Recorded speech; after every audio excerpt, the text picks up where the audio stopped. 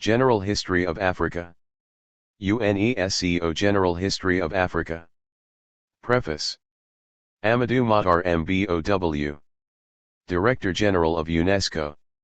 For a long time, all kinds of myths and prejudices concealed the true history of Africa from the world at large. African societies were looked upon as societies that could have no history. In spite of important work done by such pioneers as Leo Frobenius, Maurice Delafosse, and Arturo Labriola. As early as the first decades of this century, a great many non-African experts could not rid themselves of certain preconceptions and argued that the lack of written sources and documents made it impossible to engage in any scientific study of such societies.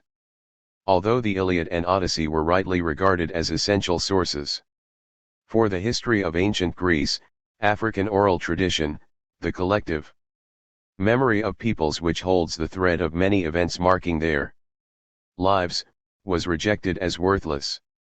In writing the history of a large part of Africa, the only sources used were from outside the continent, and the final product gave a picture not so much of the paths actually taken by the African peoples as of those that the authors thought they must have taken. Since the European Middle Ages were often used as a yardstick, modes of production, social relations, and political institutions were visualized only by reference to the European past. In fact, there was a refusal to see Africans as the creators of original cultures which flowered and survived over the centuries in patterns of their own making and which historians are unable to grasp unless they forego their prejudices and rethink their approach. Furthermore, the continent of Africa was hardly ever looked upon as a historical entity. On the contrary, emphasis was laid on everything likely to lend credence to the idea that a split had existed, from time immemorial, between a white Africa and a black Africa, each unaware of the other's existence. Sahara was often presented as an impenetrable space preventing any intermingling of ethnic groups and peoples or any exchange of goods, beliefs, customs, and ideas between the societies that had grown up on either side of the desert. Hermetic frontiers were drawn between the civilizations of ancient Egypt and Nubia and those of the peoples south of the Sahara. It is true that the history of Africa north of the Sahara has been more XVLL. Preface. Closely linked with that of the Mediterranean basin than has the history of sub-Saharan Africa, but it is now widely recognized that the various civilizations of the African continent, for all their differing languages and cultures, represent, to a greater or lesser degree, the historical offshoots of a set of peoples and societies united by bonds centuries old. Another phenomenon which did great disservice to the objective study of the African past was the appearance, with the slave trade and colonization, of racial stereotypes which bred contempt and lack of understanding, and became so deep-rooted that they distorted even the basic concepts of historiography. From the time when the notions of white and black were used as generic labels by the colonialists, WHO were regarded as superior, the colonized Africans had to struggle against both economic and psychological enslavement. Africans were identifiable by the color of their skin, they had become a kind of merchandise, they were earmarked for hard labor and eventually, in the minds of those dominating them, they came to symbolize an imaginary and allegedly inferior Negro race. This pattern of spurious identification relegated the history of the African peoples in many minds to the rank of ethno-history, in which appreciation of the historical and cultural facts was bound to be warped. The situation has changed significantly since the end of the Second World War and in particular since the African countries became independent and began to take an active part in the life of the international community and in the mutual exchanges that are its raison d'être. Increasing number of historians has endeavored to tackle the study of Africa with a more rigorous, objective, and open-minded outlook by using, with all due precautions, actual African sources. In exercising their right to take the historical initiative, Africans themselves have felt a deep-seated need to re-establish the historical authenticity of their societies on solid foundations. In this context, the importance of the 8-volume General History of Africa, which UNESCO is publishing, speaks for itself. The experts from many countries working on this project began by laying down the theoretical and methodological basis for the history. They have been at pains to call in question the oversimplifications arising from a linear and restrictive conception of world history and to re-establish the true facts wherever necessary and possible. They have endeavored to highlight the historical data that give a clearer picture of the evolution of the different peoples of Africa in their specific socio-cultural setting. To tackle this huge task, made all the more complex and difficult by the vast range of sources and the fact that documents were widely scattered, UNESCO has had to proceed by stages. The first stage, from 1965 to 1969, was devoted to gathering documentation and planning the work.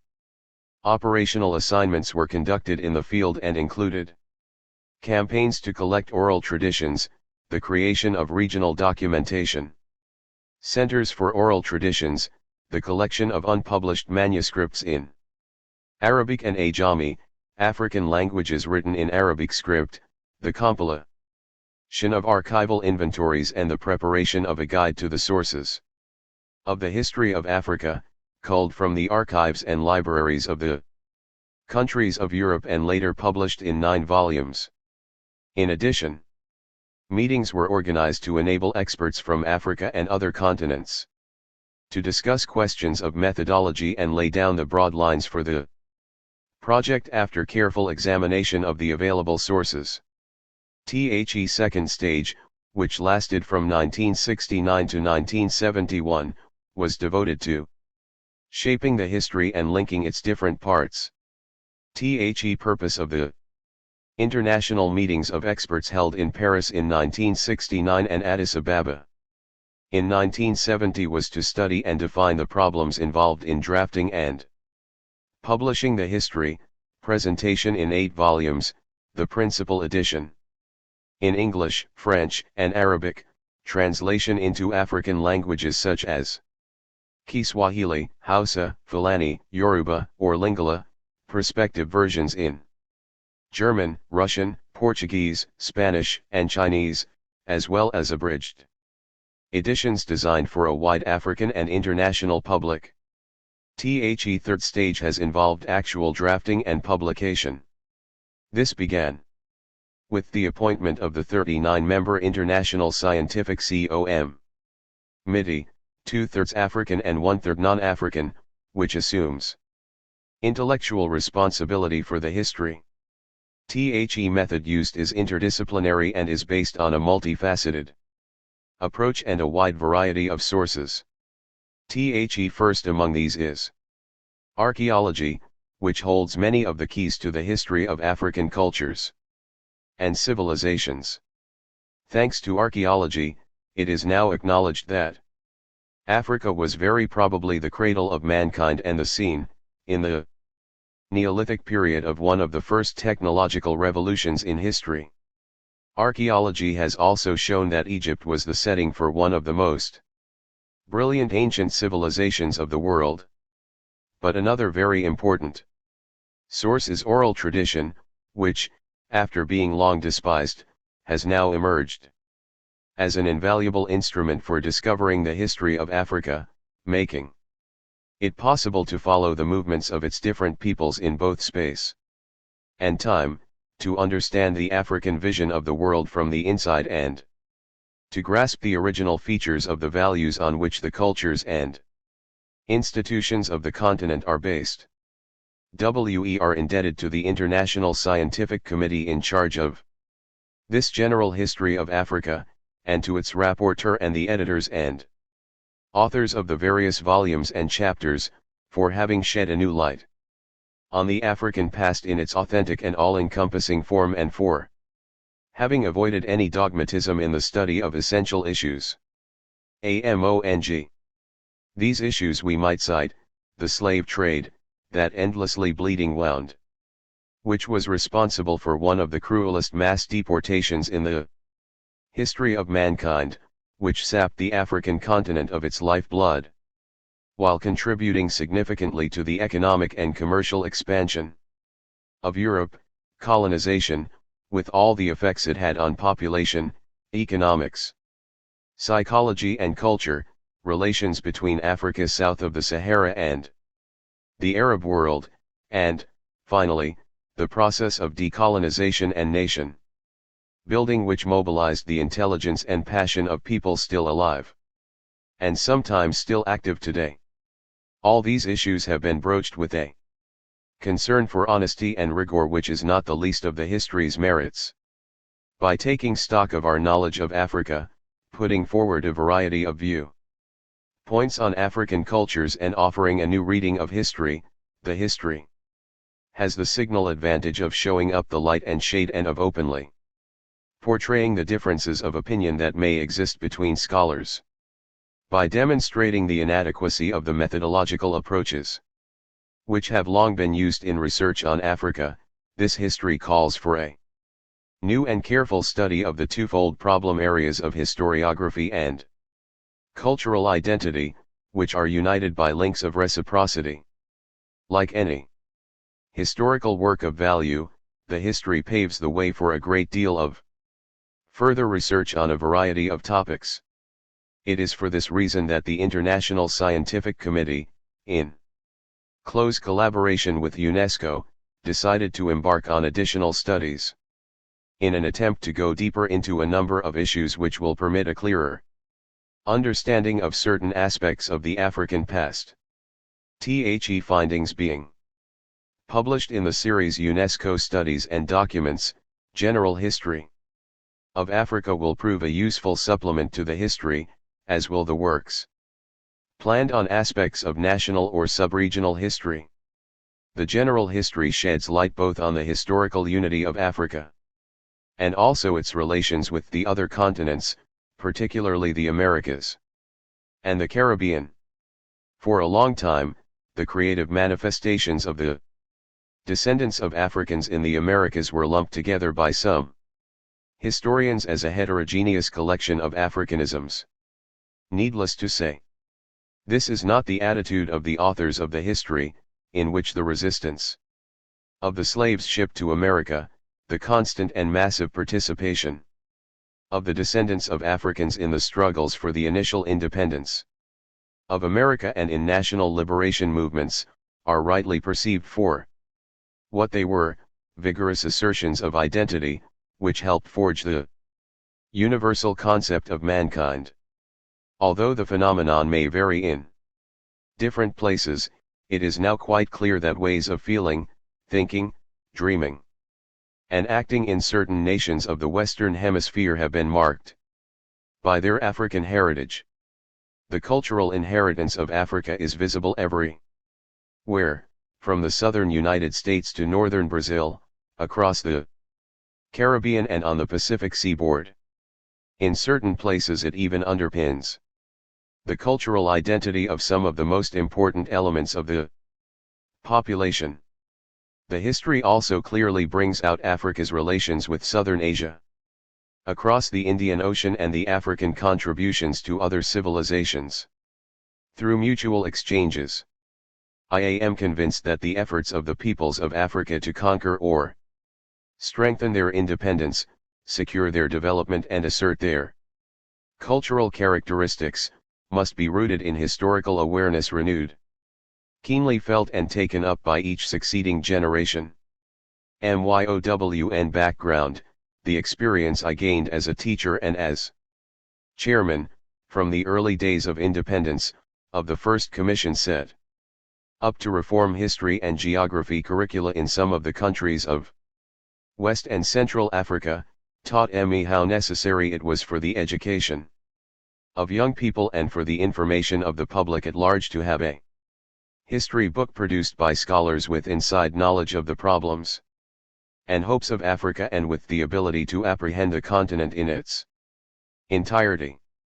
For all these reasons, UNESCO's goal will be to ensure that this general history of Africa is widely disseminated in a large number of languages and is used as a basis for producing children's books, school textbooks and radio and television programs. Young people, whether school children or students, and adults in Africa and elsewhere will thus be able to form a truer picture of the African continent's past and the factors that explain it, as well as a fairer understanding of its cultural heritage and its contribution to the general progress of mankind. The history should thus contribute to improved international cooperation and stronger solidarity among peoples in their aspirations to justice, progress, and peace. This is, at least, my most cherished hope. It remains for me to express my deep gratitude to the members of the International Scientific Committee, the rapporteur, the different volume editors, the authors, and all those who have collaborated in this tremendous undertaking. The work they have accomplished and the contribution they have made plainly go to show how people from different backgrounds but all imbued with the same spirit of goodwill and enthusiasm in the service of universal truth can, within the international framework provided by UNESCO, bring to fruition a project of considerable scientific and cultural import. My thanks also go to the organizations and governments whose generosity has made it possible for UNESCO to publish this history in different languages and thus ensure that it will have the worldwide impact it deserves and thereby serve the international community as a whole. XXI. Description of the project. BAOGOT. President, International Scientific Committee. For the drafting of a general history of Africa. The General Conference of UNESCO at its 16th session instructed the Director General to undertake the drafting of a general history of Africa. The enormous task of implementing the project was entrusted to an National Scientific Committee which was established by the Executive Board in 1970. This committee under the statutes adopted by the Executive Board of UNESCO in 1971, is composed of 39 members, 2/3 of WHOM are African and 1/3 non-African, serving in their personal capacity and appointed by the Director General of UNESCO for the duration of the committee's mandate. The first task of the committee was to define the principal characteristics of the work. These were defined at the first session of the committee as follows. A. Although aiming at the highest possible scientific level, the history does not seek to be exhaustive and is a work of synthesis avoiding dogmatism. In many respects, it is a statement of problems showing the present state of knowledge and the main trends in research, and it does not hesitate to show divergencies of views where these exist. In this way, it prepares the ground for future work. B. Africa is considered in this work as a totality. The aim is to show the historical relationships between the various parts of the continent, too frequently subdivided in works published to date. Africa's historical connections with the other continents receive due attention, these connections being analyzed in terms of mutual exchanges and multilateral influences, bringing out, in its appropriate light, Africa's contribution to the history of mankind. C. The general history of Africa is, in particular, a history of ideas and civilizations, societies, and institutions. It is based on a wide variety of sources, including oral tradition and art forms. D. The history is viewed essentially from the inside. Although a scholarly work, it is also, in large measure, a faithful reflection of the way in which African authors view their own civilization. While prepared in an international framework and drawing to the full on the present stock of scientific knowledge, it should also be a vitally important element in the recognition XXLLL of the African heritage and should bring out the factors making for unity in the continent. This effort to view things from within is the novel feature of the project and should, in addition to its scientific quality, give it great topical significance. By showing the true face of Africa, the history could, in an era absorbed in economic and technical struggles, offer a particular conception of human values. The committee has decided to present the work covering over 3 million years of African history in 8 volumes, each containing about 800 pages of text with illustrations, photographs, maps, and line drawings. A chief editor, assisted if necessary by 1 or 2 co-editors, is responsible for the preparation of each volume. The editors are elected by the COM committee either from among its members or from outside by a 2/3 majority. They are responsible for preparing the volumes in accordance with the decisions and plans adopted by the committee. On scientific matters, they are accountable to the committee or, between 2 sessions of the committee, to its bureau for the contents of the volumes, the final version of the texts, the illustrations and, in general, for all scientific and technical aspects of the history. The Bureau ultimately approves the final manuscript. When it considers the manuscript ready for publication, it transmits it to the Director General of UNESCO. Thus the committee, or the Bureau between committee sessions, remains fully in charge of the project. Each volume consists of some 30 chapters. Each chapter is the work of a principal author assisted, if necessary, by 1 or 2 collaborators. The authors are selected by the committee on the basis of their curricula vitae.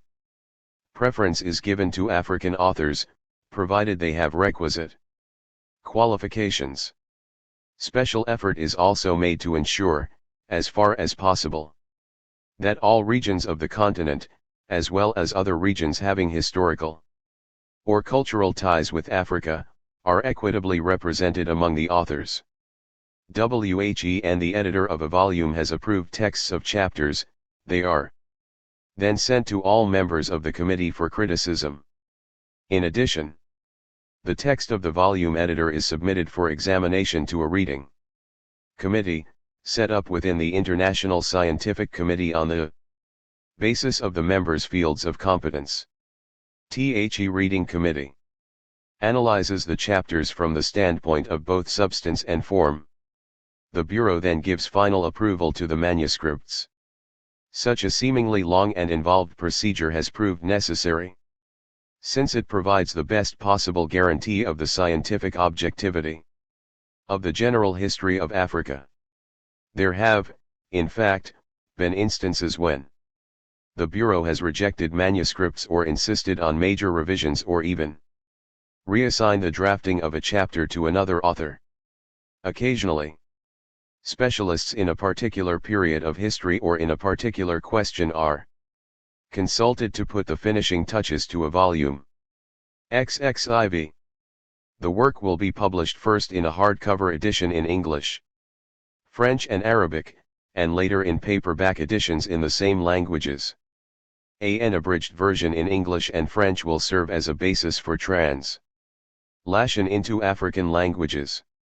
The committee has chosen Kiswahili and Hausa as the first African languages into which the work will be translated. Also, every effort will be made to ensure publication of the general history of Africa in other languages of wide international currency such as Chinese, Portuguese, Russian, German, Italian, Spanish, Japanese, etc. It is thus evident that this is a gigantic task which constitutes an immense Challenge to African historians and to the scholarly community at large, as well as to UNESCO under whose auspices the work is being done. 4.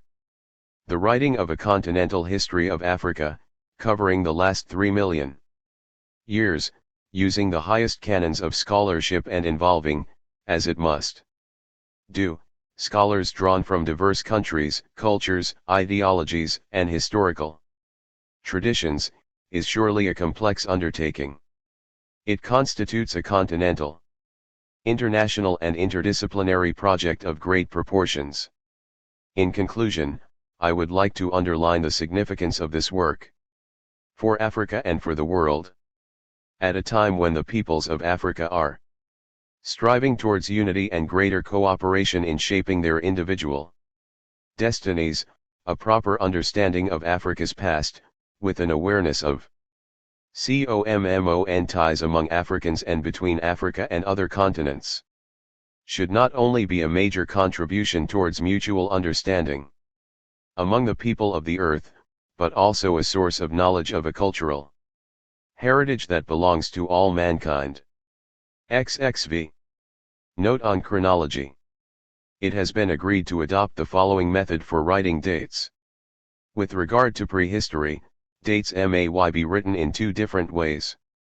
One way is by reference to the present era, that is, dates BP, before present, the reference year being plus 1950, all dates are negative in relation to plus 1950.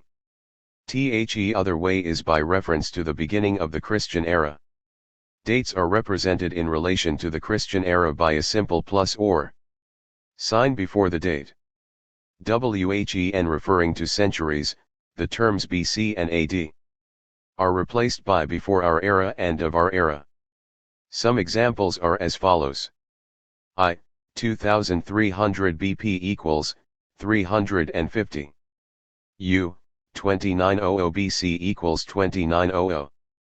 AD 180 equals plus 180. 3. 5th century BC equals 5th century before our era. 3rd century AD equals 3rd century of our era. XXVLL. J. KI, ZERBO. Africa asterisk has a history. The time has long gone by when maps and portulans had great empty spaces representing the African continent as marginal and subordinate, and the knowledge of scholars on the subject was summed up in the cryptic phrase which perhaps tried to offer its own excuse, I sunt leones, here be lions. But then came the discovery of the mines and their profits, and incidentally of the native. Asterisk note by the VOLUME editor. The origin of the word Africa has been difficult to elucidate. It became the accepted term from Roman times onwards in the form Africa, replacing the originally Greek or Egyptian word Libya, the land of the Lebu or the Lubans in Genesis.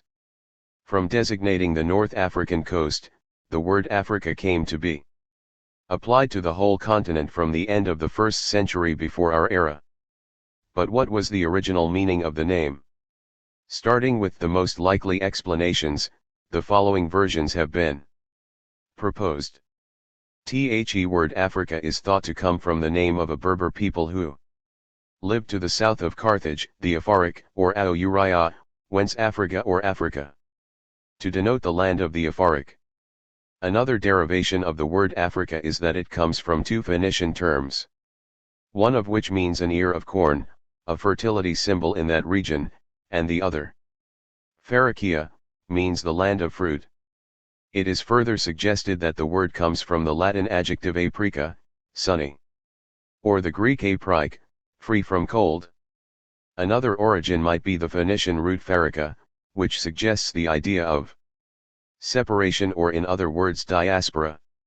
It may be pointed out that the same root is to be found in some African languages, for instance Bambara. In Sanskrit and Hindi the root apara or Africa denotes that which, in geographical terms, comes after, in other words the West. Africa is the western continent. An historical tradition subscribed to by Leo Africanus has it that a Yemenite chief named Africus invaded North Africa in the 2nd millennium before our era and founded a town called Afriqiya. But it is more likely that the Arabic term Afriqiya is the Arabic transliteration of the word Africa. One version even suggests that Aphor was a grandson of Abraham and a companion of Hercules. Tribes who owned the mines, but who like them were annexed as the property of the colonizing countries.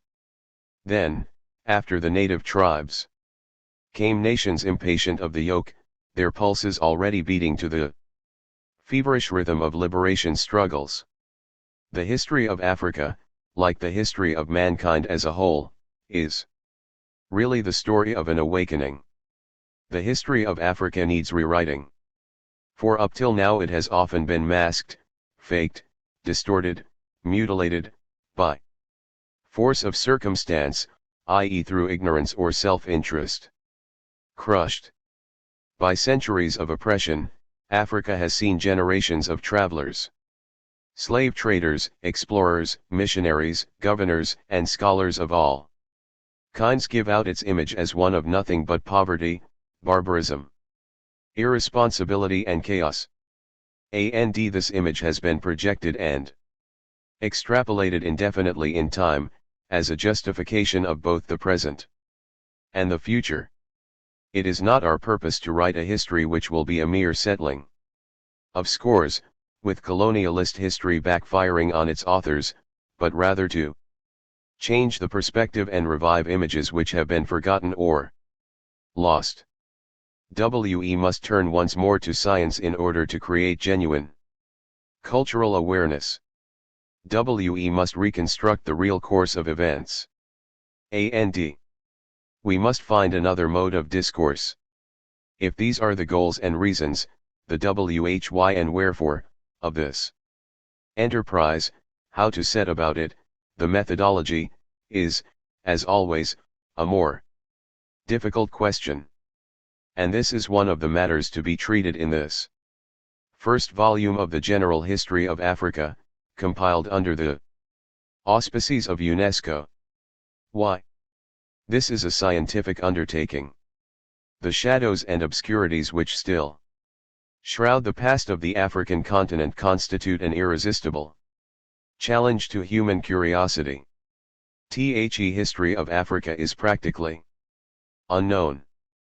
Patched up genealogies, missing dates, structures sketched in a vague and impressionistic manner, or appearing but dimly through a fog, sequences which seem absurd because what goes before them has been destroyed, all these add up to a jerky, incomplete film which reflects only our own ignorance, yet which, with consequences ranging from the irritating to the positively harmful, we have set up as the real history of Africa as it actually happened.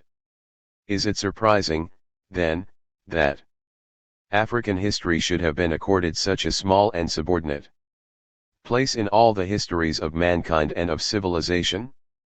But for some decades now, thousands of research workers, some of them of great and even exceptional merit, have been exhuming whole areas of ancient Africa. Every year dozens of new publications appear, expressing a more and more positive attitude. Discoveries about Africa, sometimes spectacular ones, call in question the meaning of certain phases in the history of mankind as a whole. 2. But this very proliferation carries with it its own dangers, the risk of contradiction and confusion through lack of coordination, squabbles between schools of opinion which tend to ascribe more importance to the research worker than to the object of his research, and so on.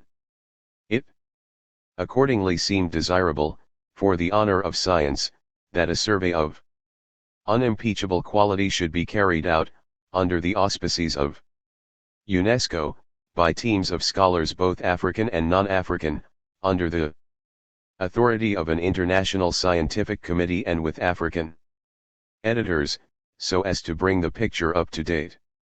The number and Distinction of the research workers who have collaborated in this great new discovery of Africa make it an outstanding experiment in international cooperation. Perhaps more than any other branch of learning, history is a human science. It emerges red-hot from the busy, sometimes tumultuous, forge of the nations. History, fashioned physically by man in the workshop of life itself, constructed mentally by man. In laboratories, libraries, and on excavation sites, is also made for man. For the people, to illuminate and motivate their awareness. For Africans, the history of Africa is not some narcissistic mirror or a subtle excuse for avoiding the tasks and burdens of today. If it were an alienating device of that kind, the scientific objects of the whole enterprise would be compromised. But is not ignorance of one's own past, in other words of a large part of oneself, even more alienating? All the evils that afflict Africa today, as well as all the possibilities for the future, are the result of countless forces transmitted by history.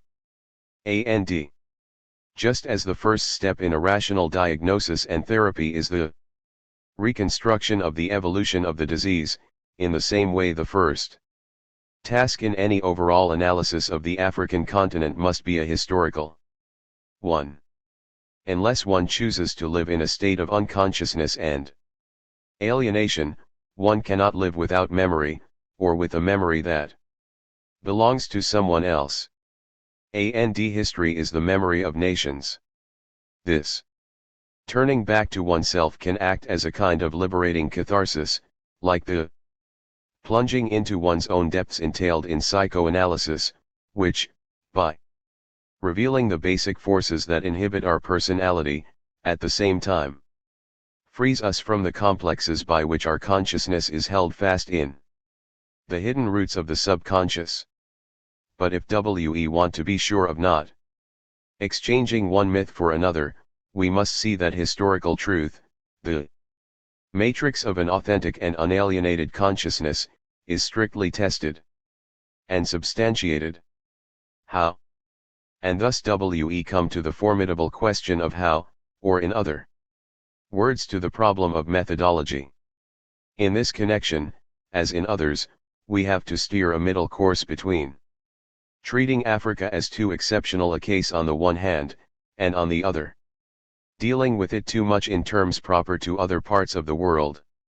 Some 3. People say that before we can talk of a real history of Africa we should wait to find the same kinds of evidence as in Europe, the same array of written or epigraphic documents. In short, for them, the problems of the historian are the same everywhere, in the tropics as at the poles. It must be clearly reaffirmed in this connection that there is no question of gagging reason on the pretext that there is a lack of material to present to it. Reason does not become something different because it is exercised in the tropics. Reason is supreme and does not bow to geography. But precisely because reason is not blind, it has, in order to keep an accurate and firm grip on things, to apprehend different realities differently. So the principles of internal and external criticism have to be applied according to a different mental strategy. When one is considering, on the one hand, the epic song Sunjata Fasa 1 and, on the other, the Capitularii Divilis or the circulars Napoleon sent to his prefects. Methods and techniques have to be different. And this strategy will not be the same for every part of Africa. Nile Valley and the Mediterranean shores of the continent have, as far as historical reconstruction is concerned, more in common with Europe than has Africa south of the Sahara. In fact, the difficulties specific to the history of Africa can already be seen when one looks at the facts of the physical geography of the continent. Africa, a lonely continent if ever there was one, seems to turn its back on the Rest of the Old World, to which it is joined only by the fragile umbilical cord of the Isthmus of Suez. It is to the south, amid the austral waters, that Africa thrusts her solid mass, bound in by coastal ranges through which rivers force their way by means of heroic defile, in themselves great obstacles to penetration. The only sizable passage between the Sahara and the Abyssinian mountains is blocked by the vast marshes of the Bahr el Ghazal. Strong winds and sea currents guard the coast from Cape Blanco to Cape Verde, while in the middle of the continent 3 deserts add internal barriers to isolation from without, in the south, the Kalahari, in the center, the green desert of the equatorial forest with all its dangers which Man had to overcome before he could make it his refuge, and in the north, the Sahara desert of deserts, a huge continental filter, a wild sea of ergs and regs which joins with the mountain fringe of the Atlas to separate the lot of the Mediterranean part of Africa from that of the rest of the continent. These ecological forces, though not forming completely watertight compartments, have, especially in prehistory, weighed heavily on every aspect of Africa's destiny. They have also enhanced the value of all the natural loopholes, which were from the start to act as gangways or corridors in the exploration of Africa, begun thousands of millennia ago. One paramount example is the great north-south groove of the Rift Valley, stretching from the very center of Africa and across the Ethiopian ridge as far as Iraq. In the east-west direction the valleys of the Sangha, Ubangi, and Zaire must also have acted as a corridor. It is not by chance that the first kingdoms of Black Africa developed in those more accessible regions, the Sahels, two at once permeable from within, to a certain extent open towards the exterior, and in contact with neighboring regions of Africa with different and complementary resources. These open areas, with their comparatively rapid evolution, afford, a contrario, the proof that isolation was one of the key factors in Africa's slowness in pursuit of certain kinds of progress. 3. As Fernand Braudel wrote, civilizations are made on earth, and he adds, civilization is the daughter of number. The very vastness of the African continent, with a diluted and therefore readily itinerant population living in a nature at once generous with its fruits and minerals, but cruel with its endemic and epidemic diseases, for prevented it from reaching the threshold of demographic concentration which has almost always been one of the preconditions of major qualitative changes in the social, political and economic spheres. Moreover, the slave trade was a severe demographic drain from time immemorial, and especially from the 15th to the 20th century, after the traffic was organized on a large scale, and this can only have helped to deprive Africa of the stability and human dynamism necessary for any outstanding creativeness, even on the technological plane. Neither nature nor man, geography nor history, have been kind to Africa.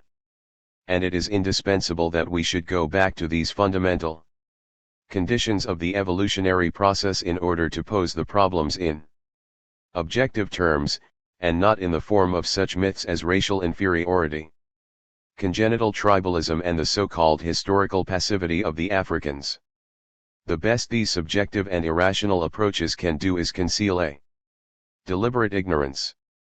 As for the worst, the less said the better. The difficulty of sources.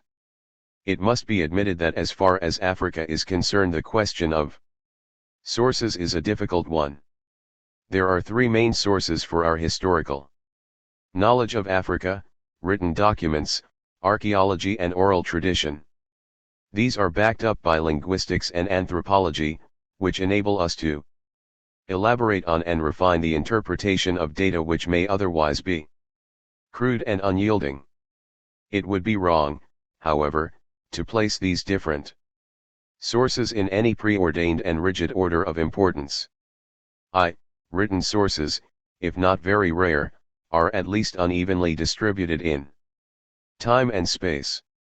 The most obscure centuries in African history are those which lack the clear and precise illumination that comes from written accounts, for example, the centuries preceding and following the birth of Christ. Here North Africa is an exception. But even when such evidence exists, its interpretation is strewn with difficulties and ambiguities. Thus, on re-examining the travels of Ibn Battuta, and the various ways in which he and Al-Umara transcribed place names, some historians have come to question whether Niani on the Sankarani was the capital of ancient Mali. 5. And the quantitative plane, large masses of written material, archival or narrative, have still not yet been exploited, as is shown by recent incomplete inventories of unpublished manuscripts concerning the history of Black Africa, which are being found not only in libraries in Morocco, Algeria and Europe, but also in the libraries of Sudanese scholars and leading citizens in towns throughout the Niger Bend, 7, and whose titles suggest some promising new veins. UNESCO has established the Ahmed Baba Center at Timbuktu to promote the collection of such material. The archives of Iran, Iraq, Armenia, India, and China, not to mention the Americas, must hold many scraps of African history awaiting some perspicacious and imaginative researcher. For instance, in the archives of the Prime Minister in Istanbul, where the records of the decrees of the Imperial Ottoman Divan are kept and classified, there came to light an unpublished correspondence, dated May 1577, from Sultan Murad III to Mai Idris Aloma and the Bey of Tunis. This correspondence throws quite a new light on the diplomacy of Kanem Bornu at that period, and on the situation in the Fezzan. 8. In the African countries deeply influenced by Islamic culture, institutes of African studies and centers for historical research pursue an active policy in search of manuscripts. NEW guides, such as those published by the International Council on Archives under the auspices of UNESCO, help to guide researchers through the forest of documents scattered throughout the West.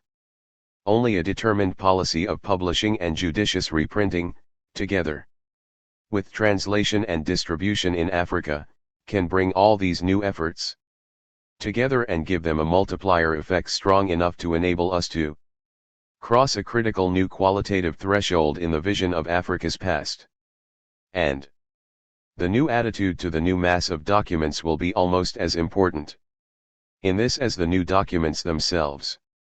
MANY texts which have been in use since the 19th century or the colonial era call imperatively for a re-examination free of anachronistic prejudice, and imbued instead with an endogenic approach.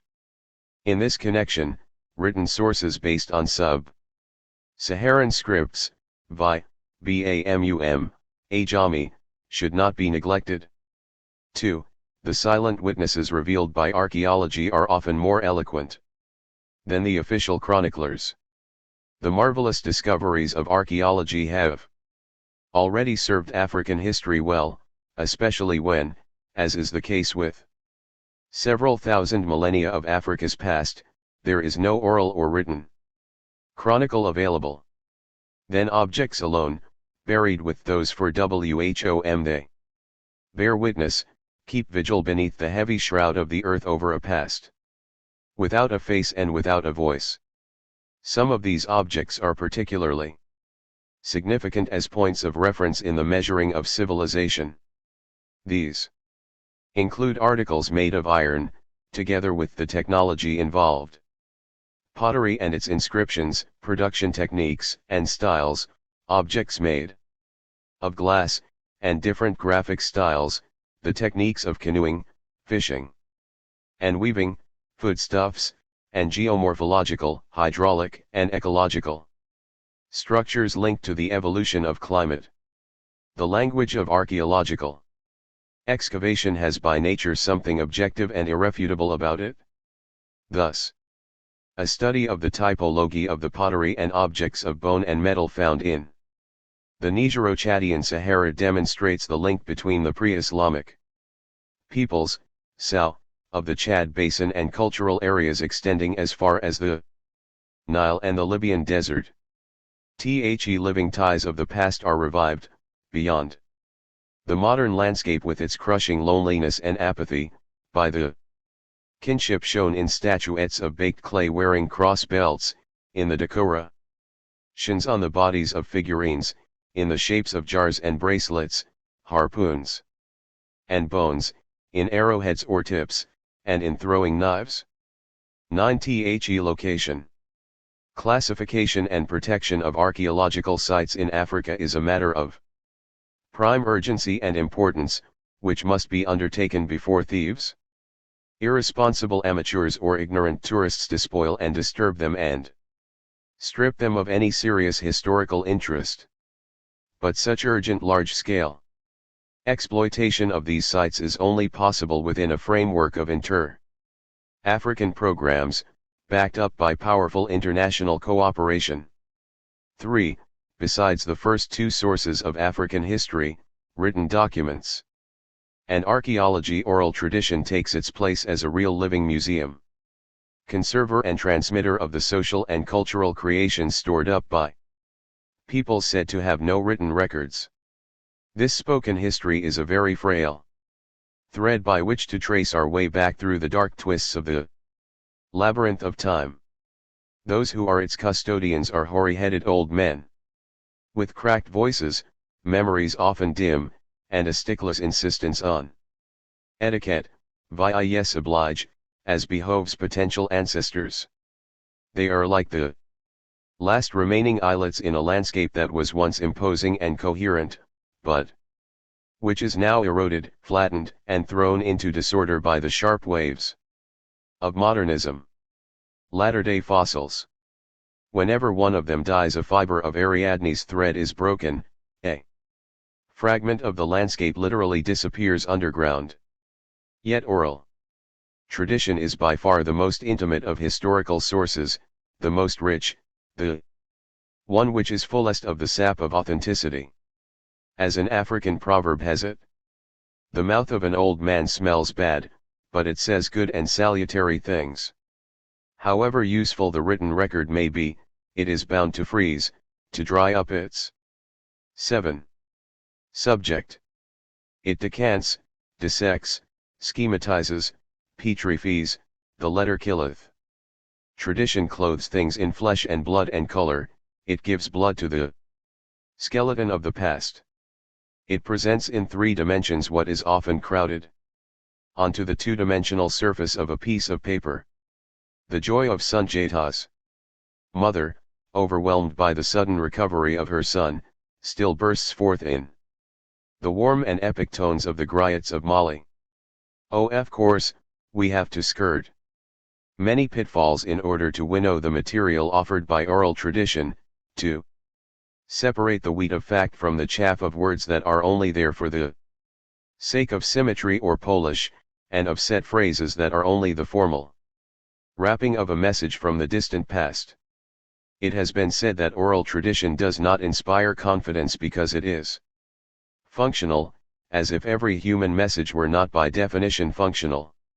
Including archives, which by their very passiveness, and beneath an appearance of neutrality and objectivity, conceal so many lies by omission, and clothe error in respectability.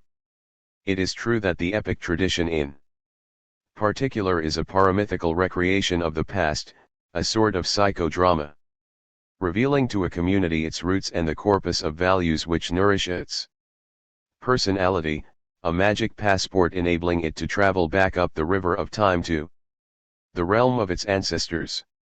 That is why epic and historical utterance are not exactly the same. First overlaps the second, with anachronistic projections forward and backward in real time, and with concertina effects, like those found in the earth in archaeology. But do not written records suffer from these enigmatic intrusions too? Here as elsewhere we must seek the nugget of sense, try to find the equivalent of a touchstone which identifies pure metal and rejects slag and dross. Of course, in epic the weakness of the chronological sequence is the Achilles heel. Mixed up temporal sequences cause the image of the past to reach us, not clear and stable as in a mirror, but like a fleeting, broken up reflection on the surface of a ruffled stream. The average length of reigns and generations is a highly controversial question, and extrapolations based on recent periods have to be accepted with great reserve, because of demographic and political changes, to name only two factors. Sometimes an exceptional and magnetic dynast polarizes the exploits of his predecessors and successors around his own person, and the others are literally eclipsed. This applies to certain dynasts in Rwanda, or to Da Monzon, king of Sigu, beginning of the 19th century, to Whom the Griots attribute all that kingdom's major conquests. Furthermore, an oral account taken out of its context is like a fish out of water, it dies. Taken in isolation, oral tradition resembles African masks, wrested from the communion of the faithful and exhibited to the curiosity of the uninitiated. It loses its significance and life. Yet it is through that life, because it is always being taken over by fresh witnesses charged with transmitting it, that oral tradition adapts itself to the expectations of new audiences, and this adaptation relates mainly to the presentation, though it does not always leave the content intact. Moreover, some modern sharks and mercenaries of oral tradition even serve up rehashes of written texts which they re-inject into the oral one. Even the content of the message is often hermetic or esoteric. For the African, speech is a weighty matter, an ambiguous force which can make and unmake, which can be the bearer of evil. That is why the message is not articulated openly and directly, but wrapped up in fable, allusion, hint. Proverbs that are hard to understand for the vulgar but clear for those who possess the antennae of wisdom. In Africa, speech is too weighty to be wasted, and the more authoritative one's position the less one speaks in public. But if someone says to another, "You have eaten the toad and spat out its head," he understands at once he is being accused of avoiding part of his responsibilities. The hermeticism of this half-speech shows at once the inestimable value of oral tradition, and its limits. It is almost impossible to transfer all its richness from one language to another, especially when that other is structurally and sociologically very remote. Tradition does not stand up well to translation. When uprooted it loses its vigor and authenticity, for language is the home of being. And many errors ascribed to tradition itself are due to incompetent or unscrupulous interpreters. Be that as it may, the validity of oral tradition has today been amply proved, and confirmed by cross-checking with written and archaeological sources, as in the cases of the Kumbai Saleh site, the Lake Kisale remains, and the events of the 16th century as transmitted by the Shona, which D. P. Abraham has observed to be in agreement with the writings of Portuguese travelers of the period. To sum up, the mode of discourse of oral tradition, whether in epic or prose, whether didactic or ethical, has a triple point of view.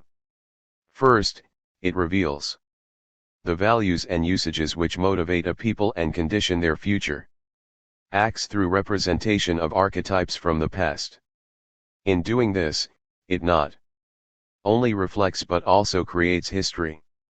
When Da Monzon is addressed as Master of Waters and Master of Men, This signifies the absoluteness of his power. But the same stories also show him constantly consulting his warriors, his griots, and his wives. 11. A sense of honor and reputation is unmistakable in the famous line in the Song of the Bow in honor of Sunjata Fasa Sayakaya Samalo Ya 12. The same idea is also beautifully expressed in the story of Bakari Dion's struggle against the Fulani of Kuraneri. Valiant Bakari Dion has retired in anger to his village, Dongarongo, and the people come to beg him to return to the head of the Sigu army. He gives way finally when they touch the sensitive chord of pride and glory. Forget old words exchanged. It is your present name you must think of. For one comes into the world to make a name. If you are born, grow up and die without a name, you have come into the world for nothing, and you have left it for nothing. Then he cries, Griots of Sigu. Since you have come, it is not impossible. I will do what you ask, for the sake of my fame. I will not do it for Da Monzon. I will do it for no one in Sigu. I will do it just for my reputation. Even after my death, it will be added to my name. Similarly, a piece of evidence about both civilization and law, Silamaka says, you are fortunate that I am forbidden to kill messengers. But the reconstruction of the past is by no means wholly fictional. There are passages of recollection, veins of history which are often more prosaic than the vivid decorations of the epic imagination. Thus began this institution of collective herding in Bambara towns. If you were chosen and made a herdsman, you became a public Fula. The public Fulani kept the flocks of the king. They were men of different races, and their chief shepherd was called Bonki. Again, at that time people did not wear slippers, but leather samaras of tanned ox hide, with a strap round the nose, the big toe and a strap round the heel. The epic is strewn with allusions to techniques, and to objects which are not essential to the action but suggest the setting. De Monzon sent for his 60 Samano paddlers, 30 men at the prow and 30 at the stern. The canoe was richly decorated. Ladders were got ready and set against the wall. Sigu infantry attacked and infiltrated the town. Sigu horsemen launched flaming arrows. Houses of the village caught alight. Saran, the Woman in love with Da Monzon, goes and wets the Kora warriors' gunpowder. It is only through a careful analysis, sometimes even psychoanalysis, of the very psychoses of the transmitters of the tradition, and of their audience, that the historian can get to the solid substance of historical reality. The number of different versions transmitted by rival groups, for example, by the various griot clients of each noble protector, Quran Diatigi, far from being a handicap, is on the contrary only a further guarantee for critical history. When accounts agree, as in the case of the Bambara and Fula griots, who belong to opposing camps, the authenticity of the evidence is reinforced. And as is shown in the case of the Goro, with a liberal and integrationist exoteric tradition, transmitted by the lineage, coexists with the oligarchical and hair-splitting esoteric tradition of the secret society. Spoken history contains self-censoring elements because of its very different origins. In fact, it is not private property, but a common fund which derives from and provides for various groups in the community. The important thing is that internal criticism of these records should be supported by a thorough knowledge of the genre in question, its themes and techniques, its codes and stereotypes, its set phrases of padding, the conventional digressions, the evolution of the language, the audience and what it expected of the storytellers. Above all, the historian must know about the caste to which these latter belonged, their rules of life, how they were brought up, their ideals, their schools. We know that in Mali and Guinea, for example, there have for centuries been real schools of initiation. At Kala, Kidda, Nyagasola, Niani, and so on. This rigid, formal, and institutional oral tradition usually has its structure reinforced and supported by court music, which is integral to it and underlines its didactic and artistic portions. Some of the instruments used, such as the sasso bila, the balafone of Sumero Kanti, are so old that they would repay an archaeological investigation in themselves. But the correspondences between types of instrument and music, types of song and dance, make up a minutely ordered world, in which anomalies and later additions are easily detected. Every genre has its own special instrument in each cultural region, the bila, xylophone, or the balan, harp lute, for epic. The bendra, a big round one-sided drum made out of a gourd and beaten with the bare hands, of the Mossi for the exaltation, often silent, of the zabuia. Noms de guerre, of the kings, the mvet, harp zither, for the tropical. Nibelungen of the Fang poet musicians. These instruments, the vehicles of spoken history, are sacred, the object of veneration. In effect they are part of the artist, and their importance in communicating the message is all the greater since, because language is tonal, music has direct meaning, the instrument becomes the artist's voice, and he does not need to utter a word. Triple rhythm of tone, intensity, and duration becomes music with meaning, the kind of semantic melodism Marcel Jousset spoke of. As a matter of fact, music is so much a part of oral tradition that some stories can only be told in song. Popular song, which epitomizes the will of the people in a satirical form, sometimes spiced with black humor, which still retains its vitality even in the present age with its election campaigns, is a valuable genre, complementing and counterbalancing the evidence of official records. What has been said here of music applies equally to the other modes of expression, such as the visual arts.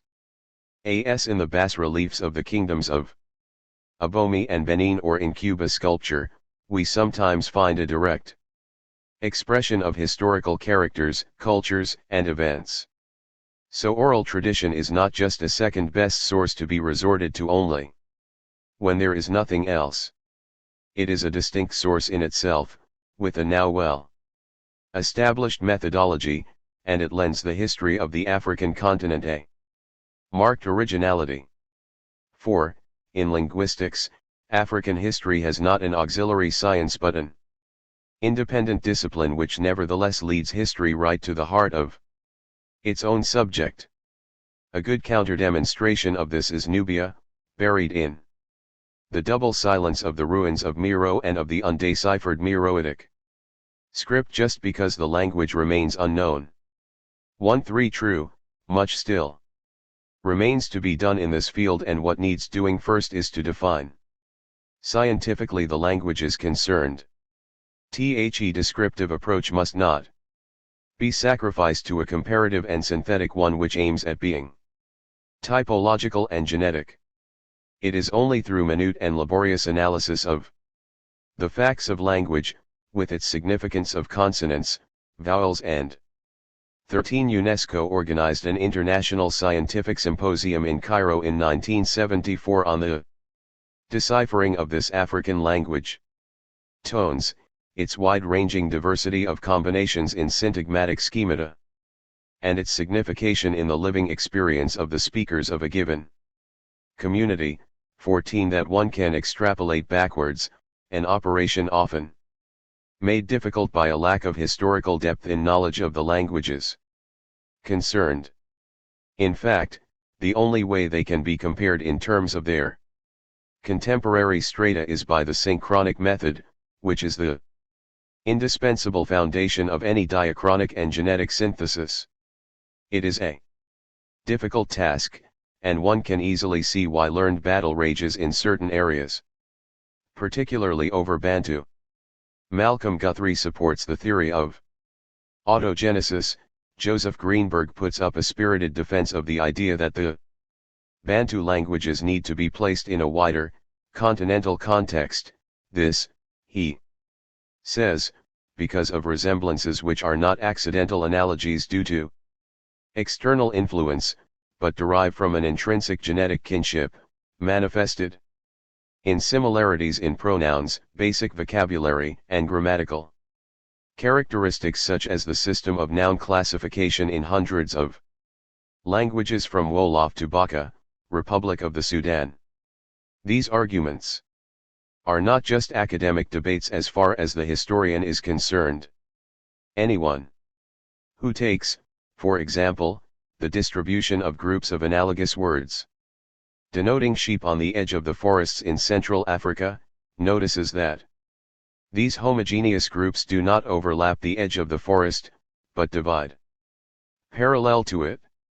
This suggests that the livestock in question spread along the parallels of the two adjoining biotopes of savanna and forest, whereas farther east the linguistic pattern forms vertical belts from east to southern Africa, which suggests introduction at right angles to the parallels of latitude, and illustrates, a contrario, the inhibiting role of the forest in the transfer of techniques. 1.5 But this role was not the same in the case of all techniques. In short, linguistic studies show that the routes and paths of migration, and the diffusion of both material and spiritual cultures, are marked out by the diffusion of related words. Hence the importance of diachronic linguistic analysis and glottochronology to the historian who wishes to understand the meaning and dynamics of Africa's evolution. For instance, Greenberg has shown Kanuri's contribution to Hausa as regards cultural terms and terms of military technique, and this brings out the influence of the Bornu Empire in the development of the Hausa kingdoms. In particular, the titles or styles of the Bornu dynasties, including Kanuri. Terms such as Kagama, Mijira, etc., spread far into Cameroon and Nigeria.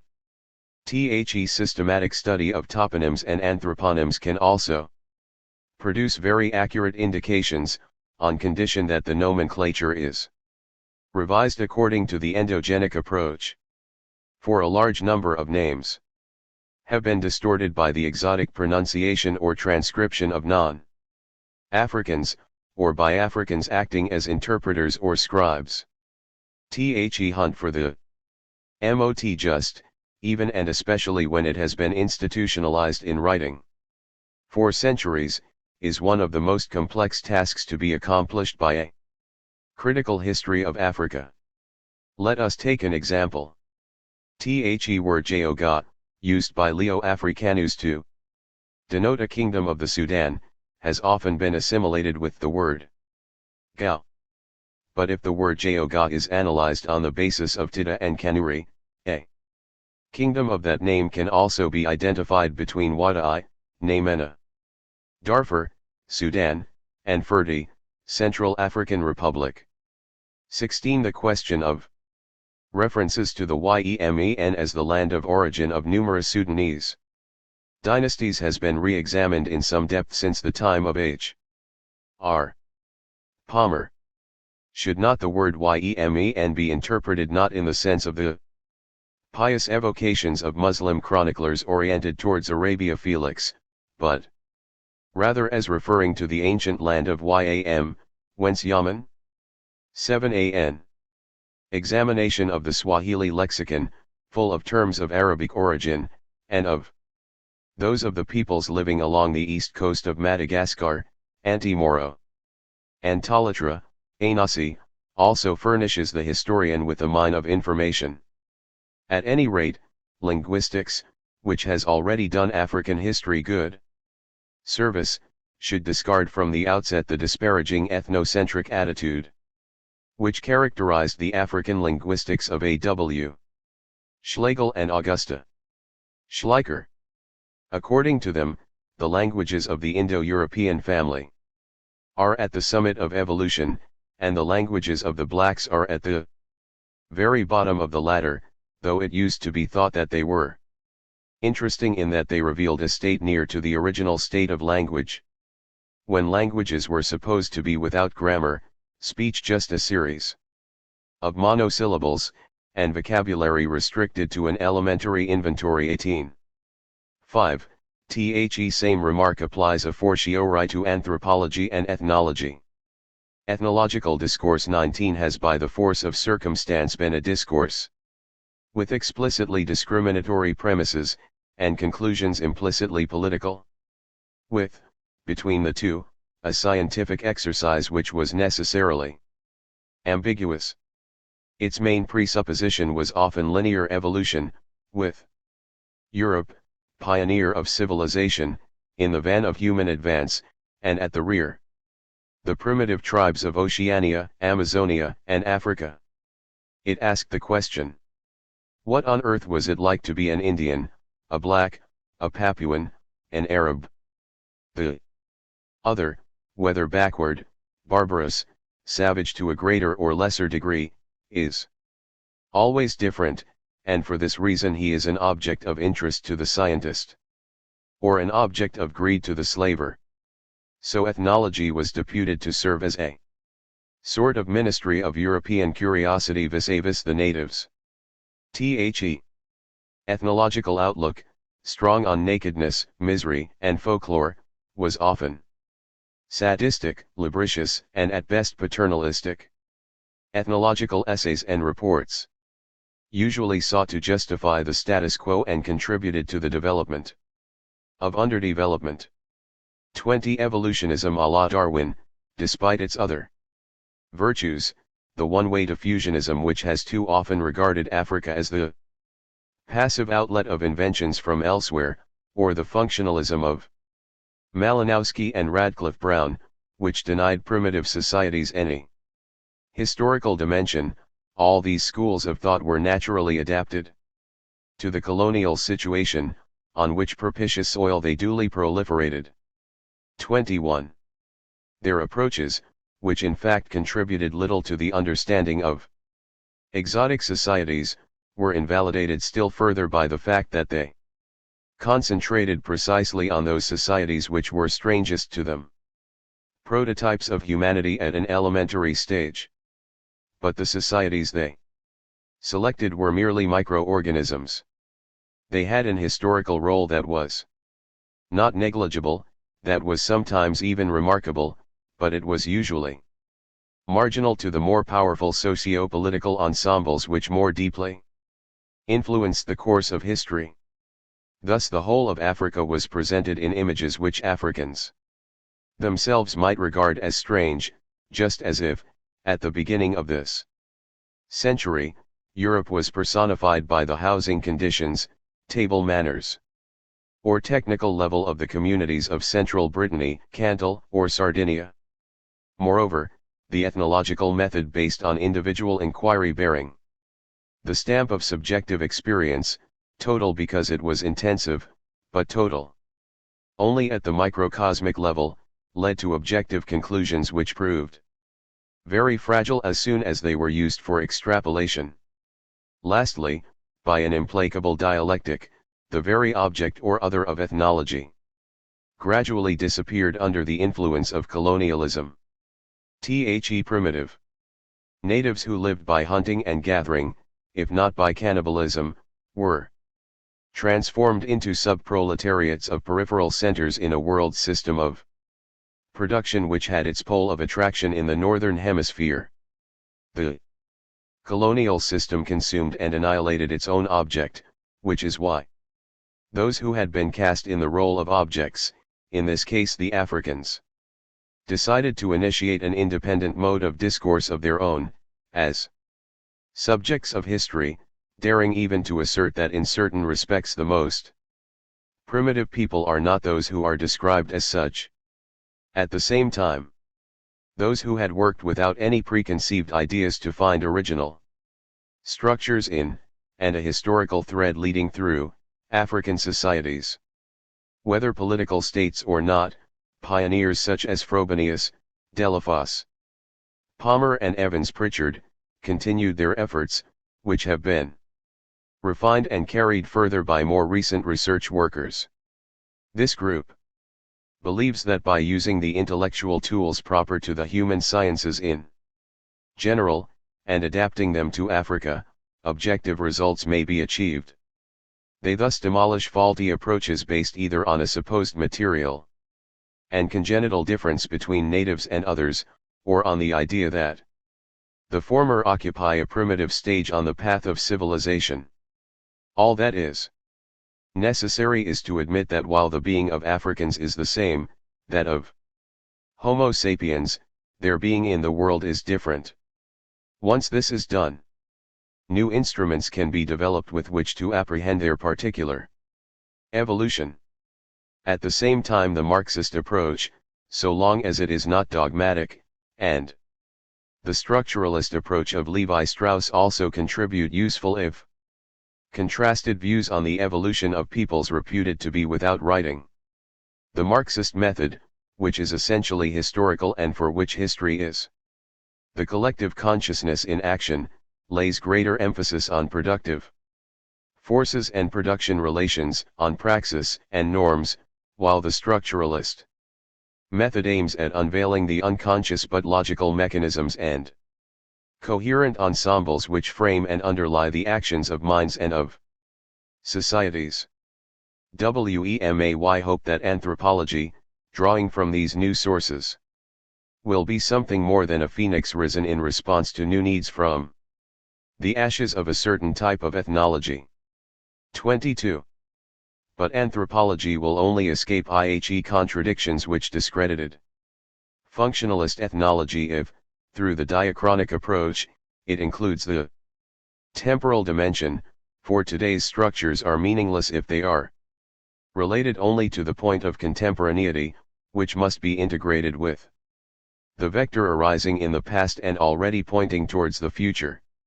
And if it is to be useful to history, anthropology must avoid theoretical reconstructions in which ideology outweighs concrete facts, like an apoplectic head on an anemic body.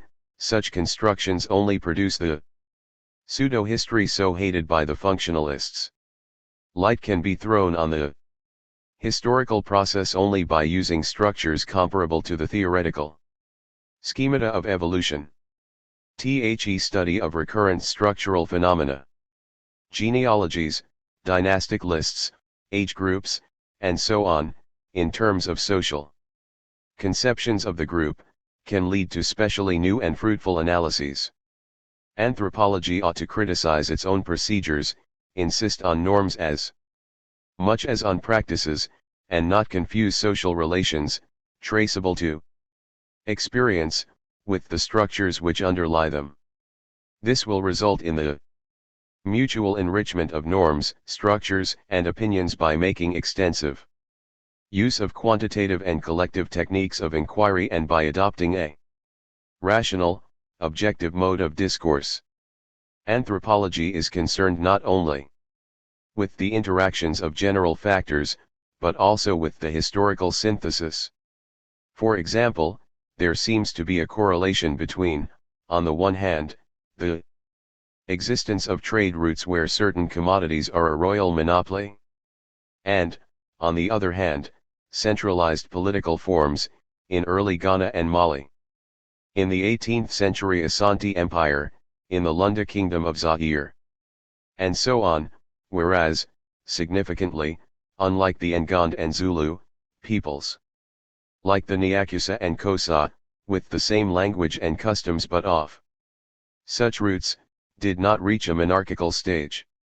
23. From this one might try to infer a sort of law of anthropology, or political sociology. Kinship structures can also have a great effect on historical evolution. 4. Instance, when two groups that speak different languages meet, the form of conjugal union between the groups usually determines which language shall predominate. The maternal tongue only prevails if women are taken as wives, not slaves, or concubines. So some Nguni groups preserved their original language, while others, who took Soto wives, lost their own language and were taken over by the Soto. This has also happened with the Fula shepherds from Marina and Futa Jalan who took Mandingo wives and founded the province of Wasolu. All they retain of their Fula origin is the name and certain physical traits. They have lost their original language and speak Malinke or Bambara instead. So the main sources of African history, as outlined above, cannot be arranged a priori according to a scale of values which makes some permanently more important than others. Each case must be judged in itself. It is not really a question of radically differing kinds of evidence. All can be defined as indications which come to us from the past, and which, as the vehicles of messages which are not entirely neutral and objective, contain intentions either open or concealed.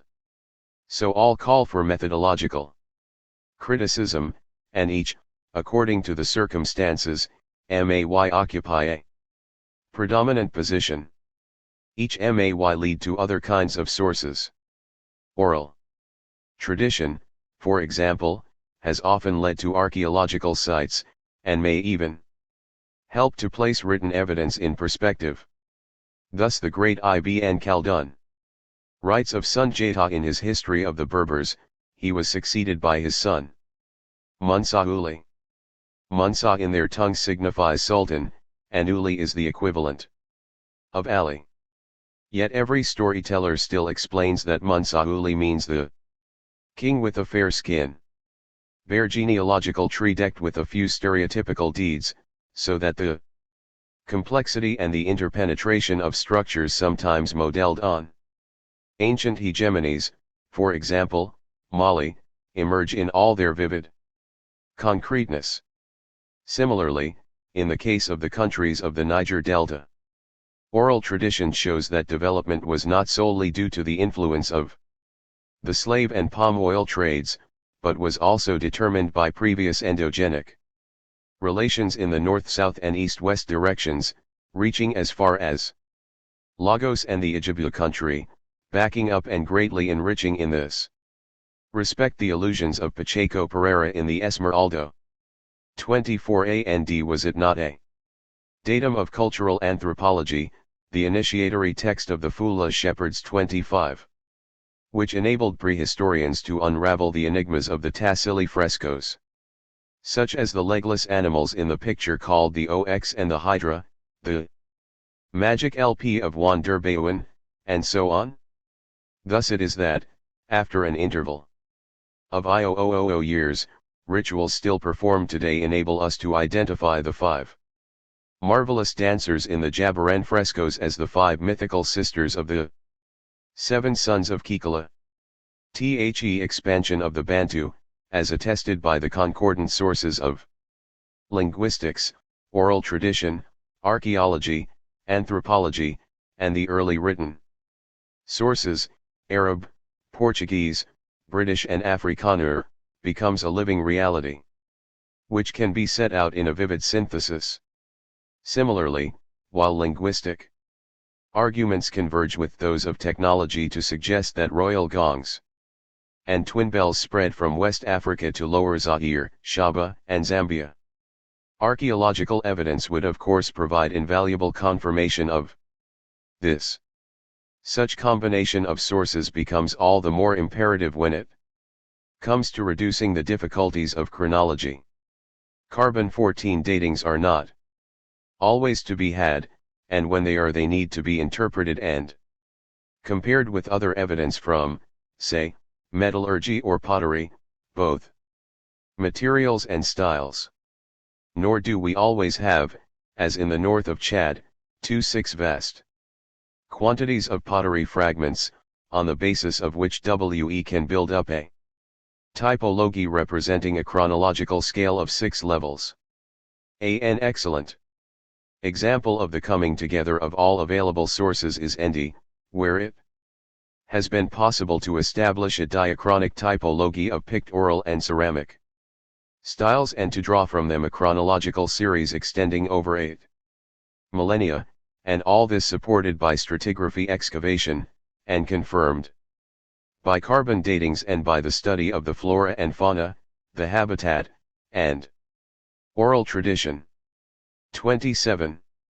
Maps of the eclipses which are known to have been visible in specific areas at specific times can provide remarkable dating evidence when such eclipses can be identified with particular reigns in dynastic traditions. But, in general, chronology requires the use of several sources, for a variety of reasons. First, the average length of reigns and generations varies.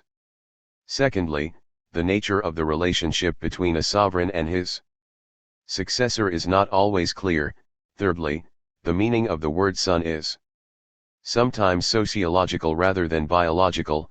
Fourthly, one king sometimes has as many as 3 or 4 strong names. Lastly, as in the case of the Bimba, the list of chiefs sometimes merges with that of the list of candidates to the chieftainship. Without wishing to minimize the importance of chronology, which is the very spine of history, and without ceasing our attempts to base chronology on solid foundations, we must resist the psychosis of precision at any price, which is in any case a chimera. Why should we be so eager to say Kumbai Sally fell in the year 1086, instead of just saying the end of the 11th century? And not all dates are equally important. The degree of accuracy required varies. They do not all need to be placed on a pedestal. On the other hand, it is very important that the whole course of the historical process should be reintegrated into the context of African time. This latter is not resistant to the ordering of narrative data into a sequence of facts which create one another by means of antecedents and causality. The African's idea of time is based on the principle of causality. But this is a causality applied according to particular norms, in which logic is steeped in, and diverted by myth, in which the economic stage reached is elementary. And time is not money, so that there is no need for it to be measured numeric. In which the rhythm of works and days is metronome enough for human activity, in which calendars are not abstract or universal, but deal in natural phenomena such as moon and sun, rain and drought, and the movement of men and beasts. Every hour is defined by concrete acts. Thus, in Burundi, Amakama is the time to milk, 7 a.m., Maturuka is when the herds are let out. 8 a.m., Kwazase is when the sun spreads out. 9 a.m., Kumu-Sase is when the sun spreads out over the hills. 10 a.m., and so on. In this cattle-raising country, time is measured in terms of pastoral and agricultural life. Elsewhere, children's names are derived from the day they were born and events that preceded or followed. In North Africa, for example, Muslims are apt to call their children after the month of their birth, Ramdana, Shabana, Mulad. Despite the dross of myth, tales, and legends are an attempt to apprehend rationally the process of social development. And it is since that time that beasts were raised at home, that there were smiths, that women began to do such work. That is the moral of history. This conception of time is historical in several respects. In gerontocracy, African societies, the idea of anteriority is even more significant than elsewhere, because upon it alone are based such rights as speaking in public, participation in special dances and certain dishes, marriage, the respect of other people, and so on. Primogeniture is not usually a matter of exclusive right to royal succession, and the number of those with potential claims, uncles, brothers, sons, is always high. The fact that age is taken into account in the context of a very open competition again lends significance to chronology. But there is no need to know that one was born in exactly such and such a year, the main thing is just to prove one was born before such and such another person. References to absolute chronology are indispensable only in much larger and more anonymous societies. This conception of social time is not static, in the context of the African pandynamist philosophy of the universe. One should always be adding to one's vital force, which is eminently social and includes the idea of progress in and through the community. As Bakary Dion says, even after my death, it will be added to myname. In certain languages the same word, Bogna in Bambara, for example, denotes a material gift, honor, and growth. The reckoning of the seasons is often based on astronomical observation of one series of constellations, such as the Great Bear, Among the Komo of Upper Zaire, the Pleiades, which they compare to a basket of matc hets. Signal that it is time to sharpen the knives and clear the fields, if necessary. This conception of time can be made more mathematical. Examples include notches in special bits of wood kept as archives in the Dogon caves, the putting of a gold nugget each year into a receptacle in the stool-house of the kings of Bono Mansu, or of a pebble into a receptacle in the king's hut in Manding country, not to mention the great achievements in this respect in pharaonic Egypt and Muslim kingdoms such as that of the Almohads. If one thinks of the difficulty of converting a series of reigns into a series of dates, and the need to find a fixed point of reference, it is clear that the latter is usually provided by some dated external event. For example, the attack on Bono Mansu. The use of writing, the spread of universalist religions with calendars depending on a precise terminus a quo, and Africa's entry into the world of profit and the accumulation of wealth, have remodeled the traditional conception of time. But in its day, it corresponded to the needs of the societies concerned. Another imperative requirement is that African history must at last be seen from within, not still measured by the yardstick of alien values. There cannot be an independent collective personality without an awareness of self and of the right to be different. Of course, the policy and practice of self-examination do not consist in artificially abolishing Africa's historical connections with the other continents of the Old and New worlds. But these connections have to be analyzed in terms of mutual exchanges and multilateral influences, in which something will be heard of Africa's contribution to the development of mankind. The African historical attitude will not be revengeful or self-satisfied, it will be a vital exercise of collective memory, clearing up the past so as to see its own origins. The brand image of Africa has been shaped by so many interested external attitudes, right up to those of present-day films, that it is time to turn a new look on Africa, one from the inside, one of identity, authenticity. Awakening, a volte repatriante, a return home, as Jacques Burke calls this return to the fountainhead. When one thinks of the power of the word and of names in Africa, and that to name someone is almost to take 19 possession of him, so much so that people who are revered, fathers, husbands, kings, are referred to by nicknames or periphrases rather than by their names, one realizes why the whole series of words and concepts, all the panoply of stereotypes and mental patterns concerning African history, ad up to the most subtle form of alienation. A real Copernican revolution is needed, a revolution which would be semantic in the first place, and which, without denying the demands of universal science, would take up the whole historical flow of Africa and guide it into new molds. 28. As J. Mackenzie observed as early as 1887, referring to the Botswana, many African peoples are known by names which neither they themselves nor any other African peoples have ever used.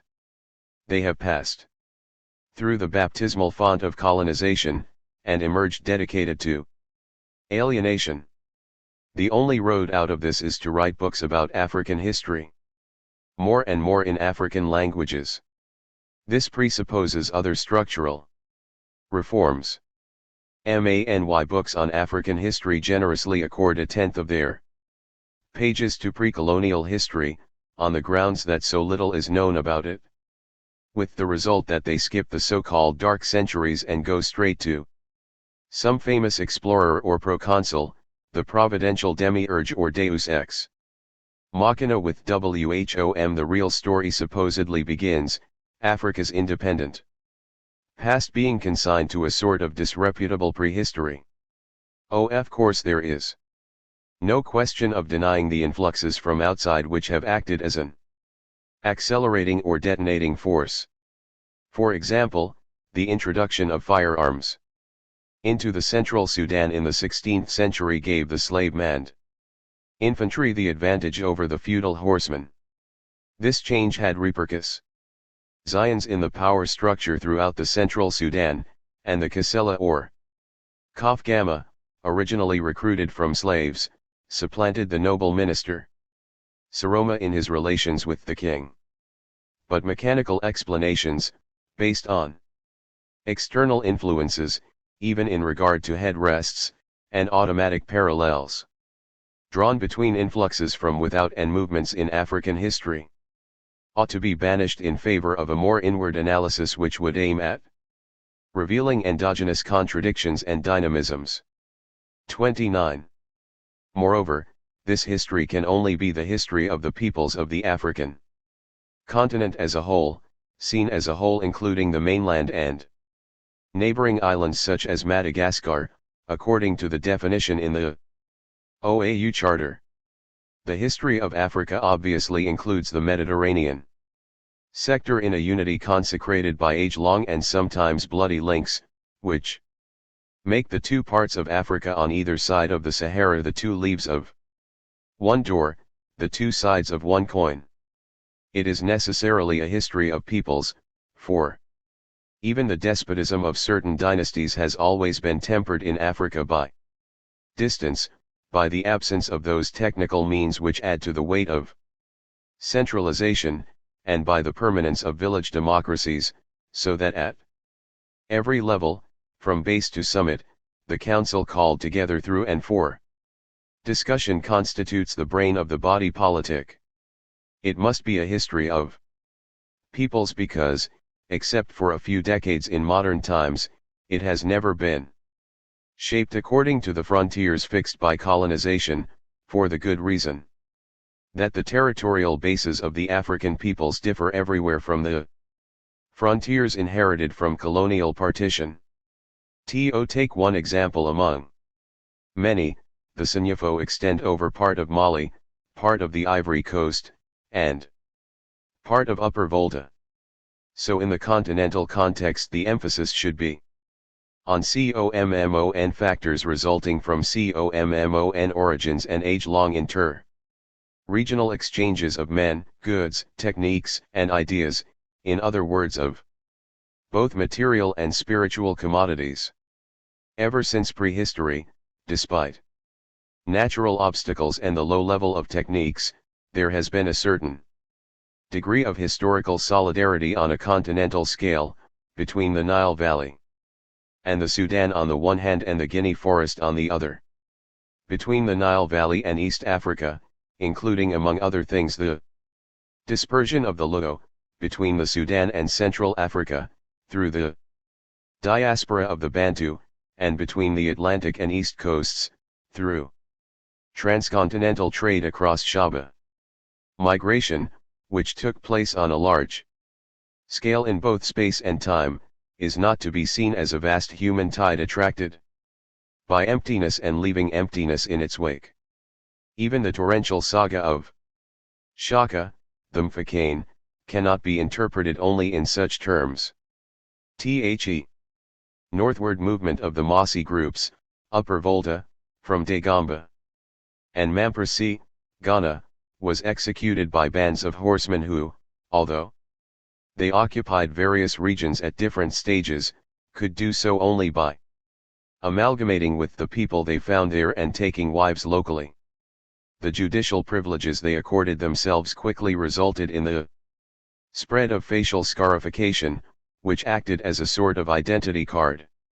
The language and institutions of the newcomers prevailed to the point of ousting those of the other peoples, but other usages, such as those connected with agrarian religion or governing rights of settlement, remained within the province of local chiefs, and joking relations were established with some peoples encountered en route.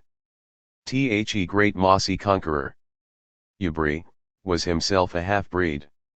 This osmotic process should almost always be substituted for the romantic but oversimplified scenario of nihilistic and devastating invasion, which was how the eruption of the Beni Hilal into North Africa was long and wrongly represented.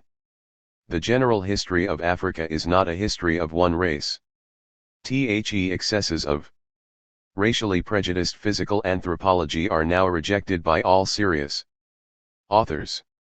But the Hamites and other brown races invented to fit the purpose 21 are still to be found in the mirages and fantasies produced by otherwise scientific minds.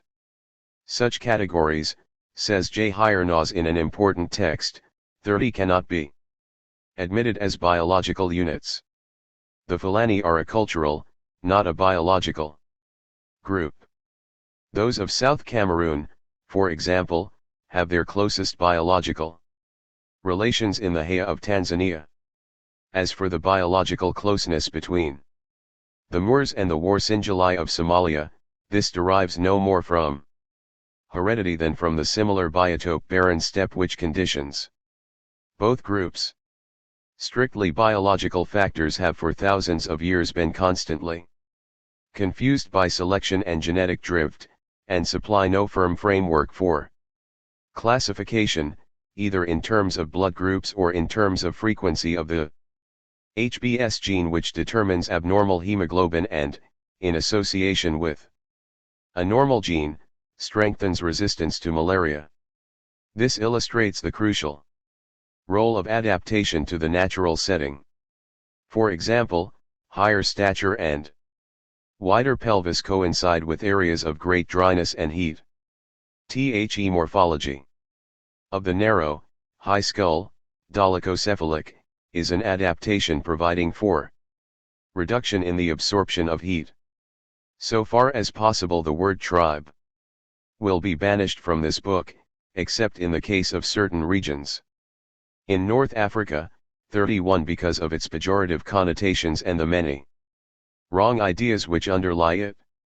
However much one may stress the fact that a tribe is a cultural and sometimes political unit, some people go on seeing it as a term for a stock which is biologically distinct, and make much of the horrors of the tribal wars, which often caused only a few dozen deaths, at most, while forgetting all the real exchanges which have linked the peoples of Africa on the biological, technological, cultural, religious and socio-political levels, and which lend African achievements an undoubted family air.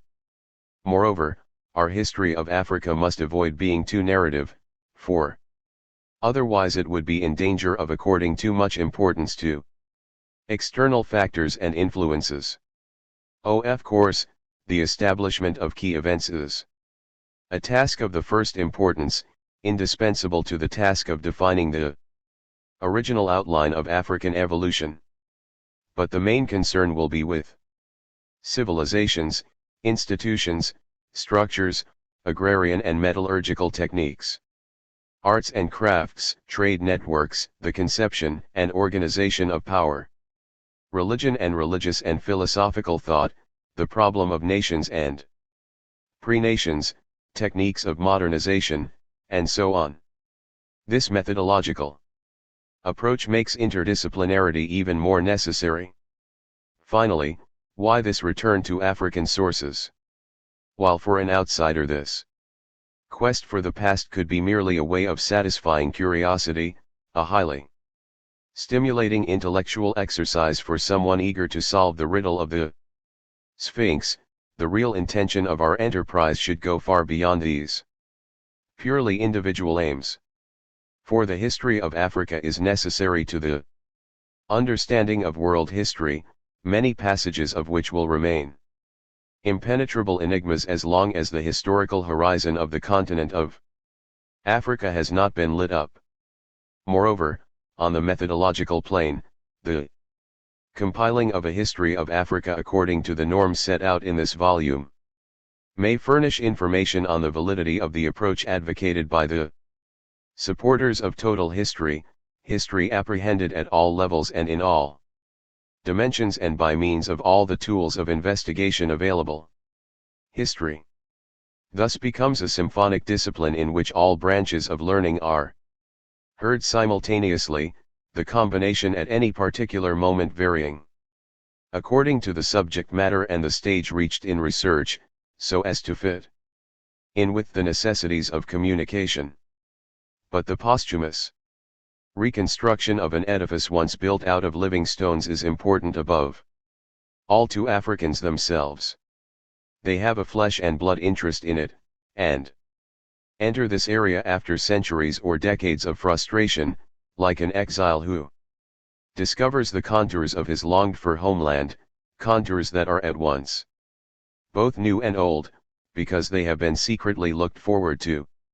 To live without history is to be a waif, or to use the roots of others.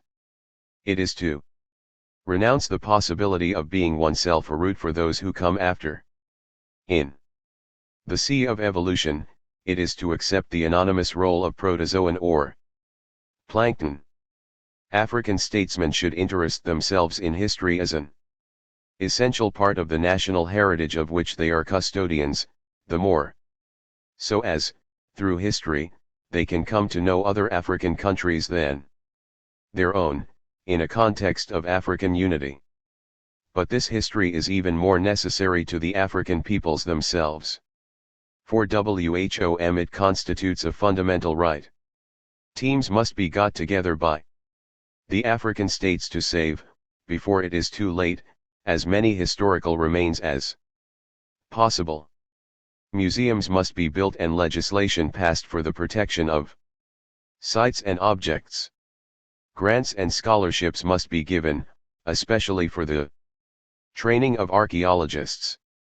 Syllabuses and degree courses need to be completely overhauled and given a properly African perspective. History is a source in which we should not only see and recognize our own reflection, but from which we should also drink and renew our strength, so as to forge ahead in the caravan of human progress. If such is the object of this history of Africa, the weary and difficult task will surely be a fruitful one, and a source of all kinds of inspiration. For somewhere beneath the ashes of the past there are embers instinct with the light of resurrection. 23. The development of African historiography. J. D. Fage. The writing of African history is as old as the writing of history itself. The historians of the ancient Mediterranean world and those of the medieval Islamic civilization both took the whole known world as their frame of reference, and this included a considerable part of Africa. Africa north of the Sahara was an integral part of both civilizations, and its past was as much a concern of their historians as was that of southern Europe or the Near East. Indeed, North African history continued to be part of the mainstream of Western historical studies until the advance of the Ottoman Turkish Empire. In the 16th century, following Napoleon's expedition to Egypt in 1798, North Africa became again a not inconsiderable field for investigation by historians. With the growth of European colonial power in North Africa, following a French conquest of Algiers in 1830 and the British occupation of Egypt in 1882, a European, colonialist standpoint came to dominate the writing of North African history.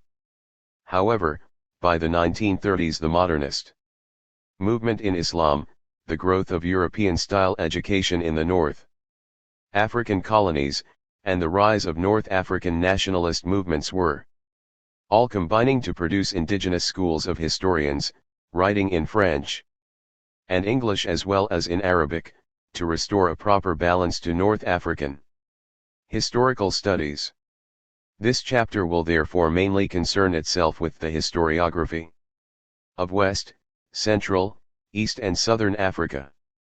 Neither the classical European nor the medieval Islamic historians were uninterested in tropical Africa, but their horizons were limited by the extent of the contacts that were made with it, whether across the Sahara to Ethiopia or the Bilad al-Sudan, or down the Red Sea and Indian Ocean coasts to the limits of monsoon navigation. Ancient authors' information was scanty and fitful, especially in relation to West Africa. Herodotus, Menander, the elder Pliny, Strabo and some others tell us little more than of occasional journeys or raids across the Sahara, or of maritime tentatives down the Atlantic coast, and the authenticity of some of these accounts is often the subject of lively dispute among modern scholars. Classical information concerning the Red Sea and Indian Ocean is more soundly based, for it is plain that Mediterranean, or at least Alexandrian, merchants were developing trade on these coasts. The R. Periplus of the Erythraean Sea, CIOO of our era, and the accounts of Claudius Ptolemy, c. 150 of our era, though the version that has come down to us seems to relate more to c. 400, and of Cosmas Indicopleustes 647, are still major sources for the early history of East Africa. The Arabic authors were much better informed, for in their time the adoption of the camel by the Saharan peoples had facilitated the establishment of regular commerce with West Africa and the settlement of North African traders in the major towns of the Western Sudan, while the trade of the Western Indian Ocean had also developed to the point at which considerable colonies of merchants from Arabia and Nearer Asia had been established along the East African coast. Thus the writing of men like Al-Masudi, c. 950, Al-Bakri, 1029-94, Al-Idrisi, 1154, Yaqut c. 1200, Abu Al-Fida, 1273-1331, Al-Umari, 1301-49, Ibn Battuta, 1304-69, and Al-Hasan ibn Muhammad al-Wazan, known to Europe as Leo Africanus, c. 1494-1552, are of major importance for the reconstruction of African history of the period between about the 9th and the 15th centuries, especially the history of the Western and Central Sudan. But it is doubtful whether any of these authors or of their classical forebears, however useful their writings are to modern historians, should themselves be counted among the major historians of Africa. Essentially, what each of them gives is a picture of those parts of Africa for which information was available at the time he was writing. There is no clear investigation, let alone description, of change over time, which is the true purpose of the historian. Nor in fact is a truly synchronic picture given, for while some of the information given may be contemporary, other parts of it though still current in the author's lifetime, often originated in reports coming from earlier times. A final disadvantage is that commonly there is no means of assessing the authority of the information, whether, for example, the author gathered it from his own first-hand observation, or from the first-hand observation of a contemporary, or merely from current hearsay or from earlier authors. Leo Africanus provides an interesting example of this problem. Like Ibn Battuta, he himself traveled in Africa, but, unlike Ibn Battuta, it is by no means clear that all his information is derived from his own personal observations. It is worth recalling, perhaps, that the word history is not unambiguous. Today its common meaning is something like a methodological account of events over time, but it can also have the older sense of a systematic account of natural phenomena. It is essentially in this sense that it is employed in the English title given to Leo Africanus' work, A Geographical History of Africa, a sense which survives today really only in the obsolescent term natural history, which, of course, was Pliny's title. However, there is one major early historian of Africa in the best modern sense. This is Ibn Khaldun, 1332–1406, who, if he were better known to Western scholars, might well usurp Herodotus' title of the father of history. Ibn Khaldun was, of course, a North African, a native of Tunis. Part of his 26 work is concerned with Africa and its relations with the other peoples of the Mediterranean and the Near East. From his perception of these relations, he evolved a concept of history as a cyclical process in which nomads from the steppes and the desert conquer the sedentary peoples of the arable lands, and there set up major kingdoms which, after about 3 generations, lose their vitality, and become victims to fresh invasions of nomads. This, indeed, is not a bad model for much of North African history, and a great historian, Marc Bloch, too, has made use of Ibn Khaldun for his illumination of the history of early medieval Europe. But Ibn Khaldun stands out from his contemporaries not only because he thought out a philosophy of history but also, and perhaps more importantly, because, unlike them, he did not regard all scraps of information about the past as having potentially equal weight and validity. An approach to the truth had to be sought out by processes of criticism and comparison. Ibn Khaldun is in fact a very modern historian, and it is to him that we owe what is almost certainly our earliest surviving fragment of the written history of tropical Africa in any modern sense. As a North African, and also because, however new his philosophy and method, he was also working within the older Mediterranean and Islamic traditions, he was not unmindful of what was going on across the Sahara. Thus one chapter of Ibn Khaldun's work 3 is in effect a history of the Empire of Mali, which was at or close to its peak in his lifetime. This is partly based on the oral tradition then current, and for this reason it still remains an essential base for the history of this great African state. An powerful state like Mali, or for that matter lesser ones like the early Hausa kingdoms or the city-states of the East African coast, could maintain its identity and integrity if there were not some accepted account of its foundation and subsequent development. When Islam crossed the Sahara and penetrated down the east coast, bringing literacy in Arabic in its train, Negro Africans no longer had to rely on maintaining their histories by oral means, and very quickly took to the production of written histories. Perhaps the most sophisticated early examples of these histories that are now known are the THIRD al-Sudan and the THIRD al-Fadash, both originally composed in Timbuktu essentially in the 17th century. 4. In both cases the authors give us accounts of developments in or just before their OWN times in considerable detail, and not without analysis and interpretation. But they also preface these with critical accounts of the surviving oral traditions relating to earlier times, so that the end result is not only a history of the Songhai Empire, and of its conquest and domination by the Moroccans, but also an attempt to assess what was significant in the earlier history of the region, notably in the ancient empires of Ghana and Mali.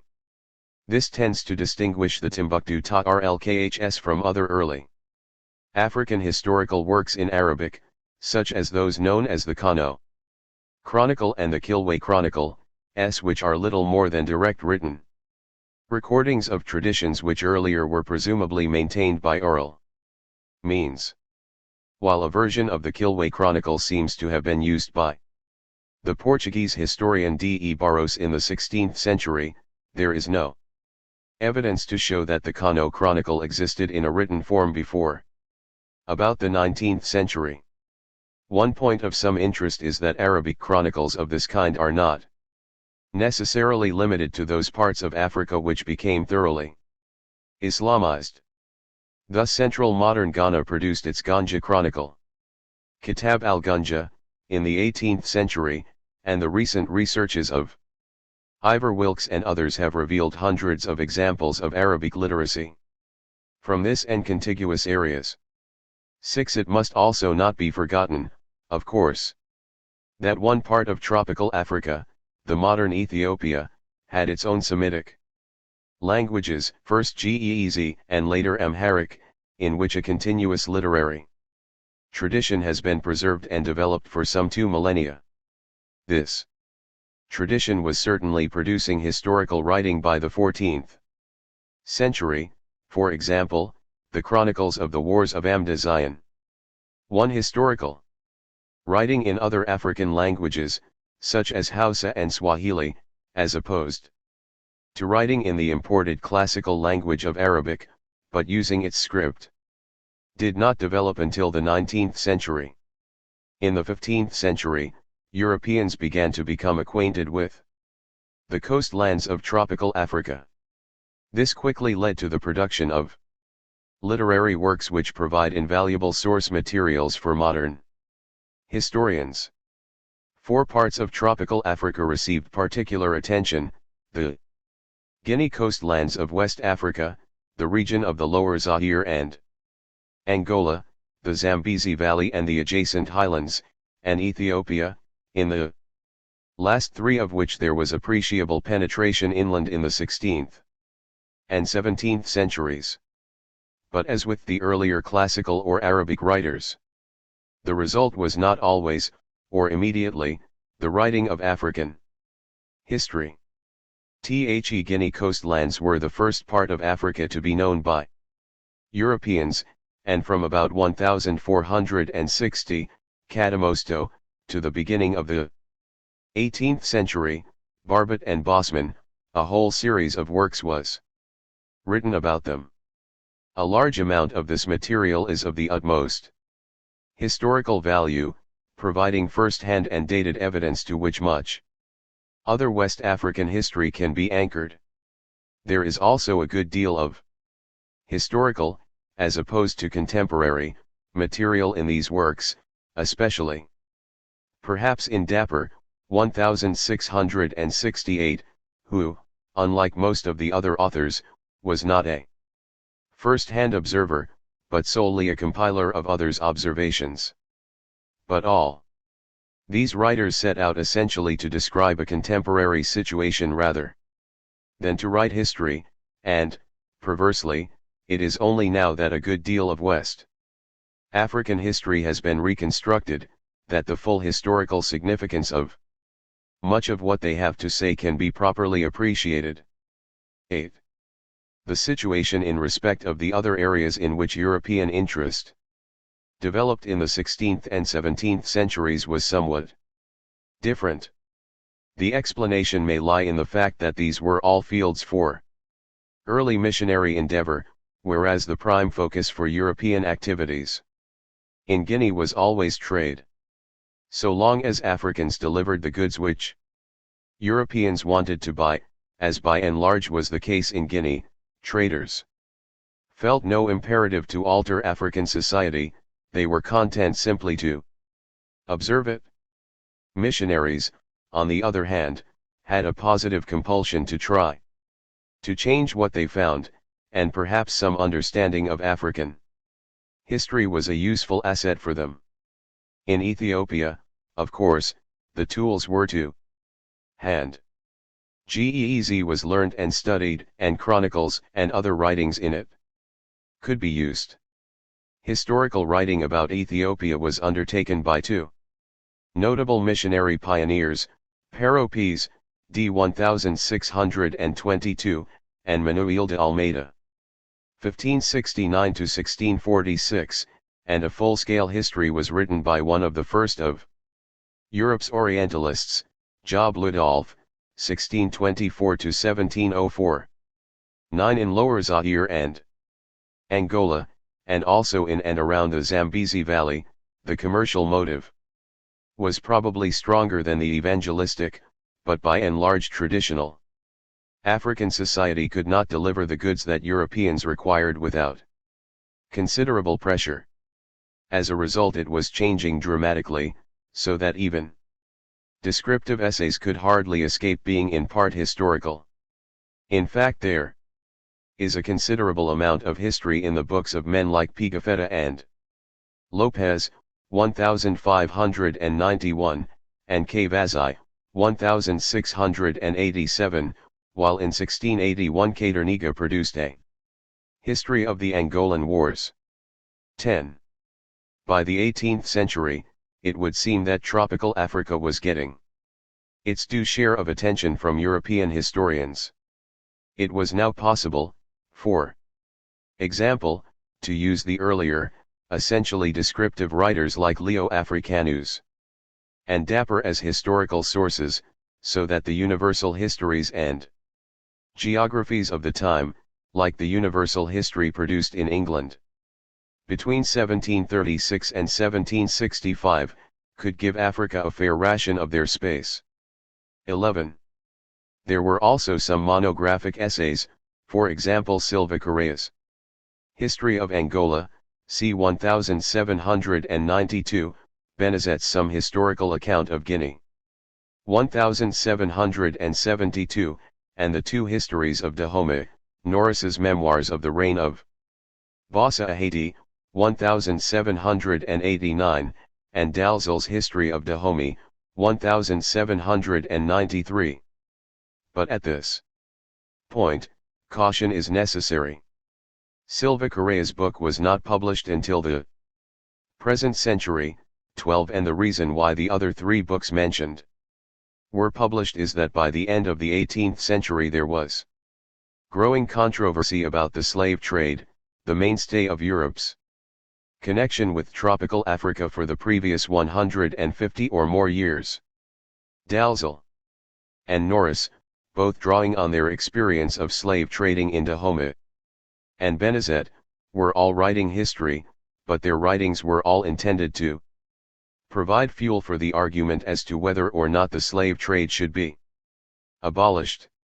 If it were not for this fact, it is doubtful whether these books would have found a market, because by this time the mainstream of European scholarship was beginning to take an increasingly unfavorable view of non-European societies, and to assert that they had no history worth studying. Essentially, this attitude resulted from a conjunction of streams of thought deriving from the Renaissance, the Enlightenment, and the growing scientific revolution. The result was that, building upon what was regarded as a unique Greco-Roman heritage, European intellectuals persuaded themselves that the purpose, knowledge, power, and wealth of their society were so strong that it must prevail over all others, therefore its history was the key to understanding, and the history of all other societies was irrelevant. This attitude was perhaps especially applicable to Africa, since Europeans by now hardly knew Africa or Africans at all outside the context of the slave trade, while the operations of the export slave trade were creating increasing social chaos in many parts of the continent.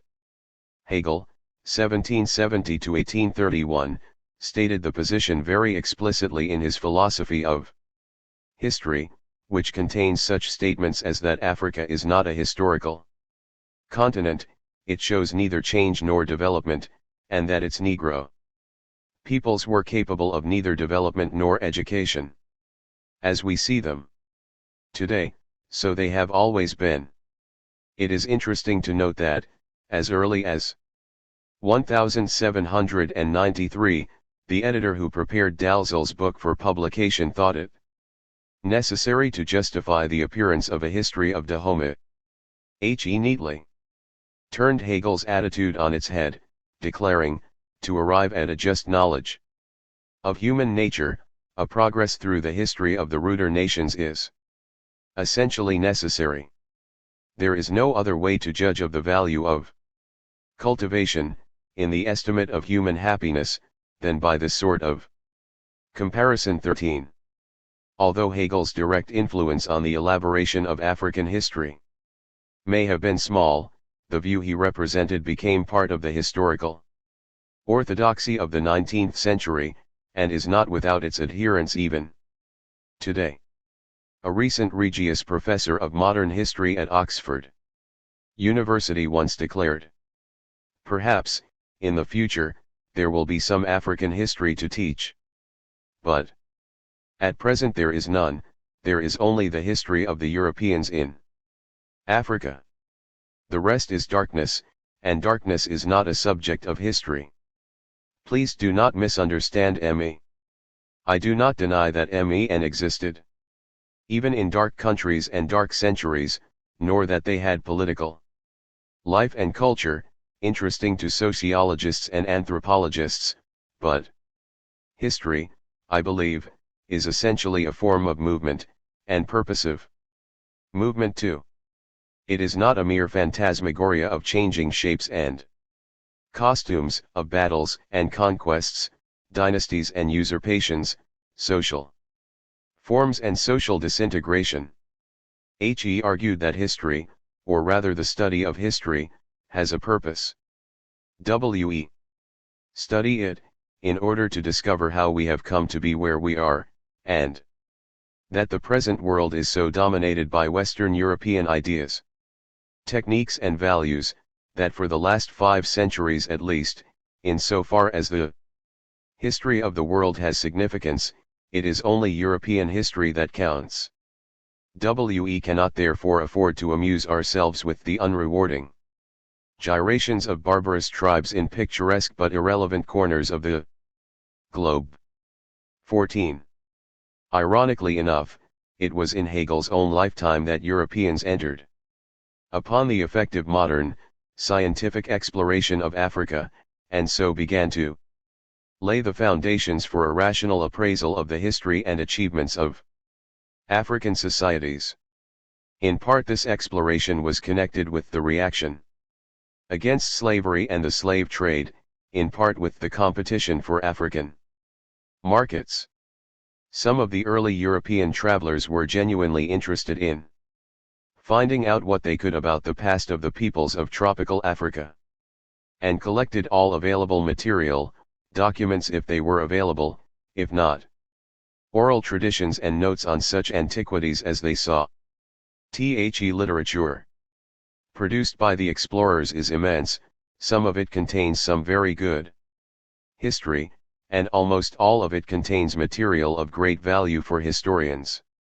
A short list of the major landmarks might include James Bruce's travels to discover the source of the Nile, 1790, the specifically historical chapters in the accounts of their visits to the Asante capital, Kumasi, by T. E. Boudic. Mission from Cape Coast Castle to Ashanti, 1819, and by Joseph Dupuy. Journal of a Residence in Ashanti, 1824, Heinrich Barth's Travels and Discoveries in North and Central Africa, 1857-8, M. Guillet's documents.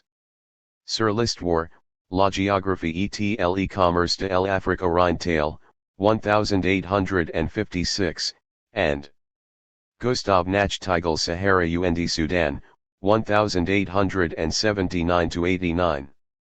Nachtigal's career, of course, extended into a totally new phase of Africa's history, that when Europeans had embarked on the processes of conquering the continent and of ruling its peoples. These processes seemed to require a moral justification, and here the Hegelian view was reinforced by the application of Darwinian principles.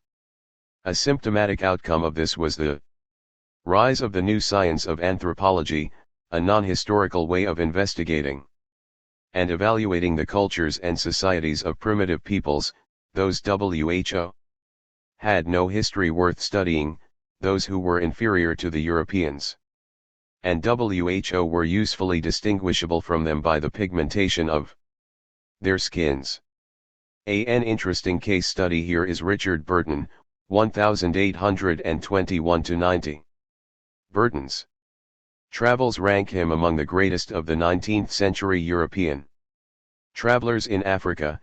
He had a restless and inquiring mind and a high order of scholarship and was an outstanding Orientalist, and in 1863 he was one of the founders of the London Anthropological Society, which later developed into the Royal Anthropological Institute.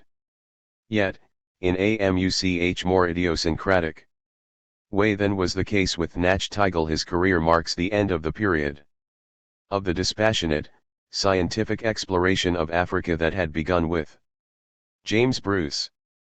There is, for example, in his mission to Galais, King of Dahomey, 1864, a remarkable digression on the Negro's place in nature. Not, it may be noted, the Negro's place in history. In this can be found sentences such as the pure Negro ranks in the Human family below the two great Arab and Aryan races. Most of his contemporaries would have ranked these last in the inverse order, and the Negro, in mass, will not improve beyond a certain point, and that not respectable, he mentally remains a child. 1.5 It was in vain that certain African intellectuals, such as James Africanus Horton, attempted to overcome this attitude in the course of polemical exchanges with the influential members of the London Anthropological Society. Matters were made worse for the study of African history by the emergence at about this time, and particularly in Germany, of a concept of the historian's craft, in which it became less a branch of literature or philosophy than a science-based and the rigorous examination and analysis of the original sources. For European history, of course, these were predominantly written sources, and in these Africa seemed remarkably weak and deficient. The matter was put very succinctly when in 1923, Professor A. P. Newton gave a lecture to the Royal African Society in London on Africa and historical research.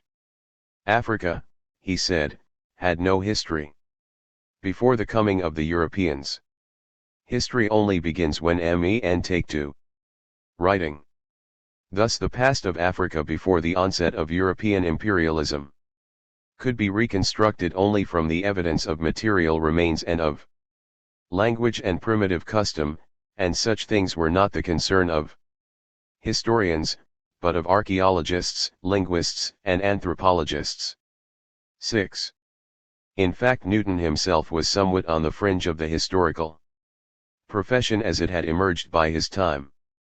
For much of the 19th century, some of the most eminent British historians, for example James Stephen, I 789–1859, Herman Merivale, 1806–74, J.A. Froude, 1818–94, and J.R. Seeley, 1834–95, I 7 had OEEN vitally concerned with the activities of Europeans, or of their compatriots at least, in the wider world. But Seeley's successor as Regius Professor of Modern History at Cambridge was Lord Acton, 1834 to 1902. WHO had been trained in Germany. Acton began immediately to plan the Cambridge Modern History, the 14 volumes of which appeared between 1902 and 1910. This is Eurocentric to the point at which it almost totally ignores even European activities in the outside world. Following this, the writing of colonial history tended to be left to men like Sir Charles Lucas, or, in France, Gabriel Hanitas, 18 who, like Stephen, Marivalli, and Froude, had themselves once been involved actively in colonial affairs. In due course, however, colonial or imperial history became an accepted fringe of the profession. The new Cambridge Modern History, which began to appear in 1957 under the direction of Sir George Clarke, has African, Asian and American chapters throughout its 12 volumes, and by this time the range of the Cambridge histories had included the Cambridge History of the British Empire, 1929 to 59, of which Newton was one of the founding editors.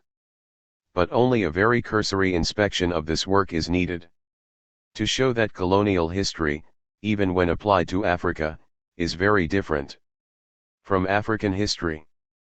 The CHBE's 8 volumes, 4 are devoted to Canada, Australia, New Zealand and British India. This leaves 3 general volumes, which are strongly oriented towards imperial policy. Of their 68 chapters, only 4 have a very direct bearing on the British connection with Africa, and 1 volume which is devoted to South Africa, the one corner of sub-Saharan Africa in which European settlement took firm root. Virtually the whole of this volume, the largest of the 8, is devoted to the tangled affairs of these European settlers since their first arrival in 1652. Indigenous African peoples, the majority of the country's population, are relegated to an introductory, and largely non-historical, chapter by a social anthropologist, and to 2 chapters which, though written by the 2 most perceptive South African historians of their generation, C. W. de Kiewiet and W. M. Macmillan, perforce view them in the perspective of their reaction to the European presence. Elsewhere, the history of Africa made a timid appearance in certain relatively monumental works, for example, Pupples et Civilisations, Histoire Générale, 20 volumes, Paris, 1927-52, Histoire Générale, edited by G. Glotz. 10 volumes, Paris, 1925-38, Propylaen Weltgeschichte, 10 volumes, Berlin. 1929-33, Historia Mundi, ein Handbuch der Weltgeschichte in 10 Banden. Bern, 1952 fr, v. Semirnaja Historia, World History, 10 volumes, Moscow. I-955 ff. The Italian c. Conti Rossini published an important Storia di Etiopia in Milan in 1928. Professional colonial historians, then, like professional historians generally, were wedded to the concepts that the indigenous peoples off sub-Saharan Africa had no history, or no history that they could study or that was worth their studying. As has been seen, Newton regarded this history as the preserve of archaeologists, linguists, and anthropologists. It is true that archaeologists, like historians, are professionally concerned with the past of man. But for a long time they were little more interested than the historians in applying their skills to discovering the history of human society in sub-Saharan Africa. There were broadly 2 reasons for this. First, One major strand in the evolving science of archaeology was that, like history, it is closely directed by written sources. It was devoted to problems like finding the site of ancient Troy, or finding out more about the societies of ancient Greece or Rome or Egypt than were already known from literary sources, and whose major monuments had for centuries been a source for speculation. It was and sometimes still is closely allied to the branch of the historical profession known as ancient history, and it is sometimes as much concerned with the finding and elucidation of ancient inscriptions as it is of other evidence. It was only very rarely, as in and around Exum or Zimbabwe, that sub-Saharan Africa was known to have such major monuments as to attract the attention of the school of archaeology. A second major strand of archaeological research became focused on the search for the origins of man, and so with a spectrum of his past which was more geological than historical in its time scale. It is true that, with the work of scientists like L. S. B. Leakey and Raymond Dart, a major part of this search eventually became focused on Eastern and Southern Africa. But such MEN were concerned with a past so remote that society hardly existed, and usually there was a vast conjectural gap between the fossils they discovered and any modern population with whose past society historians might be concerned. While archaeologists and historians largely held themselves aloof from sub-Saharan Africa before about the 1950s, its enormous variety of physical types, societies, and languages inevitably attracted the attention of anthropologists and linguists as their disciplines began to develop. It was for long possible for both to remain armchair sciences, but MEN like Burton and S. W. Coel Polyglotta Africana, 1854, had earlier demonstrated the value of fieldwork, and anthropologists in particular became the pioneers of this in Africa.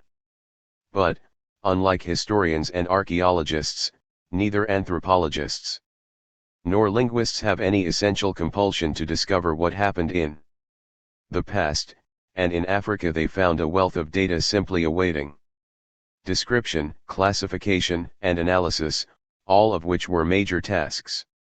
Very often their concern with the past involved nothing more than reconstructing the history that they thought would lie behind and explain their data. But they were not always aware how speculative and hypothetical these reconstructions were. A classic example is the anthropologist C. G. Seligman who, in his Races of Africa, first published in 1930, wrote bluntly, "The civilizations of Africa are the civilizations of the Hamites, its history. The record of these peoples and of their interaction with the two other African stocks, the Negro and the Bushman. I9 by inference, these two other African stocks are inferior, and any advances in civilization they have made are due to the extent to which they have been subject to Hamitic influence." Elsewhere in the book he writes of wave after wave of incoming pastoral Hamites who were better armed as well as quicker-witted than the dark agricultural Negroes on Whom their influence was exerted. 20. But there is really no historical evidence whatsoever to support the generalization that the civilizations of Africa are the civilizations of the Hamites, or that the historical progress made in sub-Saharan Africa has been due to them alone, or even mainly to them. Certainly no historical evidence is advanced in the book itself, and many of the assumptions on which it is based are now known to be quite without foundation. J.H. Greenberg, for example, has demonstrated once and for all that, if the terms Hamite and Hamitic have any value whatsoever, they are at best categories of linguistic classification. 21. Certainly there is no necessary correlation between the languages which people speak and either their racial stock or their culture. Thus, inter alia, Greenberg can cite the marvelous example that the Hamitic-speaking agricultural Hausa are under the rule of the pastoral Fulani who speak a Niger-Congo i.e. Negro language. 22 He equally demolishes the Hamitic base for much of Seligman's reconstruction of Negro culture history in other parts of Africa, notably for the Bantu-speaking peoples. Seligman has been singled out for attention because he was one of the leaders of his profession in Britain, and one of the first to conduct serious field work in Africa, and because his book became something of a standard work, which was often reprinted. As late as 1966 it was still being advertised as a classic of its kind. However, his espousal of the myth of the superiority of light-skinned over dark-skinned peoples was only part of the general European prejudice of the late 19th and early 20th centuries. Europeans thought that their claim to superiority over black Africans had been confirmed by their own colonial conquest, and so in many parts of Africa, especially the Sudan Belt and the Lacustrine region, they were persuaded that they were merely continuing a civilizing process which other light-skinned invaders, generally labeled Hamites, had begun before them. 23 The same theme runs through many other works of the period from about 1890 to about 1940, which contained much more serious history than can be found in Seligman's little manual. For the most part these were written by MEN and WOMEN who had themselves been involved in the processes of conquest and colonization, and who were not professional anthropologists or linguists or historians, but because they were really interested in the exotic societies they had found, and wanted to find out more about them and to share their knowledge with others. They were amateurs in quite the best sense. Sir Harry Johnston and Maurice Delafosse, for example, both made really major contributions to African linguistics, and to many other fields besides, but the first called his major historical conspectus A History of the Colonization of Africa by Alien Races.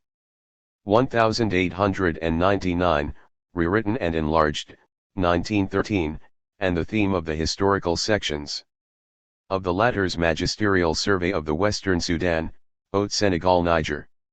1912, is set when he brings in a Judeo-Syrian migration to found ancient Ghana. Flora Shaw, A Tropical Dependency, 1906, was bewitched by the Muslim contribution to African history. Marjorie Parham, the biographer and friend of Lord Luggard, appropriately refers to her majestic sweep of history from the first Arab conquests of Africa to those of Goldie and Luggard. 24. A very good amateur historian, Yvervoy, Histoire de Populations du Soudan Central, 1936, and Histoire du Bornu, 1949.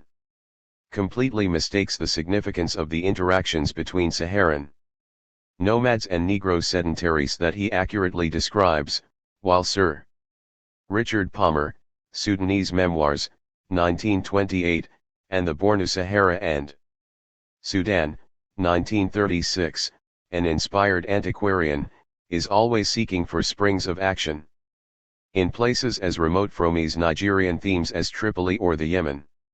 However, after Seligman, professional British social anthropologists largely escaped from the shadow of the Hamitic myth. Dominant influences on their training became B. Malinowski and A. R.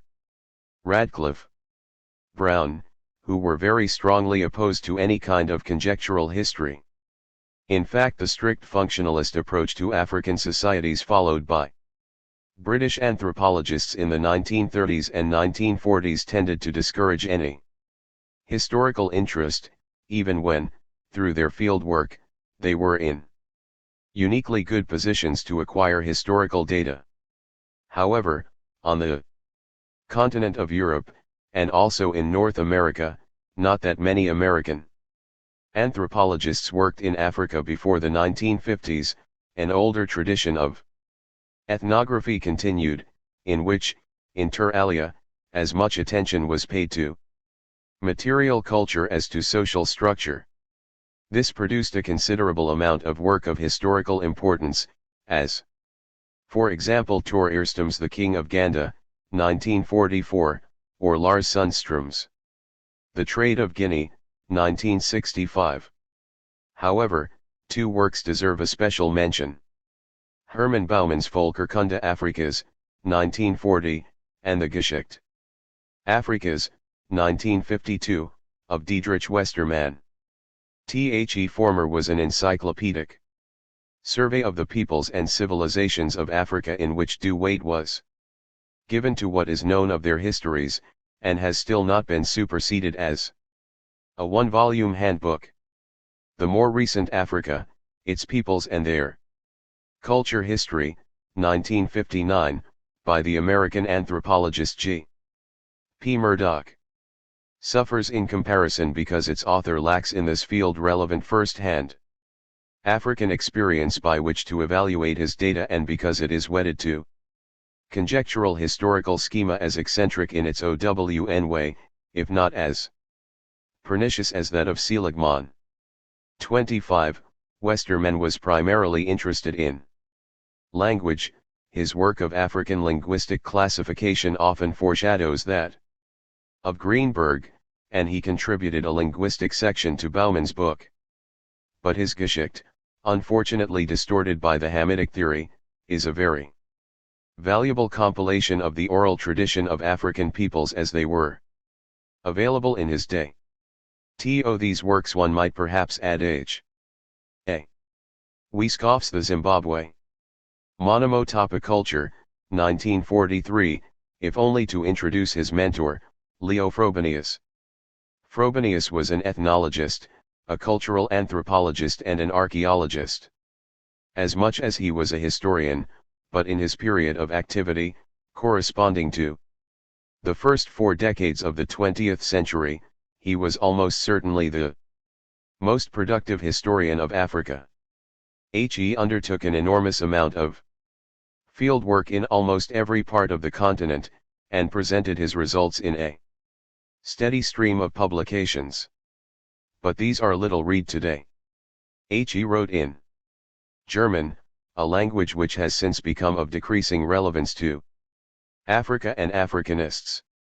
Relatively few of his works have been translated, and their meaning is often difficult to translate because they are encumbered by mystic theories relating to Atlantis, to an Etruscan influence on African culture, and so on.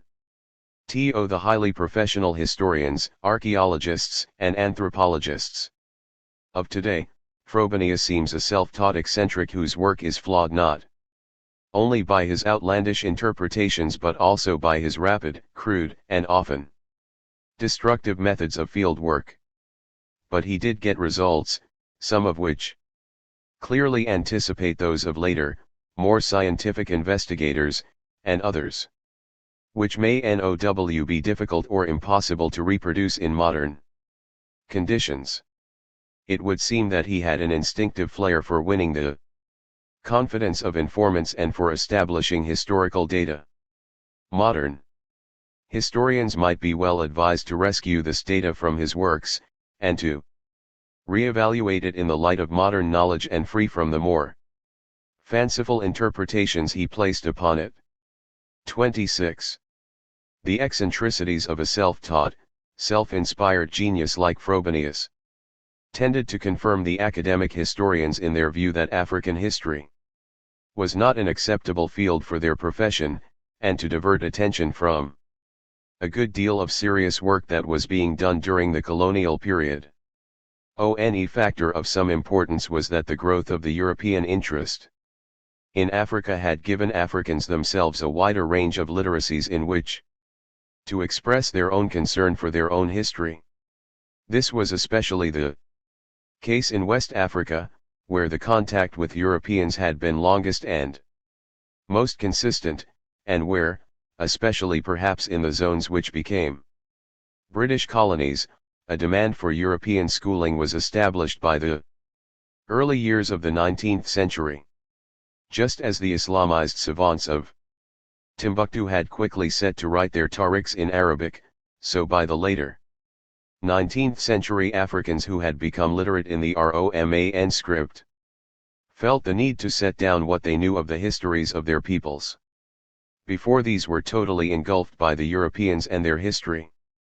TWO early classics of this genre, written by Africans who, like the others of the tarikhs before them, had become active in the religion of the incoming culture and had taken their names from it, were Carl Christian Reyndorf's A History of the Gold Coast and Ashanti, 1895, and Samuel Johnson's History of the Yorubas, completed 1897, though not published until 1921.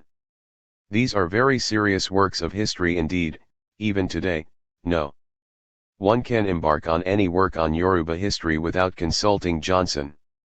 But it was probably inevitable that essays at history on this scale were to become entangled with the writings of the early proto-nationalists, from J. A. B. Horton, 1835–83, and A. W. Blitten, 1832–1912, to J. M. Zerbo, 1864–1910, J. E. Casely Hayford, 1866–1930, and J. B. Danquois, 1895–1965, who touched on many historical matters but usually for purposes of their propaganda. Perhaps J. W. de Graaf Johnson, Towards Nationhood in West Africa, 1928, Historical Geography of the Gold Coast, 1929, and A.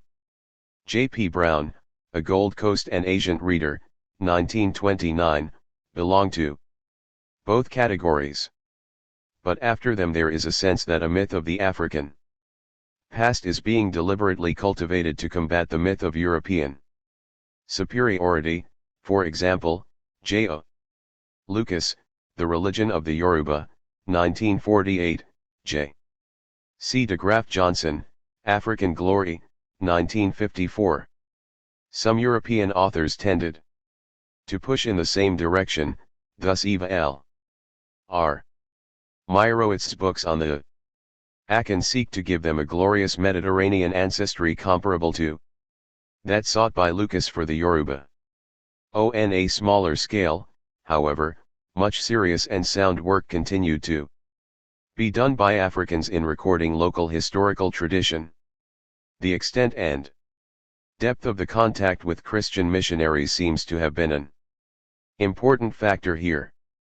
Thus Uganda has produced a considerable school of local historians from the time of A. Kagwe, whose first work was published in 1906, onwards, while for Yorubaland, R. C. C. Lowe has noted 22 local historians who had published before 1940, often, as also with the Uganda authors, in the vernacular. One work of this kind which has become justly famous is J.U. Eghareba's A Short History of Benin, which has passed through a number of editions since its first appearance in 1934. Secondly, of course, quite a number of the colonialists themselves were intelligent and inquisitive people who sought to find out and to set down the history of those they had come to rule. For such people, African history also often came to have some practical value. Europeans might be better administrators if they knew something about the past of their subject peoples, and there was some need also for some African history to be taught in the ever-growing number of schools set up by them and their missionary colleagues, even if this was only to serve as an introduction to the more important tasks of teaching English and French history so that Africans could gain school certificates and baccalaureates, and so be enrolled as useful pseudo-European auxiliaries. Flora Shaw, Harry Johnston, Maurice Delafosse, Yves Vervoy and Richmond Palmer have already been mentioned. Some others wrote serious African history which was relatively free of cultural preconceptions, even if sometimes they, or their publishers, chose remarkably inept titles. For example, Ruth Fisher, Twilight Tales of the Black Bag and Dot, 1912, ch. Stigand, The Land of Zinjay, 1913, Sir Francis Fuller, A Vanished Dynasty. Ashanti, 1921, fully in the tradition of Boudic and Dupuy, E.W. Bovell. Caravans of the Old Sahara, 1933, or the numerous scholarly works of Charles Montiel, for example, Les Empires du Mali, first published 1929, or Louis Toxier, for example, Histoire de Bambara, 1942. Perhaps the French were somewhat more successful in writing truly African history than the British, some of whose most solid works, for example, W. Claridge's History of the Gold Coast and Ashanti, 1915, or Sir John Gray's History of the Gambia, 1940, though not some of the author's later East African articles, tended to be solidly Eurocentric in their approach. It is also noteworthy that, when they returned to France, a number of the French administrators, for example, Delafosse, Georges Hardy, Henry Laborer, 27, essayed short general histories either of the whole continent or of all sub-Saharan Africa. Part of the explanation for this may lie in the fact that the French colonial administration tended to evolve more formal structures for training and research than did the British. One notable initiative was the Comite d'études historiques et scientifiques de l'AOF, founded in 1917, and its bulletin, which led to the Institut Français d'Afrique Noire, centered on Dakar, 1938, and its bulletin and its series of memoirs, and so to works like Raymond Monni's Magisterial Tableau géographique de l'Ouest africain au Moyen Age, 1961. But even so, the historians of the colonial period remained amateurs outside the mainstream of the historical profession, and this was just as true of France as of Britain, for although men like Delafosse and Labourat did return home to academic positions, it was as teachers of African languages or of colonial administration, and not as historians. In 1947, the Société Africaine de Culture and its journal Présence Africaine began to promote the idea of a decolonized African history. At the same time, a generation of African intellectuals, having mastered the European techniques of historical investigation, started to work out its own approach to the past of Africa and to seek in it the sources of a cultural identity which colonialism had refused to recognize.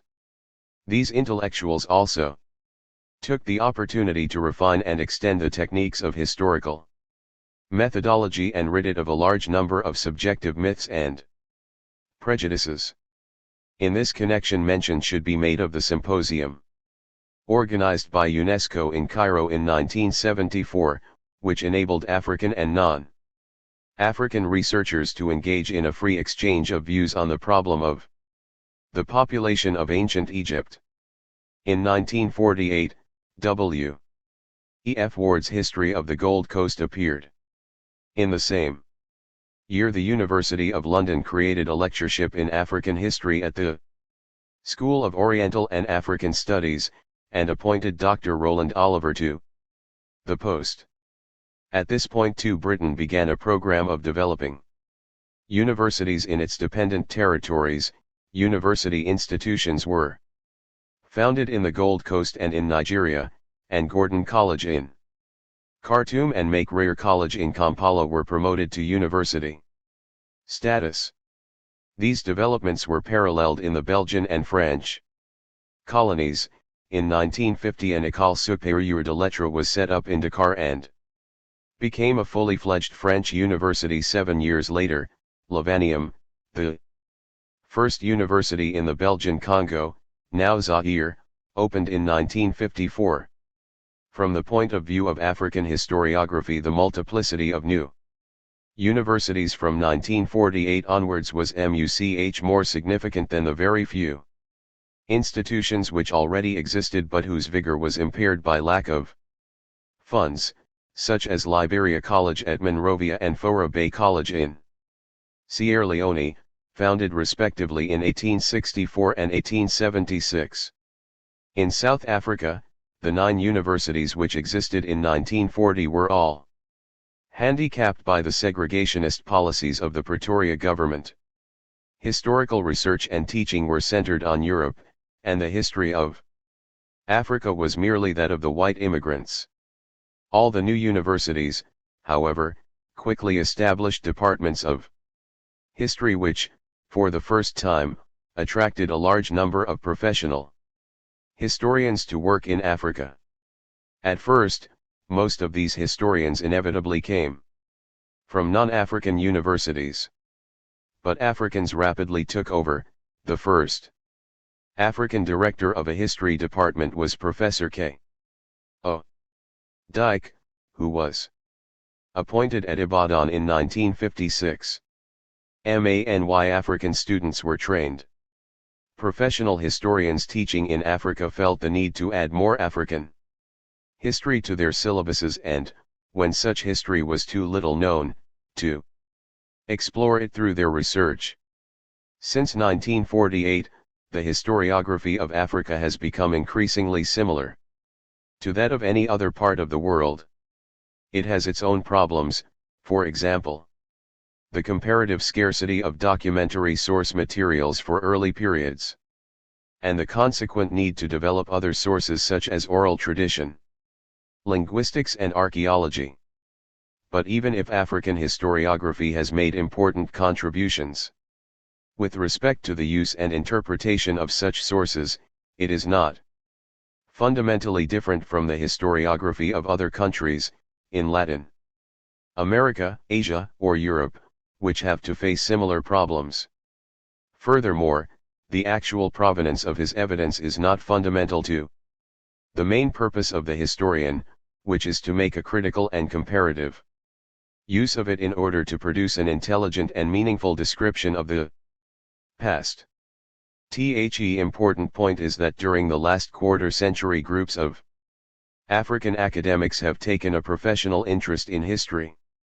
The study of African history is now a well-established, highly specialized activity, and its continued development will be ensured by inter-African exchanges and by relations between the universities of Africa and those in other parts of the world. But it should be stressed that this progress would have been impossible without the process by which Africa threw off the colonial yoke. The armed revolt of Madagascar in 1947, the independence of Morocco in 1955, the heroic war of the Algerian people, and the struggles for freedom in all the African colonies contributed powerfully to this process because they gave African peoples the opportunity of renewing contact with their own history and organizing its study. UNESCO was quick to recognize this need and initiated or encouraged meetings of specialists. It also rightly insisted on 41.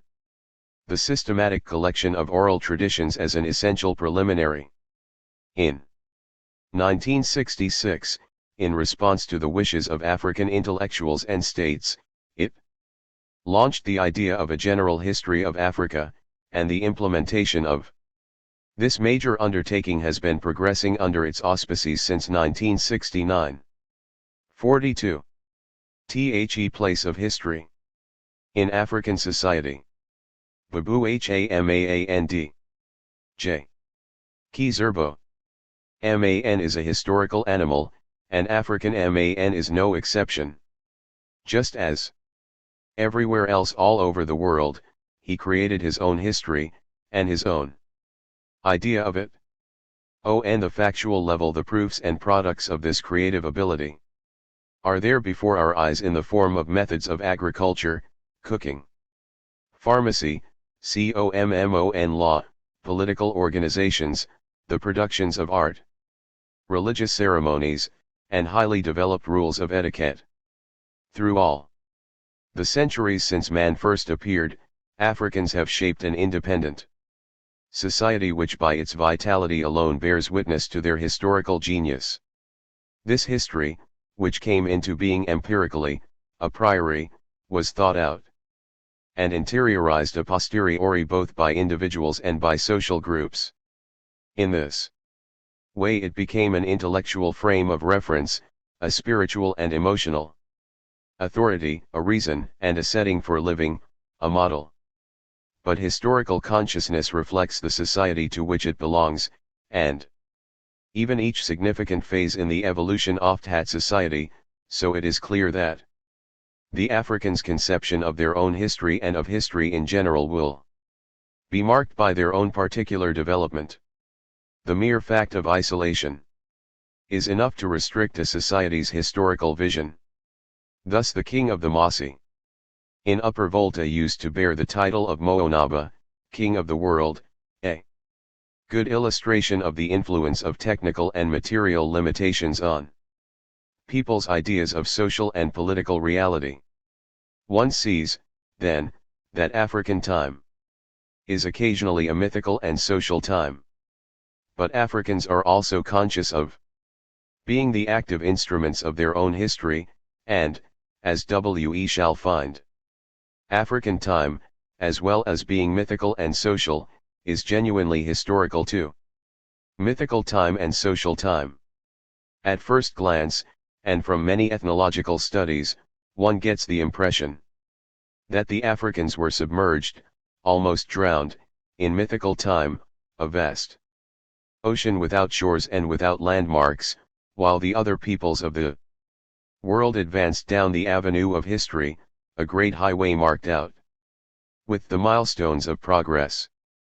And it is true that myth, the imaginary representation of the past, does often dominate African conceptions of the development of the lives of nations.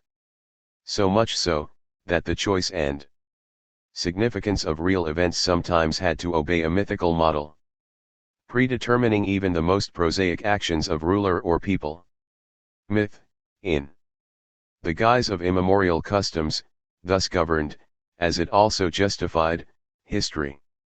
From this context emerge two striking characteristics of African historical thought, its antemporality, and its essentially social aspect. In this situation, time is not duration as it affects the fate of the individual. It is the rhythm of the breathing of the social group. It is not a river flowing in one direction from a known source to a known outlet. In technically advanced countries, even Christians make a clear distinction between the end of the world and eternity. This is perhaps because the New Testament differentiates between this fleeting world and the world to come, but it is also because for many other reasons too human time has been to all intents and purposes secularized. But it is generally true to say that traditional African time includes and incorporates eternity in both directions. Bygone generations are not lost to the present. In their own way they remain contemporary, and as influential as they were during their lifetime, if not more so. In these circumstances causality operates in a forward direction, of course, from past to present and from present to future, not only through the influence of bygone facts and events, but through a direct intervention, which can operate in any direction. When Mansa Musa, Emperor of Mali, 1312–32, sent an ambassador to the king of Yatenga asking him to be converted to Islam, the Mossi ruler answered that he would have to consult his ancestors before taking such a decision. This shows the past in direct connection with the present through religion, ancestors acting as special and direct agents in matters occurring centuries after their death. Similarly, at many royal courts, officials responsible for the interpretation of dreams had considerable influence on political action, and might almost be described as ministers of the future.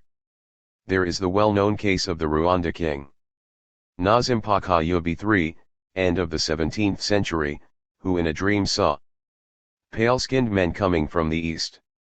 He took up his bows and arrows, but before letting fly he tied ripe bananas to the shafts.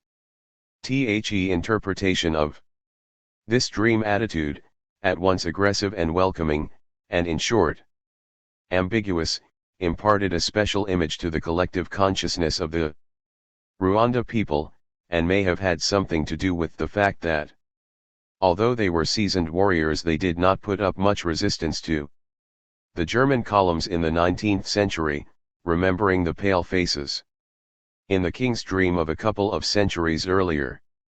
In this kind of suspended time, the present may even act on what is regarded as the past but in fact remains contemporary. The blood of sacrifices offered up today can help the ancestors of yesteryear.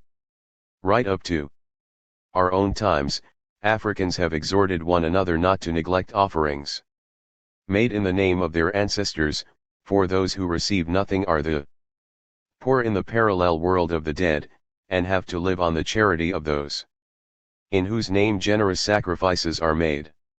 In a more fundamental way still, some cosmogonies attribute to some 44 mythical time advances which were made in historical time, as the latter is not perceived as such by each individual, it is replaced by the historical group memory. An example of this is the Kikuyu legend about the first making of iron.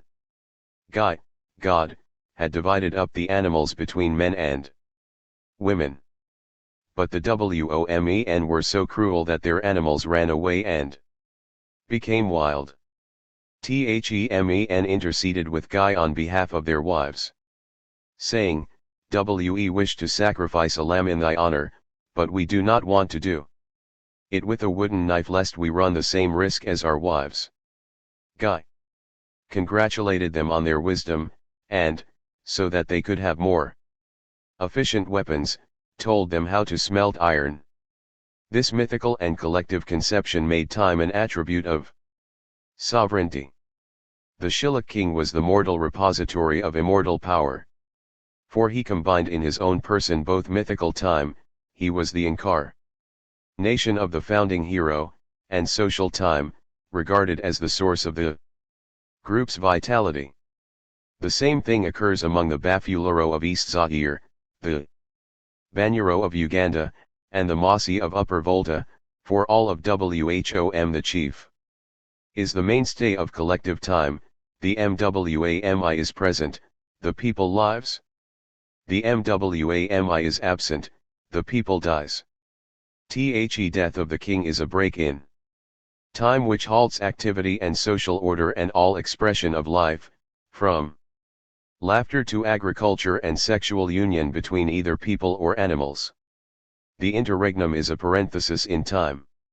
Only the advent of another king recreates social time, which then comes back to life again. Everything is omnipresent in this intemporal timer of animist thought, where the part represents and may signify the whole, and hair and fingernails must not fall into the hands of an enemy lest they give him power over their owner. Indeed, one has to go as far as the general conception of the world in order to understand the African's vision of time and its real meaning for them. Then see that in traditional thought, time in the ordinary sense is only one aspect of another time experienced by other dimensions of the individual. Wheneaman lies down at night on his mat or his bed, to sleep, that is the moment his double chooses to set out and retrace the path the man himself followed during the day, to frequent the places he was in, and to repeat the work and actions he performed consciously during his daily life. It is in the course of these peregrinations that the double encounters the forces of good and evil, both benevolent spirits and the sorcerers who eat up doubles or Circos, as they are called in the Songhay and Zarma languages. It is in his double that a man's personality resides. Whe and the Songhay say of someone that his bia, double, is heavy or light, they mean that his personality is strong or weak, and the purpose of amulets is to protect and strengthen the double. The ideal is to succeed in merging into one's double so as to form a single entity, which thus acquires superhuman wisdom and strength.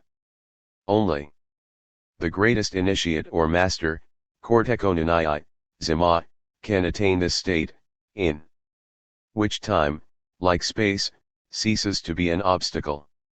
Such a one was Si. Eponymous ancestor of the Songhay dynasty, terrible is the father of the 45. Si, the father of thunderbolts.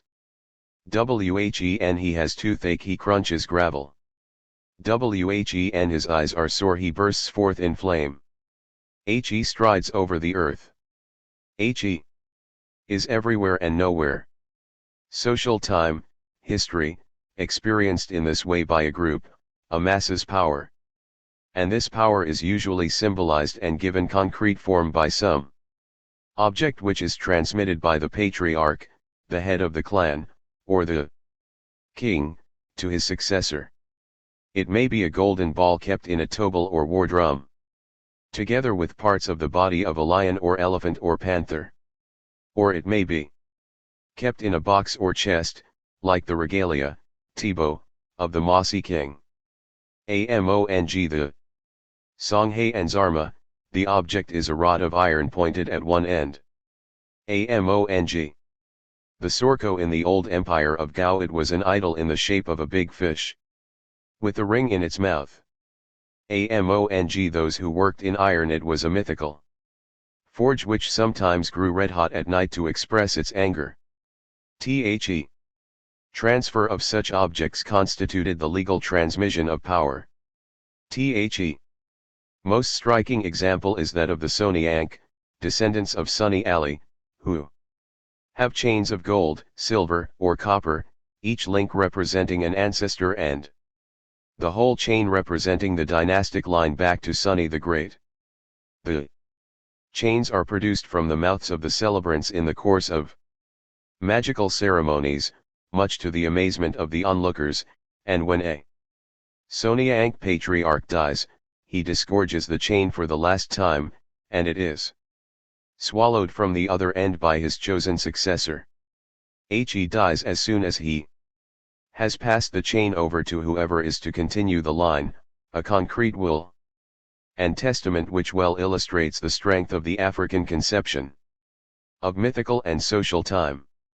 Some people have thought that such a view of the historical process was static and sterile, placing the perfect archetype far back in the past, in the origins of time, and thus seeming to set before succeeding generations an ideal which consisted in stereotyped repetition of the doings and exploits of their ancestors. Myth would then be the motive force of a history which was immobile. But as we shall see, African historical thought cannot be confined to this one approach. It must also be recognized that a mythical approach lies at the origins of every nation's history. Every history starts off as religious history, and this attitude actually accompanies historical development and reappears from time to time in various marvelous or monstrous forms. One of these is the nationalist myth, by which one famous contemporary head of state addressed his country as if it were a living person. And under the Nazi regime, the myth of race, given concrete form in rituals which went back into the mists of time, condemned millions of people to the Holocaust. Are Africans aware of being agents of their own history? It is true that for some centuries the African has had many reasons for not being conscious of responsibility. He has been accustomed to so many Alienating dictates coming from outside that even if he lived far from the slave. 46.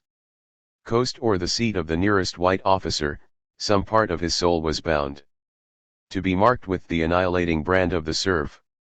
Likewise, in the pre-colonial period, many elementary and almost closed African societies give the impression that their members were conscious of making history only to a very limited extent and on a very limited scale, often only within the bounds of the extended family and inside the framework of a customary gerontocracy hierarchy that was strict and oppressive. But even at this level, perhaps especially at this level, the feeling of autonomy, of self-regulation by the community, was vivid and powerful. The Lobi and Kabir peasant in his village, when he was master of the house, felt he had ample control over his own fate. The best proof of this is that it was in such state-less areas, where power was the thing most widely shared, that invaders, and in particular colonizers, had most difficulty in establishing themselves. Here love of liberty was proof of a taste for initiative and a hatred of alienation. In highly structured societies, on the other hand, the African conception of the chief gave the latter an exaggerated position in the history of nations, whose collective fate he literally embodied. So it is not surprising to find oral tradition retracing the whole original history of the Malinke in the praise to Sunjata. Similarly with Sunni among the Songhay of the Niger Bend. This does not represent an ideological conditioning destructive of any critical spirit, although in societies where oral transmission is the only channel of information, the authorities, exercising control over a strong network of griots, had almost a monopoly in the diffusion of official truth. But the griots were not a monolithic and nationalized body. The later history of pre-colonial Africa shows that the place accorded to African leaders in the people's mental pictures is probably not an inflated one. A good example is Shaka, who actually forged the Zulu nation in the turmoil of combat. What both written and oral evidence tells us about Shaka's activity must have been reproduced many times during the course of African history. We are told that the constitution of the Mandingo peoples goes back to Sunjata, and the part played by Osei Tutu and Anaki in the founding of the Asante nation seems to correspond to the Asante's own conception of it right down to the present day. This is all the more so because the idea of a leader who acts as a motive force in history is never reduced to an oversimplified scheme accrediting the whole of human progress to just one man. Nearly always there is a dynamic group which is famous as such. Nor are the chief's companions forgotten, even when they are of inferior status, such as griots, spokesmen, and servants. They often enter history as heroes. The same thing is true of women, who, contrary to what has been repeated over and over again, probably occupy a more important position in the African historical consciousness than their counterparts elsewhere. This is easily understood in the case of matrilineal societies.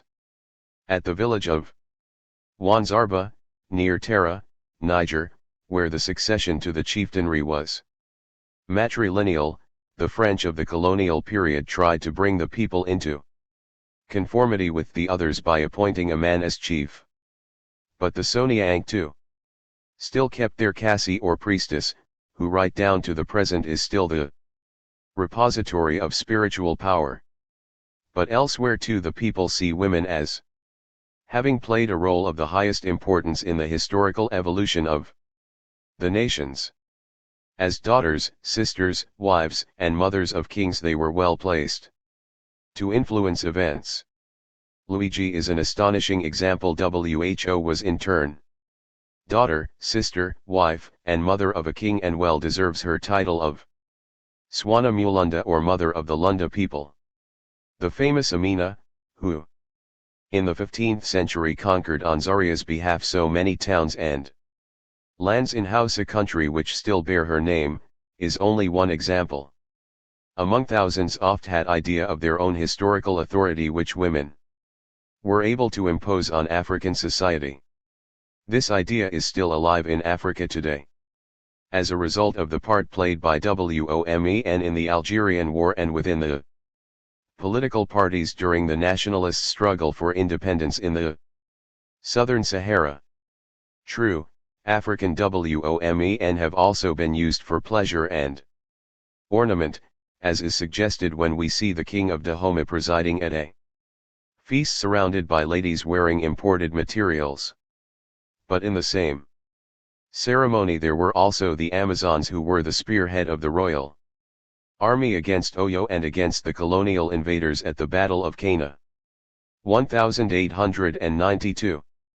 African WOMEN have always been regarded as playing an eminent role in the history of the people, through the part they play in agriculture, crafts and trade, by their influence over their sons, whether those sons be princes or peasants, and by their cultural vitality. There always have been, and always will be, battles for or by women. WOMEN themselves have often accepted the role of traitress or seductress, as in the case of Sunjata's sister, or of the women sent to his enemies by the king of Segu, Da Monzon. Despite the fact that they appear to be segregated at public gatherings, everyone in Africa knows that WOMEN are omnipresent. WOMEN is life, and the promise of a fuller life. And it is through her that people sanction their alliances. She may speak little in public, but in the privacy of the home she makes and breaks events. As the proverb puts it, WOMEN can make or mar anything. On the whole it is as if, in Africa, the persistence of elementary community structures throughout historical evolution had made the whole historical process in Africa a remarkably popular one. The smallness of the societies concerned made history the business of everyone. Although, despite telecommunication by talking drums, efficient means of communication were lacking, the limited nature of historical space meant that it was within everyone's mental grasp. Hence the incontestably democratic nature of most Africans' conception of history. Everyone felt he mattered, and that he could in the last resort escape from dictatorship if only by seceding and taking refuge elsewhere. Shaka himself had this experience at the end of his career. This feeling of making history even on the scale of the village microcosm, and on the other hand the feeling of being only an atom in the historical current created at the top by a king seen as a demiurge, are very important factors for the historian. For they in themselves are historical facts, and help in their turn to create history. African time is a historical time. But can African time be regarded as a historical time? Some people have said it cannot, arguing that the African only sees the world as a stereotyped reproduction of what has gone before. This would make him a stubborn disciple of the past, justifying all his actions by saying, that was how our ancestors did it. If that had really been the case, Ibn Battuta, instead of finding the Empire of Mali, would have found only prehistoric communities, living in caves and clothed in skins. The social nature of the African conception of history itself lends it a historical dimension, for history is the developing life of a group. From this point of view, we may say that, for the African, time is dynamic. Man is not a prisoner marking time, or condemned to do the same things over and over again, either in the traditional view or according to Islamic beliefs. Of course, in the absence of the idea of a mathematical and physical time, made up of homogeneous units added together and measured by special instruments, time remains something pragmatic and social. But that does not mean, in this context, something neutral and indifferent. In the Black African overall conception of the world, time is the arena where man can always carry on the struggle against the depletion and for the increase of his vital energy. That is the main feature of African animism, 3, in which time is an enclosed space, a market where the forces that inhabit the world contend or conclude bargains. The ideal of both the individual and the group is to defend themselves against any diminution, to improve their health and strength and the size of their fields and flocks, to increase the number of their children, arid wives and villages. And this conception is undoubtedly a dynamic one. The Serko and Soniang clans of the Songhay, Niger, are antagonists. The first, which represents the past and tries to reign over the night, attacks society. The second, which is master of the day, represents the present and defends society. Here is a significant stanza from a Songhay magical invocation. It is not from my mouth. It is from the mouth of A. Who gave it to B? Who gave it to C? Who gave it to D? Who gave it to E? Who gave it to F? Who gave it to ME? May mine be better in my mouth than in the mouth of the ancestors. The African is always seeking justification from the past. But this invocation does not signify a static state or contradict the general law of progress and the growth of power. Hence the line, may mine be better in my mouth than in the mouth of the ancestors. Power in Black Africa is often expressed by a word that means force or strength. For this synonymy shows the importance the African peoples attach to force, if not violence, in the unfolding of history. But it is not just a matter of crude material force. It is a question of the vital energy which contains various polyvalent forces ranging from physical integrity through chance to moral integrity. Ethical value is regarded as a sine qua non of the beneficent exercise of power. Popular wisdom bears witness to this idea in many tales, which depict despotic chiefs who are finally punished, thus literally drawing the moral of history. The Tariq al-Sudan and the Tariq al-Fatish are full of praises for the virtues of al-Hajjaskia Muhammad. It is true that both accounts had material interests in mind, but they systematically relate the ruler's virtues to his being fortunate. The same thought is to be found in Muhammad Bello, who urges Yakubu Bayauchi to meditate on the history of the Songhay Empire. It was thanks to his justice that Muhammad Iskia was able not only to maintain but also to increase the legacy of Sunni Ali. And it was when the sons of Iskia departed from the justice of Islam that their empire disintegrated into a number of weak principalities. According to the son of Usman Dan Fodio, the same principle applied to their own government. Look back on the past, on all those who once commanded before us. Before us there were age-old dynasties in the Hausa country. In them, many peoples acquired great powers, but these crumbled because they departed from their foundation in justice and from their customs and traditions, and because they were weakened by injustice. If we are to endure, our force must be the force of truth and of Islam.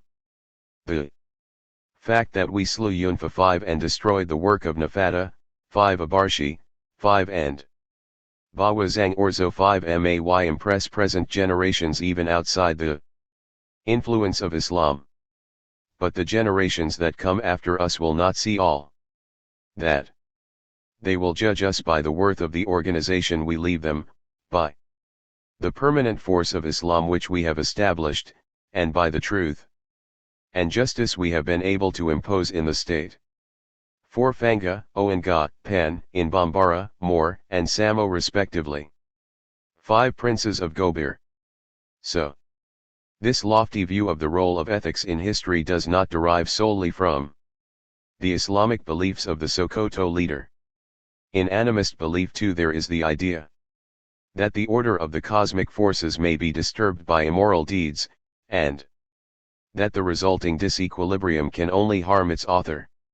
This vision of the world in which ethical values and requirements form an integral part of the ordering of the universe itself may appear mythical, but it exerted an objective influence on people's behavior, especially on that of many African political leaders. In this sense one may say that while history is often a justification of the past, it is also an exhortation for the future.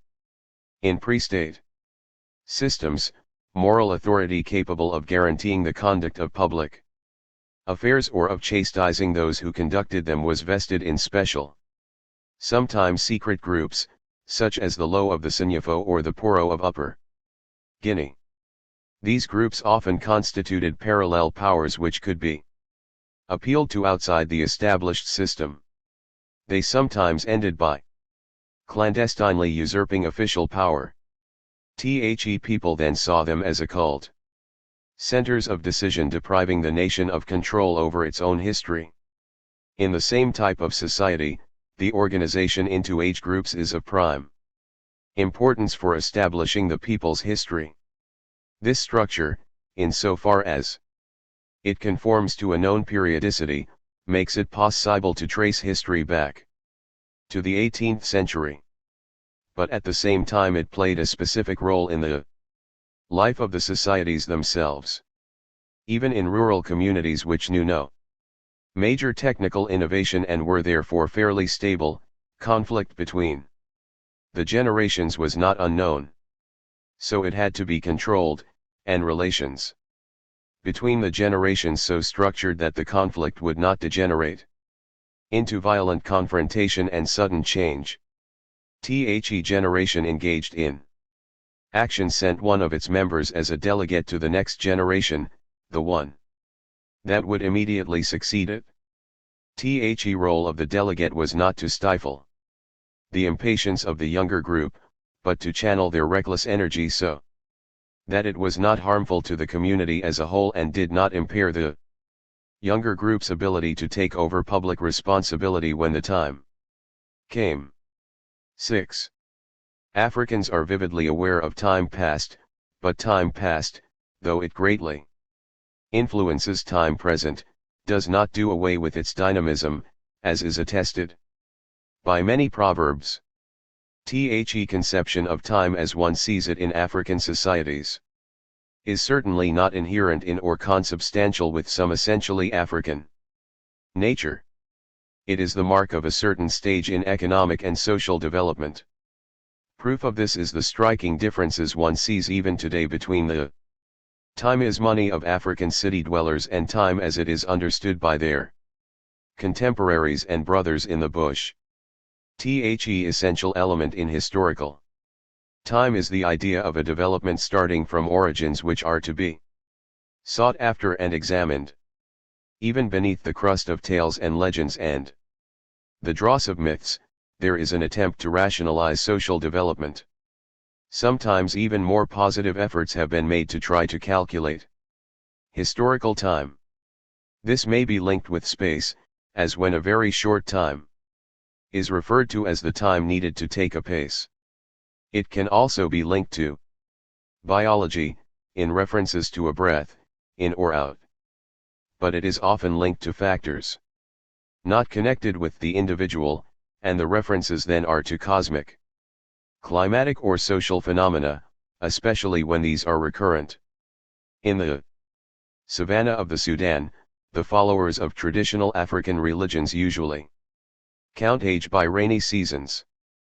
Indicate that a man is old, one says how many rainy seasons he has lived through, or, more elliptically, that he has drunk much water. More developed systems of computation have sometimes been attempted. 7. But the decisive step will come only with the spread of writing. Though the existence of a literate class is no guarantee that the whole people will become aware of possessing a common history. But at least it makes it possible to establish certain points of reference around which that history is shaped. The introduction of monotheistic religions rooted in another history has served to provide the mental image of the collective past with another parallel set of models which can often be glimpsed in the background in various stories. For example, the dynasties are often linked arbitrarily to the sources of Islam, whose values and ideals the Black Prophets were to make use of to change the course of events in their own countries. But the greatest upheaval in time comes with the introduction of the world of profit, and the amassing of money. Then acculturation changes the sense of individual and collective time into the mental schemas operative in the countries which influence Africans economically and culturally. The Africans then see that it is money that makes history. African man, once so close to his history that he seemed to be creating it himself, in micro societies, is then confronted both with the risk of a colossal alienation and with the opportunity of being a co-author of world progress. Recent trends in African historiography and their contribution to history in general. P.D. Curtin. This volume, like the volumes to follow, was planned to show the African past from an African point of view. This is a correct perspective, perhaps the only approach possible to an international effort. It is also the dominant approach among historians of Africa, both in Africa and overseas. For Africans, to know about the past of their own societies is a form of self-knowledge crucial to a sense of identity in a diverse and rapidly changing world. A recovery of African history has been an important part of African development over recent decades, not an expensive frill that could be set aside until more pressing aspects of development were well in hand. This is why historians in Africa and overseas were first concerned to step across the remains of colonial history and begin again with the historical experience of African peoples. Other chapters and other volumes will deal with this recovery, with history as a living tradition that still flourishes, with the role of historical knowledge in building new educational systems for independent Africa. This chapter, however, is concerned with the meaning of African history, first for the international community of historians and secondly for the broader educated public outside Africa. The fact that African history was seriously neglected until the 1950s is only one symptom of a large phenomenon in historical studies. The colonial period in Africa left an intellectual legacy to be overcome, just as it had in other parts of the world. Europeans conquered and ruled over most of Asia in the 19th century, while in the tropical Americas underdevelopment and the domination of the Afro-American and Indian populations by Europeans reproduced the conditions of colonialism, even though the conventions of international law showed a series of independent states. The colonial imprint on historical knowledge emerged in the 19th and early 20th centuries as a false perspective, a Eurocentric view of world history created at a time of European domination. It was then transmitted outward through the educational systems the Europeans had created in the colonial world.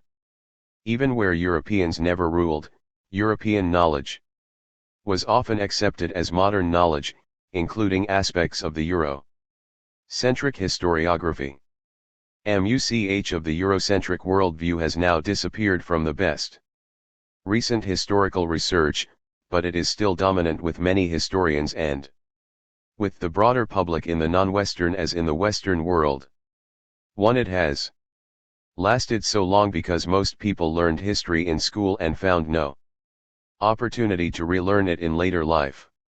Even research historians sometimes find it difficult to keep up with new research outside their own field of study. Textbooks tend to lag behind the most recent research by 10 to 20 years, and other general historical works often carry on the outworn biases of past learning. Every new interpretation, every new datum, has something of a struggle for acceptance.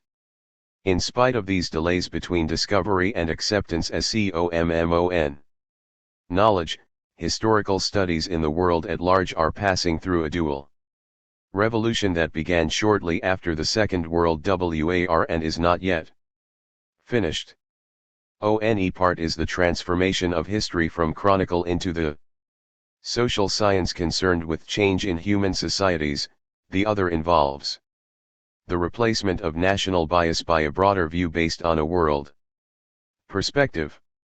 Contributions to these new movements have come from all sides, from Europe itself, from historians in Africa, Asia, and Latin America, from the overseas Europeans of North America and Oceania. Their effort to extend the scope of history embraced both peoples and regions previously neglected, and aspects of human experience formerly buried under a narrow tradition of political and military history. In this setting, a better knowledge of African history would have been a valuable contribution.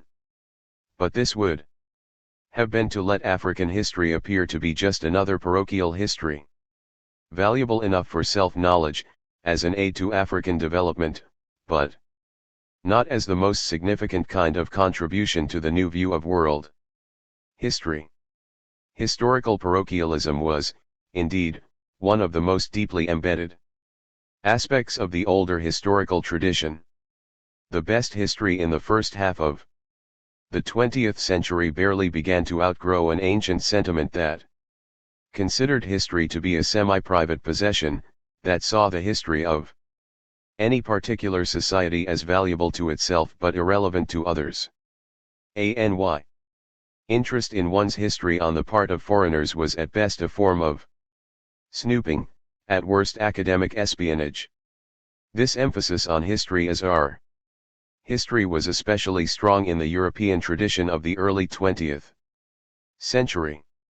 Departments of education tended to define history as national history, not even a general European history, much less a balanced view of world history. History was consciously mythical, designed to build national pride and willingness to sacrifice for the national cause.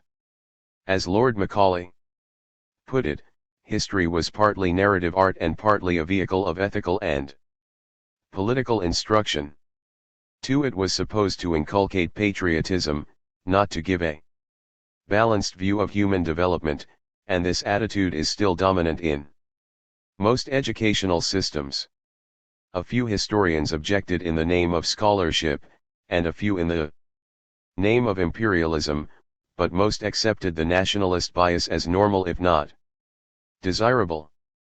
It is still possible in France to earn the title of agrégé in history, with minimal knowledge of Europe beyond French frontiers, to say nothing of Asia, Africa, or America.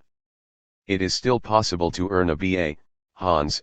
degree in several English universities on the basis of English history alone. And the use of English not British is symptomatic.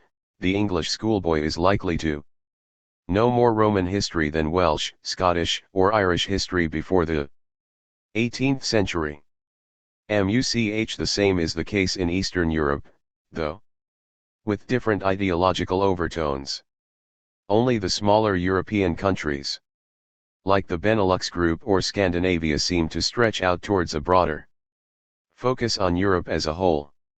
Nevertheless, the North American history of civilization approach, and its European equivalents, was still ethnocentric. Asking how did we come to be as we are, not how did mankind come to be as we find it today. The task of moving on to a view of world history in which Africa, Asia and Latin America would have an internationally recognized role belonged partly to the historians who sprang from the culture of these continents, who gradually overthrew the Eurocentric view of their own history. it belonged more particularly to those historians who crossed the cultural lines in their own work, to the African historians who began to write about Asia or Latin America, to the Europeans or North Americans who began to interpret African or Asian history to their own people, consciously trying to free themselves of the old Eurocentric bias. The role of historians of Africa, in Africa and overseas alike, was especially important in this general effort, if only because African history had been more neglected than that of other non-European regions, and because African history had been even more distorted by racist myths. Owing to its protean character, racism is one of the most difficult scourges to stamp out. From the 16th century, racism found various forms of expression, some of which were extreme and led to genocide at certain periods, in particular at the time of the slave trade and during the Second World War. It still survives as a monstrous challenge in South Africa and elsewhere, despite what UNESCO III and other institutions have done to demonstrate its irrational nature. It takes a long time to uproot prejudice. Racism pervades and permeates school textbooks, biases radio and television programs and films, and influences the not altogether conscious mental attitudes transmitted by religious education and even more frequently by ignorance and obscurantism. In this battle, the scientific teaching of the history of peoples is a weapon of overriding strategic importance.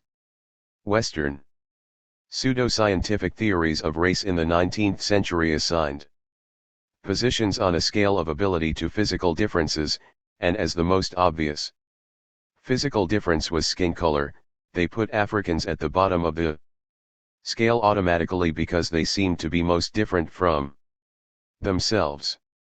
They went on to claim that African history had no importance or value, since Africans could not have produced a true civilization, and any trait worthy of admiration must have been borrowed from their neighbors. Africans were thus made objects of history, never its subjects, since they were held to be capable of receiving foreign influences without contributing anything to the world at large. Pseudoscientific racism reached its maximum influence long ago, in the first decade of the century, dwindling among social and physical scientists after the 1920s and virtually disappearing from respectable scientific circles after 1945. But the heritage of pseudoscientific racism lived on. It was supported at the level of folk knowledge by a rise in urban racial tensions, as migrants of African or Asian descent appeared in greater numbers in Western cities, and signs of popular prejudices are still apparent. It was supported by the fact that people remembered their school learning, and those educated in the 1910s, when pseudoscientific racism was the received doctrine of the biological sciences, only reached the normal age of retirement in the 1960s. A far more insidious survival was the fact that conclusions based on racist evidence could live on after the supporting evidence had died. The proposition that Africa had no significant history because Africans are racially inferior became untenable, but intellectuals in the West still remembered vaguely that Africa has no history, even though they may have forgotten why. In this, as in other attitudes, the heritage of racism reinforced a continuing cultural chauvinism which tended to regard Western civilization as the only true civilization. In the late 1960s, the BBC produced a long television series entitled simply Civilization and concerned exclusively with the cultural heritage of Western Europe. Some other societies were sometimes credited as civilized, but the COMMON distinction between civilized and uncivilized at the middle of the century was the possession of literacy. This placed African societies that had been mostly non-literate in the pre-colonial period in the primitive category. But most of Africa was, in fact, literate in the sense that a class of scribes knew how to read and write. Though not, of course, in the sense of mass literacy, which was a post-industrial phenomenon everywhere. Ethiopia has its ancient writing in Ge'ez. All of Islamic Africa used the Arabic script from the north coast, the Sahara, the northern fringe of the Sudan from Senegal to the Red Sea, and the coastal cities down the east coast to the Mozambique Channel. Even before the colonial period, Arabic had penetrated the tropical forest with the Diola traders, while Portuguese, English or French were used in written form as the normal language of commerce along the western coasts. Cultural chauvinism plus ignorance nevertheless led Western authorities to draw the line between literacy and non-literacy at the edge of the desert, contributing further to the unfortunate tendency to separate North African history from that of the rest of the continent. But the exclusion of the uncivilized from the realm of history was only one part of a much larger aspect of the Western historical tradition. The Western masses were also excluded, not, perhaps, through overt class prejudice but because of history's didactic character, where the praise of famous men held out models for emulation. It was hardly chance that the models were usually the rich and powerful, and that history became the account of events within a narrow elite. It played down or left out altogether patterns of behavior that affected the mass of society. Intellectual history was not the history of what people thought, it was the history of great ideas. Economic history was not the history of the economy or of economic behavior, it was the history of important government economic policies, private firms and innovations in economic life. If European historians were fundamentally uninterested in a large part of their own society, they were not likely to be much interested in other societies or other cultures. At this point, the two revolutionary tendencies in recent historical studies ran closely parallel. Eurocentric history and elitist history drew on the same roots, but a working alliance of those seeking a broader coverage of Western society and those seeking a broader sweep of historical study beyond the West was slow to emerge. At first, each group moved forward on its own front. Historians of Africa were mainly concerned to beat back the assertion that Africa had no history or no history worth knowing. In the first instance, it was easiest to take the argument on the opponent's terms. If opponents claimed Africa had no history, African specialists could point to kingdoms and large empires that did indeed have a political history that read like early aspects of European history. The bias towards a feeling of superiority of the Western public, and the Western trained African public, could be used as a lever to prove that African history was important after all.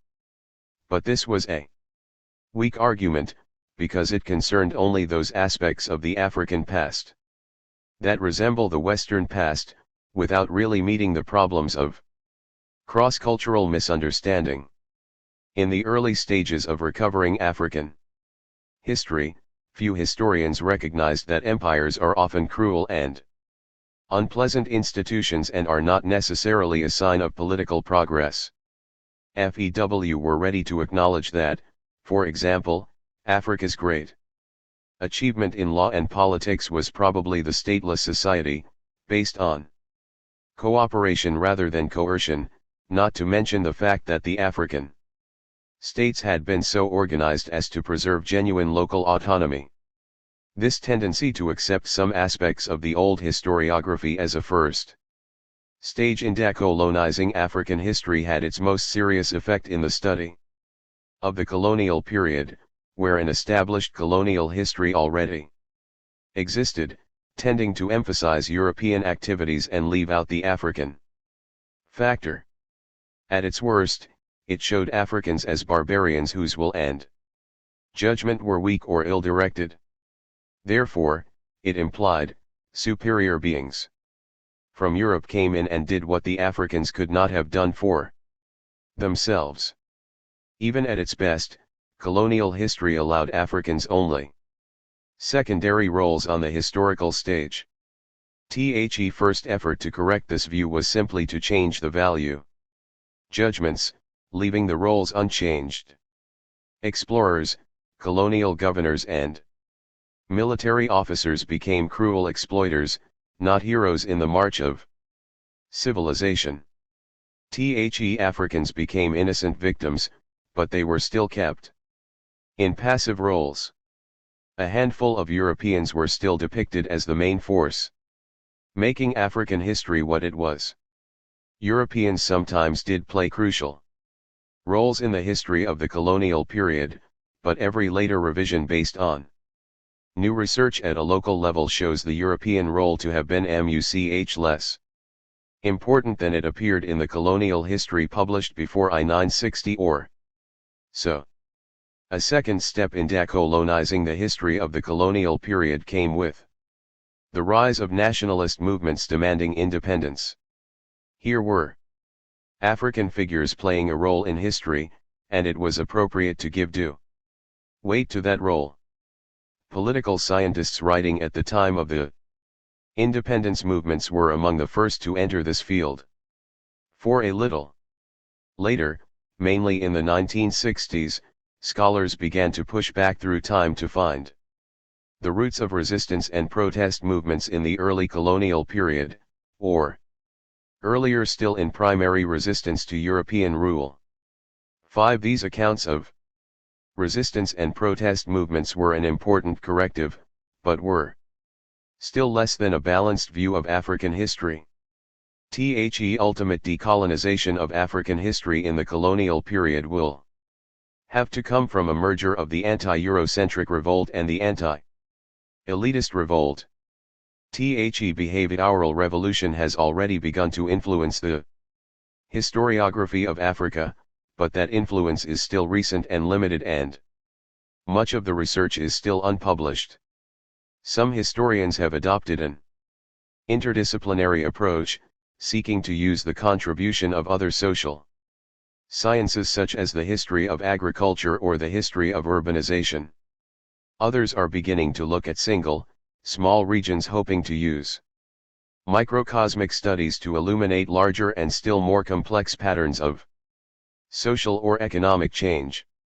6. Research is beginning to push vigorously at some of the special problems of economic and religious history, but the true decolonization of African history in these fields has only just begun.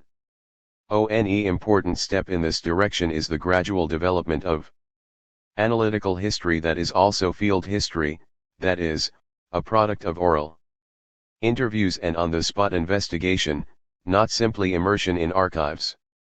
Independence from archival sources is proving to be as important for the colonial period as it is for the pre-colonial, where archival sources are comparatively rare.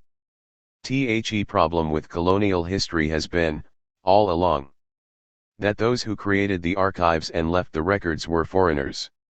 These records necessarily incorporate their biases and attitudes towards themselves, towards those they governed, and towards the roles expected of each. This is just as true of government records in Europe or North America, where the bias is simply pro-government.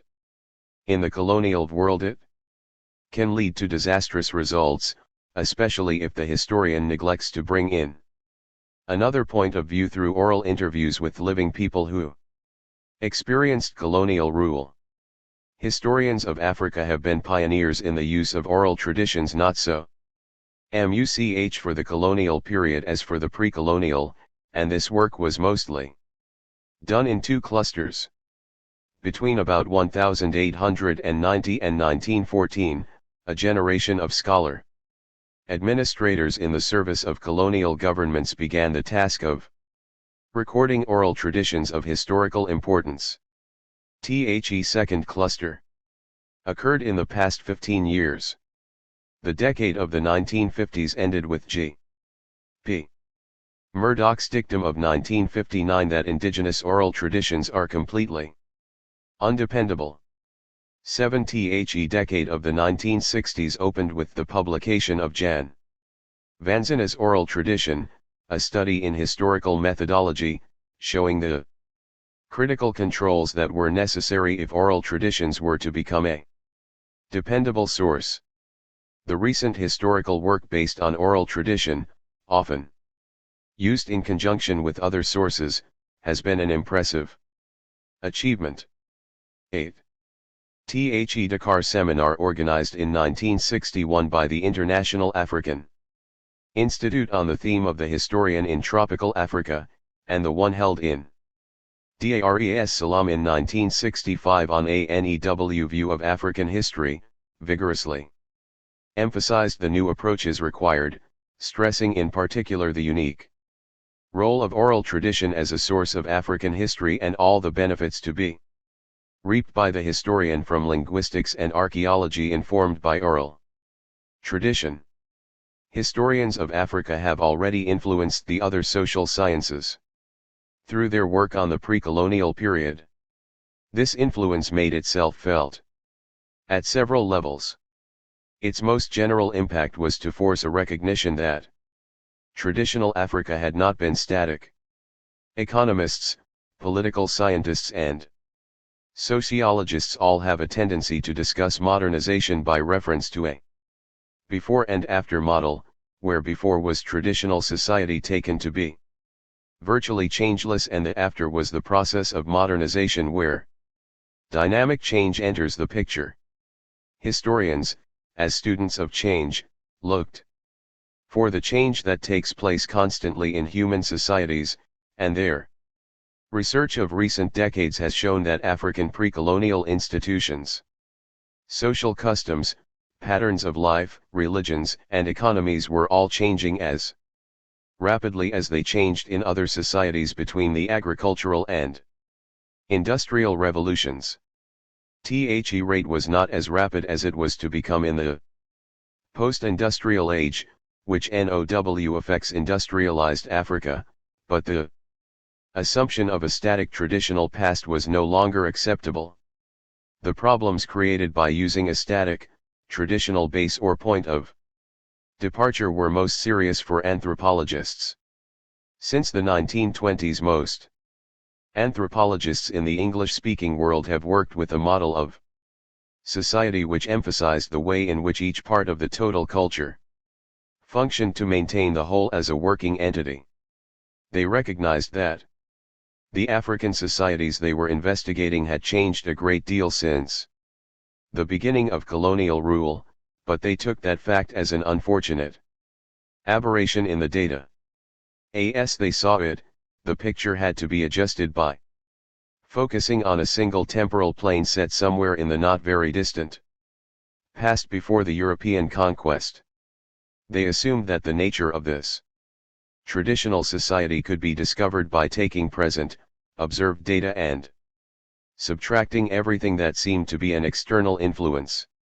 The result was what they called the anthropological present.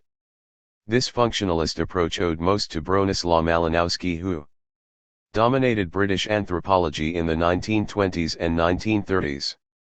It went a long way towards understanding how simple societies work, and the functionalists made other important advances by their insistence on prolonged and careful field investigation through participant observation, not simply questioning informants. But it also had some unfortunate corollaries. It led anthropologists to seek out simple societies and isolated cultures. This very selectivity distorted Western knowledge of African culture by leaving great gaps in the accounts of large or complex African societies, thus adding to the myth of a primitive Africa. The effort to abstract the anthropological present from the real present also furthered the assumption that change in Africa must come from an outside influence, since their assumptions made African societies appear changeless till the Europeans arrived. The anthropologists' effort to Stabilize the model society in order to describe its functional operations led many to forget that the society they treated as static for analytical purposes was not really static. Most serious of all, the static assumption distracted them from asking how or why the society under scrutiny had changed, which might have produced quite a different picture. Functionalism would no doubt have run its course in any case, without 61. The influence of history. It was being modified by the acculturation studies of the 1940s and 1950s, while Claude Lévi-Strauss and his followers were moving off in quite a different direction in the post-war decades. Nevertheless, in political anthropology and some aspects of social anthropology, the work of pre-colonial historians helped call attention to the dynamics of change and helped set anthropology on a new path. The study of African religions and religious organizations also changed through the influence of recent historical research.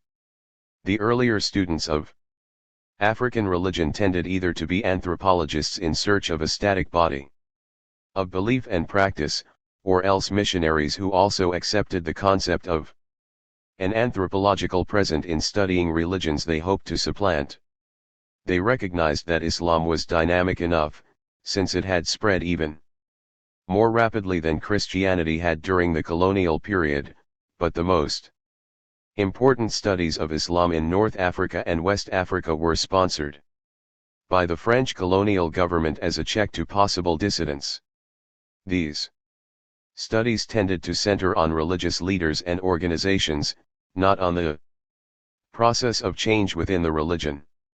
In recent decades, though, the study of change in African religions was renewed from several sources, not from historians alone. Missionologists were concerned with the development of new African religions with a partly Christian basis, and with the independent churches that split off from the European missions. Anthropologists interested in culture change took up similar studies, and historians have joined in strongly, drawn at first by their concern with the role of religion in colonial rebellion and protest movements. For the pre-colonial period, they have also come to recognize the obvious and enormous importance of religious reform in the Islamic world as a whole. The result has been an increased awareness that non-Christian, Muslim religions were also changing, though social scientists in varying disciplines are only now beginning to study these patterns of change as systematically as they deserve. Another point worth noting is the new interest in the indigenous animist religions and in the associations and societies, sometimes secret, which have often played a decisive role in the development of the African peoples. While social scientists of many disciplines seem to be able to work comfortably together on African religions, with a broad and mutual interchange of methods and concepts, the study of African economies is sharply divided.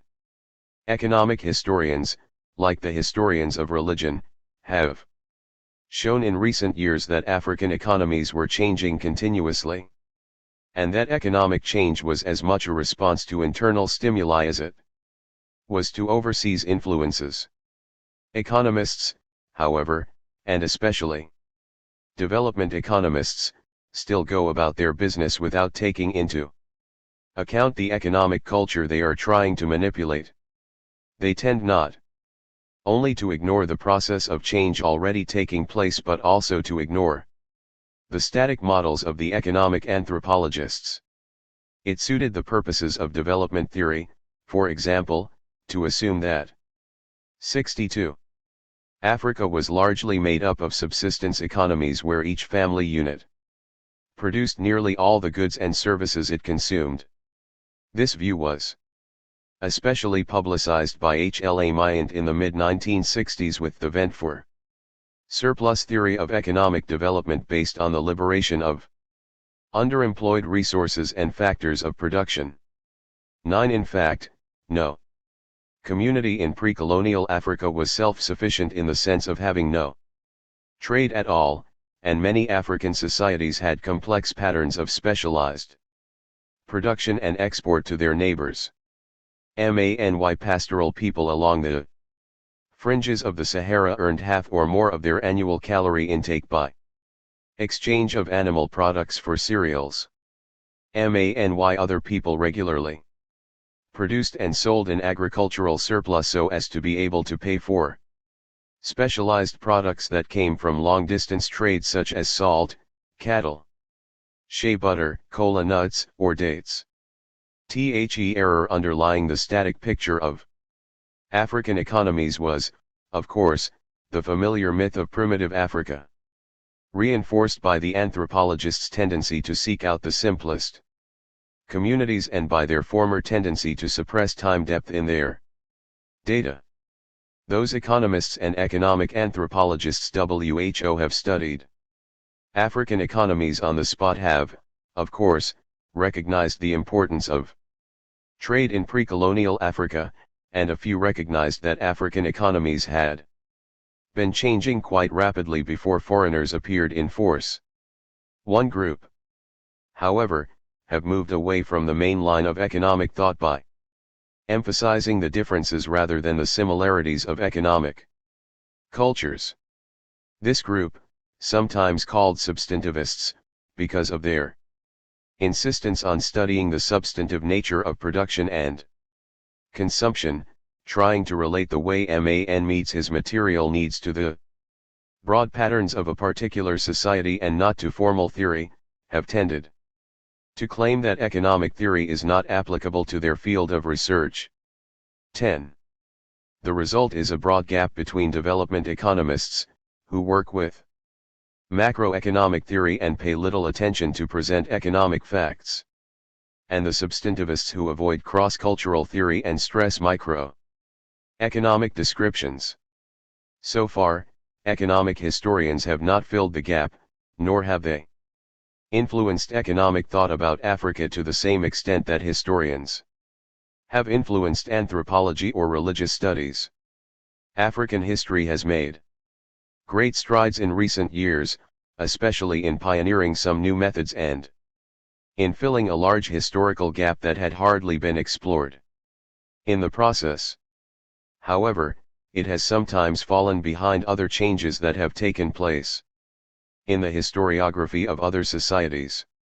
It has not responded as rapidly as some fields of study to the challenge of the behavioral revolution, nor has it kept up with the new and exciting kinds of work that can be done in quantitative history, either in political history or in historical econometrics. 9H. Myint, 1964. 10. For a convenient summary of the position see George Dalton, ed. 1968. 63. Alongside the growth of research about the African past, the influence of the new African history depended on a core of professional historians, principally concerned with African history in their teaching and writing. Any reason why African history has lagged behind in the West, even behind the historiography of Asia or Latin America, was the fact that it was mainly the work of non-professional historians, and who did something else for a living, had no established place in the university world, and therefore had little opportunity to influence the historical profession in any Western country. Some research on Africa was carried out in research institutes in Scandinavia and in Central and Eastern Europe even before the Second World War, but that research was almost always marginal to the overall pattern of higher education. It did not lead, therefore, to the training of historians. Only exceptions were in Egyptology and certain aspects of North African history in the Roman period. Otherwise, few of the pre-1950 historians of Africa were professional historians. Some were colonial administrators, some were missionaries. Others were African clerics or clergymen who wrote in one of the international languages, like Karl Christian Reindorf of the Gold Coast, Samuel Johnson for the Yoruba, or Sheikh Musa Camara of Senegal, whose Zuhur ul-Basatin fi ta'rtkh is. Sawatin is not yet published in its entirety and has only recently begun to be used by other historians. Some anthropologists also dealt with historical themes, but before 1950 no university in Africa offered a concerted program of specialization in African history at the postgraduate level. In 1950, no professional historian anywhere was exclusively concerned with writing and teaching about African history. 20 years later, about 500 professional historians with a doctorate or equivalent qualification were principally engaged on African history. The speed in this change was surprising but explicable enough in retrospect. In Africa, in Europe, and in North America, for different reasons on each continent, the political, intellectual and university setting was peculiarly favorable to the emergence of a professional corps of African historians. In Africa the need was obvious from the late 1940s onwards, when a rapid movement towards independence was predictable, at least for most of North and West Africa. By the 1950s new universities were founded, and with them came a demand for a new kind of African history. From an African perspective, first at the university level and then percolating down through the teacher training colleges to the schools. The pioneers in this broad effort at re-education were K. Onwuka Dike, the first of a new generation of African historians to pass through the normal professional training, in this case at the University of London. Expatriate historians also contributed, like J.D. Fage at the University of Ghana, then the Gold Coast, J.D. Hargreaves at Fora Bay in Sierra Leone, Christopher Wrigley and Cyril Ehrlich at Makerere College in Uganda. The equivalent shift in Francophone Africa came more gradually. In the ex-French territories, the universities continued as a part of the French university system until well after independence, which meant that they kept the French historical curriculum as well. Pioneers nevertheless began working quietly towards an African history. Here, notable contributions came from Amadou Mokhtar Mbow in Senegal, Joseph Zerbo in Upper Volta, and Pierre Engelbert Mban in Cameroon. Expatriate historians in Francophone Africa, who were later to make a major contribution in the universities, were already carrying out research by the early 1950s. Jan Vanzina, WHO later helped to introduce African history at Lavanium University in Zaire, was already at work at Belgian government research institutes in the Congo and Rwanda. Raymond Mani, who was later to be a professor of African history at the Sorbonne, was doing research in French West Africa from a base at IFAN in Dakar. E. Person, still a colonial official, had begun work on the research that was to lead to his Samora in 1968 and to his important role in the introduction of African history at the universities of Abidjan and Dakar. Présence Africaine, through its journal, and through its two major congresses of black writers and artists held in Paris and Rome in 1956 and 1959, gave a vigorous impetus to this process. But all of this had to do with the introduction of African historical studies in Africa. The important step for African history's impact on world history was the development of African historical studies on other continents, a process that began nearly simultaneously with university-based African history in Africa itself.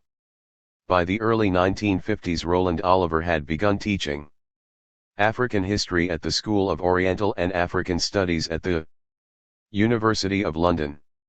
In the USSR, D. A. Oldrog and his colleagues at the Ethnographic Institute in Leningrad began a systematic research program that was to lead in time to the publication of all known documentation for sub-Saharan Africa dating from 1500 or earlier in the original language, with translation and annotation in Russian.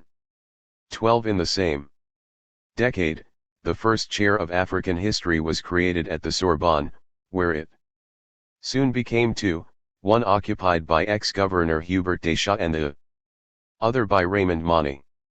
Meanwhile, Henry Brunswick began directing research on African history at the École pratique de hautes études, while Robert Cornevin published the first edition of his Survey of African History, many times revised and enlarged since then. Progress was not quite so rapid beyond Europe and Africa, and even in Europe, African history was first admitted into university curricula in those countries that had had colonies in Africa. One might have expected a concern about African history in the Americas, where a large part of the population was of African descent, but interest was slight in Brazil and the Caribbean, even though African cultural survivals were strongest there. Some Haitian intellectuals showed an interest in local African-derived folk culture from the time of Dr. Price Mars's early work in the 1920s, and the influence of cultural Afro-Cubanism was strong with Cuban literary figures like Nicolas Guillen, but there, as in Brazil, the interest in Afro-American culture did not lead on to an interest in Africa, much less in African history. In the British West Indies, decolonization, including the decolonization of West Indian history, had a higher priority, and political Pan-Africanism among West Indian intellectuals rarely had historical overtones, even in the 1960s. Interest was even slighter in the United States before the 1960s, and what interest existed was concentrated on North Africa. A recent compilation listing North American doctoral theses on African history shows 74 completed up to and including the year I-960, quite an amazing total on the face of it, but the total is deceptive. Most were on North Africa, and almost all were done by historians whose professional concentration was on classical history or archaeology, on the history of North Africa and the Middle East, or on European overseas colonization. Generally, the fact that their doctoral research happened to touch on Africa was almost a matter of chance. Only a few of those who wrote on colonial history became Africa specialists in a broader sense. One of the pioneers was Harry R. Rudin at Yale, who began publishing on German colonial history in Africa during the 1930s and shifted to a broader concern for Africa in the 1950s. Afro-Americans were still more important as a group. W. E. B. Du Bois became interested in Africa early in his career, though he had no opportunity to pursue the interest actively until his retirement and emigration to Ghana in 1961.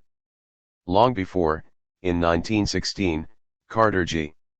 Woodson had founded the Journal of Negro History. It was more Afro-American than African in focus, but it included African history in its official scope and published occasional articles on the African past. Another advocate of African history was William Leo Hansberry of Howard University, who waged a lonely campaign for the inclusion of African history in the teaching program of American universities, especially in the then segregated, predominantly black colleges in the southern states. To varying degrees, then, a base for the future development of African history outside Africa already existed before I-960. The achievement of independence in North Africa and tropical Africa during a few years scattered on either side of that date, gave Africa a new burst of publicity overseas, aroused popular interest, and some oft-had interest was directed to the African past, not just to its present and future. The development of African history over the years since I-960 was disappointing in some places and surprising in others. In North Africa, for example, initial interest was limited to the history of a particular country, at most that of North Africa. In spite of a political emphasis on African unity, North African universities and scholars moved only slightly towards a more continental approach to the study of their own past.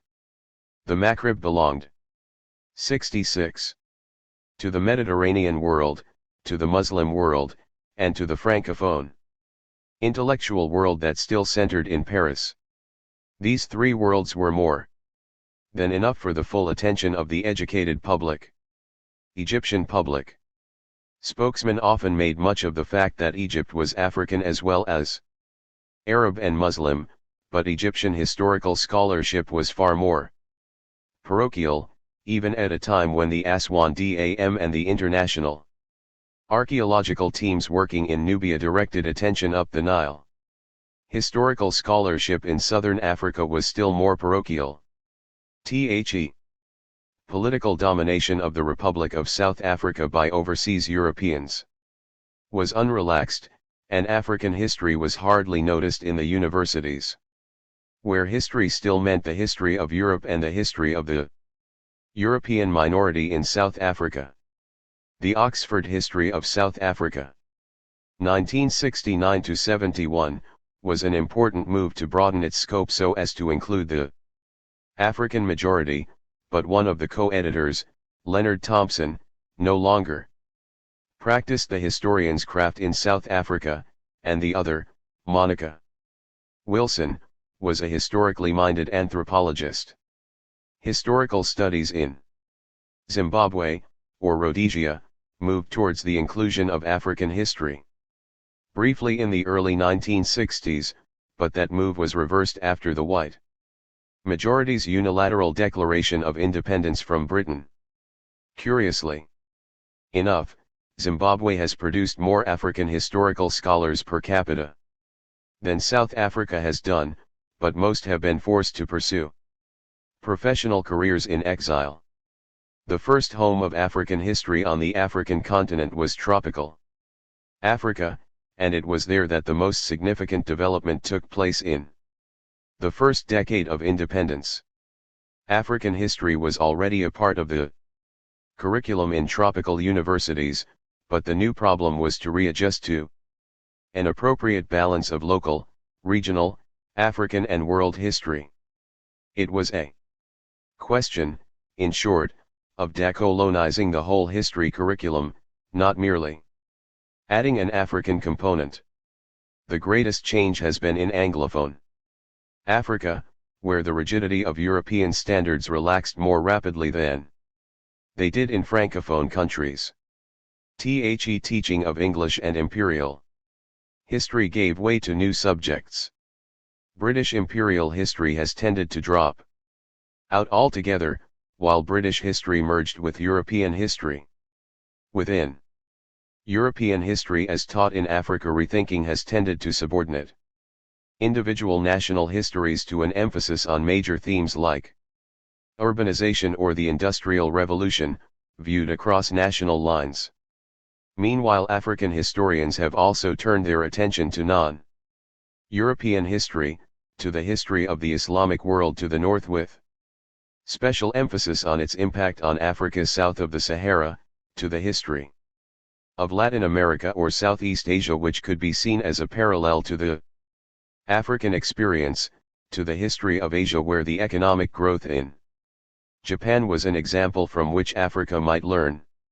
The impact of African history was thus to bring about a general reorientation to a view of the world and its past that will be truly Afrocentric, not exclusively concerned with Africa and Africans the way the old European tradition was exclusively 67 concerned with Europeans, but nevertheless a Weltanschauung where Africa, not Europe, was the point of departure. This goal is still incompletely realized, even in the most advanced of the Anglophone universities. It will inevitably take time as a new generation of Innovating African historians are trained and move off in new directions of their own choosing. Francophone universities have lagged behind by about a decade. Abidjan, Dakar, and Lubumbashi, as heir to Lavanium in the field of history, represent the oldest Francophone universities, and their history staffs came to be largely African only in the early 1970s, a shift that had taken place in the oldest Anglophone universities by the early 1960s. With African historians NOW in place in Francophone universities, a similar readjustment of historical worldview can be expected. Reformed history curricula were introduced in the secondary schools of the French-speaking countries as early as 1963, however. This was immediately followed by a reform of the university history courses within the framework of the program of the CAMES, Conseil africain et malgache pour l'enseignement supérieur. The impact of African history on the investigation and teaching of history in Western Europe is tied with the former colonial relationship. This is one reason why France and England have been the leading European centers of African history. The teaching of African history has nevertheless made some progress elsewhere, especially in Czechoslovakia and Poland, and in the USSR. African history is taught systematically at Patrice Lumumba University in Moscow, whose specific role is the education of students from Africa. Elsewhere, research by isolated scholars goes on in scattered university centers, more systematically at research institutes that follow the Germanic tradition of university organization. As a result, Africanist research is a little isolated. This may well be part of the reason why African history has not infiltrated history in many European universities outside England and France. The general tradition of historical studies is equally parochial in those countries, but they had a special responsibility in the first instance for the training of colonial civil servants. After about 1955, these men began to be repatriated, and several of them settled in a new career as historians of the countries they once administered. This was especially the case in France, where Professors Deschamps and Persson are notable examples. For France and England alike, the creation and growth of the new African universities of the 1950s meant that employment opportunities existed in Africa. Young historians took up African themes in their training research, or else turned to African history once they found themselves teaching in Africa. Then, in the 1960s and 1970s, those expatriate historians have been gradually replaced by Africans and reabsorbed into the metropolitan educational establishment, often after a period of 8 to 10 years in Africa. Not all returned to teach African history, but the total numbers were significant, perhaps 60 to 70 historians taken into British universities from African universities. 68. From the mid-1960s to the mid-1970s, or about 8 to 10% of history recruitment into British universities over that period. BY 1974, 3 chairs in modern history, which traditionally has meant the history of modern Britain, were held by historians whose main research career has been devoted to Africa. It is still too early to see what impact this re-entry from Africa will have on British historical traditions generally, but it may well be significant. In France the comparative numbers are somewhat smaller, and those returning from Africa are a smaller proportion of university recruitment. But a similar process has taken place.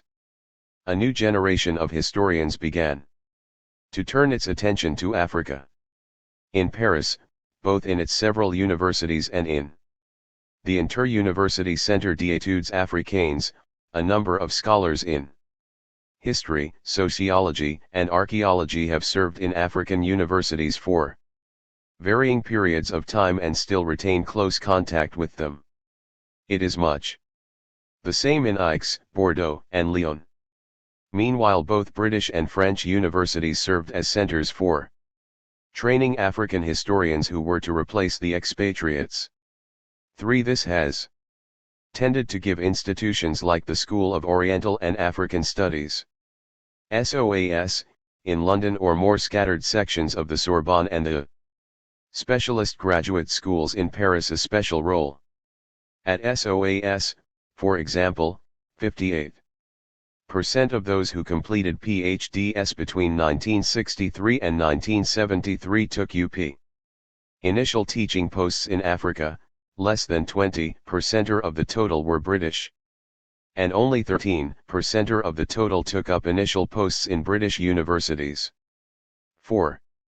This diminished somewhat the direct impact on British education of SOAS, which has the largest staff of Africanist historians to be found in any university in the world. The indirect influence was nevertheless considerable. In addition to SOAS, the universities of Birmingham, Sussex, and Edinburgh have created a special niche for African history within the courses offered, and at least 8 others have a specialist in African history, regularly teaching the subject at the undergraduate level. This special level of development in Britain was, perhaps, predictable in the light of British colonial and neo-colonial interests in African university structures. The unpredictable development of the 1960s was the enormous growth of Africanist historical scholarship in North America. It was unpredictable in part because historians of the United States had a bad record for dealing fairly with the history of Afro-Americans in their own society. The large minority of African descent had also been there all along, without provoking a notable interest in Africa, even from the majority of the Afro-Americans. And the burst of African historical studies came from Canada as well as the United States, even though Canada had neither the experience of ruling part of Africa, like Britain, or a large Afro-American minority, like the United States. Before I-960, African history was hardly taught at all in North America. In 1959, shortly after the foundation of an African Studies Association, only 21 of its members resident in the United States or Canada identified themselves as historians. Of these, less than half were in university positions that called for a major commitment of their time to African history.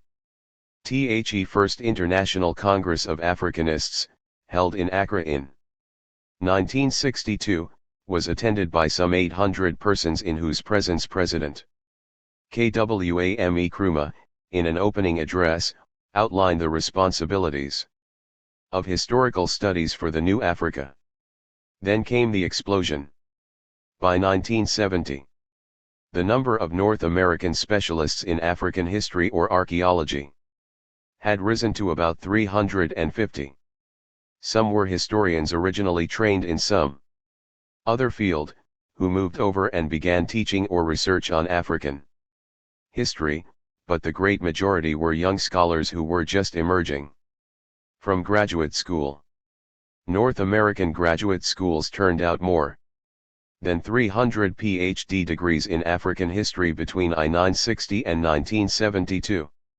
Some were students from Africa who planned to return to Africa. A few were from Europe, but the great majority were North Americans in about the same proportion of Afro to Euro-Americans as in the population at large, that is, about 10% in the United States, much less in Canada. The growth of African history in North America was pushed forward by two contrary tendencies in historical studies. From the Afro-American community came the strongly expressed belief that African history was the special possession of African peoples and their descendants on other continents in the same way that European national history has been the special possession of each European nation. The implicit difference between the purposes of African history for Africans and African history in the framework of world history came into the open. Difference, however, is not necessarily conflict. The two kinds of history are not mutually incompatible, though each will emphasize quite different aspects of the past. As a result, the parochial pattern of ethnocentric history was more seriously shaken in North America than it was elsewhere. In many schools, the old world history that was really only a history of Western civilization gave way in the 1960s to a new and more genuine attempt to examine history in world perspective, and in this effort Africa entered on equal terms with other major culture areas like South Asia or East Asia.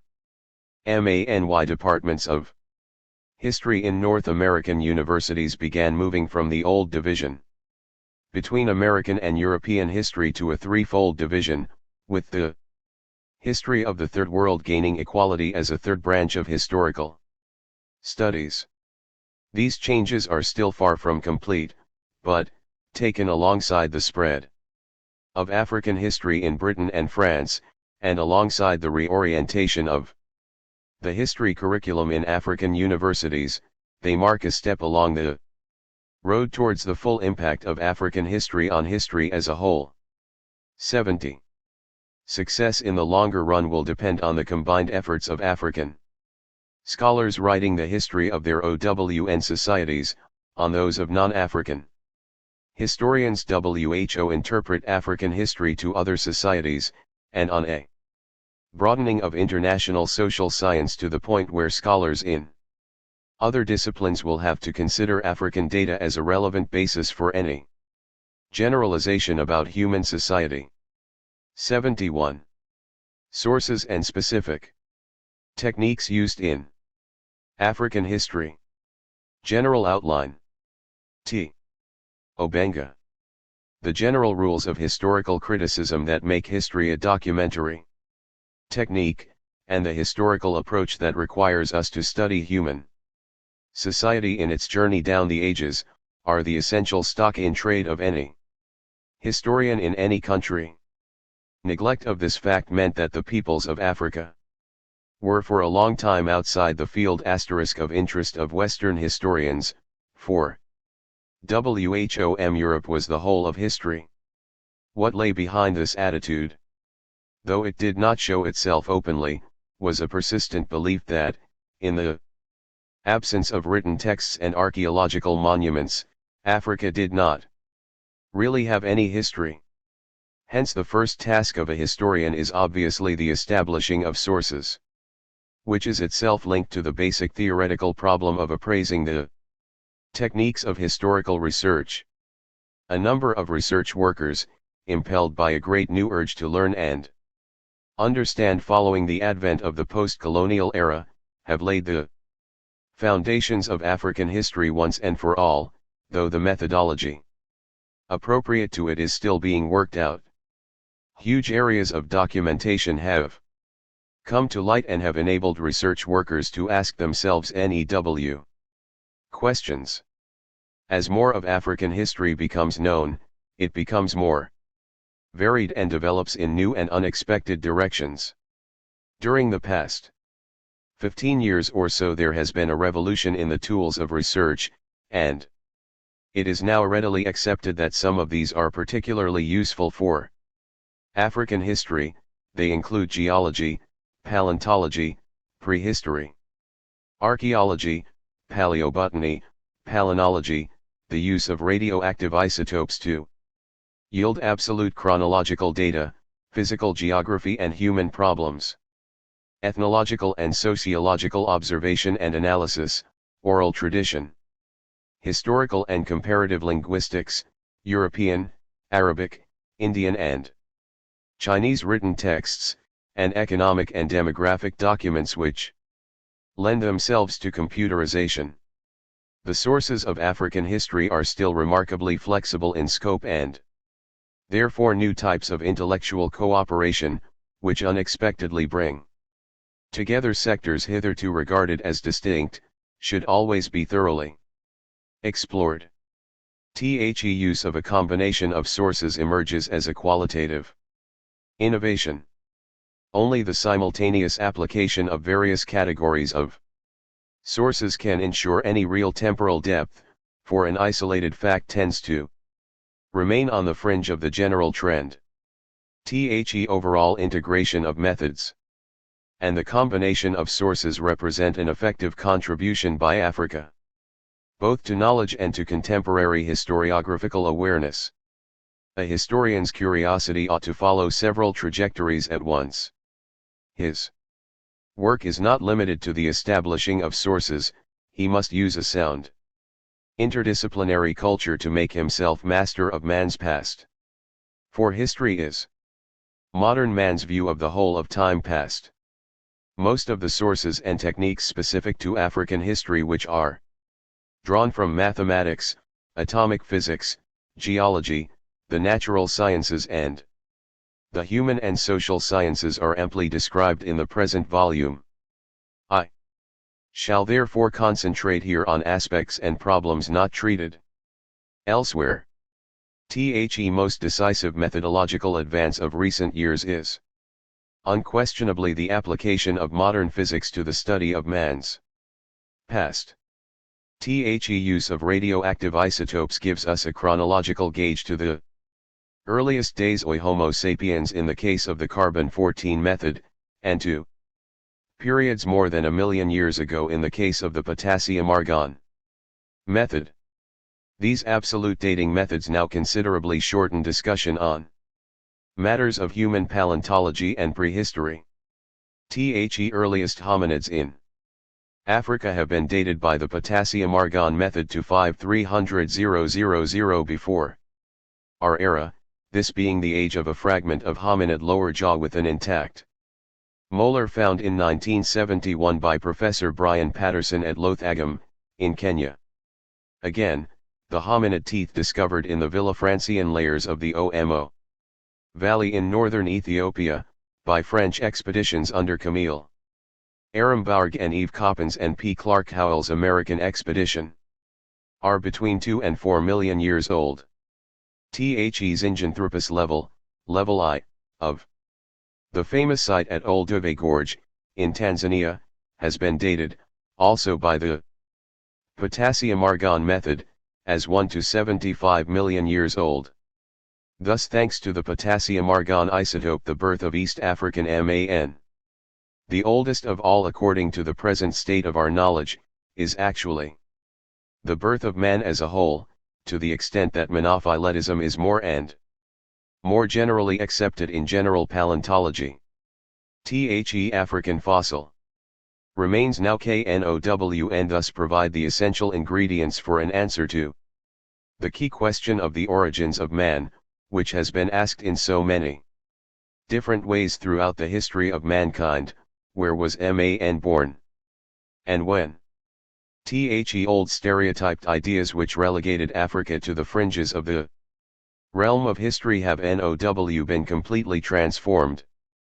Facts brought to light by the use of a variety of sources and methods, in the above mentioned examples, human paleontology and nuclear physics, have brought out clearly the great span of African history, the origin of which coincides with that of Homo faber himself. Information from other sources, for instance the earth sciences, also throws some light on African history independently of all written documents. The way of life and history of the peoples of the Lake Chad Basin, for example, would be hard to understand were it not for the contribution made by physical geography. It is worth stressing the methodological value of this approach. Human and other living beings are not distributed at random in the Chad Basin, which may be described in altitude terms broadly as follows: a central accumulation plain at a height of between 180 and 300 meters is surrounded by a somewhat irregular ring of old weathered plateaus, their penaplanation sometimes masked by recent volcanic activity, and linking these plateaus, which are on average 900 meters high, to the lower accumulation areas are usually steep slopes affected by active erosion in a humid climate. The highest population density, 6 to 15 inhabitants per square kilometer, is found in the area of very light detrital soils which receives rain. Density is also fairly high in the Sahelian climate alluvial areas irrigated by seepage or flooding from Lake Chad, and the high plateaus of Darfur and Adamawa to the east and south, where the tributaries of the lake rise. The population is only 1 per square kilometer, and in the north, already Saharan in character. It is lower still. The population pattern of the depression is thus closely linked to and conditioned by questions of physical geography and geomorphology. As a result, civilization has retreated before the desert, falling back to the area where millet and sorghum can be grown without irrigation, i.e. roughly to the latitude of the Neo-Chad. Vegetables, tobacco, and durum wheat are grown under irrigation on the banks of the Lagan and Shari rivers. Farmers, herdsmen, and fishermen live in the southern area, where lake and river water irrigates the soil, keeps the pastures green and regularly attracts crowds of fishermen. In the northern desert area, on the other hand, erosion makes the soil unstable and plant life precarious. It is characteristically a thorny xerophilic bush or scrub.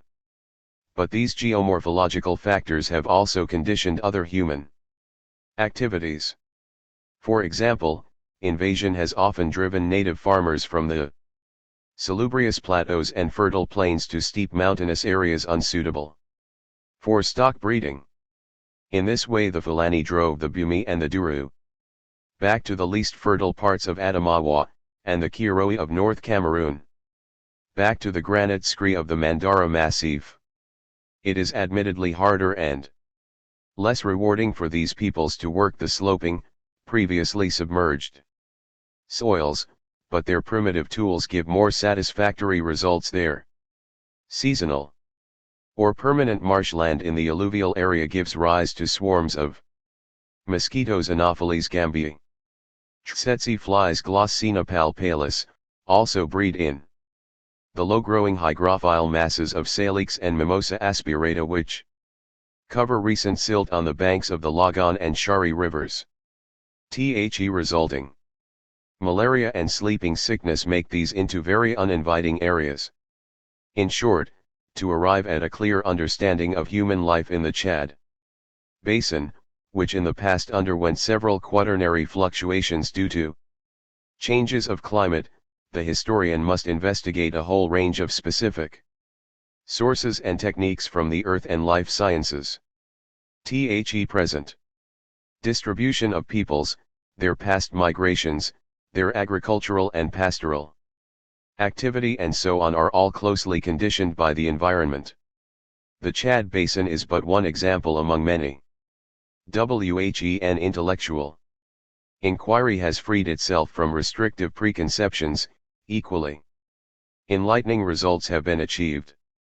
Among the Nyangatum or Bumi of the Omo Valley, who are related to the Turkana of northwest Kenya. There is a striking difference in the blood of the men tested, 300 in 1971 and 359 in 1972.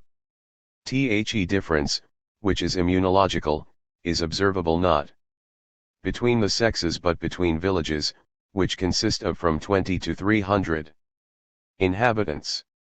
These villages, where the people live by stock raising, agriculture, food gathering, hunting and fishing, are organized in accordance with a strict clan system, complicated by division into territorial sections. But in this society there is no chief higher than the eldest son.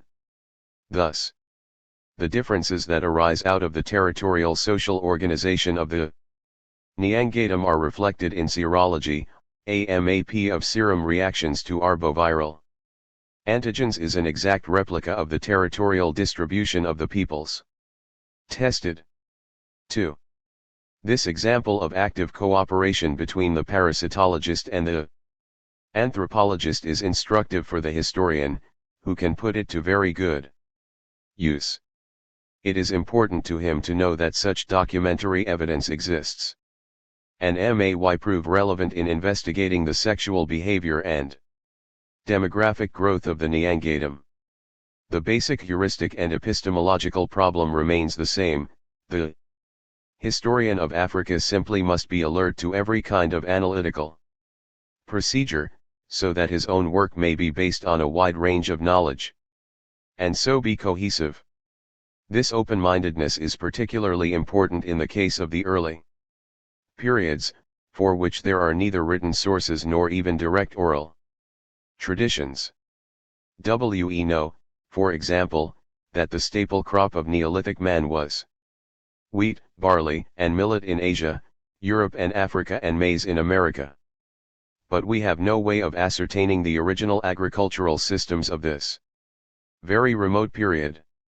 We cannot tell the difference between a population of sedentary predators and a population of farmers, nor do we know how or when the domestication of plants spread in the different continents. Oral tradition and mythology are not much help here. Only archaeology and paleobotany can give an adequate answer to these important questions. About that priceless Neolithic heritage, agriculture. In a favorable, non-acid soil, the outer skin of the pollen grain is very resistant to time. Paleopollenology proceeds by microscopic analysis of these botanical remains. Fossil pollens may be recovered by slowly macerating a soil sample in hot hydrofluoric or hydrochloric acid, which eliminates the silica and limestone without harming the pollen, and then the organic humus, potash. The residue is then centrifuged, stained and mounted in gelatine. All that remains is to identify and count the pollen grains, thus arriving at a percentage table which gives the pollen profile of the sediment in question. By this means we may establish whether agriculture was practiced on the site, follow the development of the landscape, diagnose the climate through variations in the vegetation, and detect any possible effects of man and animals on the plant life. Such studies have enabled us to follow the domestication of food plants in Africa. This was focused on several centers, and spread over wide areas. Main plants then cultivated were sorghum, originally domesticated in the savanna that stretches from Lake Chad to the border between Ethiopia and the Sudan, millet, African rice, vonzia, forage peas, oil palms. Domesticated on the edge of the forests, finger millet, gumbo and the African yam. American food plants were introduced comparatively recently, as is attested by specific written sources. Manioc, for example, now the staple food of several peoples in Central Africa, did not reach the Kingdom of Congo via the Atlantic coast until after the 16th century. Among food plants grown on the plateau surrounding Banza Congo, capital of the Kingdom, Pigafetta and Lopez's Relationi, 1591, mentions only Loco, i.e. the Eleusine Corocana, whose seed comes from the banks of the Nile, in the area where it fills the second lake, 3 Massa Ma Congo, a grass which is a species of sorghum, maize, called mazango or Massa Mamputu, which is the least valued and is fed to the pigs, for rice or lozo, which is not much valued either. 5 The banana palm or dikondo, and the oil palm, ba. Less well known is the fact that African food plants also spread abroad. There is no doubt that certain African species spread to India, for example, and to other parts of Asia, though they did so comparatively late. Both kinds of millet and finger millet, are attested by archaeological evidence in India about 1000 years before our era. Sorghum was only known there later, for there is no word for it in Sanskrit. All this archaeological and paleobotanical data helps the historian, in the absence of any written sources or oral tradition, to elucidate the stages by which our Neolithic ancestors moved from a food-gathering economy to a producing one. Moreover, the facts themselves bear witness better than any diffusionist theories to the currents of relationship between Neolithic civilizations. Remains of dogs, pigs, sheep, and goats suggest that the domestication of animals began, in the case of the Neolithic centers of the Middle East, at about the same time as the cultivation of plants, that is, between 9000 and 8000 before our era. And the strength of this, a theoretical chronology for the domestication of the different groups of animals has been put forward. First came scavengers like the dog, then nomadic animals like the reindeer, goat, and sheep, and then those for which a sedentary life is required, i.e. cattle and pigs. The last to be domesticated were probably draft animals such as the horse, donkey, and llama. But this general chronology does not always apply to Africa. The horse, which together with the ox and the ass has been a driving force in history down the ages, does not appear in Africa, to be precise, in Egypt, until towards the end of the Hyksos invasion, around 1600 before our era. This is shown by both textual and iconographic sources. About the 13th century before our era, the horse was transmitted, for use in war, to the Libyans, and later, at the beginning of the first millennium, to the Nubians. Apart from the areas influenced by Roman civilization, the rest of Africa did not make extensive use of the horse until the Arab conquests of the Middle Ages. TWO horses, saddled and bridled and flanked by 2 rams, were among the emblems of the king of Mali, according to the writer Ibn Battuta. 1304-69. The one-humped camel or dromedary was also no latecomer to African civilization. It appears in a reasonably recognizable form in a rock painting in the Chad Sahara dating from the 3rd century before our era.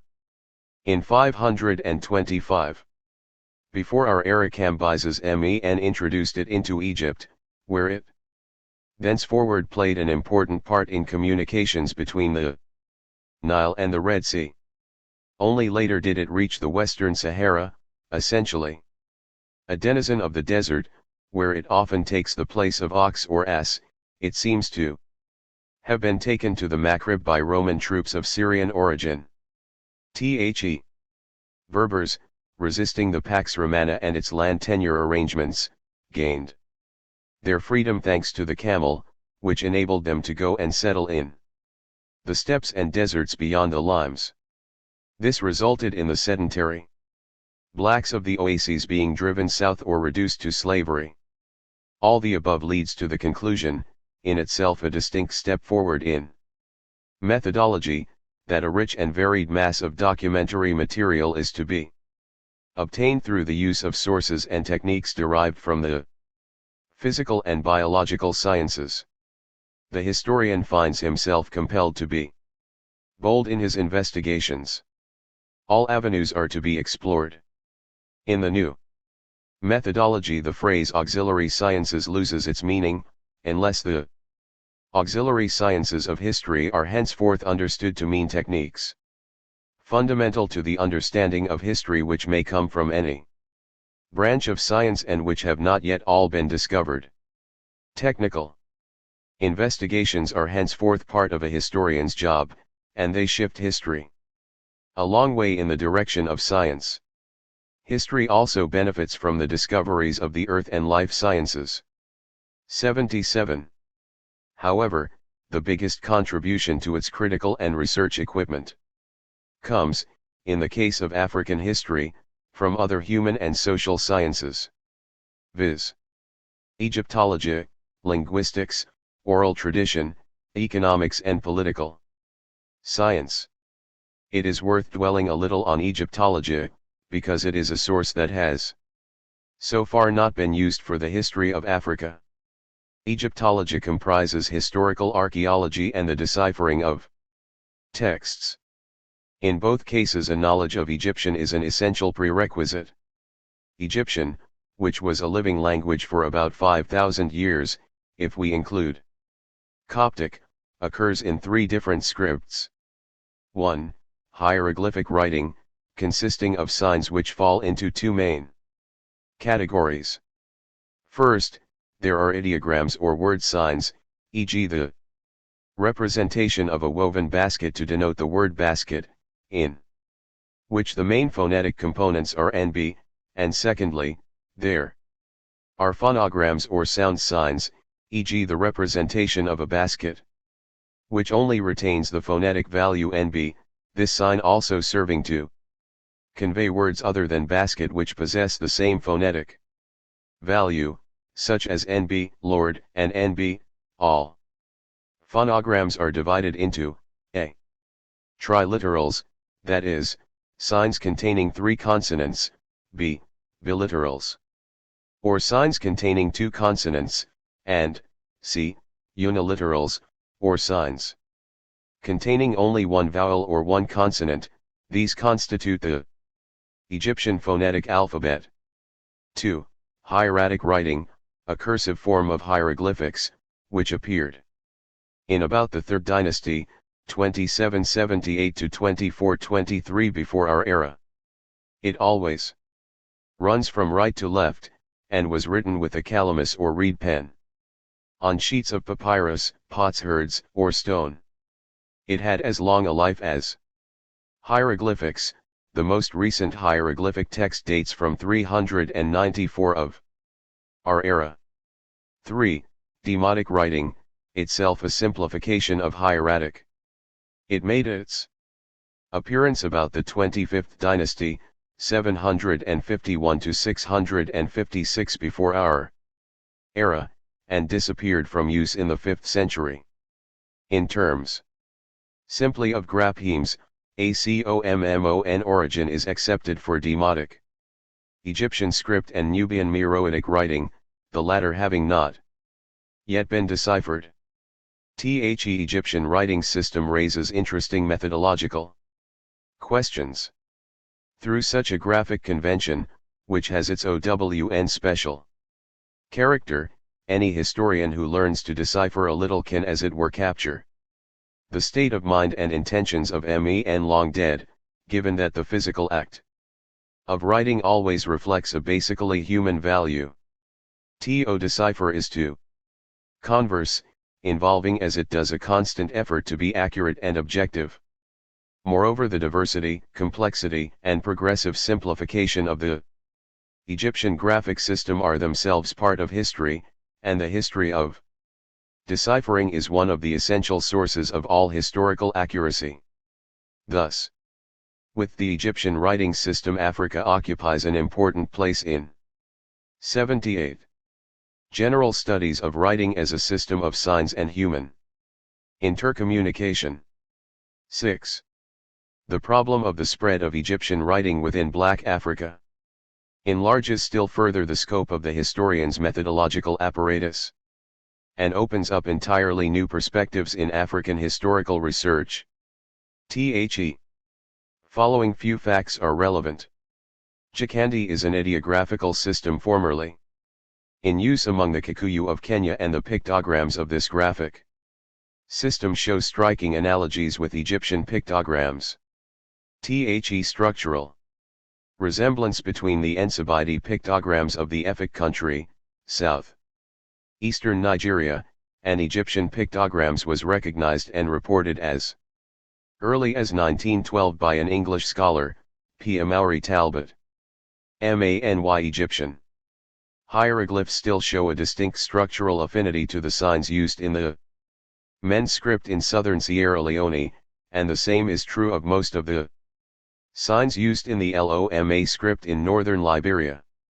There is also an Undoubted causal connection between Egyptian hieroglyphs and several of the signs used in the VI script in the neighborhood of Monrovia, Liberia.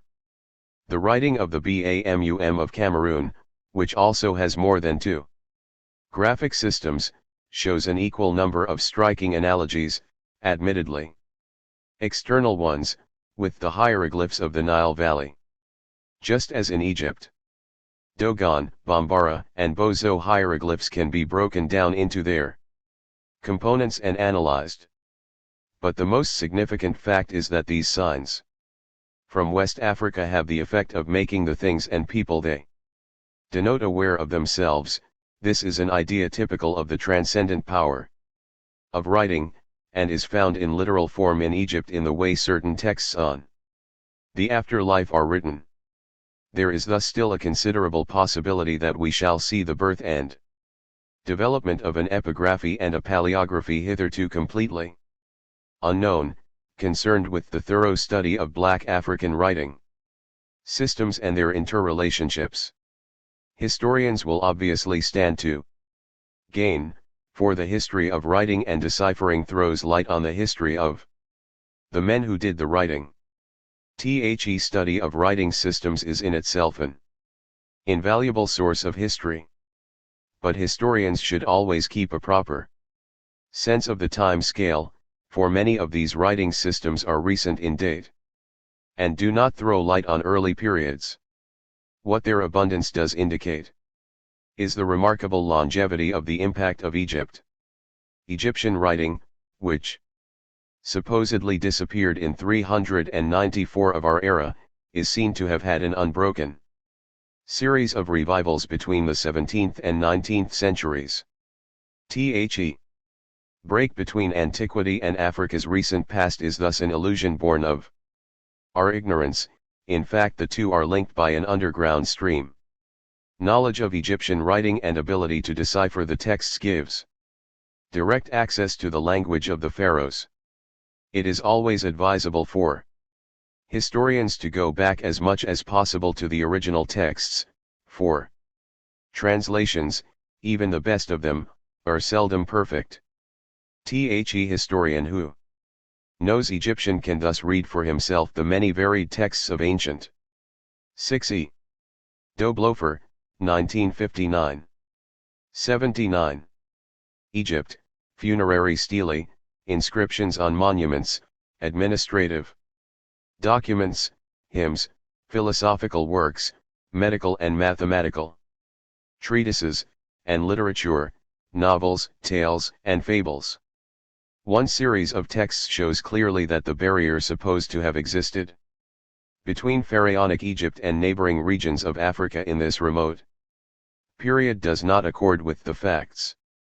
An example to illustrate this is the letter which Neferkari, Pepi XI, a pharaoh of the 6th dynasty, wrote in about 2370 before our era to Herkuf, leader of a trading expedition to the remote regions of the south, the land on the edge of the world according to the text, probably the area of the African lakes. This far-flung expedition, the fourth of a series, brought a pygmy back with it. Another Egyptian text dating from the 20th century before our era, the very beginning of the 12th dynasty, gives precise and most interesting information about the life of sailors in those days, navigation in the Red Sea, and trade relations between the Nile Valley and the East African coast. This text is the tale of the castaway Queen Hatshepsut, who occupied the throne of Egypt for 21 years, 1504 to 1483 before our era, organized several trading expeditions, including one in the 9th year of her reign to the land of Punt on the Somali coast. The expedition is portrayed in the magnificent bas-reliefs at Deir al-Bahri in Upper Egypt. This suggests a whole new avenue of research, which is bound to interest African historians. We are just beginning to see the importance of introducing ancient Egyptian as a subject in African universities. The latter, after all, have a great responsibility for promoting up-to-date work on Africa's cultural heritage over the whole of its range in both time and space. As to the linguistic affiliations of ancient Egyptian, the following extract is taken from the final report of an important international symposium on the peopling of ancient Egypt and the deciphering of the Meroitic script. Cairo, January 28 to February 3, 1974. The Egyptian language could not be isolated from its African context, and its origin could not be fully explained.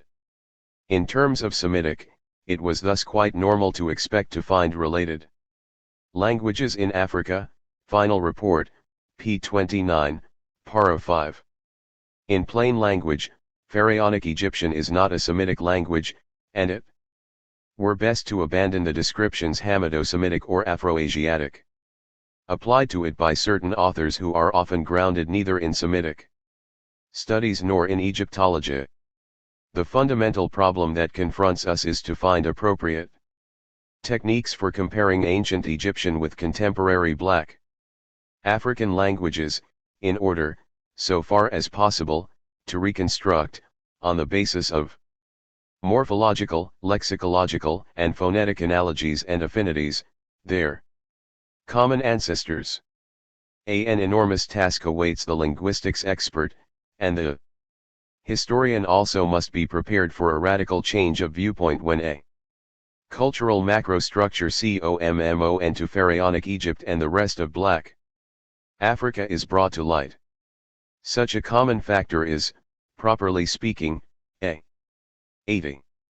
matter of guesswork and awaits formal proof. But here more than anywhere else the historian and the expert linguist must work together, for linguistics has become a historical source, particularly in Africa, where so many languages overlap. It is mainly a matter of comparative and historical linguistics. The method adopted is comparative and inductive, for the object of the comparison is to reconstruct, i.e. to find the point of convergence of all the languages being compared. This point of convergence will be called the common predialectal language. But we must proceed with great caution. Common Bantu, for example, reconstructed on the basis of suitable studies of the various Bantu languages found today, is neither an ancient language nor a real one fully restored.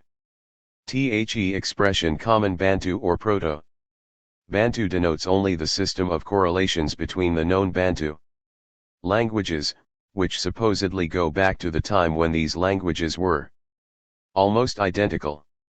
The same is true of, for example, Indo-European. In strictly realistic terms, linguistic archaeology on an extreme view is purely illusory, since no historical or even merely linguistic trace survives of the remote prehistoric period when the reconstructed Common language was spoken. The point of historical linguistics lies not so much in finding a Common predialectal language as in appreciating the overall linguistic spread of different, apparently unrelated, languages. A language is seldom enclosed within a clearly defined space, but most commonly overflows its own area by making relationships with other languages of varying degrees of kinship. Such relationships being sometimes imperceptible at first. The important underlying problem is obviously that of population movements. A Common language does not necessarily go together with racial identity. But it does give relevant information about an essential, indeed the only real, unity. Namely, the basic cultural unity of people united by a Common language. Even though sometimes with very different origins and political systems. For example, the Niger-Congo family, if we accept such an entity, indicates that there are very ancient socio-cultural links between the West Atlantic peoples, the Mande, Gur, and Kwa peoples, the peoples living between the Benue and the Congo, Zaire, the Adamawa Eastern peoples and the Bantu peoples of East, Central and Southern Africa. Historical linguistics is thus a valuable source for African history, as is oral tradition, though the latter was for long despised. But it sometimes happens that oral tradition is the only source immediately available.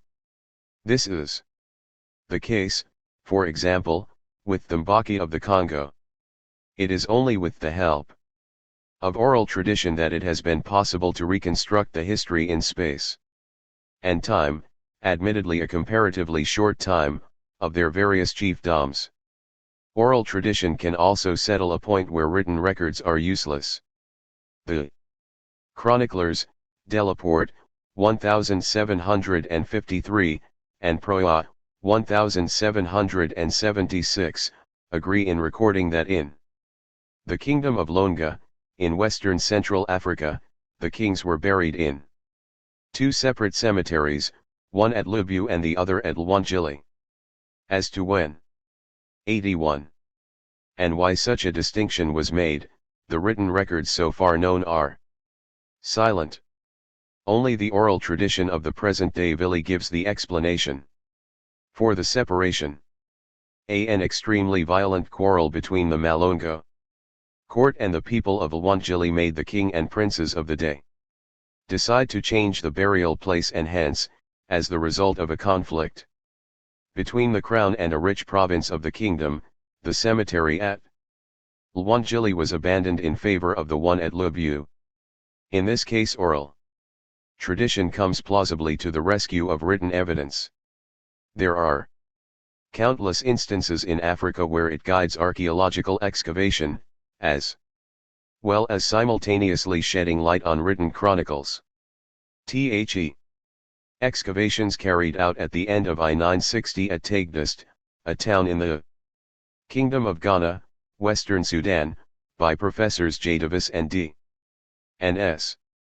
Robert, then of the University of Dakar, used simultaneously and in combination local traditions, medieval Arab chronicles and normal archaeological techniques.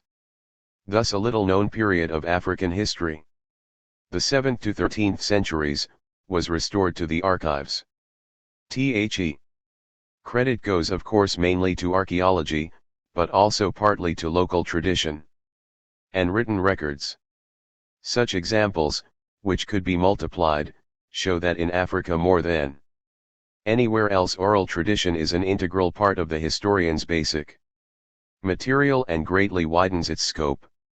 African history can no longer be written, as in the past, by excluding from historical investigation the voice of time represented by oral tradition.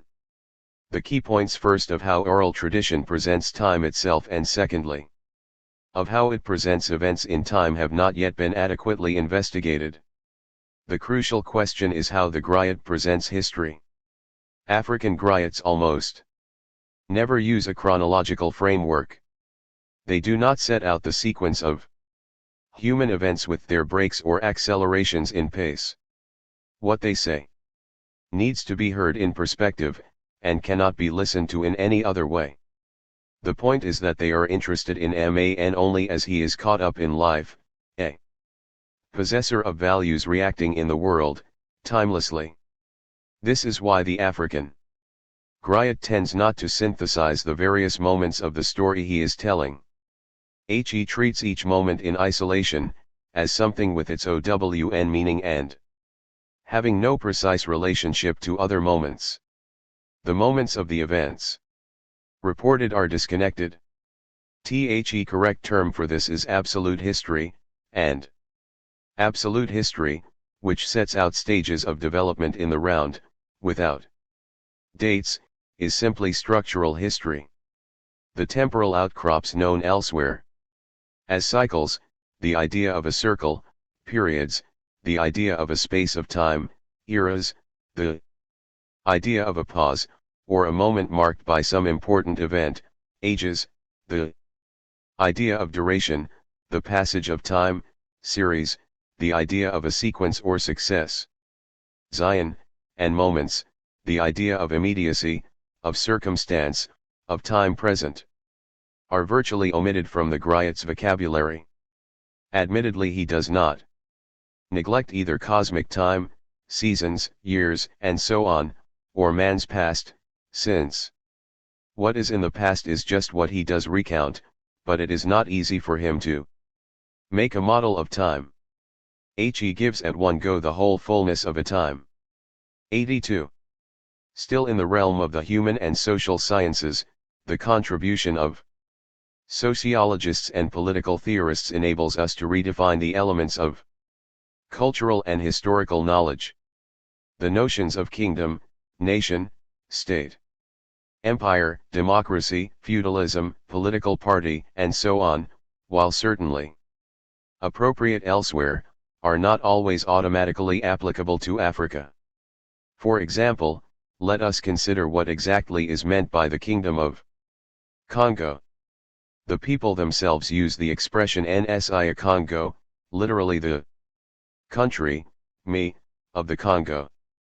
We thus have an ethnic group, the Congo, a region, NSI, and the ethnic group's consciousness of living in this region, which thus becomes the country, NSI, of the ethnic group in question.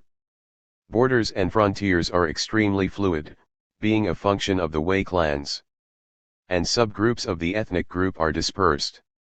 Word kingdom here denotes a territory exclusively peopled by men and women, all belonging to one ethnic group. Ethnic, linguistic, and cultural homogeneity is essential. King, Mfumu, is in fact the eldest son, Mfumu, the maternal uncle, Mfumu, of every family, Enzo, and every matrilineal clan, Makanda, that recognizes common founder ancestors, Bankolo Bangu. If we examine the situation more closely, what the Kingdom of Congo comes down to is really one huge chiefdom, i.e. a system of government, incorporating the small local chiefdoms. King is the oldest of the eldest sons, the oldest living maternal uncle, and it is this that makes him Antinu, or supreme chief. So the Kingdom of Congo does not denote a state ruled by a king in the Western sense. After all, this Western sense, as in, for example, the Kingdom of George 111, is a late, inappropriate bastard sense, in short, a particular case of the transition from state to national state via absolute monarchy.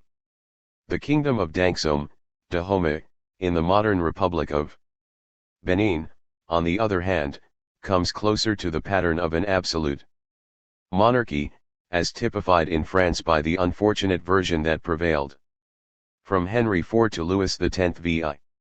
Here there is a permanent heartland and, as Professor Gallay has shown, it had a central authority consisting of the king, his ministers, and the ministers' delegates. The king was the very essence of power, and had all the attributes of authority and control. He had the power of life and death over his subjects, the anato, the men of the people, from among whom the king, master, and owner of all wealth. Dakuno, chose and recruited glazi, i.e. farmers for his estates or to give as presents to the princes and chiefs. Central authority in the villages and regions was exercised by chiefs in the king's name. Thus the Kingdom of Dangsome emerges as a highly centralized state organization with the chief DOM system of administrative decentralization operating within it. Thus we have a central authority controlling a people, the Dangsomenu, via the chiefdoms. In the course of history, as conquests were made, other countries were annexed and added to the heartland of the original ethnic group. So from time to time a process of conquest and of acculturation and assimilation was at work among neighboring and related peoples, the FON. 83. Mahi, Alida, Savi, Judah, and so on. The kingdom thus became a multi-racial state, organized and centralized through a powerful military and administrative machine, and a strongly controlled economy. In the period immediately preceding colonization, the kingdom of Dangsome was a genuine nation-state in which dialogue, the palaver, and the consent of the governed, through the chiefdoms, were a principle of government. Hence, as the examples of Congo and Dangsome make clear, the word kingdom does not mean the same thing throughout Africa, and historians should therefore be very careful in their use of the term. It will also have been noted that in Congo the chieftaincy corresponded to a system of government, whereas in the former kingdom of Dangsome, Abomi, it was a form of administrative decentralization. In the general context of Western Europe, if not always in specific applications, the term feudalism may be understood in the sense used by medievalists of legalistic bent as that which concerns the instituted in about the 10th or 11th century, and the set of relationships, loyalty, homage and dues, linking the vassal to his lord, who owned the estate. This sense of the word excludes peasants, who are not part of the upper classes. Marxists, on the other hand, use the term feudalism in a very wide sense to mean a mode of production characterized by the economic exploitation of the lower classes, serfs, by the ruling classes, feudal lords. Serfs are tied to the land and dependent on the lord. The latter may no longer kill a serf, but may sell him, limited property rights over the workers. Serfdom takes the place of slavery, but many aspects of slavery still survive. Serfs or peasants are not involved in the running of affairs, nor do they hold administrative posts.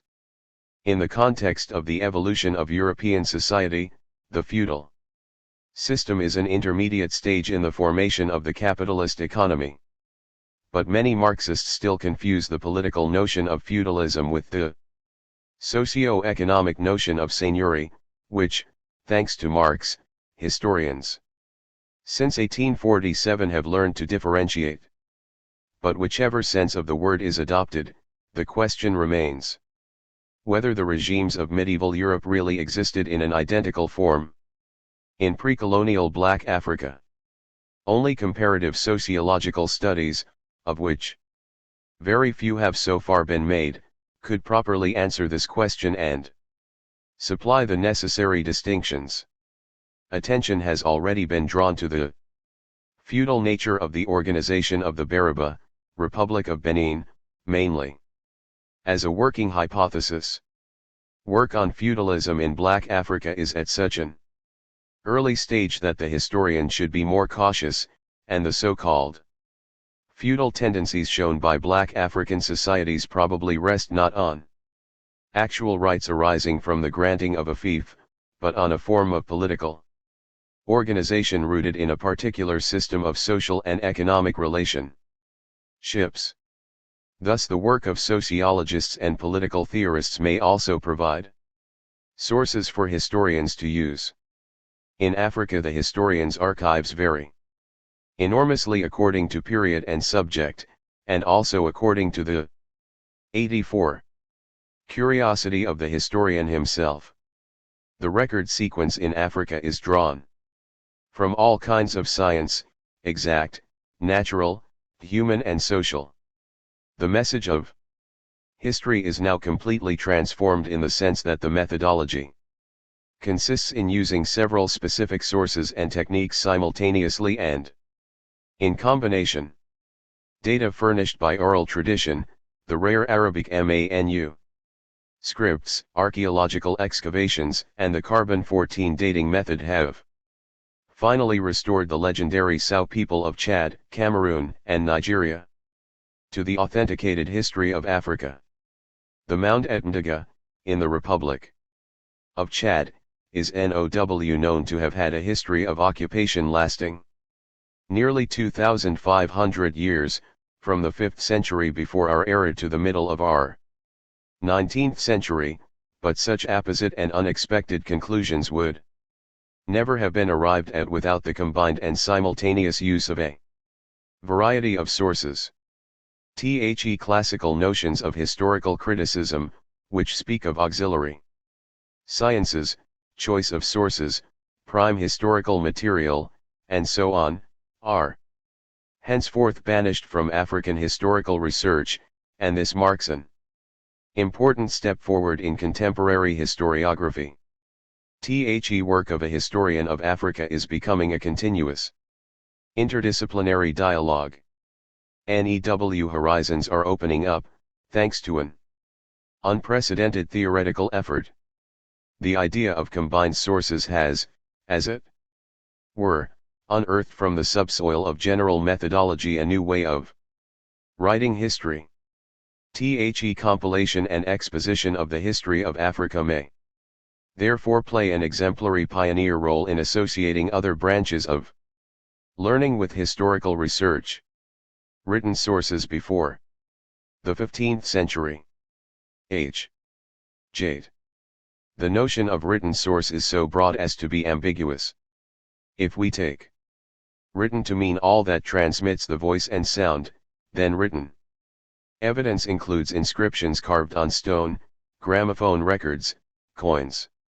In short, any message that preserves language and thought, regardless of its medium. 1. Such an extension would mean that this chapter should cover numismatics, epigraphy and other auxiliary studies which have, strictly speaking, become independent of the sphere of the written text.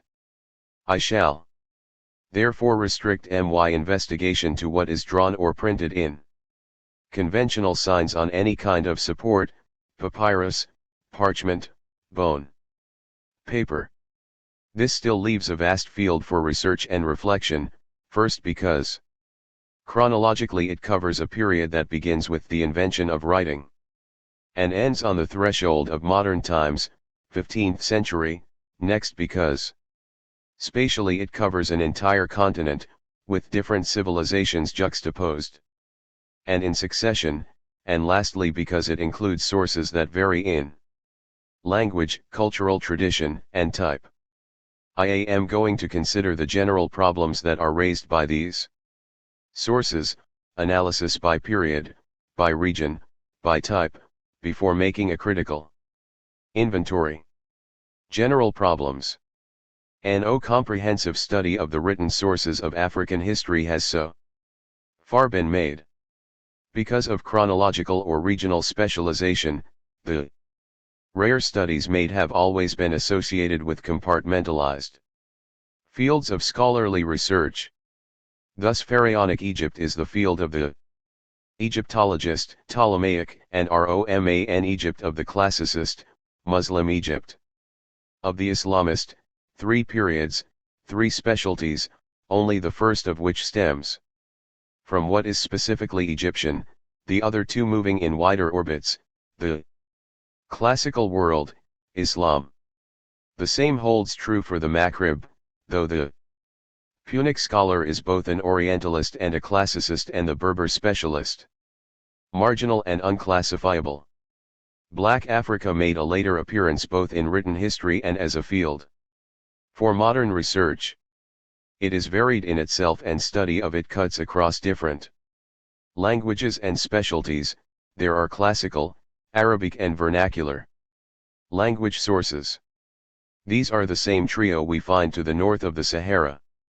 But to the south they have neither the same scope nor a similar meaning. There is a huge area where until the 15th century the written source is non-existent, and what is a second-rate Arabic source for, say, the Magh Rib, takes on prime importance for the Niger Basin. The historian of Black Africa studying a document written in Arabic does not approach it like the historian of the Maghrib, and still less like the historian of Islam as a whole. These compartments and these interferences represent the objective structure of African history, but also the orientation of modern historical studies since the 19th century. It is a fact that Egypt was integrated into the Hellenistic world, into the Roman Empire, into Byzantium, and that, once converted to Islam, it became a radiant point in the Islamic world. It is a fact that the classical writers saw Historia Africana as an illustration of Historia Romana, and that one particular Africa was indeed deeply involved in the destiny of Roman civilization. But it is quite as true that even the modern historian of Roman Africa is a Romanist first and an Africanist second, and that the Islamic aspect is out of his epistemological field. To apprehend African history as a whole and look at its written sources as relating to that whole is therefore a delicate and singularly difficult task. The problem of periodization. What is the justification for placing a caesura at the beginning of the 15th century in the study of written sources? Is it that until the 15th century the mass of documentation available to us has a certain inner structural unity, whatever the cultural and temporal disparities? Or is it that the development of general history now tends to run antiquity and the Middle Ages together into one single long stretch of time, cutting them off from a modern age that seems sharply different from anything that went before? The truth is that these two arguments support and supplement each other. The characteristic ancient and medieval sources are literary writings. The evidence they give is for the most part conscious, whether they be annals, chronicles, travels or geographies, whereas from the 15th century on archival sources, unconscious evidence, become abundant. For another thing, while until the 15th century classical and Arabic sources predominate, after that even our Arabic sources peter out, and we suddenly find evidence from a different provenance, the European document, Italian, Portuguese, etc., and, for Black Africa, the autochthonous document.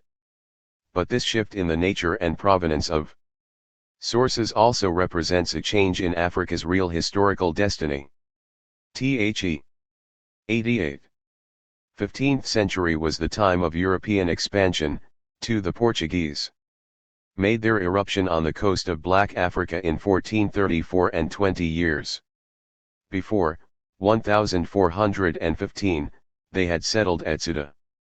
3. For the Mediterranean and Islamic fringe of Africa, the Maghreb, Egypt, the cleavage between two historical eras appears as early as the 14th century, when that world was already feeling the effects of the slow expansion of the West and also, doubtless, of internal forces of decay. But the 15th century was decisive, because then the Far Eastern sources of Muslim trade ran out, putting an end to its intercontinental role. From that time on, Mediterranean African Islam entered upon a steadily rapid decline. A terminus ad quern in the 15th century is fully justified, then, if we do not interpret it too rigidly, but perhaps there would be even greater justification for moving it on to the early 16th century. That said, the era we are studying may be broken down into three main periods, in view of the twofold necessity for diversity and unity. A. Antiquity, up to Islam, from the Old Kingdom to 622 of our era. B. The First Islamic Age, from 622 of our era to the middle of the 11th century, 1050. C. The Second Islamic Age, from the 11th to the 15th century. Here, of course, the notion of antiquity is not the same as obtains in Western history, in as much as it is only partly to be identified with classical antiquity. In Africa, antiquity ends not with the barbarian invasions but with the abrupt appearance of Islam, but by the very depth and scope of its pact. Islam represents a rupture with a past that might be called ancient, or prehistoric, or proto-historic, according to region. There is also the fact that from the Hellenistic era on most of our ancient sources are in Greek and Latin. both because of the structure of our documentation and because of the general course of history. The 7th century, when Islam and Arabic sources appear, must be regarded as the beginning of a new age. But this new Islamic period should be divided, with a first sub-period stretching from the conquest to the mid-11th century and a second from the 11th century to the 15th. In the history of Africa north of the Sahara, the first phase corresponds to the organization of the area and the Islamic model and its attachment to a multi-continental empire, Umayyad, Abbasid, Fatimid caliphates. The second phase by contrast sees the resurgence of autochthonous principles of organization, while civilization is profoundly transformed. For the Maghreb, the mid-11th century was the time of the formation of the Almoravid Empire and the reconquest of autonomy by the Zirids, with its corollary, the Hilali invasion. In Egypt, the political caesura comes a century later, with the Ayyubids, but it is now that the great centers of trade activity move from the Persian Gulf to the Red Sea and that a worldwide pattern of trade is gradually established, the effects of which are very important. South of the Sahara, it is likewise in the course of the 11th century that permanent relations are established with Islam, particularly in the sphere of commerce and religion. The nature of our documentary material changes. Quantitatively it becomes plentiful and varied. Qualitatively, as time passes, we find more and more unconscious sources, documentary records, legal consultations, for Mediterranean Africa and more accurate information for Black Africa. Ethnocultural areas and types of sources. Classifying sources by historical periods is not enough in itself. We have to consider both Africa's articulation into ethnocultural zones characterized by a variety of forces and, above and beyond historical periods, and spatial differences, the actual typology of the sources available to us. Ethnocultural areas. To begin with the first point, it is rather tempting to make an elementary distinction at the very outset between Africa north of the Sahara, white Arabic, Islamic Africa, touched to its depths by the Mediterranean civilizations, and by that token distorted from its African origins, and Africa south of the Sahara, Black African to the utmost, endowed with an indomitable ethno-historical specificity. In reality, without denying the importance of such specific qualities, a more searching historical examination shows lines of cleavage that are more complex and less sharp. For example, the Senegalese and Nigerian Sudan has lived in symbiosis with the Arab-Berber Maghreb, and from the point of view of sources it is much closer to the Maghreb than to the Bantu world. It is the same for the Nilotic Sudan in relation to Egypt and for the Horn of Africa in relation to southern Arabia. Therefore one is tempted to oppose an Africa of the Mediterranean, the desert, and the savanna, embracing the Maghreb, Egypt, the two Sudans, Ethiopia, the Horn of Africa and the east coast as far as Zanzibar, to another Africa, animistic, deep, tropical, and equatorial, the Zaire Basin, the Guinea coast, the Zambezi-Limpopo area, the Interlacustrine region, and finally southern Africa. And it is true that this second differentiation is in large measure justified by the criterion of exposure to the outside world and the degree of Islamic penetration. This fact of civilization is corroborated by the state of our written sources, where we find an ample supply, with north-south gradations, for one Africa and an 90 absolute void for another Africa, at least during the period we are studying. But with this dual consideration, accessibility to the outside world, and the state of the written sources, there is the risk that value judgments may come in and cast a veil of obscurity over almost half the continent, Central and Southern Africa. A number of historians have already drawn attention to the danger of the resort to Arabic sources, which by their emphasis on the Sudanese zone might create the impression that it was the only center of an organized civilization and state. For I shall come back to this point later. But even here let us recognize that while there is a connection between the state of a civilization and the state of the available sources, we cannot explain the actual course of history simply by that connection. An objective historian has no right to make value judgments on the basis of his documentary material, but neither has he the right to neglect what it has to offer on the grounds that it might possibly be misleading. While a general history covering the entire historical era and using the whole mass of available documentation may accord as much importance to the Zaire Basin as to the Niger Basin or to Egypt, a study confined to pre-15th century written sources cannot, with due allowance for all that has been said above, we can now suggest the following regional divisions. A. Egypt, Cyrenaica, Nilotic Sudan. B.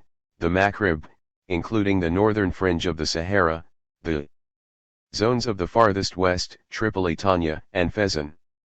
C. Western Sudan in the broad sense, that is, extending to Lake Chad to the east and including the southern Sahara. D. Ethiopia, Eritrea, the Horn, and the east coast.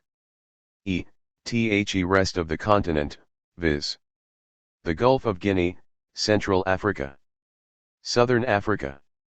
This classification has the advantage of not setting up two opposing Africas. It divides the continent according to African geographical, historical affinities, but also pays due heed to the particular nature of the available written sources. In terms of written sources, Central and Southern Africa, rich in civilization as it may be, cuts a very poor figure by comparison with the tiniest fraction of the other regional units, Fezzan or Eritrea, for example. For another thing, there can be no doubt that in addition to the general solidarity characterizing the sources for known Africa, there is a specific, clearer solidarity in our sources of information for each particular one of the zones delimited above. Make a detailed inventory, therefore. We must review our texts by period and by region, but we must recognize at the outset that through the regions, and to a lesser degree through the historical periods, what we have comes down to sources in a few languages only, of certain limited types, and that they do not always originate in the area they treat of and are not always contemporary with what they describe. Typology of written sources. A. The languages in which our documents have come down to us are many, but they do not all have the same importance. The African languages most used, the ones conveying the greatest mass of information, are ancient Egyptian, Berber, Ethiopian languages. Most prolific languages are those of non-African origin, Greek, Latin, Arabic, even if Arabic has been accepted as a national language by a number of African peoples. If we classify our documents in a pyramid that takes both quantity and quality of information into account, we get roughly the following order: Arabic, Greek, Latin, Ancient Egyptian, Hieratic and Demotic, Coptic, Hebrew, Aramaic, Ethiopic, Italian, Persian, Chinese and some languages of lesser importance. Chronologically, our first written sources are hieratic Egyptian papyri, dating from the New Kingdom but giving texts that were probably first written as far back as the early Middle Kingdom, beginning of the second millennium, in particular the papyrus known as Instructions for King Mary Kir. 5. Then we have New Kingdom papyri and ostraca, still in hieratic. Egyptian, Greek sources going back to the 7th century before our era, and continuing without a break to a late period roughly coinciding with the expansion of Islam, about 700 of our era, sources in Hebrew, the Bible, and Aramaic, Elephantine Jews, dating from the 26th dynasty, Demotic.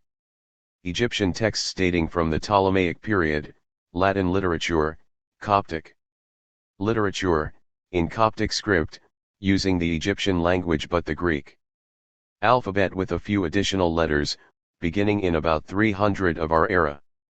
Arabic, Chinese, 6 possibly Persian, Italian, and, later, Ethiopi, the oldest. Writing in which is of the 13th century. 7. b. Generically, the material we have can be divided into narrative sources and archival sources, the ones deliberately written down so as to leave a record, the others part of the ordinary course of human existence. For Africa, excepting Egypt but including the Maghreb, written documentary material is almost entirely represented by narrative sources. Until the 12th century. These therefore cover both antiquity and the first Islamic age. From the 12th century the archival document makes its appearance, rarely, however, in the Maghreb, Almohad items, fatwas or legal consultations of the Hafsid era. In Egypt archival documents become more plentiful under the Ayyubids and the Mamluks, 12th to 15th centuries, while the manuscripts of Ethiopian monasteries contain official documents by way of appendices. But for the rest of Africa this type of text remains virtually non-existent during the whole period under consideration. 8. The features marking this period are a continuing preponderance of narrative sources, the appearance or the relative increase of archival sources from the 12th century in Mediterranean Africa and the virtual lack of them in Black Africa, but generally speaking a substantial increase in documentary material from about NOO till it reaches a peak in the 12th to 14th centuries. Our types of sources can be enumerated as follows. Narrative sources. Chronicles and annals. Geographical works, accounts of travels, works by naturalists. Legal works, religious works, treatises on canon law, devotional books, or lives of saints. Literary works in the strict sense. Archival sources. Private documents, family letters, business correspondence, etc. Official documents emanating from the state or representatives of the state, official correspondence, decrees, letters patent, legislative and fiscal texts, juridico-religious documents. I might point out that the narrative sources begin in the 8th century before our era with Homer and include many master works of the human intellect and learning. There are great names among the authors, even if most of them do not treat of Africa in particular but give it a more or less important place against a broader background. Among them are Herodotus, Polybius, Pliny the Elder, Ptolemy, Procopius, Khwarizmi, Masudi, Yahya, Ibn Khaldun. Archival documentation for Africa is the oldest in the world, whereas the Ravenna papyri, the oldest archival records preserved in Europe, date from the early 6th century of our era. The papyri of the Egyptian New Kingdom go back 20 centuries before that. It is true that this type of evidence did not extend beyond the boundaries of Egypt in the first Islamic age and did not extend very much farther even by the end of our period, probably because of the fact that medieval Islamic civilization was to all intents and purposes ignorant of the principle of preserving state documents. In the 14th and 15th centuries, when archival items are in greatest profusion, it is mostly through encyclopedic works that they are transmitted to us. We have to wait for the modern era, Ottoman and European, for regular repositories of archives to be constituted. Inventory BY period. Pre-Islamic antiquity, from the beginnings to 622 of our era. What characterizes this period by comparison with the one that follows is the predominance of archaeological and, more broadly, non-literary sources. But even if they are secondary written documents, they do occasionally provide us with very important information. Moreover, they become more copious and more accurate with the passage of time. From the point of view of zonal distribution, it should be noted that there is a total blank for West and Central Africa, Egypt, Nubia, East Africa. Until the first millennium of our era, written sources for Egypt are exclusively Egyptian. They are hieratic papyri and ostraca which do not go back beyond the New kingdom in physical form but may, as I have said, record information that is more ancient. 9 Papyrus and ostracan designate the kind of support, the one is a plant, the other a flake of limestone. Hieratic signs differ from hieroglyphic signs in their cursive appearance, they were for drawing on a surface rather than carving. Papyri and ostraca, numerous. For the 19th and 20th dynasties of the New kingdom, or the Ramessid period, 1314 to 1085 before our era, bear on governmental and private life alike. We find civil service and legal reports, accountancy records, private letters, and also stories and novels. The legal 10 and literary 1 papyri have been studied carefully and, from the 19th century on, have been published. Unless new discoveries should be made, we can learn nothing of Nubia and the country of Punt from written sources, but must depend on archaeological and epigraphic material, graffiti in particular. In the first millennium before our era, especially from the 6th century on, there is a diversification and a rearrangement in what our sources have to give.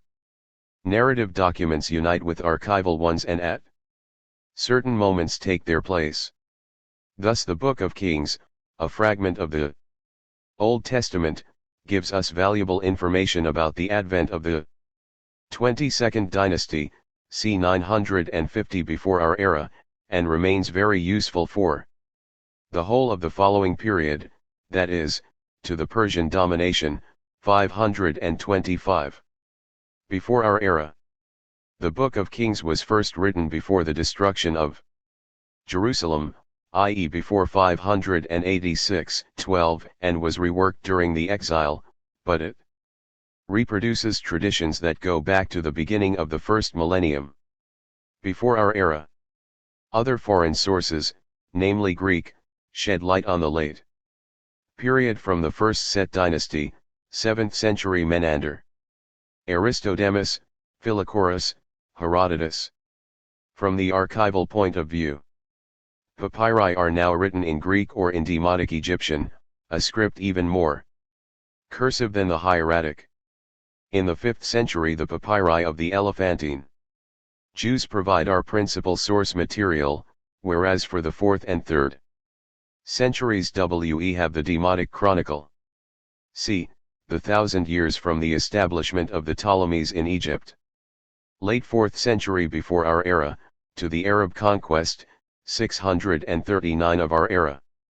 Form a period which is distinguished by the importance, quantitatively, of Greek sources and by the Ethiopo-Eritrean zone coming within our ken. Polybius, Strabo, Diodorus, and Pliny the Elder speak of this region with a relative accuracy that does not preclude ignorance or naivete. In his Natural History, the Roman naturalist gives us a great deal of information about the Ethiopian world, especially as regards trade routes and merchandise. It is a compilation of unequal value, certainly, but splendid for various details. Our information becomes more accurate in the 500 years that follow the appearance of Christianity. Egypt, as is well known, became the chief seat of Hellenistic culture in the 2nd century, and it is quite natural that the country should have produced historians, geographers, philosophers and fathers of the Church. Politically integrated first into the Roman, then into the Byzantine Empire, Egypt was a topic in many foreign Latin and Greek writings, both narrative and archival, for instance, the Theodosian Code or Justinian's Novelli. We may note too that the papyrus tradition was not discontinued. In this mass of documentation, domestic and foreign, a few works of uncommon importance stand out: Ptolemy's Geography 13, c. 140. Of our era, the Periplus of the Erythraean c. 14, an anonymous work once assigned to the 1st century, now reckoned to have been composed around 230, and the Topographica Christiana 15 of Cosmas Indicopleustes, c. 535. These writings form the basis of our information on Ethiopia and the Horn of Africa. But on the whole, this brief summary shows up two imbalances. Imbalance of written sources with respect to other types of documents, and of our knowledge of Egypt with respect to our knowledge of Nubia and the Eritrean world. Ancient Maghreb. The written history of the ancient Maghreb grew out of the collision between Carthage and Rome. It follows that we have nothing important before the 2nd century before our era, some scattered clues in Herodotus, of course, and also in the works of other Greek historians. For the authentically Punic period we depend on archaeology and epigraphy. Moreover, the written sources for the history of Carthage not only before Hannibal but also during its confrontation with Rome, and during its temporary survival thereafter, are almost never Punic. It is now established that the Periplus of Hanno, which is in Greek, which describes territory up to the northwest coast of Africa, is spurious and cannot have been written earlier than the 1st century before our era. This leaves us with the agronomical work ascribed to Mago, of which we have only extracts preserved by Latin authors. But among autochthonous sources mention should be made of the notices of Juba II, which Pliny the Elder included in his Natural History. Most if not all of our written sources for the history of the ancient Maghreb, Carthaginian, Roman, Vandal and Byzantine phases, consist of works by classical historians and geographers, that is, historians and geographers writing in Greek or Latin. Generally speaking, these authors were foreign to Africa, but as Africa became Romanized, autochthonous writers sprang up, particularly among the Church Fathers. In the period extending from 200 before our era to 100 of our era, which covers the zenith and the fall of Carthage and the organization of the Roman province of Africa under the Republic and the Principate, we have a multitude of well-known Greek and Latin writings as sources. Polybius 200 to 120 is our chief source. Strabo, Diodorus Siculus, Sallust 87 to 35. Livy, Appian, Pliny, Tacitus, Plutarch, 1st century of our era, and Ptolemy, 2nd century of our era, not to speak of the many minor authors. 16. It would be most helpful if the scattered writings on North Africa were collected. This has been done only for Morocco. 1.7 At present the student has to go systematically through the great collections of the classics, those collections in which 19th century European erudition put forth all it had by way of criticism and formidable labor, the Bibliotheca Tubneriana, the Loeb Classical Library, text with English translation, the collection G. Bude, text with French translation, the Collection de Universités de France. The Scriptorum Classicorum Bibliotheca Oxoniensis. These narrative sources should be added, the more direct sources. Constituted by texts of Roman law, even though these are of epigraphic origin. 18. The writings of the Graeco-Latin annalists, chroniclers, and geographers are not of uniform value for this whole sub-period. While some of the authors tend merely to compile information provided by their predecessors, others bring us precious original information and occasionally even first-hand testimony. For instance, Polybius was an intimate of the Scipios and seems to have been present at the siege of Carthage in 146 before our era. Sallust's Bellum Jugurthinum is a document of the highest order for the Berber kingdoms. Caesar's Bellum Civil is the work of an actor in history. The personality and the work of Polybius dominate this period. Polybius has been called the son of the Hellenistic age 9 and culture. He was born around 200 before our era, that is, at the moment when Rome, on the flood tide of its imperialism, encountered the Mediterranean world and more especially the Hellenistic East. A prisoner and an exile at Rome, he learned the hard lessons of exile, that violent teacher of historian and philosopher. The Scipio's protection made his sojourn easier and above all gave him the chance to learn a great deal about Roman and Carthaginian history. After 16 years' captivity he returned to his homeland, Greece, but promptly set off again to travel about the world. We are told that during his stay in Africa he was offered a fleet of ships by Scipio Aemilianus so that he could explore the Atlantic coast of the continent. In other words, here was a man of audacity, experience, and tireless curiosity. Polybius is not merely our chief source for everything that touches on the Punico-Roman duel, he is, in a more general way, a first-class observer of the Africa and Egypt of his day. If only the 40 books that made up the Pragmatia had been left to us, we should doubtless know a great deal more than we do. Possibly we might even have been given information of an accuracy lacking everywhere else on Black Africa. But even as it is, the 6 books that have come down to us tower over our other sources because of the quality of the information and the intelligent perspective. After the 1st century, and throughout the 4 centuries during which Roma and imperial organization took its deepest root in Africa and then entered into a prolonged state of crisis, literary sources are few and far between. There is practically a total void in the 2nd century, and the 3rd and 4th are marked by the preponderance of Christian writings, notably Cyprian's and Augustine's.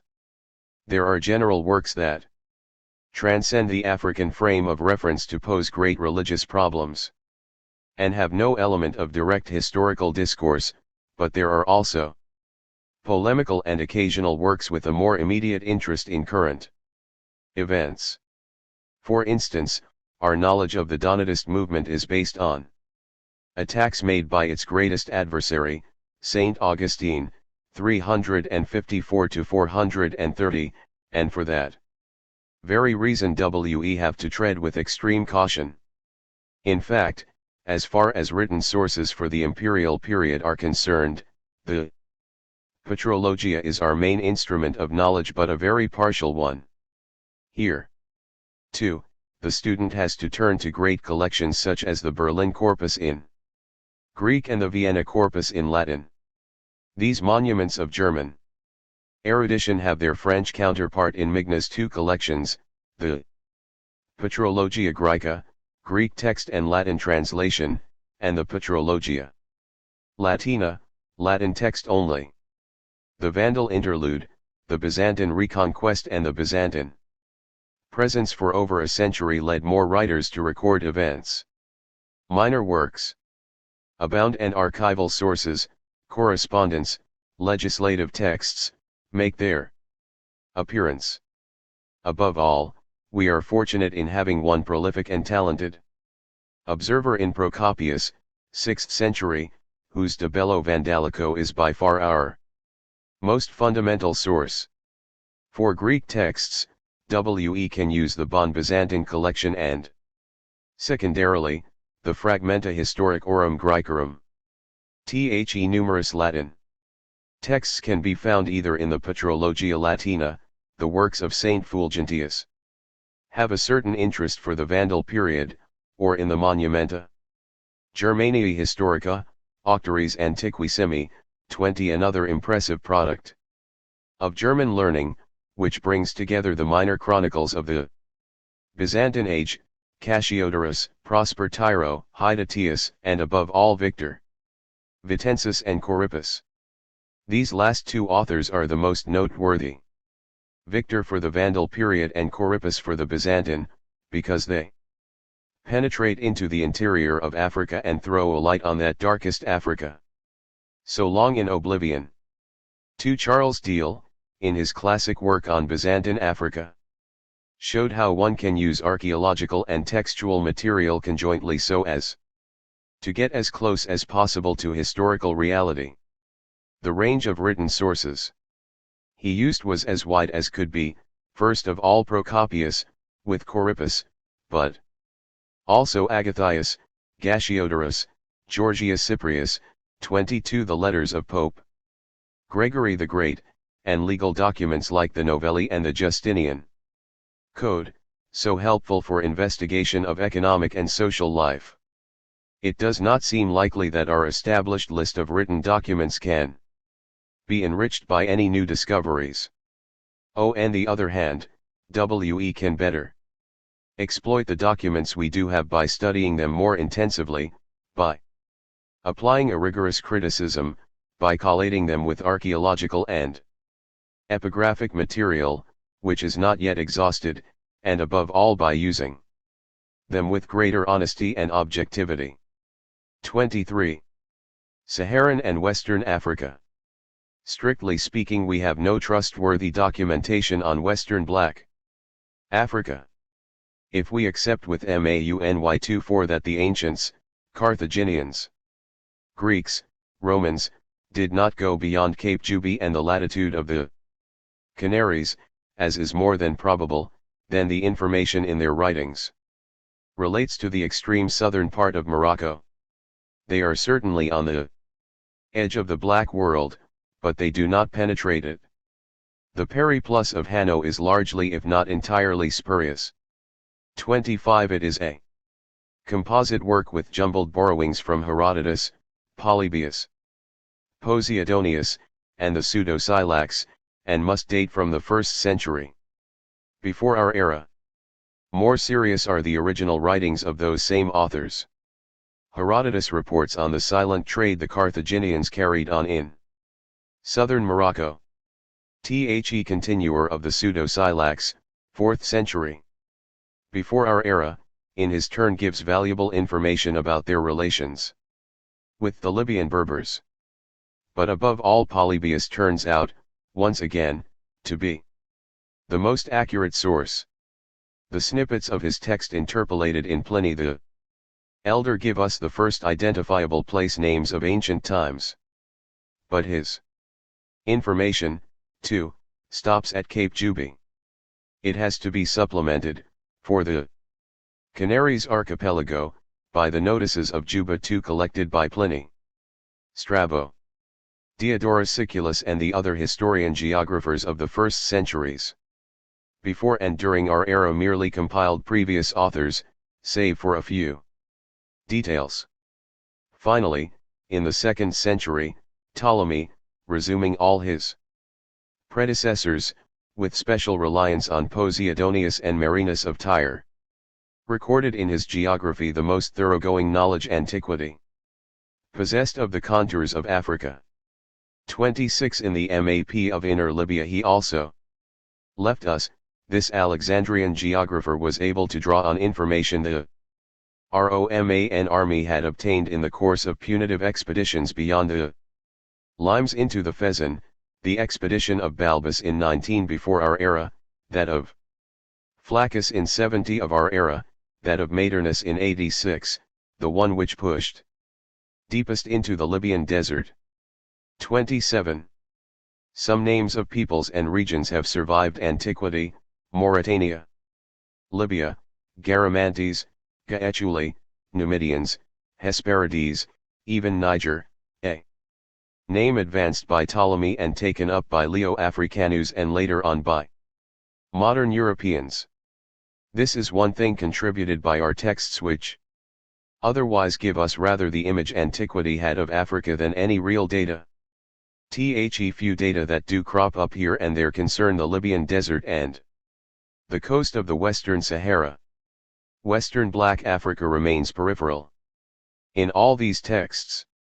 First Islamic Age, c. 650-1050. The Arab conquest and the establishment of the Caliphate resulted in the unification of previously separate politico-cultural domains: Sassanid Empire, Byzantine Empire, the broadening of man's geographical horizons, the modification of trade routes, and deep penetration into peoples about whom nothing had been known until then. It is not surprising then that for the first time we have increasingly accurate information about the Black World, East and West alike. But whereas Egypt and the Maghreb became actual integral parts of the empire, and later of the Islamic community, the Black World was only within the Islamic sphere of influence. Hence we have bits and pieces of information, disjointed, sometimes fabulous, and yet, for all that, valuable. If we accept archival sources, the tradition continuing in Egypt and therefore pertaining specifically to that country, Greek and Coptic papyri from Aphrodite, Arabic papyri from Fayum and Ashmunon 28, and finally a few 10th century Fatimid items, most of our written sources, whether narrative in the wider sense or indirect, are common to all Africa. This is a conspicuous feature of geographical writings and is visible in many legal texts. Therefore it seems more suitable to inventory our sources from here on by genre, though I shall indicate chronological order and not lose sight of regional structures. Chronicles. We have no chronicle earlier than the 9th century. In the 8th century oral information was worked into shape, with Egypt as indisputable center save for the east coast of Africa, which had direct commercial links with southern Iraq. But Egypt, the Maghreb, and a fortiori the Sudan were not central to the Islamic world, and the result was that even in the 9th century, when Arabic historiography suddenly began, they received scant attention in the great Tariq's 29 histories, Tabari, Dinawari, the Balad Huri of the Ansab al-Ashraf, which focused on the east. Exception must be made for one chronicle which was hardly known until very recently, the Tariq of Khalifa b. Kayat. 30. Not only is this book the oldest Arabic annalistic work, Khalifa died in 240 AH, but it has preserved ancient materials overlooked by Tabari, in particular, what it tells us about the conquest of the Maghreb is of the highest importance. Whereas the Medina tradition of the Maghaza left the conquest of Egypt and the Maghreb in the shadow, only the barest essentials are given in Balad Hur, S. Fuda al-Buldan. An Egyptian jurist singled it out for study in a word which is the most important document of the 9th century. Fudak Misr Wal. Maghreb 31 of Ibn Abd al-Hakam, while they resemble a chronicle or Maghazed work, are really a collection of legal traditions impinging on history. 32. b. After a century of silence 33, 850 to 950, there appeared a fundamental work which seems not to have been exploited in all its dimensions, the Kitab Walat Misr wa Kutatuha of kind. D 961. This biographical work, which is not a chronicle but may be treated like one, not only contains accurate first-hand data on Egypt but, because of the early links between that province and the Maghreb, is one of our soundest sources for the 8th century Maghreb. 34 The 10th century is the Ismailian century of Islam, and of African Islam first and foremost. Therefore consult Shiite writings like the Sinat al-Hajib Ja'far, and above all the Qadi Nu'man's Iftada al-Dwa, a fundamental work which does not give many dates but is full of information about the beginnings of the Fatimid movement. 3-5. c. The first half of the 11th century saw the writing of the famous THIRD of al-Rakik, d. 1028, a fundamental source. The work itself is considered as lost, but its main substance was taken up by later compilers, like Ibn al-Adhari. Not long ago, 1968, a fragment treating of the early Ifnkian era, discovered by the Moroccan Manouni, was published in Tunis, but the attribution to Rakik is not certain. 36 In all these chronicles, Black Africa has next to no place. Moreover, the historian must be severely critical in approaching any of them, must perpetually compare the data in one with data in the others and with data originating elsewhere. Above all, the historian of the Maghreb and Egypt cannot read these chronicles and stop at that. A thorough knowledge of the East is absolutely necessary, and if he is using these sources he must also do some intensive reading in the classical Eastern chronicles. Geographical sources. These are numerous and important from the 9th century. Whatever category they belong to, the cartographical genre of the Surah al-Ard, made famous by Quanzamel, or administrative geography, or itineraries, and countries, Masalik, or simply more or less romanticized travels. Arabic geographical writings illustrate a desire to apprehend the oikoumene, the inhabited world, in its entirety. So it is not surprising that Black Africa should be represented in them and that they should be the fundamental sources for our knowledge of it. The exhaustive list compiled by Kubel and Matveiv, 37, which stops with the 12th century, shows that of the 40 authors who speak of Black Africa, 21 are geographers and that their texts are the richest in material. But no real profit can be derived from them without preliminary critical work. The historian of Black Africa must put these Arabic geographical works inside their own cultural context.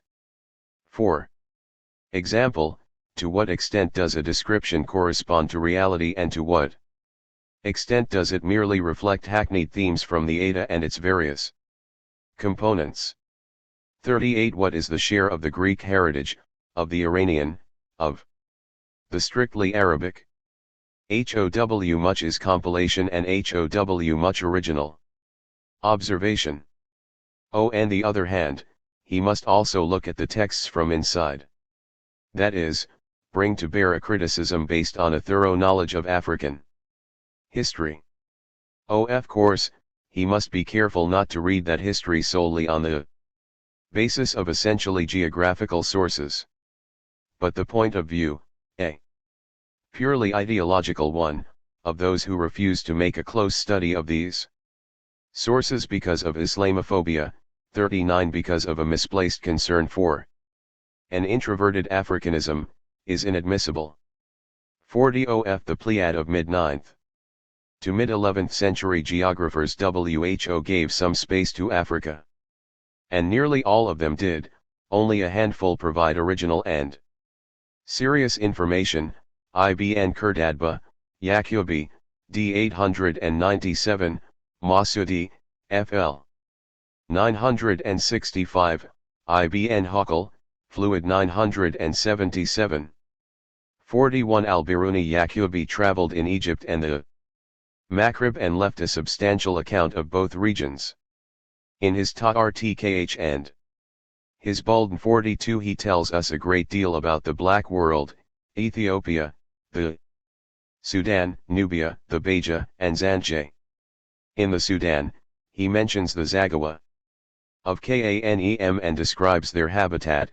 He describes the great kingdom of Ghana and in that connection discusses the problem of gold, just as he treats of the problem of slaves when speaking of the Fezan. Ibn Hawkles. Kitab Cyril al-Ard 43 is still more detailed. He visited Nubia and possibly the Western Sudan. His description is especially valuable for the idea it gives of trade relations between the Maghreb and the Sudan. Nearly all the other 10th century geographers provide notes on Black Africa. Ibn al-Fakhl has something on Ghana and Kuku. The traveler Bujurg Ibn Chari are on the east coast and the Zanje. Muhalabi preserved fragments of Yuzwani in his treatise. Finally, Mas'ud's Fields of Gold, 965, is dense with information as to the Zanje and the east coast. These texts early attracted the attention of specialists, Africanists and Orientalists, like Delafosse, Cerulli, 44. Kramers 45 and Mauny. 46. Legal and religious sources. LAW treatises and hagiographical works of Tabakat, from Dalaranun's Mudawana to the Kurajite treatises, are a mine of information on the Maghreb. Some of them can be used for the Saharan zone of contact with Black Africa. From Ibn as-Sagir's Chronicle of the Rustamid Imams of THIRD, early 10th century, 47 we find that there were trade links between the Abadite Principality and Gao by the end of the 8th century. If along with this chronicle we use later compilations like Waishir of Cr, we can extend that finding to the whole Saharan border of North Africa. But these hagiographical sources disclose information only in an elusive way. They have to be read against a general outline we have already established, and to be constantly cross-checked with other types of sources. They do not, as I see it, authorize constructions and deductions so bold as Louakhi's Second Islamic Age, 1050 to 1450. What characterizes this long period is the richness, the excellence, and the variety of our information. Archival sources, still secondary to literary writings, are none the less important. Janaza documents, Almoravid and Almohad letters, Waqf records, fatwas, Italian documents, official items interpolated in the great compilations. The chroniclers produce works of the highest order, valuable both for their observation of contemporary facts and for reproduction of ancient sources now lost. Finally, for Black Africa our knowledge reaches its peak, while new African documents appear in the shape of the Ethiopian manuscripts. Archival sources. A. These relate to Egypt and the Maghreb almost exclusively. We now have documents of the Cairo Janaza that cover the whole period under consideration. Most of them, however, are of the Fatimid era, and only a few belong to the Mamluk centuries. These documents are odds and ends of family papers and business correspondence reflecting the preoccupations of the Jewish community in Egypt and elsewhere. Written in the Arabic language and the Hebrew alphabet, and undated, they have to be used with a certain amount of technical caution. But even as they stand, they are an inexhaustible mine of information. 48 In the same category of private archives, we put the WAGF records, numerous for the Mamluk era, preserved in the Cairo Registry 49, and the fatwas of the Hafsid era. On the other hand, the European documents of the 12th, 13th, and 14th centuries concerning Egypt and the Maghreb fall partly in the private, partly in the public category.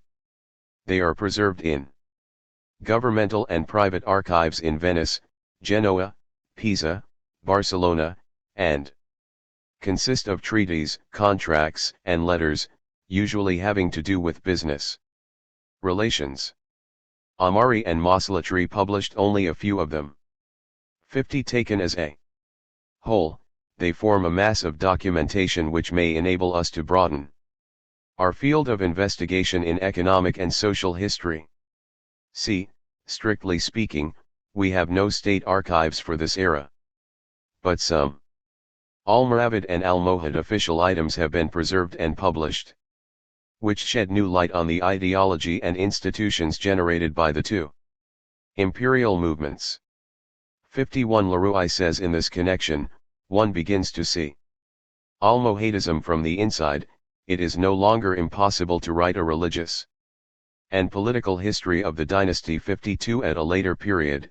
In Egypt, we come on editors of historical legal encyclopedias who have compiled a good number of official documents, their detailed descriptions of Egypt's fiscal and institutional structures are generally based on the use of state papers. In this half-archival, half-chronicle genre we can place Mamati's Kawaneln, Aldawam, I Ubid period, Kalkashansi's Subhalashat, 14th century, and Makris' numerous works, among them the priceless Katat, 15th century. 5-3 Makrizai is a good source not only for the whole history of Islamic Egypt but also for Nubia, Sudan, and Ethiopia. 54. Narrative sources. A. Chronicles. After a century of silence, the 12th, during which we find almost nothing but the anonymous Alistibsar and a few minor works, the 13th and 14th centuries offer us a harvest of chronicles rich from every point of view, from Ibn Alathir's Camel to Ibn Khaldun's Kitab al-Ibar, passing through Ibn al-Adhari, Nuwairi, Ibn Abi Izar, Dhahabi. Besides telling about their own times, these men undertook to synthesize the events of past centuries. Nuwairi is as important for the Arab conquest in the Maghreb 55 as for the Mamluks, Ibn al-Adhari as important for the whole Afriqian past as for the Almohads, and Ibn Khaldun's knowledge of the Berber world makes him the supreme authority for the history of Africa. B. Geography. Geographical treatises abound during these 4 centuries. Their value varies with the writer and the region described. TWO geographers stand out from the crowd by virtue of the scope and quality of their information. Al-Bakri, Fluid 1068, in the 11th century, Al-Umari, d. 1342, in the 14th. Idris's well-known work is debatable and debated, but there is original information to be gleaned from less familiar geographical writings. Ibn Sa'id's, for instance, so interesting on the Sudan. 56. Al-Bakri's Masalik Wal Mamalik Slow represents the apogee of our geographical knowledge of the Maghreb and the Sudan. He did not travel in those countries himself, but he made intelligent use both of Al-Warraq's notes, now lost, and of first-hand information from merchants and travelers. Idris's Book of Roger, 1154, borrows a good deal from its predecessors. The description, confused for Ethiopia, becomes less inaccurate for West Africa. But here and there an original and sometimes valuable note slips in. Ibn Said al-Garnat's Geography, before 1286, borrows from Idrisi in its description of Ethiopia, though some new information is to be found in it. Its chief interest lies in the description of the Sudan, largely based on the writings of a 12th century traveler, Ibn Fatima. For the historian of Black Africa, the major work of the 14th century is Al-Umar's Masalik al-Absar. 5's the testimony of an observer of the highest caliber. It is our main source for the study of the Mali kingdom, both in its internal organization and in its relations with Egypt and Islam. But it is also the richest Arabic account we have of the Muslim states of 14th century Ethiopia. Besides giving an interesting description, Al-Umari poses the problem of the emergence of the state in the Black World, and the problem of Islamization, just as 3 centuries earlier al-Bakri posed the problem of the great gold trade. Al-Bakri's work suggested the depth of the bonds between the Maghreb and the Sudan. Umari suggests the movement towards a bond with Egypt. Umari's work is supplemented by that of a direct observer of Sudanese and Maghribian reality, Ibn Battuta. But there are many minor geographers and many authors of accounts of travels, and they should by all means be consulted. I might mention, Al-Zuri, 12th century, Yaqut, Damashqi, 14th century, the so-called Muzaffarian geography, Ibn Jubayr, Baghdadi, Abdari, Tajani, Bala'i, Himyari. C. Sources religious and literary in inspiration. The background of the religious sources is varied. There are works of Tabaqat and hagiography, Sunnite, Kharijite, Marabutic, and even Christian, from the Coptic community. There are also manuscripts of Ethiopian churches that reproduce official documents in their margins. All these writings prove useful, not only in showing us how the religious sensibility and the religious world evolved, but in adding to our knowledge of social life. Works like Maliki's Riyad or Iyada's Madarik have sociological jottings scattered through them. Kharijite sources are of course very important for the whole Saharan zone of the Maghreb, which was the zone of contact with the blacks. The chief representatives are Waishani, Darja Tnt, Abu Zakaria, even a late author like Shamaki. Finally, the whole mass of Arabic and Coptic writing produced in medieval Egypt by the local church illuminates the relations between churches and the relations between the ecclesiastical hierarchy and the state. 59 literary sources are plentiful during this period. They pertain almost exclusively to the Maghreb and Egypt. In this category the Rays, Il of Al-Qadi al-Fadhil and especially Safed's great dictionary Al-Wafa by Al-Wafiyah hold a special place. Thus our documentation for this second Islamic age is copious, varied, and generally of high quality in contrast to the previous period. In properly Islamic Africa our writers, no longer content with tracing the simple political outlines, now throw a strong light on the working of institutions and the deep undercurrents of history. For Black Africa our knowledge reaches its fullest amplitude, until the time when European and autochthonous documents enable us to go deeper and push its limits out to zones that have thus far remained in impenetrable darkness. Conclusion.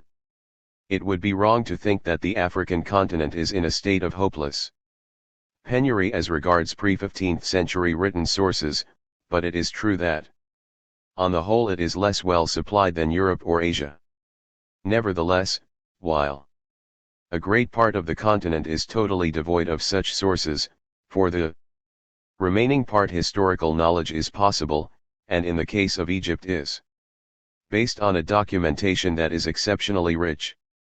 This means that, failing the discovery of NEW material, which seems improbable, a meticulous and judicious exploitation of these texts can still contribute a great deal to our knowledge. It is therefore urgent to turn to a full-scale program of textual criticism, re-edition, collation and translation, a work already begun by a few pioneers, and which must be extended. Finally, while our sources were written in a framework of universal cultures with focal points outside Africa, classical and Islamic cultures They have the advantage that they are most of them common and can therefore be read in an African context, though we have to be careful when we come up against ideological presuppositions. This is particularly true of Arabic sources, which still form the main basis of our knowledge. Their being relatively or absolutely foreign to their subject takes nothing from their value, except by the fact of distance. Therefore, while socio-cultural differences must be recognized, the fact remains that these sources bring out a certain solidarity in African communication, a solidarity of which, hitherto, Islamic and African scholars have not always been aware. Written sources from the 15th century onwards. Herbeck. Parallel with the profound changes in the world and especially in Africa at the end of the 15th and the beginning of the 16th century went changes in the character, provenance, and volume of written source materials for African history.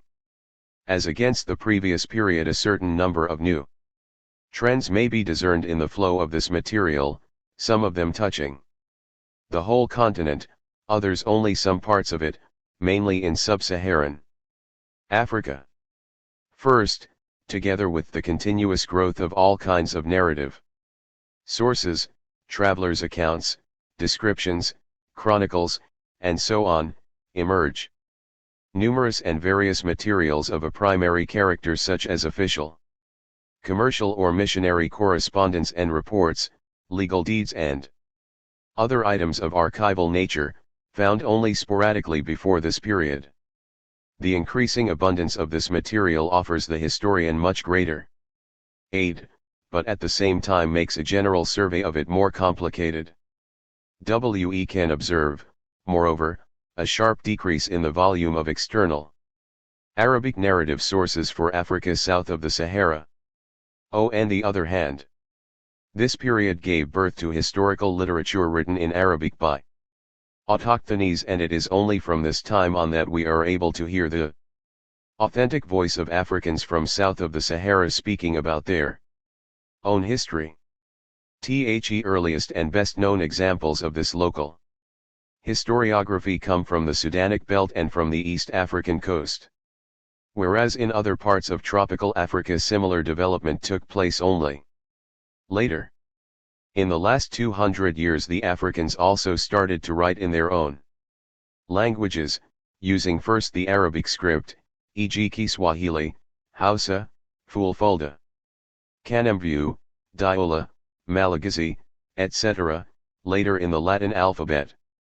There exist also historical, and other, material in scripts of genuine African origin, such as the BAMUM and VI scripts. The third trend, a corollary of the preceding one, is the emergence of a literature written in English, and to a smaller degree in other European languages, by Africans, either liberated slaves or their descendants in America, conscious of their African past. Lastly, the external Arabic sources gradually give way to narratives in various European languages. The amount of this literature shows a steady increase and reaches in the 19th and 20th centuries such volume that the bibliographical reference books alone could be counted in tens. There was, of course, not only change, but a continuity, too, in the historiography of some parts of Africa, mainly that of Egypt, the Maghreb, and Ethiopia. There the chroniclers and biographers kept alive the tradition inherited from the preceding period. While in Egypt and in part in Ethiopia a certain decline befell the quality and even the quantity of such works, the Maghreb and in particular Morocco still produced competent scholars whose contributions to their country's history are considerable. The changing situation is reflected also in the geographical area covered by written sources. Whereas before the 16th century the fringes of the Sudanese Sahel and the narrow strip of the East African coast formed the boundary of geographical, and thus of historical knowledge, the new epoch was gradually adding new regions, previously untouched by this kind of source. The amount and quality of such sources differ widely, of course, as between the various regions, and the situation changed from one century to another. Even more complicated is the distribution according to the languages, character, purpose, and origin of these documents. Generally speaking, the expansion progressed from the coast to the interior. But the movement was rather slow, and it was not before the end of the 18th century that it gained any real acceleration. The African coast and its immediate hinterland were described by the Portuguese in a rough way as early as the 15th century. In the following centuries the written sources, now in many languages, started to yield more detailed and abundant information about the coastal peoples. The Europeans penetrated into the interior only in a few regions, on the Senegal and the Gambia, in the Niger Delta and Benin, in the realm of the Congo state and along the Zambezi to the Mwen Mutapa Empire, thus bringing these areas into the horizon of written sources. At the same time, some parts of Africa, hitherto practically untouched, became better known, that is, the Southwest African coast or Madagascar. More ground was covered by sources written in Arabic. The Sudanese Historiographical School, besides itself yielding information about previously unknown regions, spread to other areas, mostly in a southward direction, so that by the 19th century the whole belt between the Sahara and the forest, and at some points even as far as the coast, can be considered to be covered by local written sources. But large parts of the interior had to await the 19th century before any reliable written accounts were produced. Even in the coastal regions we encounter wide differences in historical information. On the whole, the Atlantic coast is better provided with written documents than the eastern coast, and again, the amount of material available for ancient Congo, the Senegambia, the coast between Cape 5. Palmas and the Niger Delta is much richer than are the sources for, say, Liberia, Cameroon, Gabon, or Namibia. The situation differs also. According to periods, there is much more written information for the eastern coast, Benin, or Ethiopia in the 16th and 17th centuries than in the 18th, and for the Sahara in the first half than in the second half of the 19th century. Owing to this uneven distribution of the source material in space, time, and character, as well as its various origins and languages, it is preferable to discuss it according to varying criteria and not to stick to one procedure only. Consequently, we will present it in some cases according to geographical regions, in others according to its origin and character. North Africa and Ethiopia. North Africa. Source material for Arab-speaking North Africa, like that for other parts of the continent, underwent some profound changes compared with the preceding period. These changes do not particularly touch local historical writing, which continued as before in its traditional way to chronicle the main events.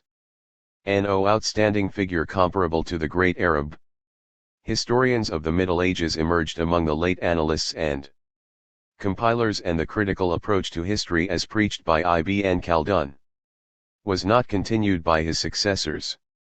It was not until the 20th century that modern Arab historiography was born. The changes concern chiefly two kinds of sources: the archival documents of various origins, and the European accounts. It is only from the beginning of the 16th century that the primary source material, both in Arabic and Turkish, starts to flow more abundantly. The Ottoman archives are comparable to the most wealthy ones in Europe in volume and importance. But as yet they are only rarely employed and studied by historians of this part of Africa. From the same period originate also the secondary archives in countries that formed part of the Ottoman Empire: Egypt, Tripolitania, Tunisia and Algeria. A special case is that of Morocco, whose archives preserved rich historical material throughout its independence. 2. Documents it possesses are chiefly government, administrative and juridical records. Less abundant is the material dealing with trade and production, social and cultural life, at least before the 19th century. This is partly due to the lack of the private archives that furnish such valuable information for the economic and social history of Europe. For some countries and periods, these gaps can be filled. For instance, material on Morocco, found in many European countries, has been collected and published in the monumental work of Henry Castries.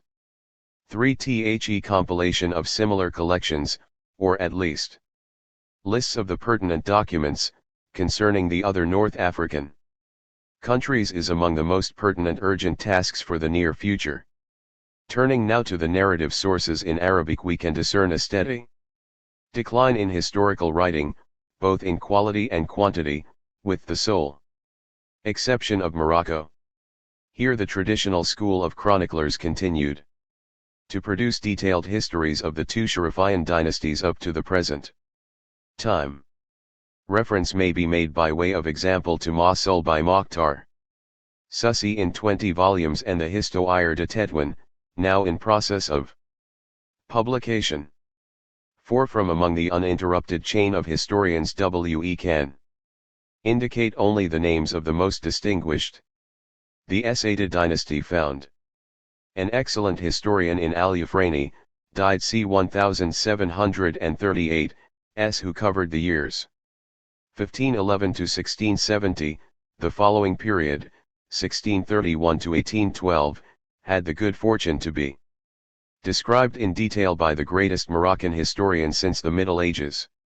Al-Zayyani, d. 1833, 6, whereas Al-Naziri al-Slawi, d. 1897, wrote a general history of his country with special emphasis on the 19th century, combining traditional and modern methods and using archival documents as well. He is also the author of a geographical work which supplies much material about social and economic life. 7. To these strictly historical works must be added also the narratives of travelers, mostly pilgrims, who described not only Morocco but also other Arab countries as far as Arabia. The two best accounts of this kind are those written by Al-Ayashi from Sijil Mesa, d. 1679, and by Ahmad al-Darsi from Tamgrut on the Saharan fringes, d. 1738. 8 other interesting pieces are the report of al-Tamgruti, Moroccan ambassador to the Ottoman court in 1589-91, and the Billah of Ibn Othman, Moroccan ambassador to the court of Madrid. 9.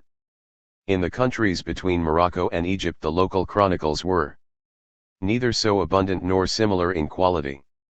For Algeria there are anonymous Arabic and Turkish histories of Arajay and Khairuddin Barbarossa, 10, and a military history up to 1775, by Muhammad al-Tilimsani.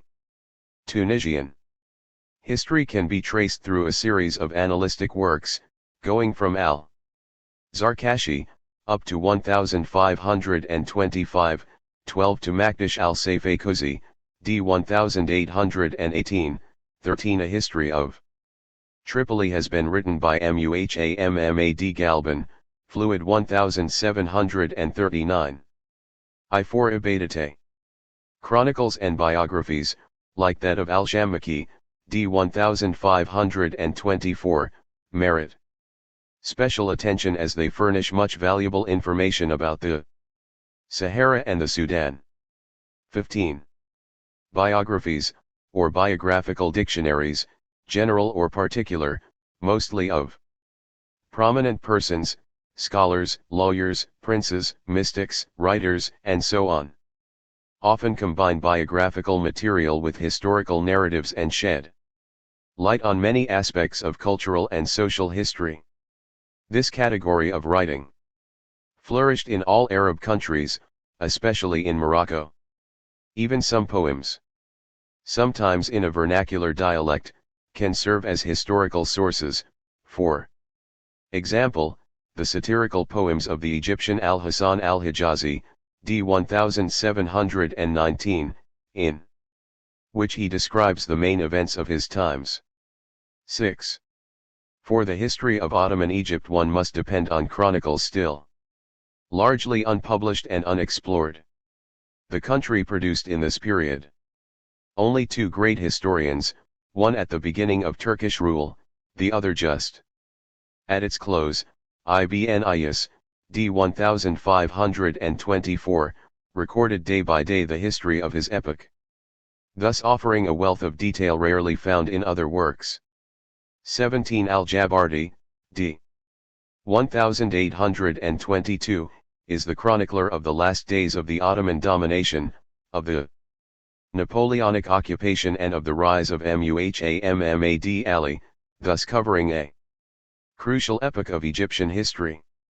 8. Although many chronicles and other historical works from Arab countries have been published, the greater number of them are still in manuscript in many libraries both within and outside their countries of origin, awaiting study and publication. In this period the accounts of European travelers attain an increasing importance. Although the anti-Islamic bias of their authors rarely allows for a fully objective reporting, they contain many interesting insights and observations not to be found elsewhere, as the local writers considered many aspects of life as commonplace and thus devoid of interest. The host of European travelers, ambassadors, consuls, merchants, and even prisoners, among them Miguel Cervantes, who have left reminiscences and more or less detailed accounts of the Maghreb countries they visited, is endless. The same is perhaps even more true of Egypt, which attracted many visitors by her commercial importance and the proximity of the Holy Land. 9. Of particular interest is the monumental work Description de l'Egypte, 24 volumes, Paris, 1821-24, compiled by the scientific staff of the Napoleonic expedition, an inexhaustible source for every kind of information about Egypt on the eve of a new epoch. In the 19th century the sources for the history of North Africa are as abundant as for any European country. Local chronicles and travelers' narratives take second place to more objective archival sources, statistics, newspapers and other direct or indirect evidence, thus permitting historians to employ the classical methods and approaches elaborated for a fully documented history, such as the European TWO Arab-speaking regions, Mauritania, and the Eastern Sudan, deserve a separate treatment owing to their particular situation on the outskirts of the Arab world. A common feature of the source material in these two countries is the predominance of biographies, genealogies, and poetry over the strictly analytic form of historical writing, at least until the close of the 18th century. For Mauritania various genealogies and biographies were published by Ismail Hamid. 20 This material was augmented by poems and other folklore material collected by René Bassett and lately by H. T. Norris. 21 A fruitful and active search for new material is underway by the Mauritanian scholar Mukhtar Wood Hamadan. The first truly historical work originates from the beginning of the century, Al-Wasit by Ahmad al. Shinkatai is an encyclopedia of Moorish history and culture past and present. 22 There is a number of local manuscript chronicles of greater or lesser value, in the style of the short chronicles of Nema, Walida and Shinkat.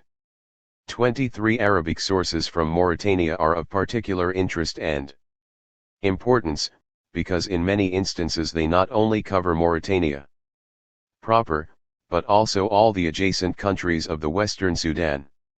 Owing to the close relations in the past between Mauritania and Morocco, the libraries and archives of the latter must certainly contain precious historical material.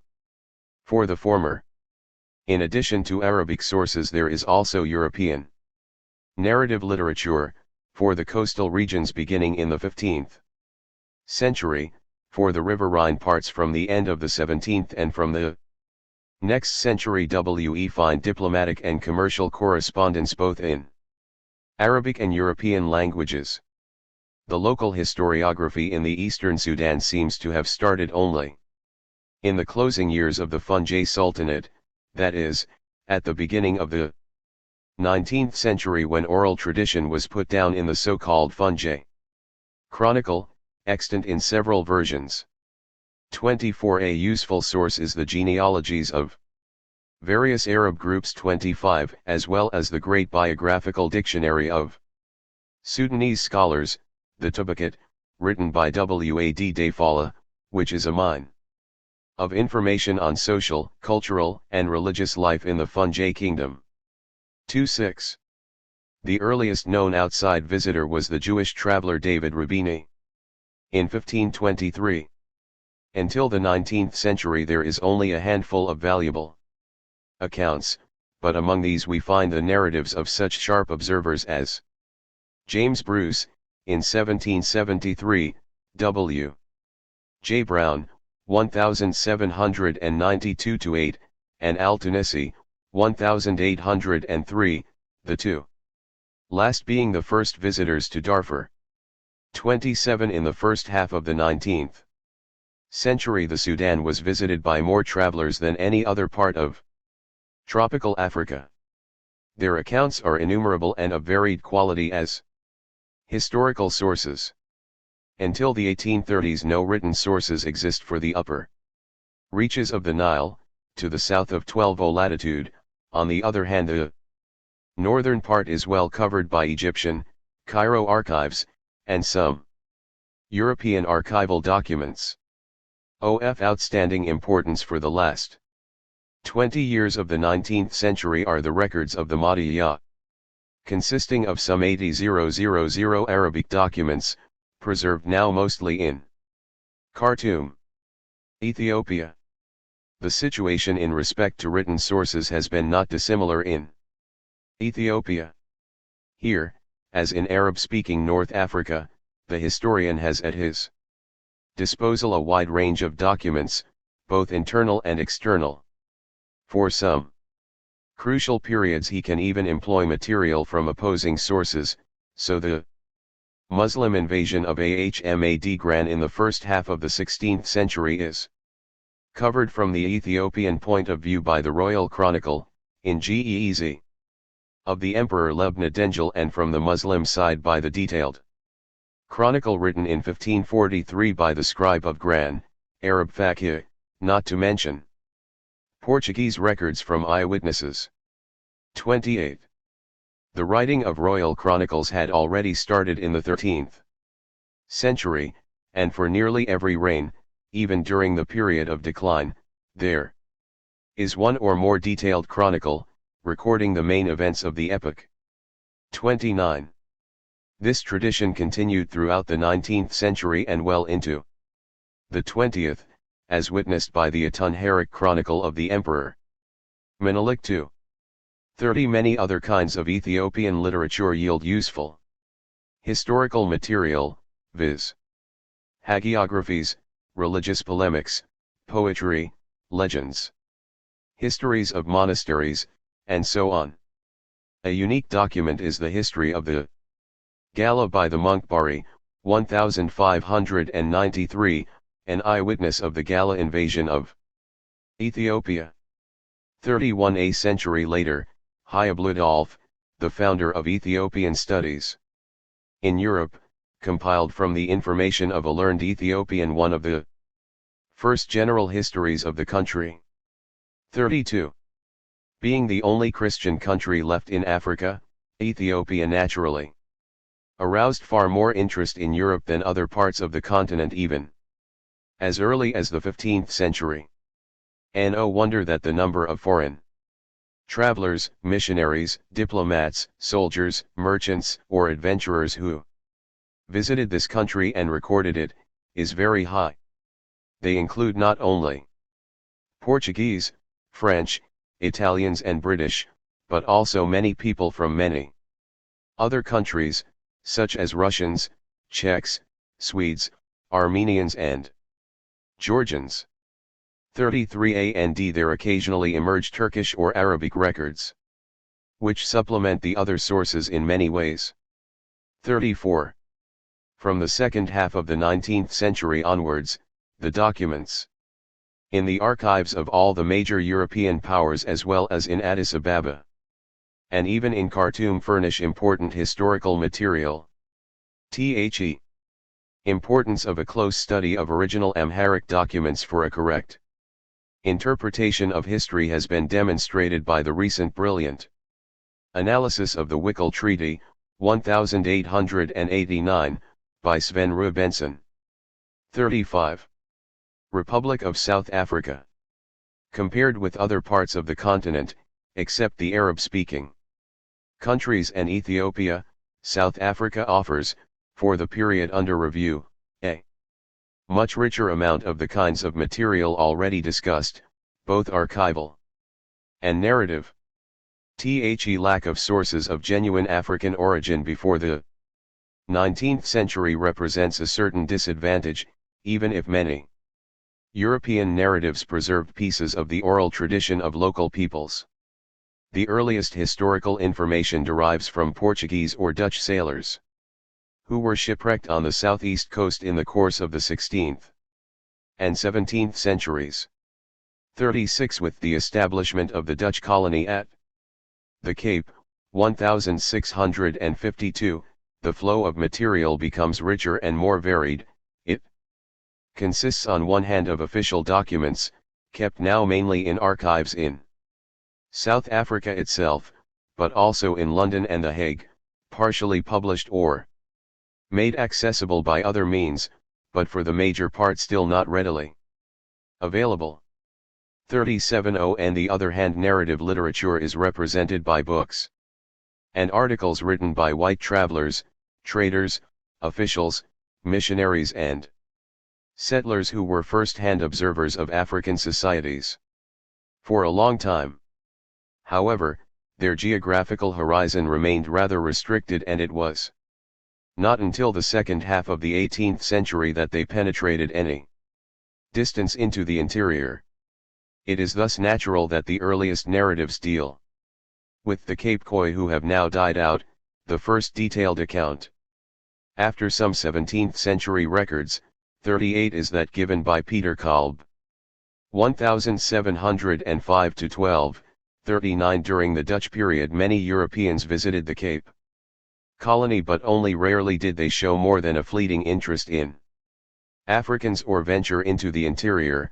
A great number of their reports has been collected by Godey Molsbergen and L. Honor Neighbor, and many lesser known accounts have been published since the 1920s by the Van Riebeek Society of Cape TOWN. 40. A more intimate picture of African societies can be gleaned from the records of missionaries for and from some experienced observers from the end of the 18th and the beginning of the 19th centuries, such as Sparman, Levaillant, Alberti, John Barrow, and Liechtenstein. 42. A place of honor belongs to John Philip, whose life and work was dedicated to the defense of African rights and thus reveals aspects not usually found in more official accounts. 43. With the commercial, missionary and colonial expansion in the 19th century, more and richer material became available regarding African ethnic groups farther away. Although Namibia was sporadically visited in the late 18th century, 44. A more detailed description of the life of Nama and Herero only began after the 1830s, when missionaries launched their activities. 45 and the country became the target of explorers like J. Alexander, F. Galton, J. Tyndall and others. 46. A similar situation obtains for the areas north of the Orange River. The reports of early traders and hunters give way to an increasing amount of accounts written by explorers and missionaries better equipped for observation through their longer experience and knowledge of African languages, like Robert Moffat, E. Casales, T. Arbisset and others. The primus inter pares is, of course, David Livingstone. 47 Various records, archival documents, correspondence, official acts and deeds, and so on. 4. The early history of Lesotho were collected by G. M. Thiel. 48 A positive feature of this period is the emergence of documents expressing African views, such as letters by Moshesh and other African leaders. In contrast to the coast, the interior of Natal and Zululand became known to outsiders only in the first decades of the 19th century. The early observers such as N. Isaacs or H. F. Fynn 49 were usually untrained, rarely accurate and lacked objectivity when dealing with non-whites. The Zulu had, on the other hand, the good fortune to have their oral traditions collected comparatively early, in the 1880s, although they were published later, by A. T. Bryant, whose book must nevertheless be used with caution. 50. As with other parts of Africa, the accounts written by Europeans increased enormously in the course of the 19th century, and there is no need to discuss all its kinds and authors at any length. More interesting are the records of the reactions of the first literate Africans or of some traditional rulers, preserved in correspondence, newspapers, complaints, diaries, deeds, or, later, in first attempts to write down the histories of their own peoples. In addition to the voluminous correspondence between African rulers, such as Moshesh, Dingaan, Sitshwayo, Mzilikazi, Lobengula, Witbooi, the Griqua chiefs and many others, and the colonial authorities, there are such items as the ancestral laws, Vader like wheat, of the Rehoboth community from the year 1874, or the diary of Henrik Witbooi, 51, both written in Afrikaans. There are numerous petitions and complaints of Africans preserved in South African archives or in London, as well as many surveys, plans and statistics compiled on the basis of African oral information. Thanks to the emergence of newspapers in vernacular languages, we are able to assess the ideas of the early representatives of a changing society. In the weekly Isidigimai, published between 1870 and 1880, appeared the first criticism of European policies and its negative impact on African life, written by the first proto-nationalists like Tio Soga, d. 1871, or G. Shamsashe, d. 1896, as well as the collection of Xhosa historical traditions by W. W. Koba, d. 1888. Another forum of African opinion since 1884 was Imbo Zabansandu, the Voice of Black People, edited for many years by John T. Jabawa, d. 1921, shortly before the First World War 11. Journals in African languages were being published, but not all of them defended the cause of Africans. An extraordinary figure was Mnoki, d. 1924, an active participant in the Zulu War of 1879, who later published, in the United States, his reminiscences as well as many articles about life in South Africa. 52. It was not until the 20th century that the first histories written by Africans themselves appeared, 53 thus starting a new epoch in South African historiography. The history of this part of the continent has been for too long viewed from the vantage point of the white community, which tends to treat the history of the African peoples as something negligible and without importance. The struggle now going on in South Africa in every field of human activity necessitates also a new approach to the sources. Particular attention must be paid to the written evidence of the hard struggle of the Africans for their rights. 54 Only research based on all the evidence and material will allow the writing of a truthful history of South Africa. External narrative sources in Arabic and other Oriental languages. Whereas the period between the 9th and the 15th centuries is sometimes called the era of Arabic sources owing to the prevalence of written material in this language, the period now under review is marked by a steep decline in this respect.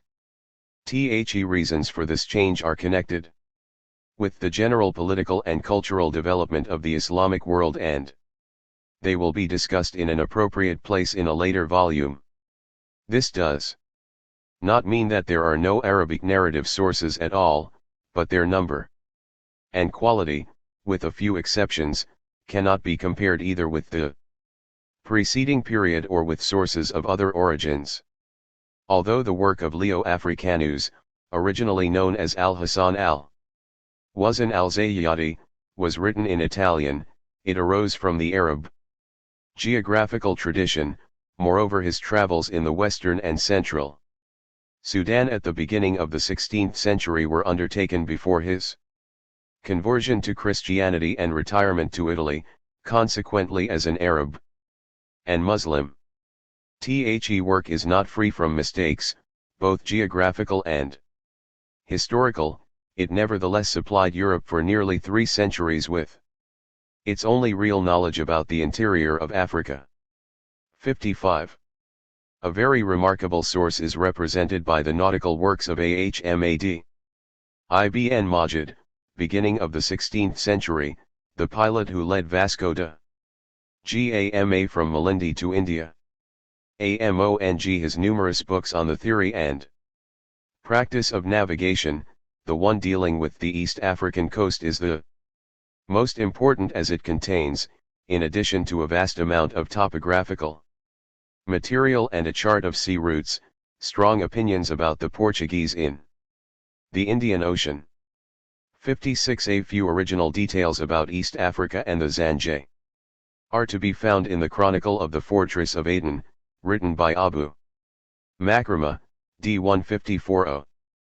57. There is a late chronicle bearing on the same region, by Sulal ibn Razik, d. 1873, entitled History of the Imams and Sayyids of Oman, in which is incorporated an earlier work written in the 1720s by Sirhan ibn Sirhan of Oman.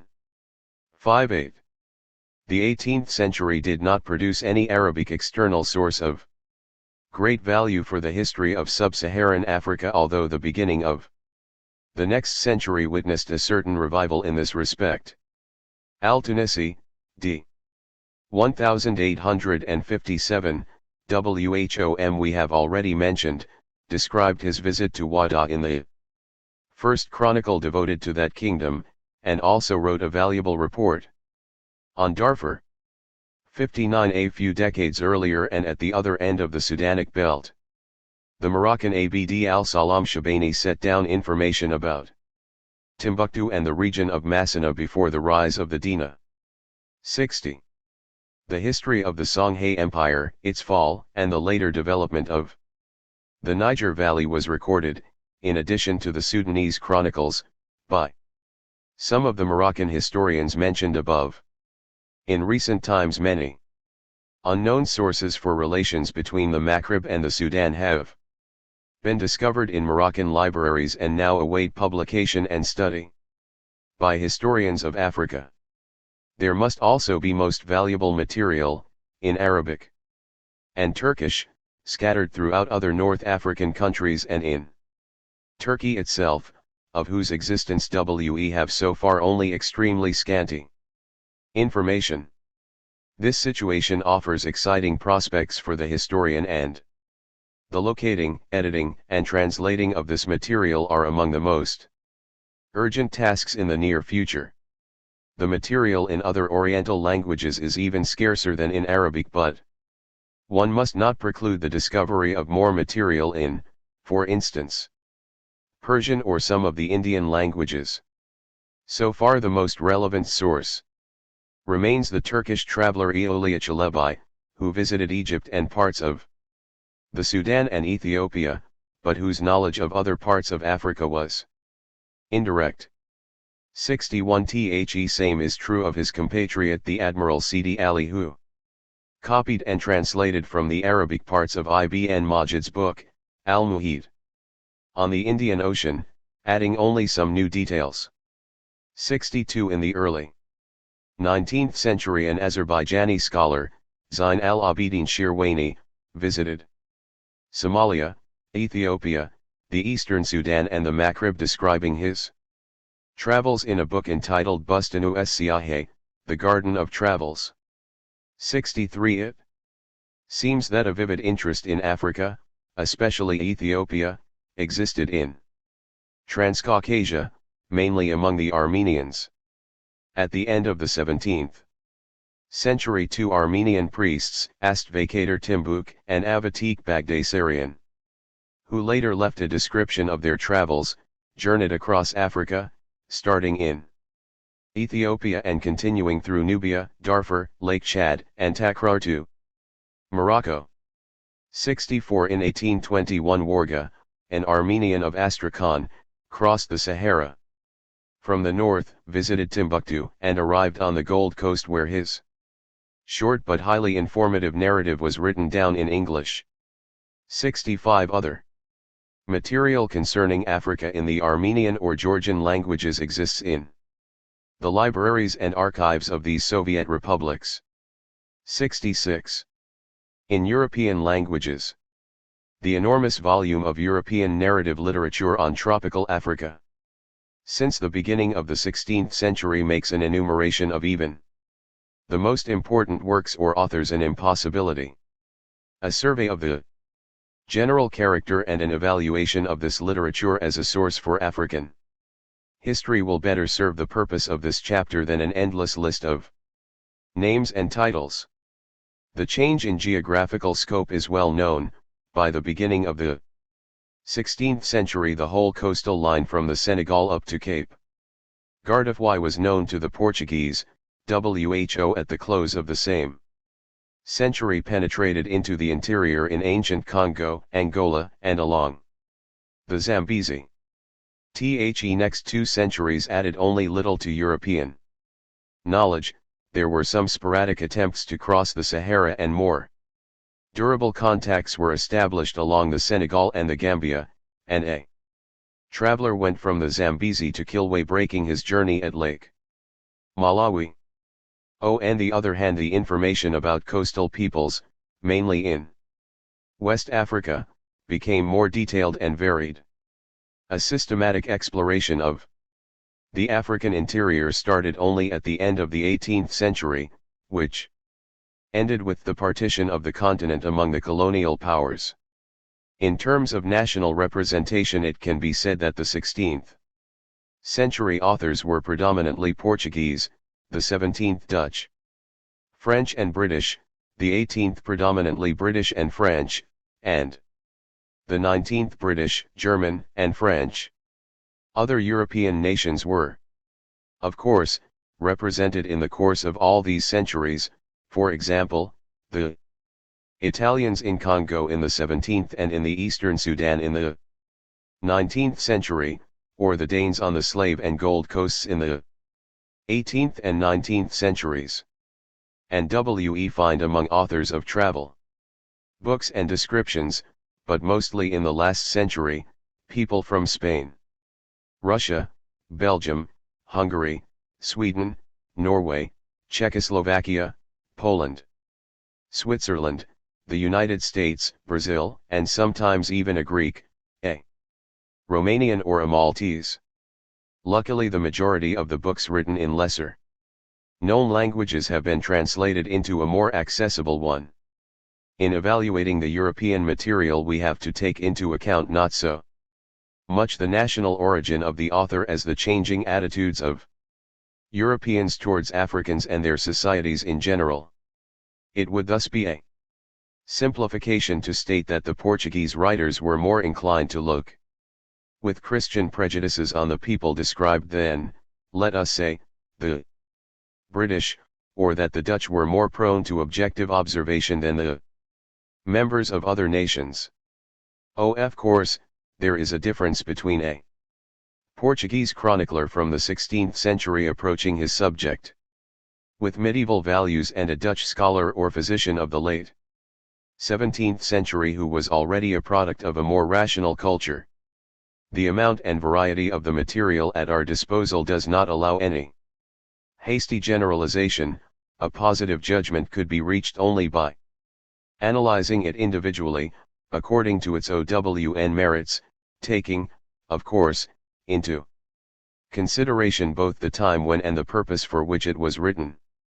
We must also avoid the fallacy that over the period there was a gradual improvement in the objectivity of the reporting and that the nearer we come to today the more scientific must be the observations about African reality, thus stipulating in advance the notion that an account by a 19th century traveler has, simply by that fact, a higher credibility than one written 3 centuries before.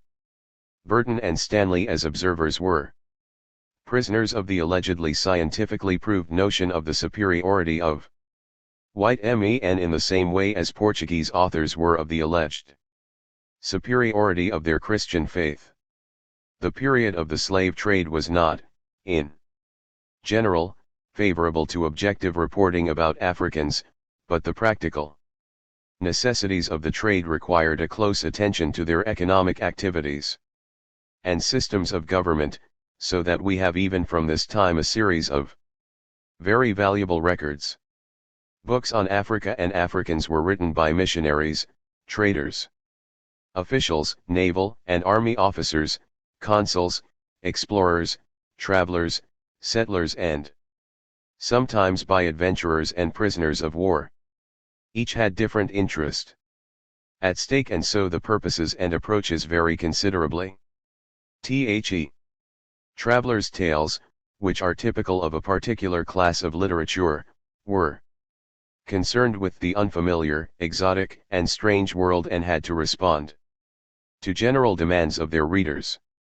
This trend in the exotic and adventurous, adorned by more or less fantastic opinions on African peoples, or describing the innumerable dangers met by the gallant traveler, persisted far into the 19th century. 67. Missionaries paid some attention to African religion, but they mostly lacked the expertise and the goodwill to understand it and were mainly concerned to expose its errors and barbarism. On the other hand, they knew local languages and were thus in a better position than others to gain an insight into the social framework. Sometimes they showed an interest in history and started to collect oral traditions. In the 19th century the bulk of narrative literature originates with the explorers. In accordance with the mood of the time they were interested mainly in the solution of great geographical problems and their contribution was towards a greater awareness of the physical geography rather than of African society. Most of them were more interested in waterways than in ways of life. 68 And many of them, being natural scientists, lacked a sense of history or believed in the myth of African non-history. There are, of course, exceptions to this rule, the most famous one being Heinrich Barth. On the other hand, there emerged, even in the course of the 18th century, some histories of individual African states or peoples, like Archibald Dalzell's The History of Dahomey, London, 1793, which, however, on close investigation proves to be an anti-abolitionist pamphlet. Having pointed out some deficiencies of the European narrative sources, we can now turn our attention to their more positive aspects. Above all, they furnish the chronological framework needed so much in African history, where dating is one of the weakest points of the oral tradition. Even a single date given by a traveler or other reporter, for example the date of his meeting with some African personality, can form a starting point for an entire chronology of a people, and sometimes even for more than one. This is not to say that all dates must be correct simply because they are put down in writing. There are instances when European authors, depending on hearsay, or trying to calculate the time depth from non-controllable sources, made more or less grave errors, but the Europeans had in general at their disposition a more technically developed measurement of time. The narrative literature is of primordial importance as a source of economic history, trade routes, chief markets, goods and prices, agriculture and crafts, natural resources. All this could be and was observed and described without bias. Moreover, the Europeans needed for their own interests accounts as objective as possible about these matters. It is true that the natural resources or economic possibilities of some regions were painted in too bright colors in order to enhance the merits of the explorer, but the historian is used to such exaggerations and takes them into account. The Europeans were at their best in observation of the external aspects of African societies, of the so-called manners and customs. They supply rich, accurate and fine descriptions of various ceremonies, dress, behavior, war strategies and tactics, production techniques, and so on, even if sometimes the description is accompanied by epithets like barbarous, primitive, absurd, ridiculous, or other derogatory terms. This in itself does not mean much. It is only a judgment from the standpoint of the writer's own cultural assumptions. More significant is the total lack of comprehension of the inner structure of African societies, the complicated network of social relations, the ramification of mutual obligations, the deeper reasons for certain behavior. In short, these authors were incapable of discovering the motivation underlying African activities. Nevertheless, the writing of African history would be almost impossible without the material furnished by European narrative sources. They may have their shortcomings. Many details were not observed at all or treated from a biased viewpoint or interpreted incorrectly. But these are normal risks, inherent in every historiography, and are no reason for discarding this large and enormously important body of information. On the contrary, there is an urgent need to reprint as many accounts of this kind as possible, and to publish them with appropriate commentaries and notes to allow their fresh evaluation and reinterpretation in the light of the NEW. African historiography. Internal narrative sources.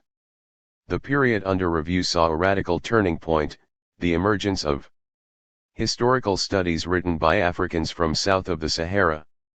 The means of expression was not at first any of the local African languages but Arabic, whose role in the Islamic world can be compared to that played by Latin in the European Middle Ages, that is, the means of communication between educated peoples and, later, also some of the European languages.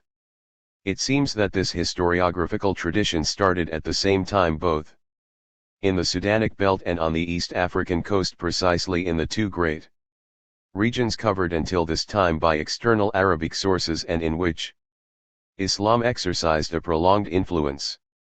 The earliest extant chronicles date from the early 16th century, although they relate the events of earlier periods.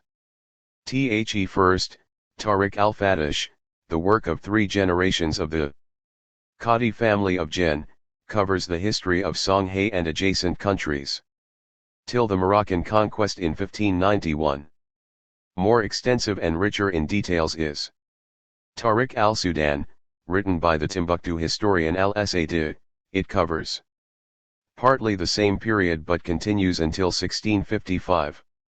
Both are works of accomplished scholars with a wide outlook and profound knowledge of contemporary events. More significant is the fact that for the first time we are able to listen to the authentic voice of Africans themselves, even if the authors were biased in favor of Islam and looked on the events from this vantage point.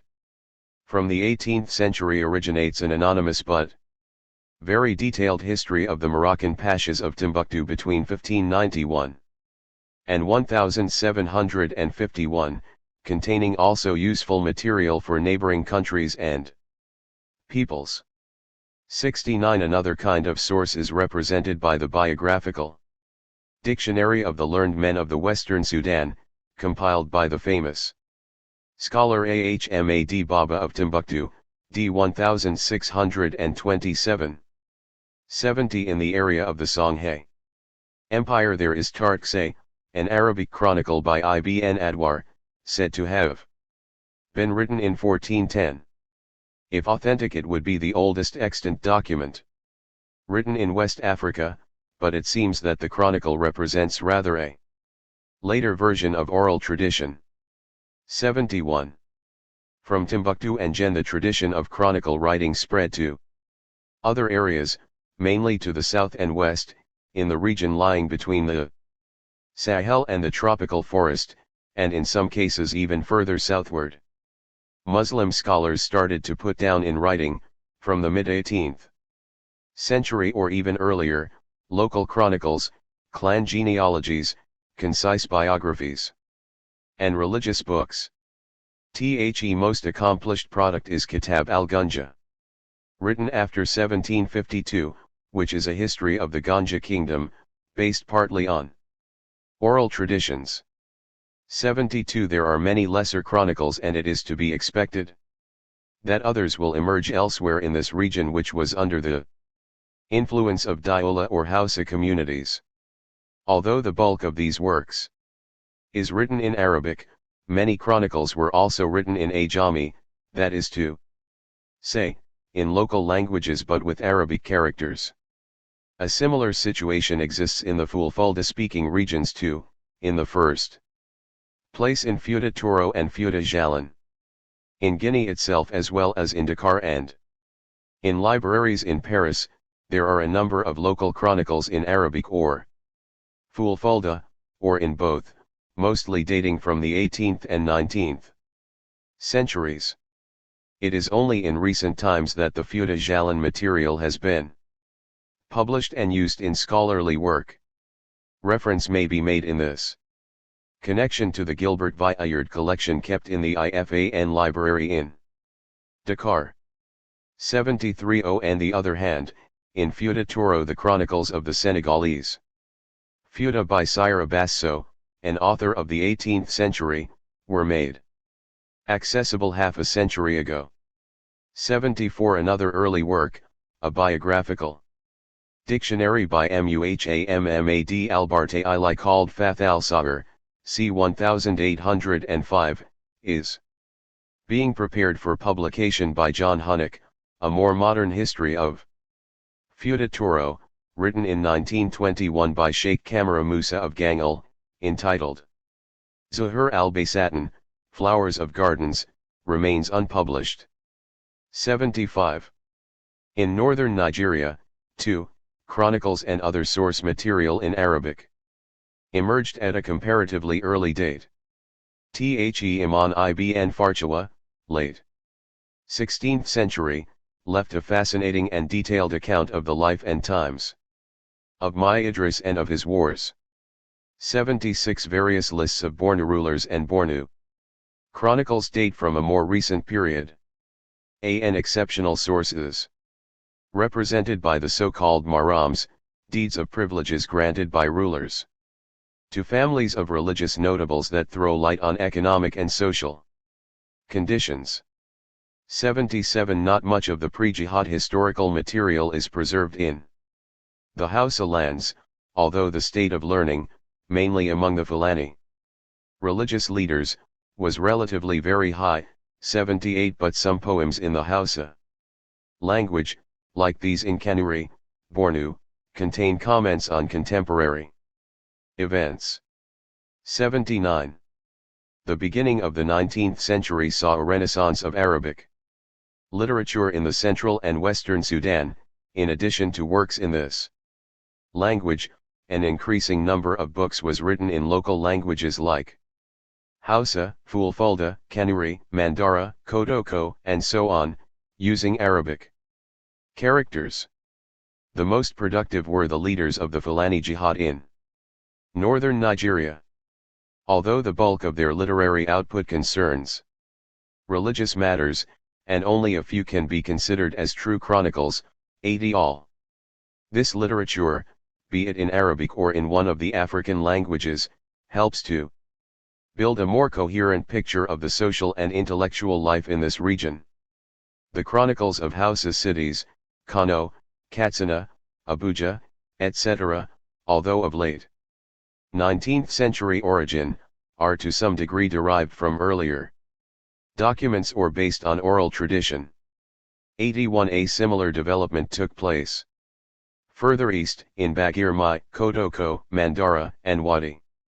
Some chronicles or king lists have already been published, but many others are still in manuscript, and there is hope that more will be discovered in private hands.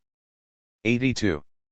A rhymed chronicle in Fulfulde describes the life and activities of the great Tukulor reformer Al-Hajj Umar Tal, 83, who himself is author of a religious work Ramahizb al-Rahim, Spears of the Party of Merciful God, which contains also many historical allusions to conditions in western Sudan. 84. The East African coast can be compared with the Sudan for the number of its chronicles.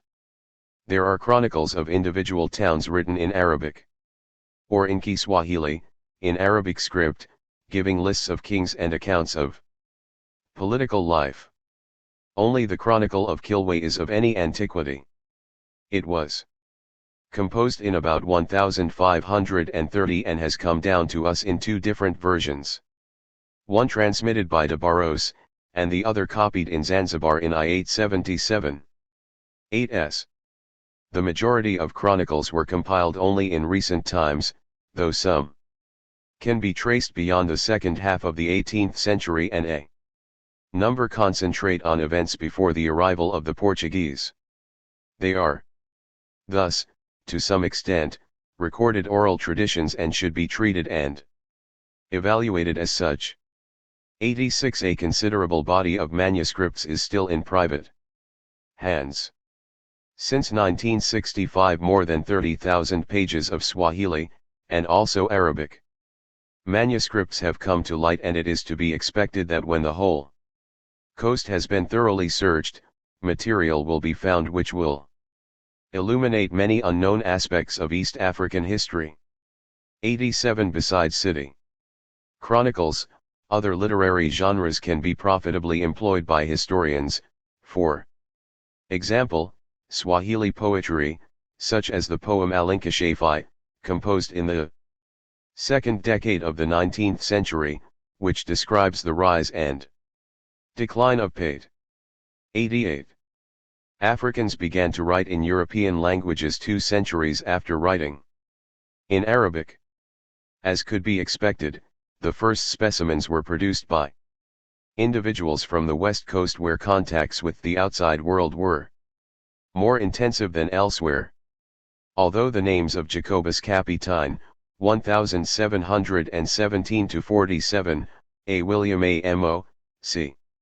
1703 c. 1753, and Philip Queque, 1741-1816, all of Fanti origin, should not be forgotten as the first pioneers of African writing in a European language.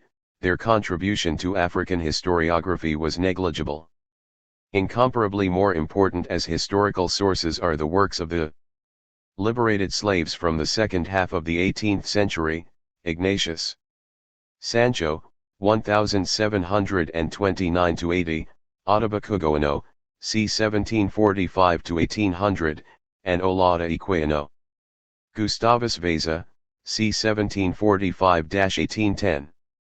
All three were primarily interested in the abolition of the slave trade, and their books are polemical, but at the same time they furnish much biographical material about the conditions of Africans both in Africa and in Europe. 89. From the same period comes a unique document, the Diary of Antara Duke, a leading Calabar trader. Written in Pidgin English and covering a long period, although rather short, this diary throws a colorful light on daily life in one of the important slave ports. 90. On Madagascar, the great Marina King Radama I, 1810-28, kept a kind of diary in Arabic script, Surabi. Around 1850, two other Marina aristocrats, Rayambana and Rahanaraka, wrote in Latin script stories which helped to reconstruct a fuller picture of everyday life in 19th century Marina. 9. During the 19th century, many Africans or Afro-Americans participated in exploratory travels or published reflections on African life, combined sometimes with polemics of a general nature. Samuel Crowther, a Yoruba, educated in Sierra Leone and in Britain, took part in the Niger expeditions of 1841 and 1853, leaving a description of his travels. 92. Thomas B. Freeman, born in England of mixed origin, traveled widely in West Africa and described the peoples of the coast and its hinterland with sympathy and insight. 93. Two Afro-Americans, Robert Campbell and Martin R. Delaney, went in the 1850s to Nigeria in search for a suitable area for a possible colony of Afro-Americans. 94. And a Liberian, Benjamin Anderson, described with many details and accurate observation his trip to the upper reaches of the Niger. 95. TWO outstanding African leaders, Edward W. Blitten and James Africanus Horton, belong in a class by themselves. Some of Blitten's books, papers, and articles form in themselves a historical source, others have already the character of historical interpretation, but even so they are indispensable for any research dealing with the emergence of African consciousness. 96. The same is true about Horton's work, with the difference that he was more inclined to precise observations of the societies with which he came into close contact. 97. Both these men belong to the group of Africans who started to write the history of their own countries or peoples. A first attempt, although with more emphasis on ethnography, was undertaken by Abbé Boylat, a St. Louis mulatto, in his Esquisses Sénégalaises. 9. A greater interest in historical writing, based mostly on oral tradition, was shown in those parts of the continent under British influence, but only at the end of the 19th century. C. S. Reindorf, a G.A., published in 1895 in Basley his History of the Gold Coast and Asante and is considered to be the first modern historian of African origin. With him and Samuel Johnson, whose History of the Yorubas is contemporary with Reindorf's book, but published only as late as 1921. Starts the uninterrupted chain of African historians, at first amateurs, in majority missionaries, later professionals. Their ideas and works are treated in the chapter dedicated to the development of African historiography. All these narrative sources, be they written in Arabic or in the various African and European languages, form a vast and rich body of historical material. They do not, of course, cover all aspects of the historical process, and are regionally limited, in some cases offering only a fragmentary picture. Those written by Muslims often show a pronounced Islamic bias that appears clearly in their dealings with non-Muslim societies. The authors of narrative sources in European languages were at the same time polemicists, campaigning either against the slave trade or for equality, and thus inclined to be one-sided. But these are the quite normal shortcomings of all narrative sources, and while remaining aware of them one must recognize that they have one overwhelming advantage: they are the voice of Africans themselves, revealing to us another facet of history, which has been too little heard amid the flow of outsiders' views. Archival sources, private papers, confidential reports, and other records. Primary sources are essentially those written documents that arose from the need to record various human activities and which were not originally intended for the general public but only for a restricted group of interested persons. They thus comprise mainly correspondence, both official and private, confidential reports, minutes of various dealings, trade accounts and books, statistics, private papers of various sorts, treaties and agreements, ship logs, etc. This material is the raw meat for the student of history, since it offers, in contrast to narrative sources which were composed with a definite purpose, objective evidence innocent, in principle, of any second thoughts destined for a larger public or posterity. This material is mostly to be found in state and private archives or libraries. The view formerly held that there are not enough written primary sources for the history of Africa has been proved false. There are not only enormously rich collections of documents in the former metropolises and extensive material in Africa itself, created by European states or private institutions in the pre-colonial and colonial periods, but also the collections of primary material emanating from Africans themselves, written in European languages or in Arabic. Whereas formerly such documents were considered as something exceptional found only in a few privileged places, it is now clear that there exists a mass of written sources of African origin in many parts of the continent and in European and Asian archives as well. Let us look first at the material written in Arabic. For the pre-19th century period, only isolated items of correspondence, both local and international, have so far come to light, mostly from West Africa. There are 134 letters from the Ottoman Sultan to the Mai Idris of Bornu, in 1578, discovered in Turkish archives, and some correspondence from the Sultan of Morocco to the Askia of Songhai and the Khanta of Kebai, also from the end of the 16th century. Arabic as a diplomatic language was employed not only by the Islamized courts of the Sudan but also by non-Muslim rulers. The best known case is that of the Asante, hence WHO used the services of Muslim scribes, writing in Arabic, to conduct their correspondence with their northern neighbors as well as with Europeans on the coast. A number of such letters was found in the Royal Library in Copenhagen.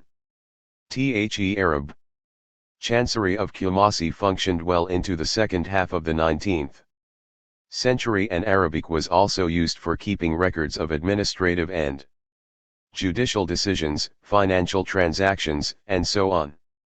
An example from the other side of Africa is the treaty, written in Arabic, between the French slave trader Maurice and the Sultan of Kilwa in the year 1776.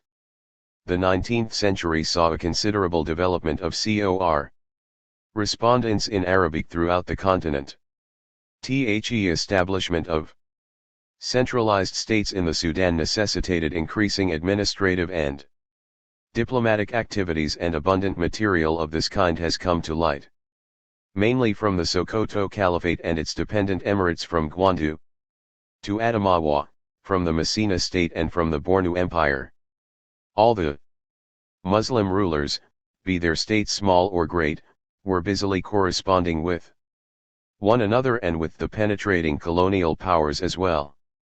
In many archives in West African countries, and sometimes in Europe, there are to be found thousands of archival pieces in Arabic, originating with such personalities as Al-Hajj Umar, Amadou Siku, M.A., B.A., Lat Dyer, M.A.H.M.A.D.U. Layman, Samori, Al-Bakajay, Rubi and many lesser leaders and chiefs. The colonial administrations in Sierra Leone, Guinea, Nigeria, and the Gold Coast also conducted their correspondence with them in Arabic. There are extant letters exchanged between the Ottoman Pasha of Tripoli and the Bornu Sheikhs, between the Sultan of Darfur and Egypt, between Timbuktu and Morocco. A similar situation existed in East Africa, it seems. Nevertheless, that the Zanzibar archives are not so rich in Arabic documents as might reasonably be expected in a city with such large commercial and political interests. There must, of course, be a vast number of documents of varied contents in private hands. Their collection and cataloging will not be an easy task, but it is an imperative for the near future. Many texts were written in the Vi script, which was invented about 1833 by Mamadou Bukal and spread very quickly among the Vi people, so that at the close of the century nearly all of them knew the script and employed it currently for private and official correspondence, for keeping accounts and also for writing down customary laws, proverbs, stories and fables. Many neighboring peoples such as the Mende, Toma, Loma, Gertz, Capel, and Bassa adopted and adapted the Vi script and employed it for similar purposes. At the beginning of the 20th century, Sultan Anjoya of Bamum, Cameroon, invented for the Bamum language a special script which he reformed 4 times during his lifetime, but in contrast with the Vi script used generally by the majority of the people, knowledge of the Bamum script remained restricted to a small group at the Sultan's court. Nevertheless, Anjoya composed a big volume on the history and customs of his people in this script, a book on which he continued to work for many years and which constitutes a real mine of precious information about the past. 100. To this should be added the texts in Nsabidi 101 from the Cross River Valley, southeast Nigeria, consisting of inscriptions in sanctuaries and special forms of language used among members of certain secret societies. The material in European languages goes from the 16th century to today. It is written in a dozen languages, is enormously abundant and is scattered all over the world in 100 different places, archives, libraries, and private collections. This state of affairs makes its use by historians rather difficult, especially in cases where there are no guides or catalogs at their disposal. It was for this reason that the International Council of Archives, under the auspices and with the moral and financial support of UNESCO, started to prepare a series of guides to the sources of the history of Africa. The principal object was to meet the needs of students of African history by promoting access to the whole body of available sources. As historical research had long been concentrated on a limited number of archive repositories where the records of the colonial period were housed, it was important to draw attention also to the existence of an extensive and widely dispersed body of material, as yet unused. Whilst the guides are devoted primarily to public and private repositories, they equally take account of material of historical value in libraries and museums.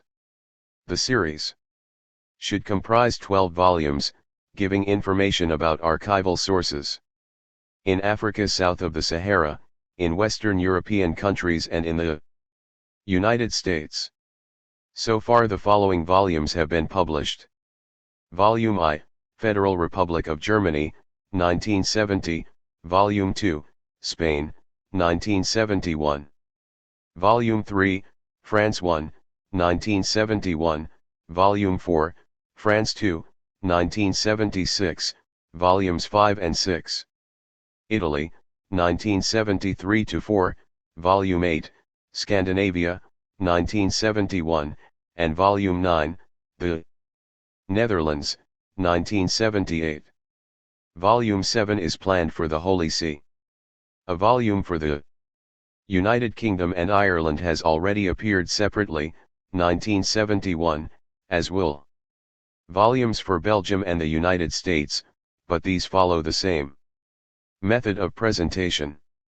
Degree 2, as has been aptly said by Joseph K. Zerbo in his introduction to the series, in the battle for the rediscovery of the African past, the guide to the sources of the history of Africa forms a new strategic and tactical weapon. 103. In addition to this major project, there are already some other guides to source material, prepared mostly by regions or according to special criteria. Among the most complete belong the 5 guides for West African history, published in 1962-73, covering the archives of Portugal, Italy, Belgium, and Holland, France, and the United Kingdom. 104. More ambitious and to a certain extent more advantageous are the editions of archival documents in extenso or as catalogues. Until now, this kind of presentation has been done mostly for the material in Portuguese archives, apart from Paiva Manso's work in the late 19th century. 105. There are two major collections of missionary documents from Portuguese and some other archives, one by A. de Silvarego, 106, the other by A. Bragio. 107. A few years ago a monumental collection, prepared by the combined efforts of the Portuguese and Zimbabwe archives, was started, in which all Portuguese documents concerning Southeast Africa will be published in the original with an English translation. 108. There are also collections which deal with subjects restricted in time, scope or matter. This category is represented, on one hand, by British parliamentary papers and various blue and white books mainly from the colonial period, and on the other hand, by more recent scholarly selections, such as the work of J. Cavelier and L. Jadon on the Vatican documents for the history of ancient Congo, 109, or C. W. Newberry's selection on British policy in West Africa and G. E. Metcalfe's documentary survey of relations between Great Britain and Ghana. Degree 2. This category belongs also the large collection of archival material on Italian policy towards Ethiopia and neighboring countries, in course of publication by C. Giglio. 111 MANY. Other collections of this kind from various European archives have made accessible documents for some aspect of colonial history. A weakness of these selections lies precisely in their selective character, because each compiler follows, in choosing his material, his own subjective rules, whereas a student doing research requires all the information and complete documentation. In every independent African state there now exist governmental archives that also keep material inherited from the former colonial administration. Although in some countries printed guides or catalogues have been published, most archives in Africa are still in the process of being systematically arranged and described. 112. A series of guides, such as are now being published for European archives, is at present an urgent necessity for all archives in Africa, state or private. Government archives in Africa have their useful as well as their negative sides, compared with the deposits in former metropolitan cities. With a few exceptions, the keeping of detailed records began in Africa no earlier than the I-88 OS, and there are many gaps in the material. These shortcomings must be balanced by other sources, the most important being missionary and business records and papers in private hands, and, of course, the archives in European capitals. On the other hand, the advantages of archives created in Africa over those in the former metropolitan capitals are numerous. The quantitative difference lies in the fact that in the African archives materials and records are preserved which have a more specialized bearing on the local situation, whereas the colonial archives in Europe mainly contain documents on the policy of the colonizing power. They often conserve records from the pre-colonial period, such as reports of the first explorers, information collected by traders, officials, and missionaries in the remote interior, reports that were not considered worthy of sending to Europe but which are of unusual importance for local history. These archives contain, too, a much greater number of documents originating with the Africans than those in Europe.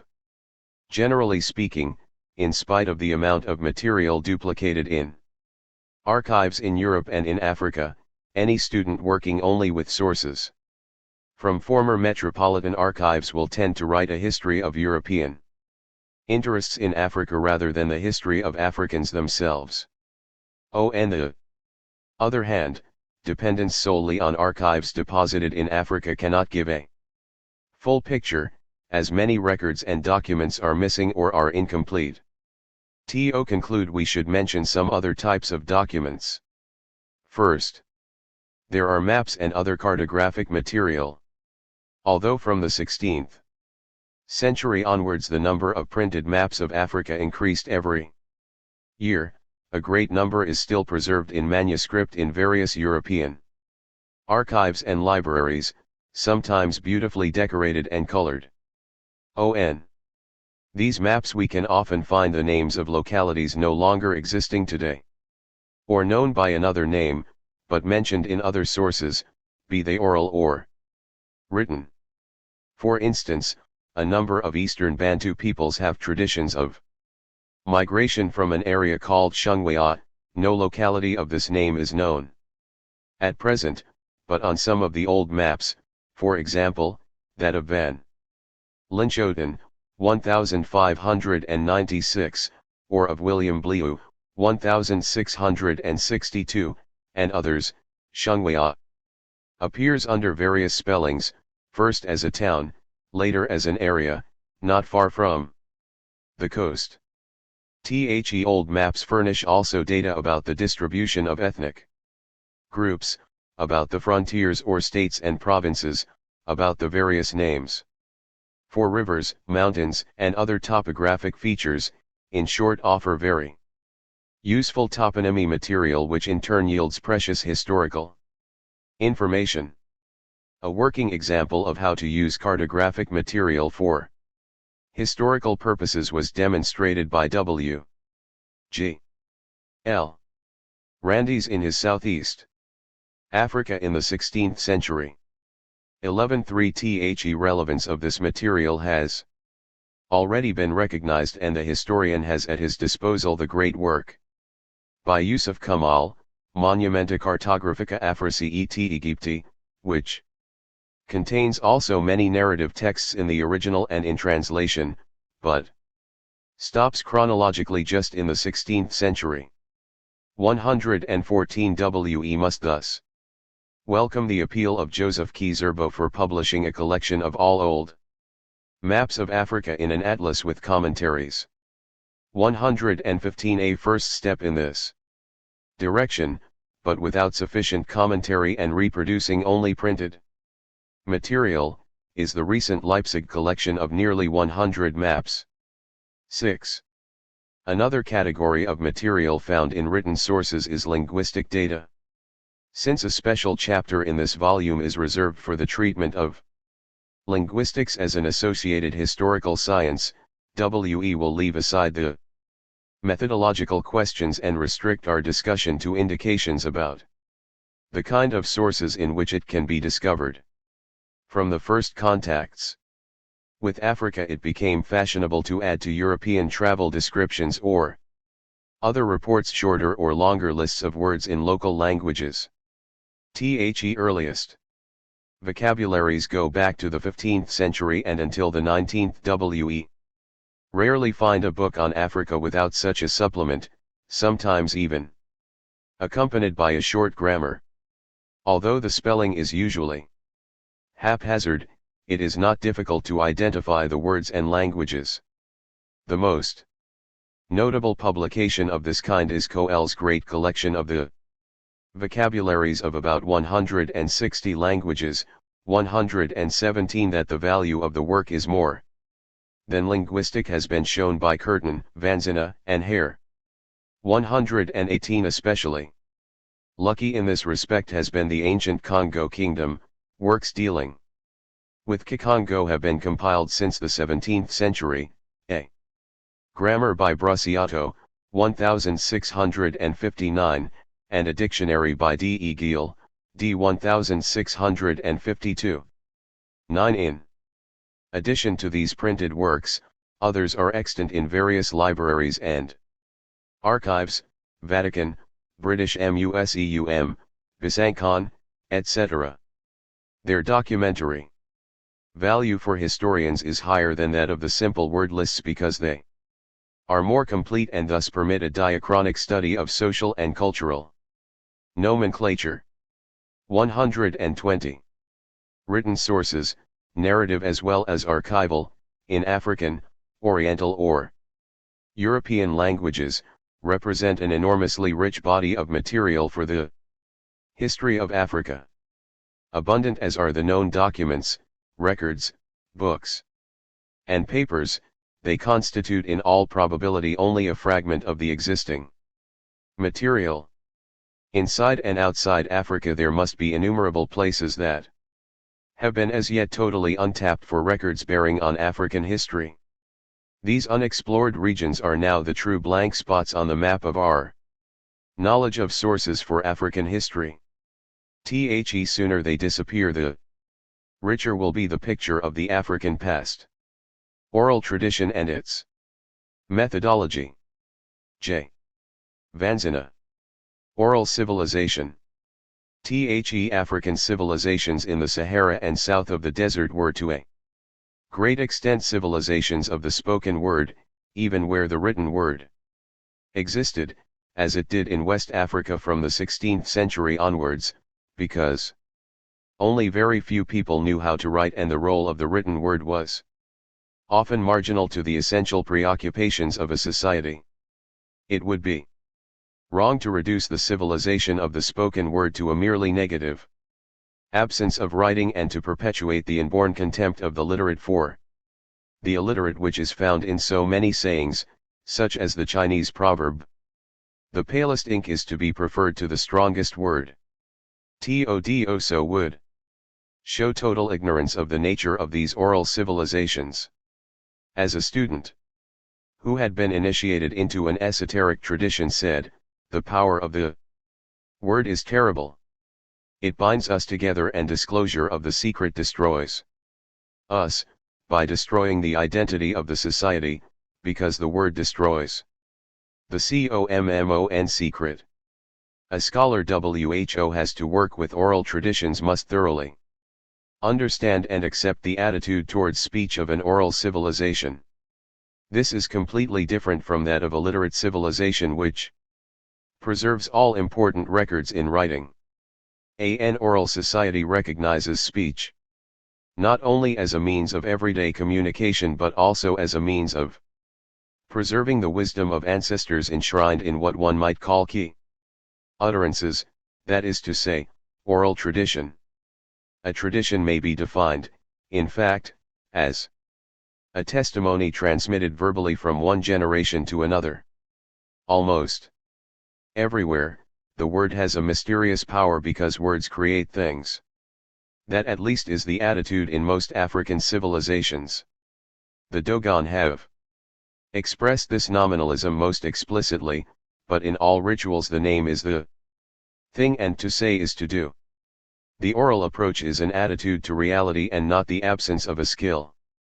Traditions are baffling to the contemporary historian who, although so swamped by a mass of written evidence that he has to develop the techniques of rapid reading, can nevertheless rely on constant repetition of 7.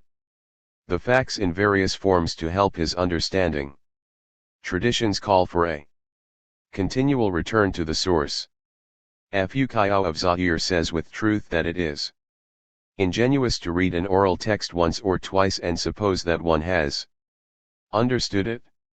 It must be listened to, learned by heart, inwardly digested like a poem and carefully examined to make it yield up its many different meanings, at least if it is an important utterance. The historian must therefore learn to work more slowly, to reflect, to work his way into an alien system of ideas and images, since the corpus of tradition is the collective memory of a society which is explaining itself to itself. Many African scholars, such as Amadou Hampat Ba or Babu Hama, have expressed this reasoning very eloquently. The historian must learn how the oral society thinks before he can interpret its traditions. Nature of oral tradition. Oral tradition has been defined as a testimony transmitted orally from one generation to another. Its special characteristics are the fact that it is oral and its manner of transmission, in which it differs from written sources. The oral tradition is complicated and it is not easy to find a definition which covers all its aspects. A written record is an object, a manuscript, a tile, a tablet. But a verbal record can be defined in several ways, because a speaker can interrupt his testimony, correct himself, start again, and so on. A rather arbitrary definition of a testimony might therefore be all the statements made by one person about a single sequence of past events, provided that the person had not acquired new information between the various statements. In that case, the transmission would be contaminated and we should be faced with a new tradition. Some people, in particular specialists like the griots, are familiar with traditions concerning a whole series of different events. Cases have been known of a person reciting two different traditions to account for the same historical process. Rwandan informants related two versions of a tradition about the Tutsi and the Hutu, one according to which the first Tutsi had fallen from heaven and had met the Hutu on earth, and the second according to which Tutsi and Hutu were brothers. TWO completely different traditions, the same informants and the same subject. That is why the phrase a single sequence of events has been included in the definition of a testimony. Lastly, everyone knows the case of the local informant who tells a composite story, based on the different traditions he knows. A tradition is a message transmitted from one generation to the next. But all verbal information is not tradition. The eyewitness's verbal testimony must first be singled out. This is of great value because it is an immediate source, not a transmitted one, so that the risks of distorting the content are minimal. Any valid oral tradition should in fact be based on an eyewitness account. Rumor must be excluded, because although it certainly transmits a message, it depends by definition on hearsay. Hence its grapevine character. It becomes so distorted that it can be of value only as expressing a 143 popular reaction to a given event. That too can give rise to a tradition when it is repeated by later generations. Finally, there is the true tradition, which transmits evidence to future generations. The origin of traditions may therefore lie in eyewitness testimony, in a rumor or in a new creation based on different existing oral texts combined and adapted to create a new message. But only the traditions based on Witness accounts are really valid. The historians of Islam understood that very well. They developed a complicated technique to determine the value of the different hadiths, or traditions purporting to be the words of the Prophet as recorded by his companions. With time, the number of hadiths became very large, and it was necessary to eliminate those for which the chain of informants, isnad, linking the scholar who had recorded them in writing to one of the Prophet's companions, could not be traced. For each link, the Islamic chronicler worked out criteria of probability and credibility, identical with those employed in present-day historical criticism. Could the intermediate witness know the tradition? Could he understand it?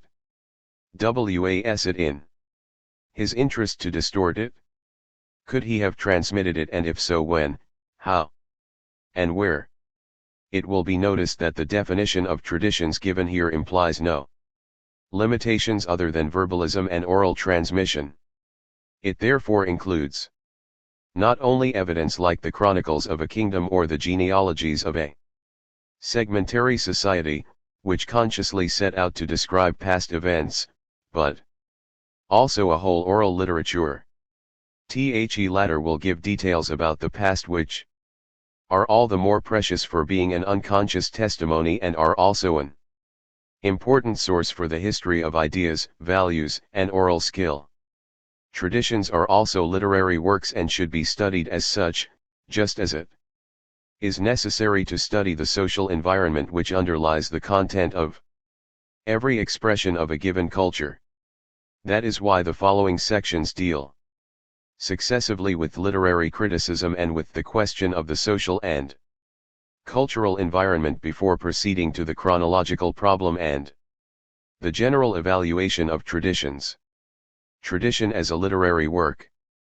In an oral society, most literary works are traditions, and all conscious traditions are oral utterances. As in all utterances, form and literary criteria influence the content of the message.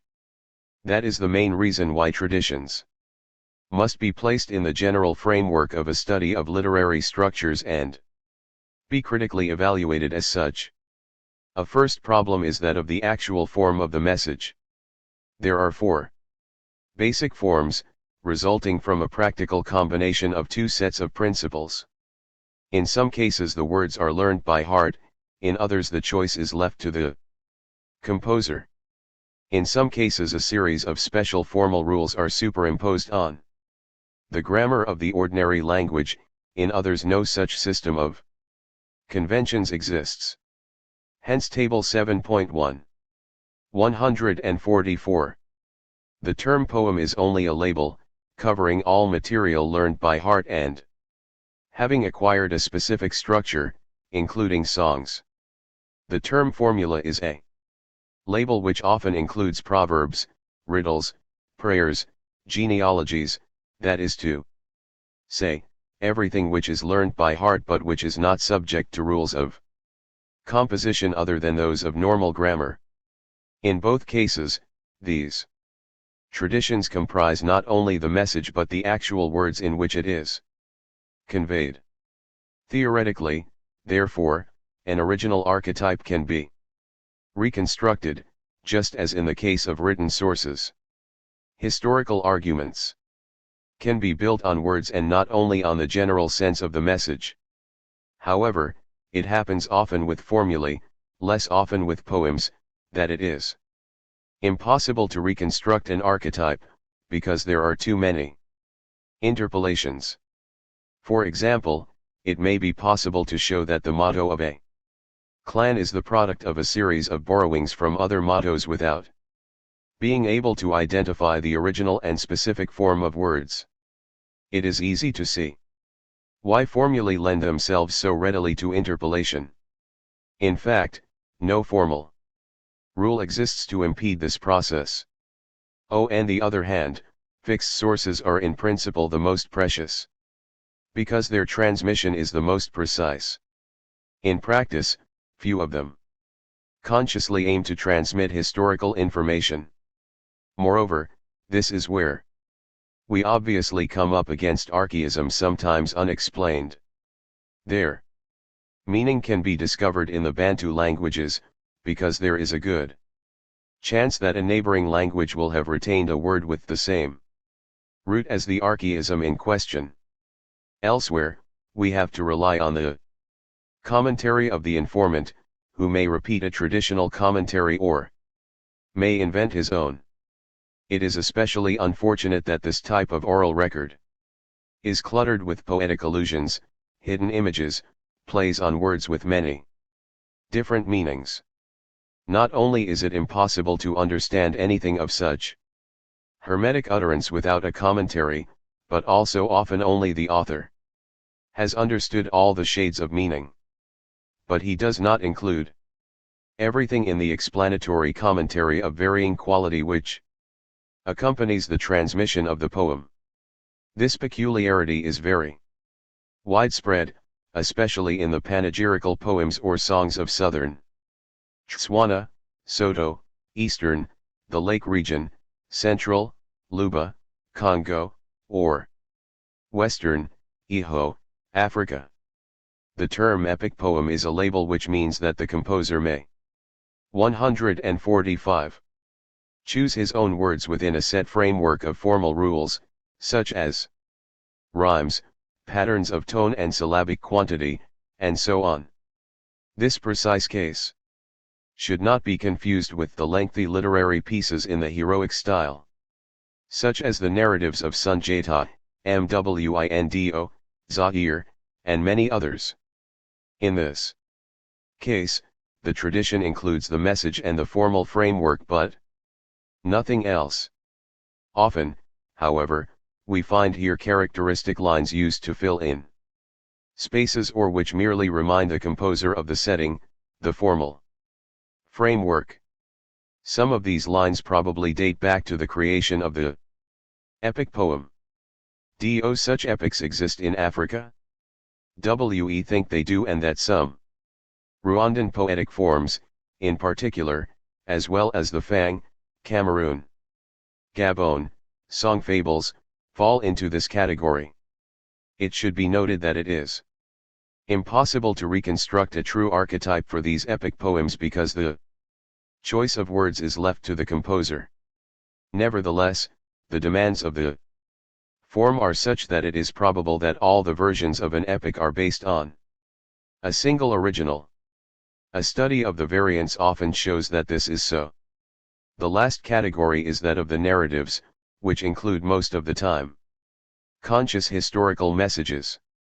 Here, the freedom left to the composer allows for numerous combinations, much recasting, rearranging of episodes, amplifying of descriptions, developments, and so on. It then becomes difficult to reconstruct an archetype. The composer is completely free, but only from the literary point of view. His social environment might sometimes impose a rigid adherence to his sources. Despite these difficulties, it is possible to discover the hybrid origin of a tradition by collecting all its variants, including those which are not considered to be histories, and taking account of variants originating among neighboring peoples. We may sometimes thus pass imperceptibly from the world of history to a wonderland, but we also manage to eliminate those oral versions which are not based on eyewitness accounts. This critical approach is essential. Every oral literature has its own particular division into literary forms. The historian will not only endeavor to learn the significance of the forms for the culture he is studying, but will also collect at least one representative sample of each of them, because historical information may be found in all of them, and the traditions which interest him particularly are easier to understand when taken in the general context. Internal classification provides valuable indications. Thus, we can find out if the propagators of a literary piece make any distinction between, for example, historical and other types of narrative.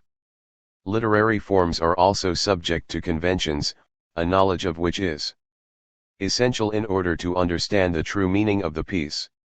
Here the question is no longer one of formal rules but of the choice of terms.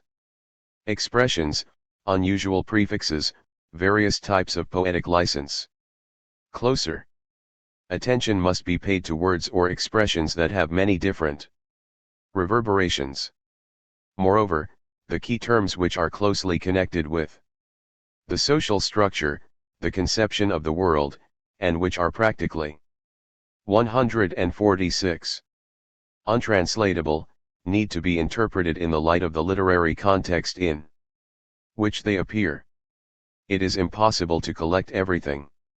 The historian is therefore obliged to take practical requirements into account and will consequently not be overambitious once he has a representative sample of each of the literary forms.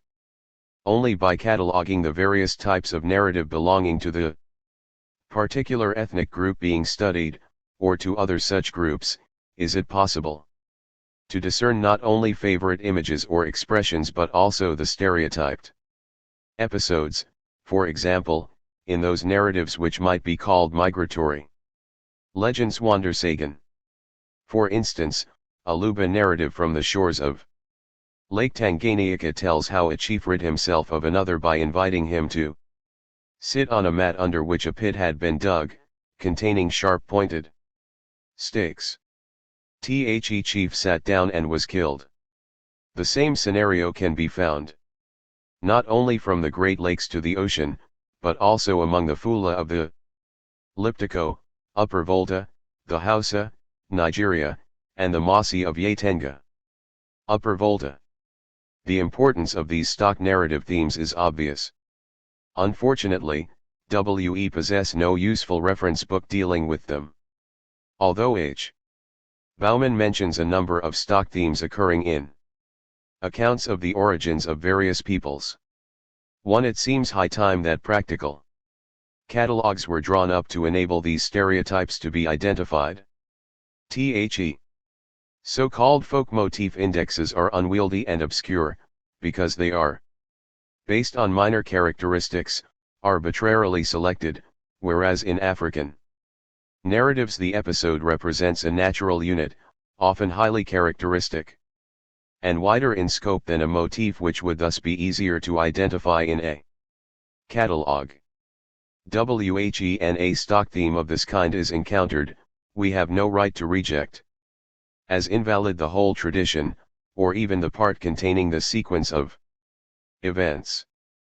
We should rather explain why the stock theme is used.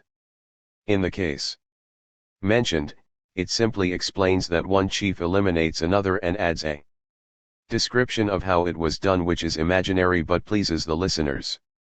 Usually this kind of stock theme builds up explanations and commentaries on a basis of information which may be perfectly valid.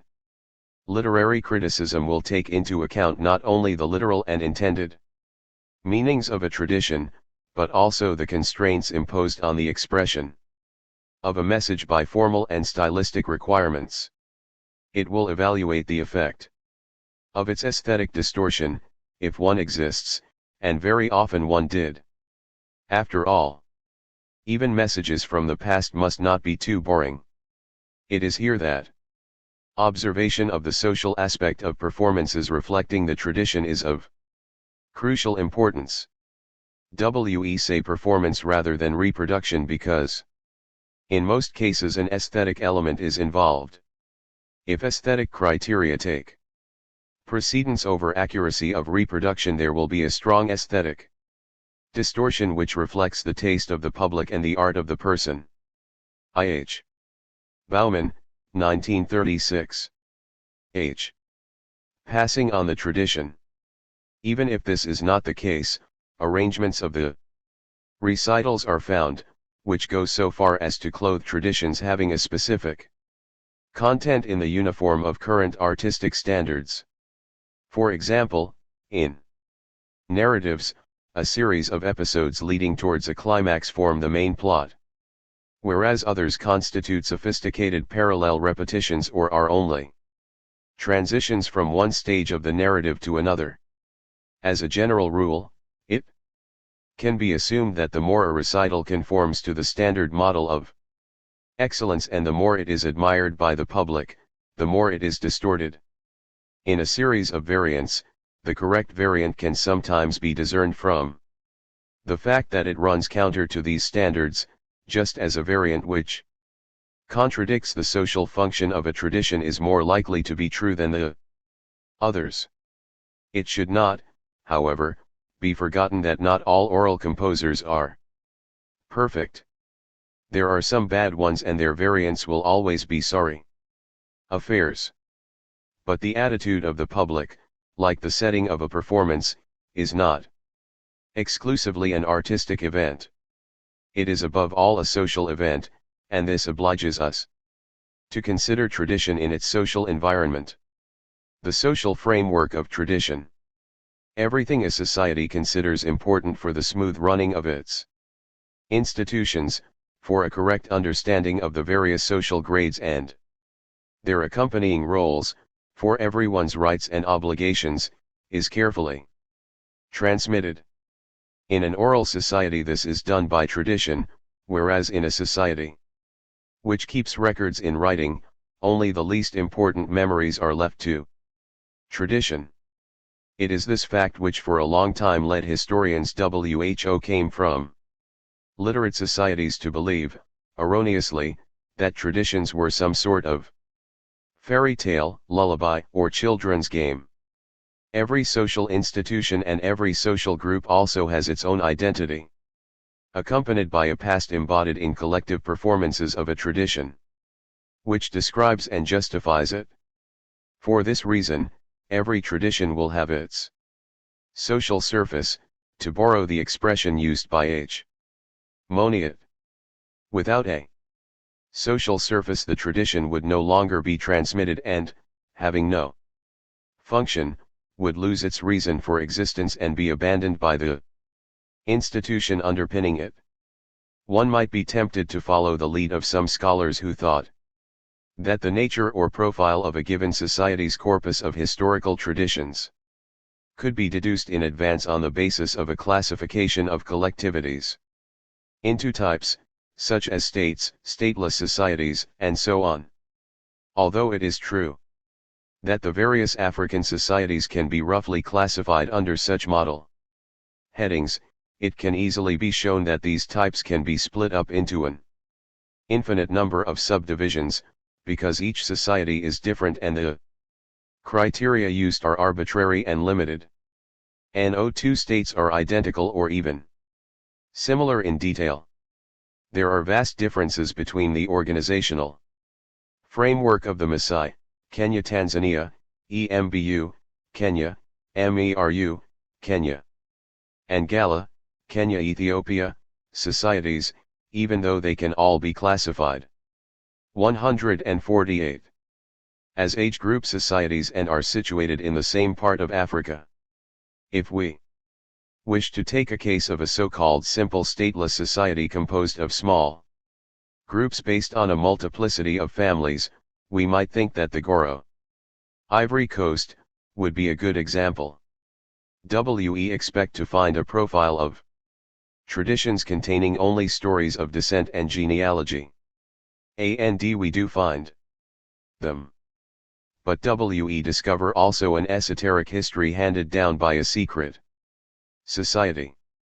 In the case of the Tonga of Zambia, we again find the story of descent, but also stories of ritual centers run by the rainmakers. Not a single society of this type fails to show us an unexpected major institution. Among the states, the extreme case is certainly that of the kingdom of the Tio, where the royal tradition does not go back further than 2 generations, although kingdoms are supposed to have very long-standing traditions. Moreover, we can follow the tradition of the magic symbols of the nobles much further back than we can that of the royal symbol. Hasty generalizations on the value of traditions, the tendency to oversimplify, which is still all too prevalent, are completely unwarranted. The profile of a given body of traditions can be determined only a posteriori. It is evident that the functions fulfilled by traditions tend to distort them. It is impossible to draw up a complete list of these functions, partly because a tradition can perform several different functions and can play a role, running from the well-defined to the vague in relation to them, but mainly because the word function is itself confusing. It is most often used to describe everything which serves to strengthen or maintain the institution upon which it depends. As the connection is not tangible, the imagination can produce an endless list of functions to be performed and no choice is possible. It is, however, quite easy to distinguish certain precise purposes, manifest or latent, fulfilled by some traditions. For example, there are those mythical charters, those histories of dynasties, genealogies, lists of kings, which may be considered as being nothing less than unwritten constitutions. We can extend this category by including in it all traditions connected with public legal matters, for example, those which support public rights to property. They are usually official traditions in as much as they claim universal validity for the society. Private traditions, associated with groups or institutions embodied in others, will be less well preserved because they are less important, but often more true to fact than the others. It should, however, be pointed out that private traditions are official for the group which transmits them. Thus, a family history is private as compared with the history of a whole state, and what it says about the state is less subject to control by the state than an official public tradition. But, within the family itself, the private tradition becomes official. For all purposes connected with the family, it should therefore be treated as such. We can accordingly see why it is so helpful to use family or local histories to clarify points of general political history. Their testimony is less subject to distortion and can offer an effective check on the assertions made by official traditions. On the other hand, as they concern only subgroups, their transmission is often lacking in 149 care and depth, as can be seen from the numerous variants which usually exist. Among other common functions, we may briefly mention the religious and liturgical, the performance of rituals, private legal precedents, as well as the aesthetic, didactic, and historical, the function of commentary to an esoteric oral record, and what anthropologists call the mythical function. Functions and the literary form taken together constitute a valid typology which will enable the historian to make a general evaluation of the probable distortions which his sources may have suffered, while also giving indications concerning the transmission. Taking only those types which remain after this process of selection, we can distinguish names, titles, slogans or mottos, ritual formulae, didactic formulae, proverbs, toponyms, names of persons, genealogies, etc. From their basic form we can classify all these as examples of formulae. Poems, historical, panegyrical, liturgical or ceremonial, religious, personal, lyrical and others, songs of all types, lullabies, working, hunting and canoeing songs, etc., are poems in this sense. Epic poem as a basic form is represented by some poems which do not correspond to what the term normally connotes. Lastly, narrative includes general narrative, whether historical or other, local, family, epic, ideological and aesthetic narratives and personal memories. We shall also include here legal precedents which are rarely transmitted by oral tradition, commentaries on oral records and the occasional notes which are essentially short replies to questions such as, "How did we start growing?" Maze, where did this dancer's mask come from, etc. From this list it can immediately be seen what may be the distorting action of an institution on each of these forms. But it must also be shown that such an action actually took place, or that the probability of distortion is very great. It is often possible to show that a tradition is valid because it has not suffered the expected distortions. For example, a people says that it is younger than another, a royal chronicle admits a defeat, a particular formula which should explain the physical and human geography of a country no longer conforms to present-day reality. In all these cases, analysis shows the validity of the tradition because it has resisted the leveling process. In their work on the phenomenon of writing, literacy, Goody and Watt assert that an oral society tends constantly and automatically towards a homeostasis which effaces from the collective memory, hence the expression structural amnesia, any contradiction between the tradition and its social surface.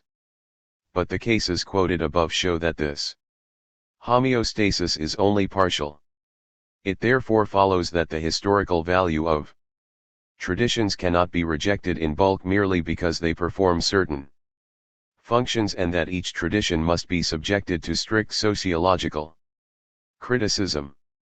In the same work, these authors assert that the culture of a verbal society is homogenized, that is to say, that the knowledge content of the brain of each adult is approximately the same.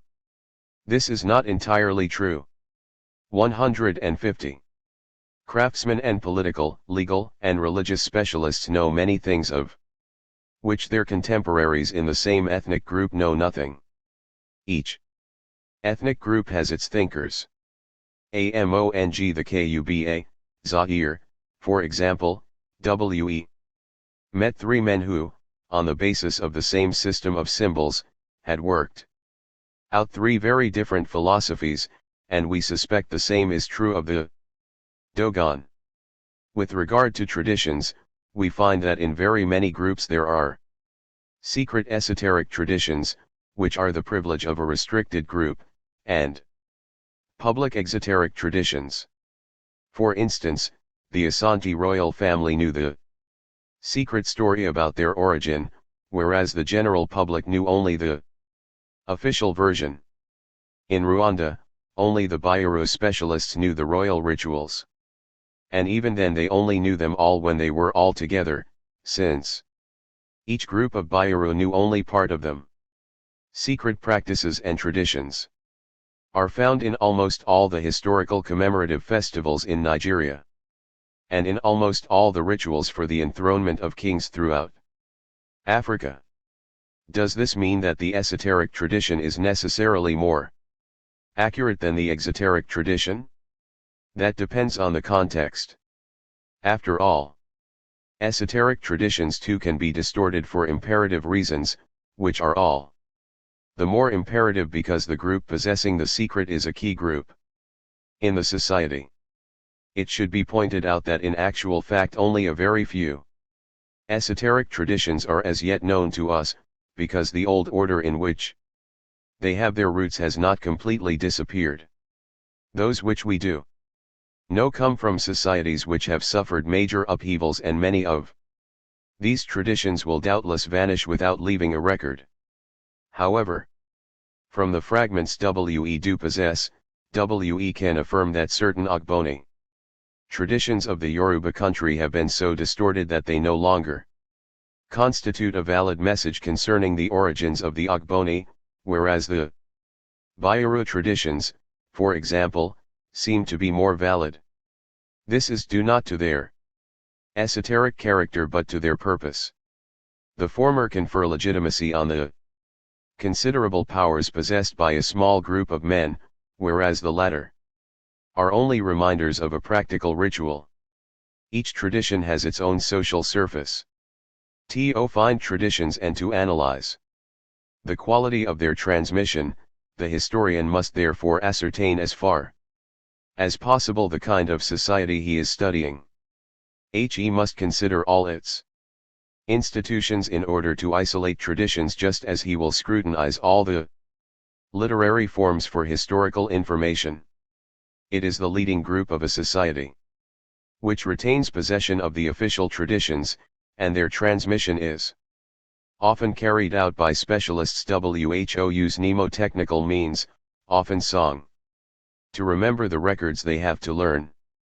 Sometimes the tradition is checked either by colleagues at private rehearsals or at the public performance which is associated with an important ceremony.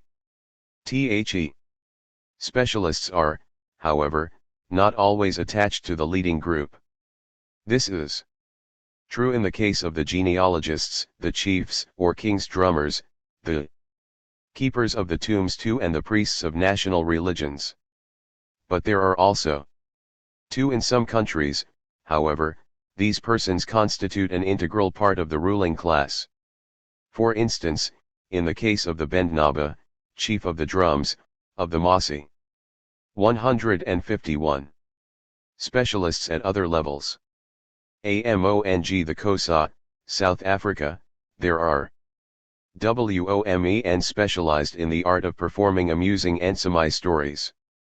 There are also others who know how to do it but do not specialize in it. They usually take part in popular entertainments.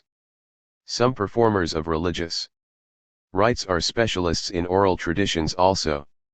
Guardians of the Shona. Mondoro, Zimbabwe, know the history of the spirits entrusted to their keeping. Some, like the griots, are troubadours, who collect traditions at all levels and perform mutually agreed versions before an appropriate audience. On certain occasions, marriage, death, a feast in a chief's residence, and so on.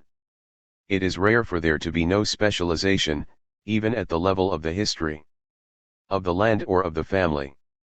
There are always people who are of a higher social status, the Abashinga Entahi of Burundi for land matters, for example. Or WHO are more gifted and WHO are entrusted with memorizing and transmitting traditions. One final category of better informed people, they can hardly be termed specialists, consists of those who live near important historical places. Here the fact of living on the very spot where, for example, a battle was fought, acts as a mnemotechnical aid in the recording of tradition. An examination of the social surface therefore makes it possible to discover existing traditions, to place them in their setting, to find the specialists responsible for them and to study the transmission. This examination also makes it possible to discover valuable indications of the frequency and form of the performances themselves.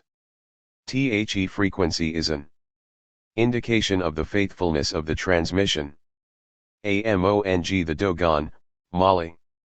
The Sigi ritual is transmitted only once every 60 years or so. This leads to forgetfulness, and those who have seen two Sigis and understood enough about what was happening at the first performance to be able to direct the second are very rare. No one under the age of 75 can do so. It can be assumed that the content of the Sigi and the information given will vary more radically than a form of tradition like that of a festival in southern Nigeria, which is repeated every year. On the other hand, very frequent performances do not necessarily mean that the transmission is particularly faithful. That depends on the society in question. If it wants a very faithful performance, frequency will help to maintain it. That is the case with magic formulae, for instance, certain formulae to exorcise witchcraft. This explains why some Mbon, Zahir, formulae to ward off rain are placed in such an archaic geographical context that none of the things mentioned can now be found in the present Mbon country.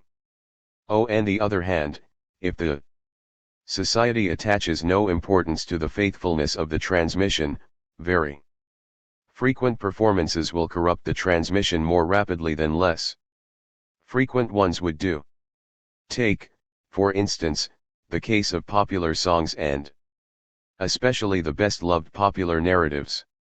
All this can and indeed should be checked by study of the variants collected. Their number is a direct reflection of the faithfulness of the transmission. It would seem that the changes which occur invariably tend to increase. 152. The homeostasis between the institution and the accompanying tradition. In this goody and what are not entirely wrong. If variants exist and show a well-defined trend, we can deduce that those which are the least in line with the aims and functions of the institution are the most valid. Furthermore, it is sometimes possible to show that a tradition is not to be trusted either. Where there are no variants, and the tradition has become a stock theme. Along the lines of we have all come from X, and X corresponds perfectly to the needs of the society, or where, as in popular narrative, the variants are so divergent that it is almost impossible to recognize what constitutes a tradition and separates it from another. In this case, it becomes evident that most of the versions are more or less recent fabrications, based on other popular narratives.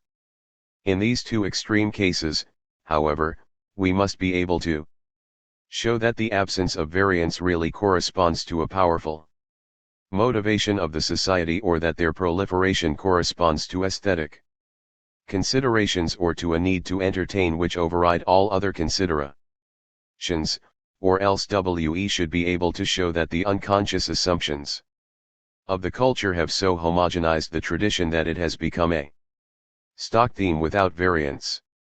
This cultural influence must be examined. The mental framework of tradition. By mental framework we mean the unconscious collective ideas and images of a culture which influence all its forms of expression and at the same time constitute its conception of the world. This mental framework varies from society to society. At a superficial level, it is relatively easy to discover part of this framework by applying the classical techniques of literary criticism to the content of the whole body of the traditions and comparing that body with the other, mainly symbolic, manifestations of the culture. Tradition always idealizes. This is particularly so in the case of poems and narratives. Popular stereotypes are created. All history has a tendency to establish a pattern and consequently to become mythical, whether its content is true or not. Thus we find models of ideal behavior and of values. In royal traditions, stereotyped characters like those in a Western are easy to identify. One king is the magician, another ruler is the just, someone else is the warrior.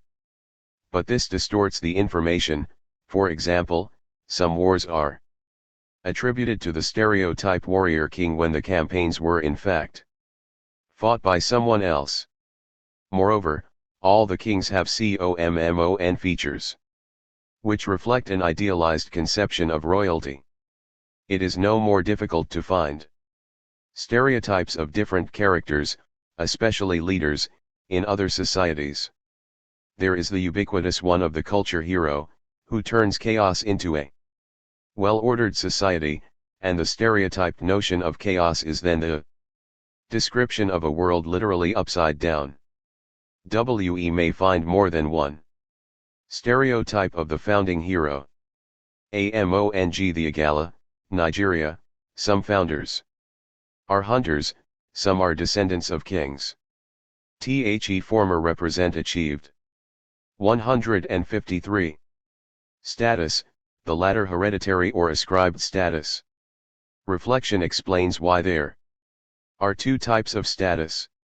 Boston suggested that the first stereotype conceals the accession to power of new groups and that the two stereotypes reflect two quite different historical situations.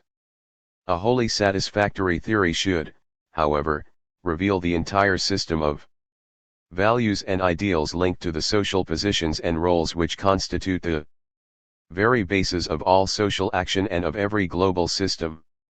This was not possible until recently when McAfee discovered that the Congo, Zaire, People's Republic of the Congo, possess a simple stereotype system of the four ideal positions in society, witch doctor, soothsayer, chief prophet, which are complementary.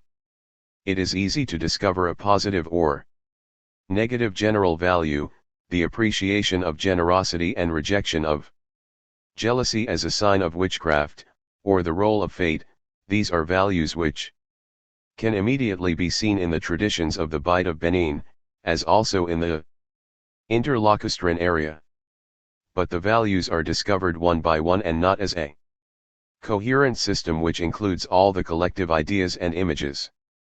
For values and ideals describe only the norms of ideal, or sometimes, more cynically, realistic, behavior which should guide the actual behavior and role fulfillment expected of everyone. Roles are linked to social positions and the latter to institutions which, taken together, constitute the society. Theoretically, therefore, a society must be taken to pieces in order to discover its patterns of action, its ideals, and its values. Usually, the historian does this unconsciously and superficially. He avoids the obvious traps but unwittingly tends to adopt the assumptions imposed by the system as a whole. He does not succeed in detaching his sources from their environment. We know this very well, having spent 18 years trying to detect connections of this kind in the distortion of traditions of Cuba. Zaire, origin. Among the collective concepts which most influence tradition, there are, above all, a number of pre-sensual categories. There are those of time, space, historical truth and causality. There are others, such as the division of the spectrum into colors, which are less important. Every people divides time into units, based either on human activities or on recurrent social activities. Structural time. Both forms of time are in use everywhere. Day is separated from night, it is divided into parts corresponding to work or meals, and activities are correlated with the height of the sun, the cry of certain animals dividing the hours of the night, and so on. Lunar, months. The seasons and the year are usually defined by the environment and its related activities, but beyond that we must count in units of structural time. Even here, the week is determined by a social rhythm, for instance, the periodicity of markets, which is also associated in many cases with a religious periodicity. Periods longer than years are counted by initiation to a cult, to an age group, by reigns or generations. Family history can be calculated by births, which form a biological calendar. Reference is made to exceptional events. 154. Such as great famines, major outbreaks of animal disease, or epidemics. Comets and plagues of locusts, but this calendar of catastrophes is necessarily vague and irregular. At first sight, this sort of computation seems to be of little use for chronology. However, it appears that the use of recurrent events should enable relative chronology to be converted into an absolute chronology, once the frequency of genealogies, age groups, reigns, etc., is known. We shall return to this. The maximum length of time social memory can comprehend depends directly on the institution which is connected with a tradition. Each has its own temporal depth. Family history does not go back far because the extended family covers only 3 generations and there is often little interest in remembering earlier events. Consequently, the institutions which cover the largest number of persons are most likely to go back the farthest in time. This has proved true for the clan, the maximum line of descent, the Maasai type age group and royalty. In the Sudanese savannah, the traditions of the kingdoms and empires of Tekrar, Ghana, and Mali, supported by Arab and Sudanese authors, go back to the 11th century. Sometimes, however, all the institutions are limited by the same concept of the depth of time, as for instance among the THIRD People's Republic of the Congo, where everything is brought forwards to the generation of the father or the grandfather. Everything, including the history of the royal family, is telescoped into odd and even, the odd pertaining to the time of the fathers and the even to that of the grandfathers. This example shows that the notion of the form of time is very important. In the interlacustrine region, there are cases where time is thought of as a cycle. But as the cycles succeed each other, the concept becomes that of a spiral. In a different connection, the same societies think in terms of eras. Above all, the era of chaos and the historical era. Nor is time linear elsewhere. For example, among the THIRD, it oscillates between alternate generations. The consequences for the way in which traditions are presented are obvious. It is less obvious that the notion of space is of interest in this context. But there is often a tendency to situate the origin of a people in a place of renown, or along a significant axis, the direction being either sacred or profane, according to whether it is thought that man progresses from the sacred to the profane or vice versa. Each people has imposed a system of directions on its geography. It is often the rivers which give the axis of the cardinal directions. Most societies then fix the direction of their villages, sometimes their fields, Kukuya, People's Republic of the Congo, along this system of axes, as they do their tombs. The consequences are sometimes unexpected.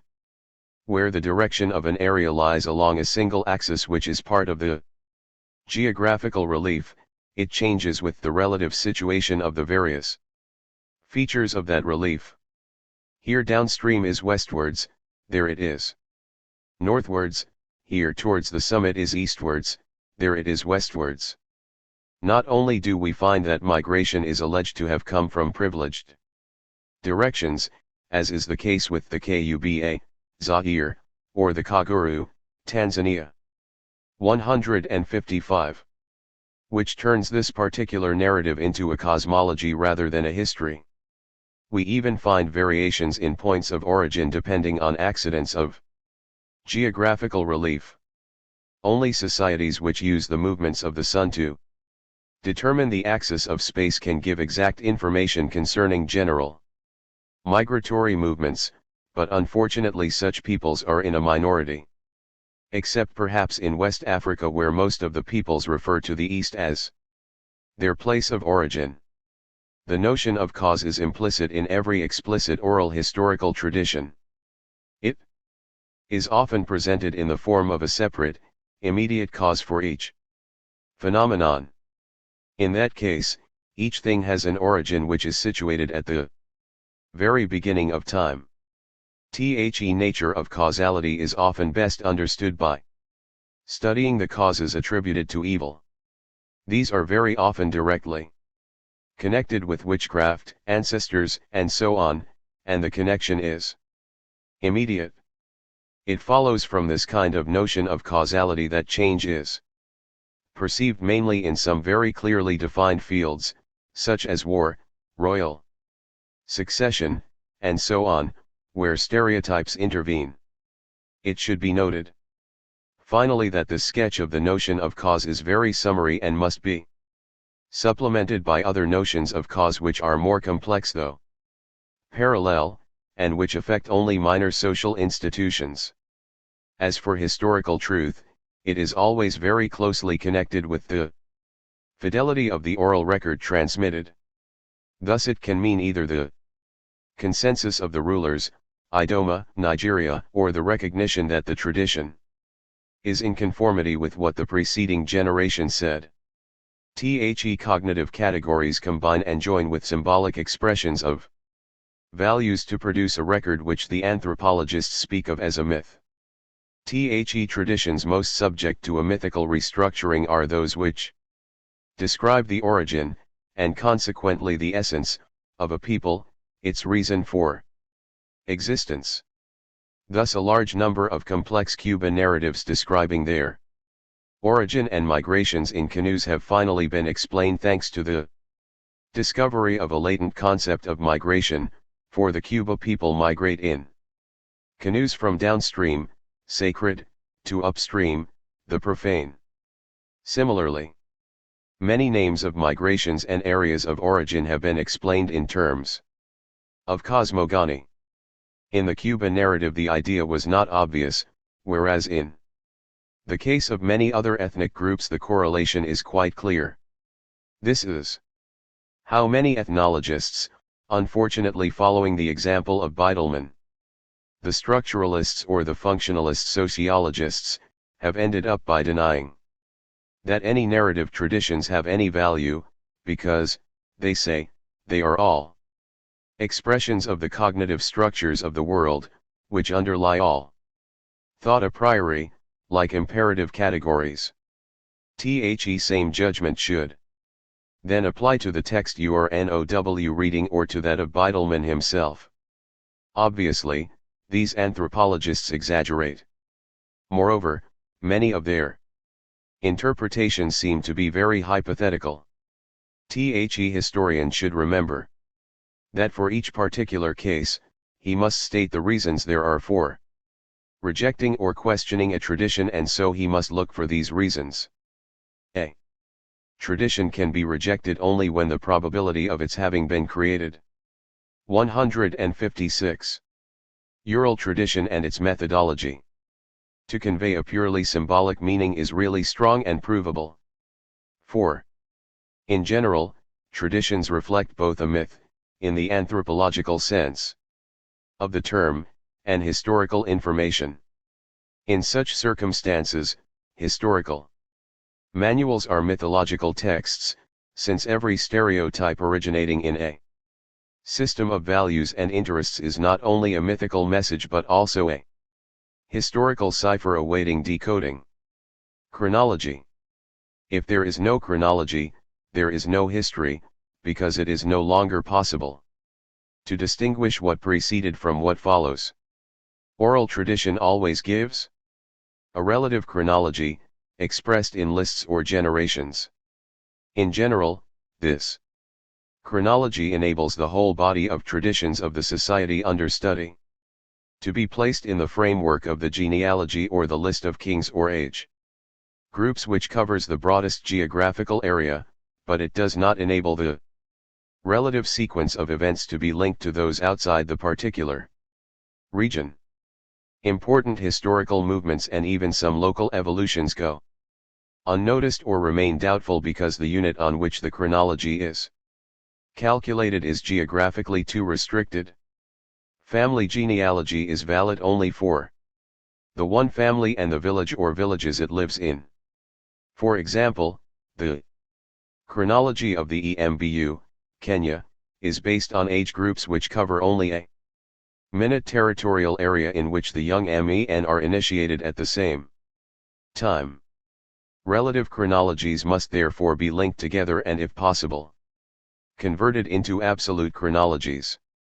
But first there is another problem to be solved, that of ensuring that the information used corresponds to a reality which has not been distorted with respect to time. It is becoming increasingly clear that oral chronology is subject to distortion acting in two opposite directions. Sometimes it shortens and sometimes prolongs the true duration of past events. There is also a tendency to regularize genealogies, successions, and sequences of age groups, to make them conform to the current ideal norms of society. Otherwise, the information would furnish precedents for all sorts of legal disputes. The homeostatic process is very real. In certain special cases, for example in Rwanda, the task of regulating Tradition falls upon a complex group of specialists whose statements have been borne out by archaeological excavations. Ethnologists have shown that so-called segmentary societies tend to eliminate useless ancestors, that is to say, those who have not left descendants who still live as a separate group.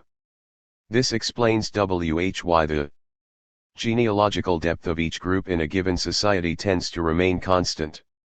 Only the useful ancestors are used to explain the present. This sometimes leads to a very considerable telescoping of the genealogical depth. Furthermore, demographical accidents sometimes reduce a branch of descendants to such a small number, in comparison with the other branches descended from the brothers and sisters of the founder of the first branch. 157. That it cannot any longer exist in parallel with the large neighboring groups, and so is absorbed by one of them. The genealogy will be readjusted and the founder of the diminishing group gives place to the founder of the larger absorbing group. The genealogy is thus simplified. The identity of an ethnic group is often expressed by a single ancestor placed at the beginning of a genealogy. This is the first man, a founding hero, etc. This will be the father or mother of the first useful ancestor. In this way, the gap between origin and conscious history is abolished. Unfortunately, this process has very often led to a situation in which it is practically impossible to go back with any confidence further than a few generations before the present. It used to be thought that many African societies, and especially the monarchies, had escaped this process. There was no reason why the list of succession of the kings should not be correct, or why their genealogy should be doubtful, except that it was sometimes falsified when one dynasty replaced another and took over the genealogy of its predecessor in order to legitimize itself. The number of kings and generations, however, was apparently still correct. Recent detailed studies show that this position may not be entirely justified. The processes of telescoping, lengthening and regularizing may affect dynastic traditions as much as others. In king lists, for example, the names of usurpers, that is to say, those who are considered at present or at any time after their reign to be usurpers, are sometimes omitted, and so may kings who have not undergone all the initiation ceremonies, which are sometimes very long.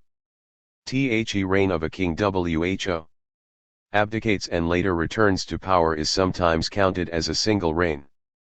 All this dislocates the historical process, where succession is patrilineal and primogenital, as in the interlacustrine region. The tendency to regularize the facts has resulted in a surprising number of regular successions, i.e. son succeeding father, which are much greater than the average, or even the record, for other parts of the world.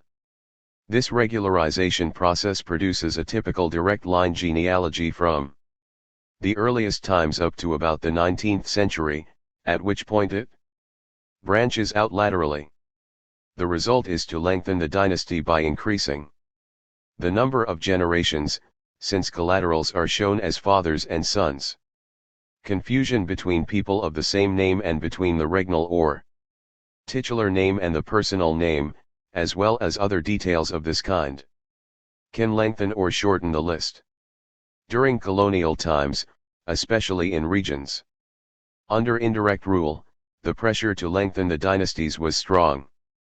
Because, since European like so many African societies have a great respect for antiquity, every ambiguous device and every possible means was used to lengthen the dynasties. All possible names were then used, which were repeated if necessary with the addition of cycles of royal names, and collateral branches were pruned in order to lengthen the trunk. Lastly, and always where kingdoms are concerned, there is often a gap between the founding hero, WHO belongs to cosmogony, and the first historically useful king. Only a very careful investigation can determine. 158. Whether or not the processes described actually took place. The presence of irregularities in the succession and in the genealogy is often the best guarantee of authenticity, because they show a resistance to homeostatic leveling. Age group societies have not yet been subjected to this kind of systematic examination. Some cases show that regularization processes are at work to make cycles more orderly or to reduce the confusion produced by people having the same names. But the different kinds of age group succession have still to be studied. We cannot generalize, except to say that the problem raised is similar to that of the genealogies, because generations are still the unit. A thorough statistical study, which provided much of the information referred to above, shows that the average length of a dynastic generation is between 26 and 32 years. The sample was mainly patrilineal, but matrilineal dynasties are not, for example, grouped in the lower segment of the statistical distribution, and the information would be valid for them also. The average length of reign varies so greatly with the system of succession that no generally valid information can be provided. Even in the case of identical types of succession, considerable divergencies are found between different dynasties. On the basis of the above information, a relative chronology of generations can be converted into an absolute chronology unless the genealogical distortion is such as would make the exercise futile. The average between the first absolute chronological reference provided by a written date and the present is first calculated, and that average is projected into the past if it lies between 26 and 32 years. Averages are, however, only averages. Their probability increases with the number of generations concerned, and the calculation provides reasonable dates only for the beginnings of sequences, or at best, say, once a century. Any greater precision leads to error. In any case, absolute dates calculated in this way must be preceded by a siglum to indicate the fact. Thus plus or minus 1635 for the foundation of the Kuba kingdom would indicate that the date was calculated on the basis of genealogies and king lists. The same procedure can be applied to determine the average length of a reign. It has been shown why this average is less valid than that relating to generations. One of the reasons is that, when the average is projected back into the past, it is assumed that there was no change in the systems of succession.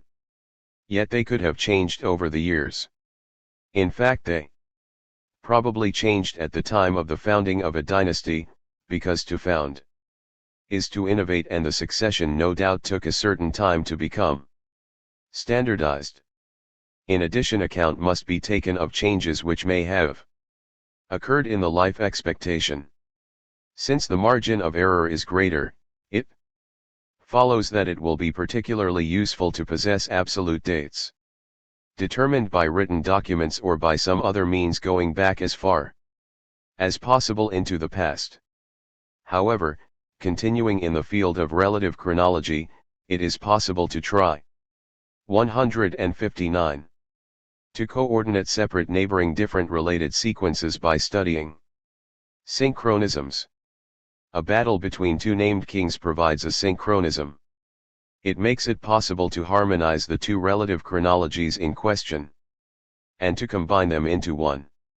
It has been shown empirically that synchronisms between more than three isolated units are no longer valid. It may be shown that A and B lived at the same time, or that A and C lived at the same time because both met B. Therefore A equals B equals C, but we can go no further. The fact that A's and C's meetings with B might have occurred at any time during B's active life explains why A equals C is the limit. In practice, research on the chronology of the ancient Middle East has proved this point. Nevertheless, with a prudent use of synchronisms, reasonably large single fields which possess a COMMON relative chronology can be reconstructed. After the genealogical data have been examined, an absolute date can be obtained if the tradition mentions an eclipse of the sun. If there is more than one possible date for the eclipse, it must be shown which is the most probable. We can proceed in the same way with other astronomical phenomena or extraordinary climatic phenomena which cause disasters. There is less certainty here than for eclipses of the sun because there are, for example, more famines in East Africa than eclipses of the sun. With the exception of eclipses of the sun, other information of this kind is mainly useful for the last 2 centuries. Even so, few peoples have preserved the memory of much earlier eclipses. Evaluation of oral traditions. Once sources have been subjected to thorough literary and sociological criticism, they can be assigned a degree of probability. This appraisal cannot be quantified, but it is nonetheless real. A tradition's accuracy will be greatly increased if the information it contains can be checked against that given in other independent traditions or from other sources. TWO. Independent sources which agree transform a probability into something approaching a certainty. But the independence of the sources must be proved. Unfortunately, however, there has been too great a tendency to believe in the purity and watertight quality of transmission from one ethnic group to another.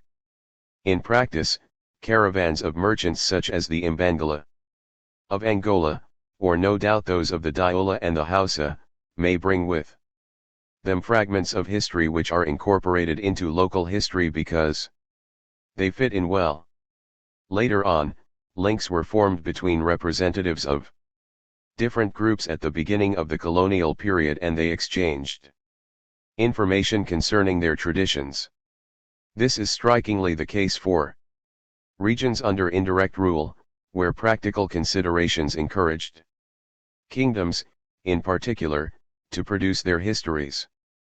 Moreover, all such histories have been influenced by the first histories written by Africans, such as Johnson's book on the Oyo Kingdom, Nigeria, or that of Kagwe, Uganda, for the Buganda. There followed a general contamination of 160. All the histories put into written form subsequently in the Yoruba country and the English-speaking interlocustrine region, with attempts at synchronization in order to make dynastic lists at least as long as those of the models. These 2 examples show how careful one must be before stating that traditions are really independent. Archives must be searched, pre-colonial contacts studied and everything carefully weighed before any judgment can be made. Comparison with written or archaeological data may provide the desired independent confirmation. Here again, the independence must be proved.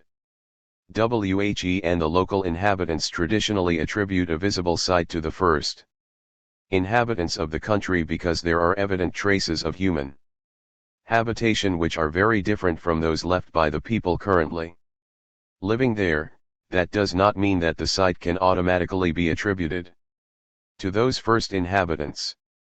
The sources are not independent because the site is attributed to those inhabitants by a logical process and a priori it is a case of icon atrophy and gives rise to interesting conjectures, especially concerning the so-called Telern remains in the Dogon country, Mali, and the Sirikwe sites, Kenya, to mention only 2 famous examples. Nonetheless, the famous sites of Koumbi Saleh, Mauritania, and at Lake Kisale, Zaire, show that archaeology can sometimes supply striking proof of the validity of an oral tradition. It is often difficult to establish a concordance between an oral and a written source, because these two sources speak of different things. A foreigner writing about a country usually restricts himself to economic and political facts, which are often still incompletely understood. The oral source, which is inwards looking, mentions foreigners only casually, if at all. Hence, in many cases the two have nothing in common, even if they do relate to the same period. Cases of concordance, above all chronological concordance, are found where foreigners have been settled in the country for long enough to become interested in local politics and to understand them. The Senegal Valley has been an example of this since the 17th century. In cases of contradiction between oral sources, the most probable should be chosen. The widespread practice of trying to find a compromise often makes no sense at all. A flagrant contradiction between an oral and an archaeological source is resolved in favor of the latter if it is an immediate datum, that is to say, if the source is an object and not an inference, in which latter case the probability of the oral source can be greater. A conflict between a written and an oral source is resolved exactly as if they were two oral sources. It will be borne in mind that written quantitative information is often more reliable, but that oral information concerning motives is often more accurate than that from written sources. Finally, the historian tries to establish what is most probable.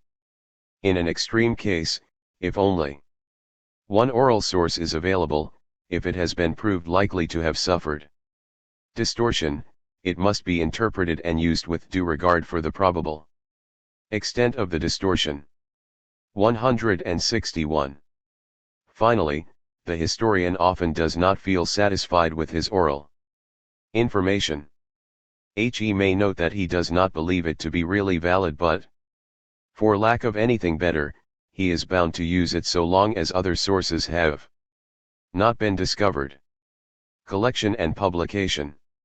It follows from all that has been said above that all the elements which enable traditions to be subjected to historical criticism must be collected in the field.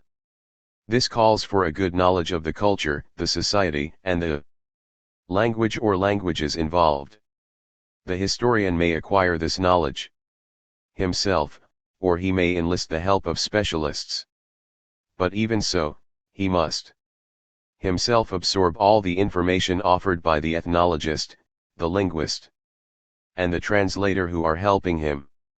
Lastly, he must adopt a systematic attitude to the sources, all the variants of which must be collected.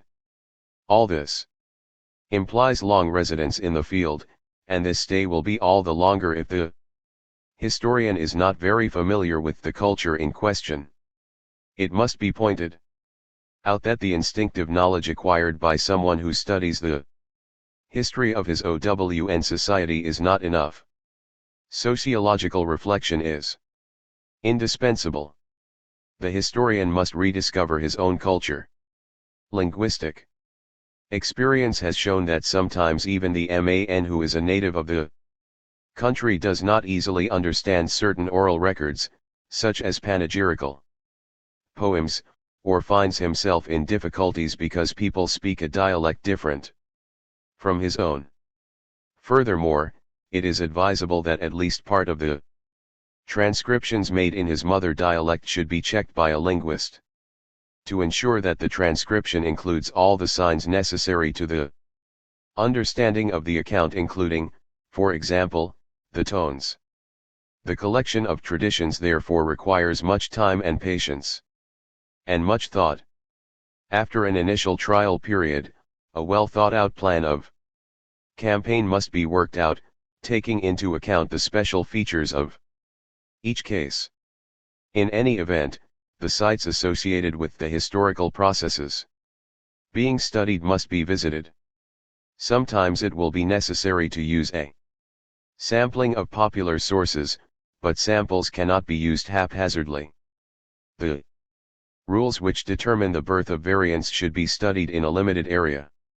And the principles of the sampling to be done established on the basis of these rules.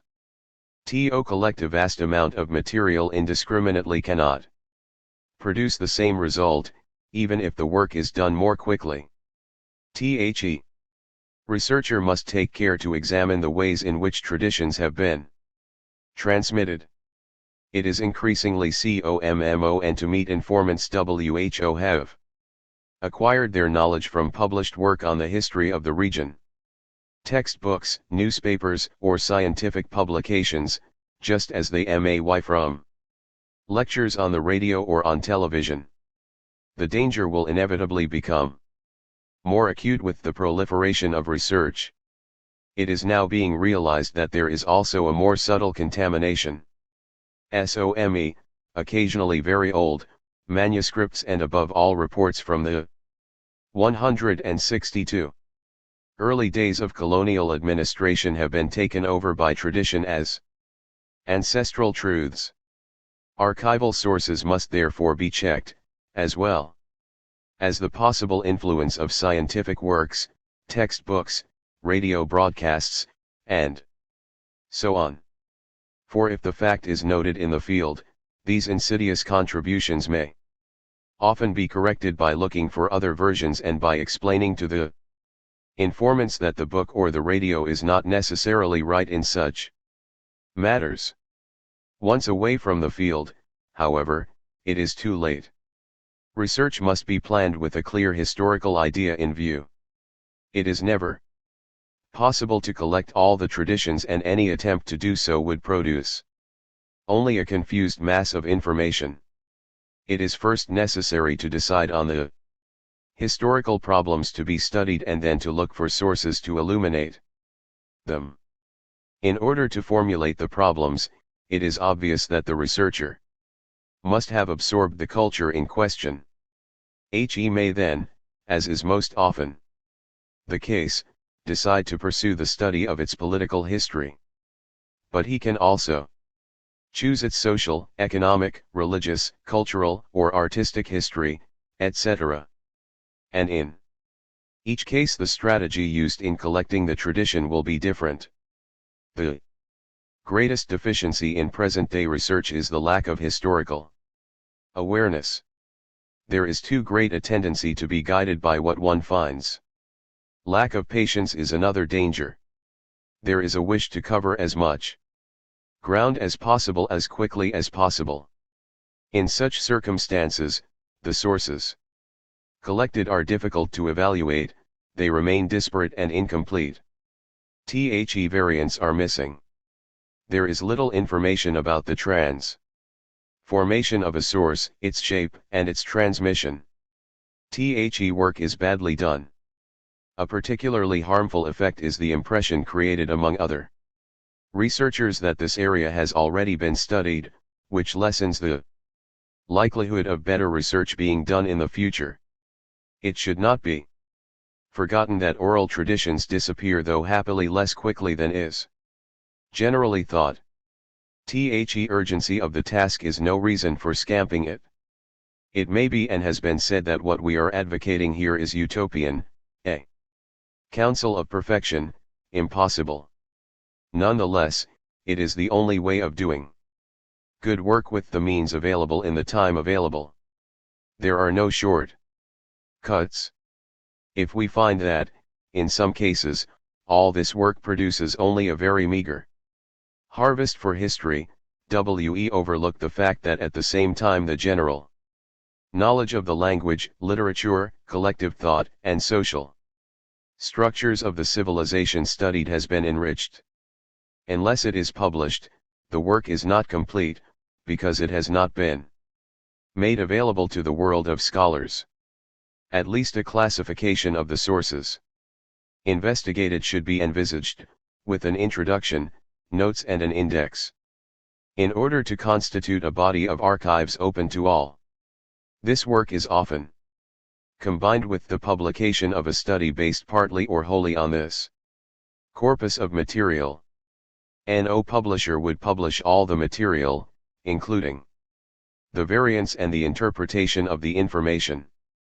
Besides, it is not advisable for a synthesis to be submerged in a vast mass of unprocessed evidence. But each work will explain how the traditions were collected and will give a brief list of the sources and informants, which will enable the 163 reader to form an opinion on the quality of the collection and to understand why the author chose one source rather than another. For the same reason, each oral source should be quoted separately in the work. The work which says tradition has it that makes a dangerous generalization. There remains a specialized type of publication, editions of texts. Here, the same standards are followed as for the publication of manuscripts. In practice, this often leads to collaboration between various specialists. Not everyone is at the same time a historian, a linguist, and an etymologist. In fact, the best published texts available to date are nearly all the joint work of two collaborators, at least one of whom is a linguist. The publication of texts is a hard, unrewarding task, which explains why there are so few of them. However, their number is increasing with the help of specialists in African oral literature. Conclusions. Oral traditions are at present being collected in all African countries. The mass of information collected relates mainly to the 19th century and is only one source for historical reconstruction, the other main source for this period being written documents. There are 5 or 6 works each year, presenting studies based almost entirely on traditions. Typologically they deal chiefly with political history and the history of kingdoms, and geographically they are concentrated mostly in East, Central and Equatorial Africa, where traditions are often the only sources. The chronologies rarely date back further than 1700 or become doubtful even before that date. Scholars believe that the bulk of the information does not even date back further than 1800. However, our increasing grasp of the nature of traditions enables those which were collected earlier to be better evaluated.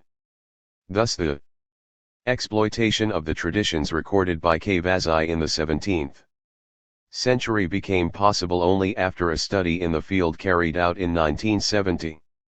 In addition to recent traditions, there exists a vast fund of literary information, such as the epic narratives, and of cosmogoniae data which can conceal historical information sometimes relating to very remote eras. The Sunjata epic is one example. Tradition itself does not make it possible to establish dates. For instance, with regard to some historic sites in the inter-Lacustrine region, a distorted recollection has been preserved dating back to the first centuries of our era or even earlier, but the oral source is silent as to the date. Only archaeology has been able to solve the problem. Similarly, it appears that Cavazzi's traditions to which we have just referred contain a historical residue which is of the greatest interest for the past of the peoples of Angola. There are succinct references to dynasties which succeeded each other, to forms of government which followed each other. In short, they summarize for the Upper Kwango region social and political changes which may date back several centuries or even to 1,000 years before 1500. But there are no dates as landmarks. 164. There is one final pitfall to be noted.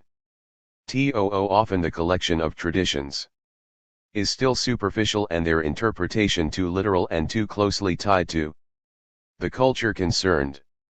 This phenomenon contributes to maintaining the image of an Africa whose history consists of nothing but origins and migrations. That this is not true. But it must be admitted that is the image which is reflected by traditions which seek to establish an identity. Superficiality of interpretation and lack of system in the collection of material are moreover the subject of most of the criticisms directed against the use of oral traditions, especially among ethnologists.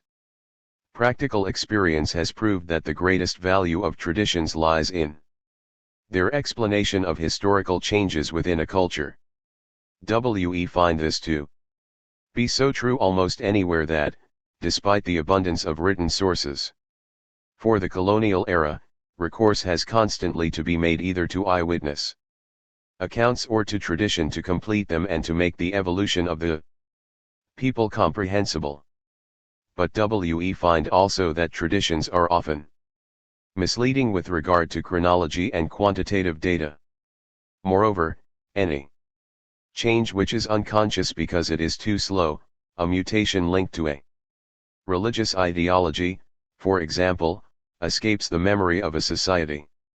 Only fragmentary indications of changes can be found in oral records which do not deal specifically with history, and even then a complex exposition is necessary. This shows that oral tradition is not a panacea for all ills. But in practice it proves to be a first-class source for the last few centuries. Before that, it has less to contribute and it becomes instead a subsidiary science of archaeology. Its role in relation to linguistic and ethnographic sources has not yet been sufficiently explored, although in principle these three types of sources should together make a considerable contribution to our knowledge of ancient Africa, just as archaeology does. Traditions have proved their irreplaceable value.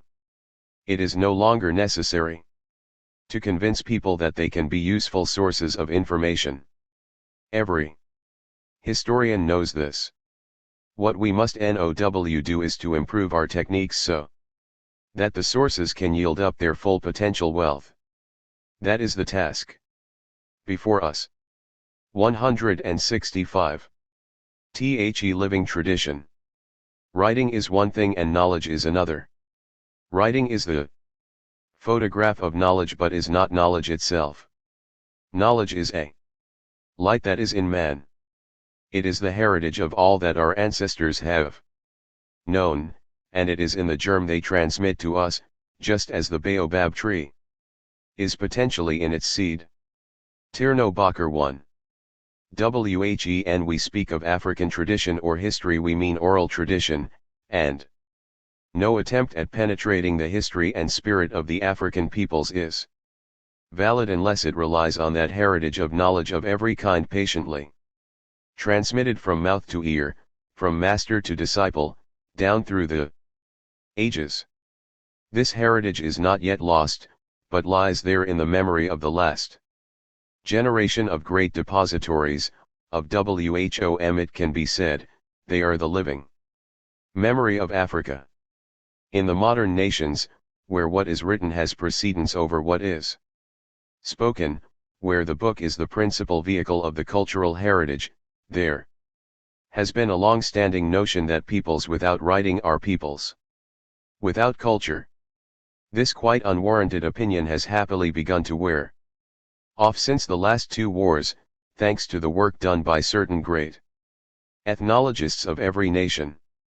Today the innovative and courageous action of UNESCO is raising the veil still further from the treasures of knowledge transmitted by oral tradition, treasures which belong to the cultural patrimony of all mankind. For some scholars, the whole problem is whether we can place the same trust in the oral as in the written when it comes to evidence of things past. In my view, that is not the right way to put the problem. Written or oral evidence is in the end only human evidence, and it is worth what the man is worth. Does not what is said give birth to what is written, both over the centuries and in the individual himself? The world's earliest archives or libraries were the brains of men. Before he puts his thoughts on paper, the writer or the scholar has a private dialogue with himself. Before he writes a story down, a man reminds himself of the facts as they were told to him, or as he tells them to himself if it is his own experience. Nothing proves a priori that writing gives a more faithful account of a reality than oral evidence handed down from generation to generation. The chronicles of modern wars serve to show that, as is said, in Africa, each party or nation sees high noon from its own doorway, through the prism of its own passions or mentality or interests, or eagerness to justify its point of view. Moreover, written documents were not themselves always secure against deliberate forgeries or unintentional alterations at the hands of successive copyists, phenomena which inter alia gave rise to the controversies over Holy Writ. What is involved, therefore, behind the evidence itself, is the actual value of the man who is giving the evidence, the value of the chain of transmission. He is part of the trustworthiness of the individual and collective memory, and the price attached to the truth in a given society. In short, the bond between man and the spoken word. Now it is in oral societies that the function of the memory is most highly developed and, furthermore, the bond between man and the word is strongest. Where writing does not exist, man is bound to the word he utters. He is committed by it. He is his word, and his word bears witness to what he is. The very cohesion of society depends on the value of and respect for the spoken word.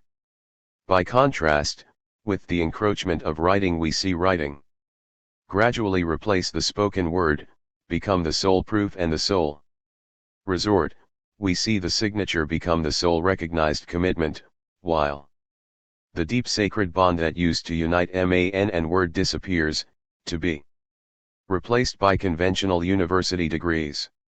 In African traditions, at least the ones I know, which pertain to the whole savanna zone south of the Sahara, the spoken word had, beyond its fundamental moral value, a sacred character associated with its divine origin, and with the occult forces deposited in it. Superlative agent in magic, grand vector of ethereal forces, it was not to be treated lightly. Many religious, magical, or social factors, then, combined to preserve the faithfulness of oral transmission. I think I should give the reader a brief account of these, the better to place African oral tradition in its context, and as it were illuminated from within. If a true African traditionalist were asked, what is oral tradition, he would probably be nonplussed. He might perhaps reply, after a lengthy silence, it is total knowledge, and say no more. What does the term oral tradition cover, then? What realities does it convey, what knowledge does it transmit, what sciences does it teach, and who are its transmitters? Contrary to what some may think, African oral tradition is not limited to stories and legends or even to mythological and historical tales, and the man 167. Whom the French call a griot, a wandering minstrel/poet, is far from being its one and only qualified guardian and transmitter. Oral tradition is the great school of life, all aspects of which are covered and affected by it. It may seem chaos to those who do not penetrate its secret, it may baffle the Cartesian mind accustomed to dividing everything up into clear-cut categories. In oral tradition, in fact, spiritual and material are not dissociated. Passing from the esoteric to the exoteric, oral tradition is able to put itself within men's reach, speak to them according to their understanding, unveil itself in accordance with their aptitudes.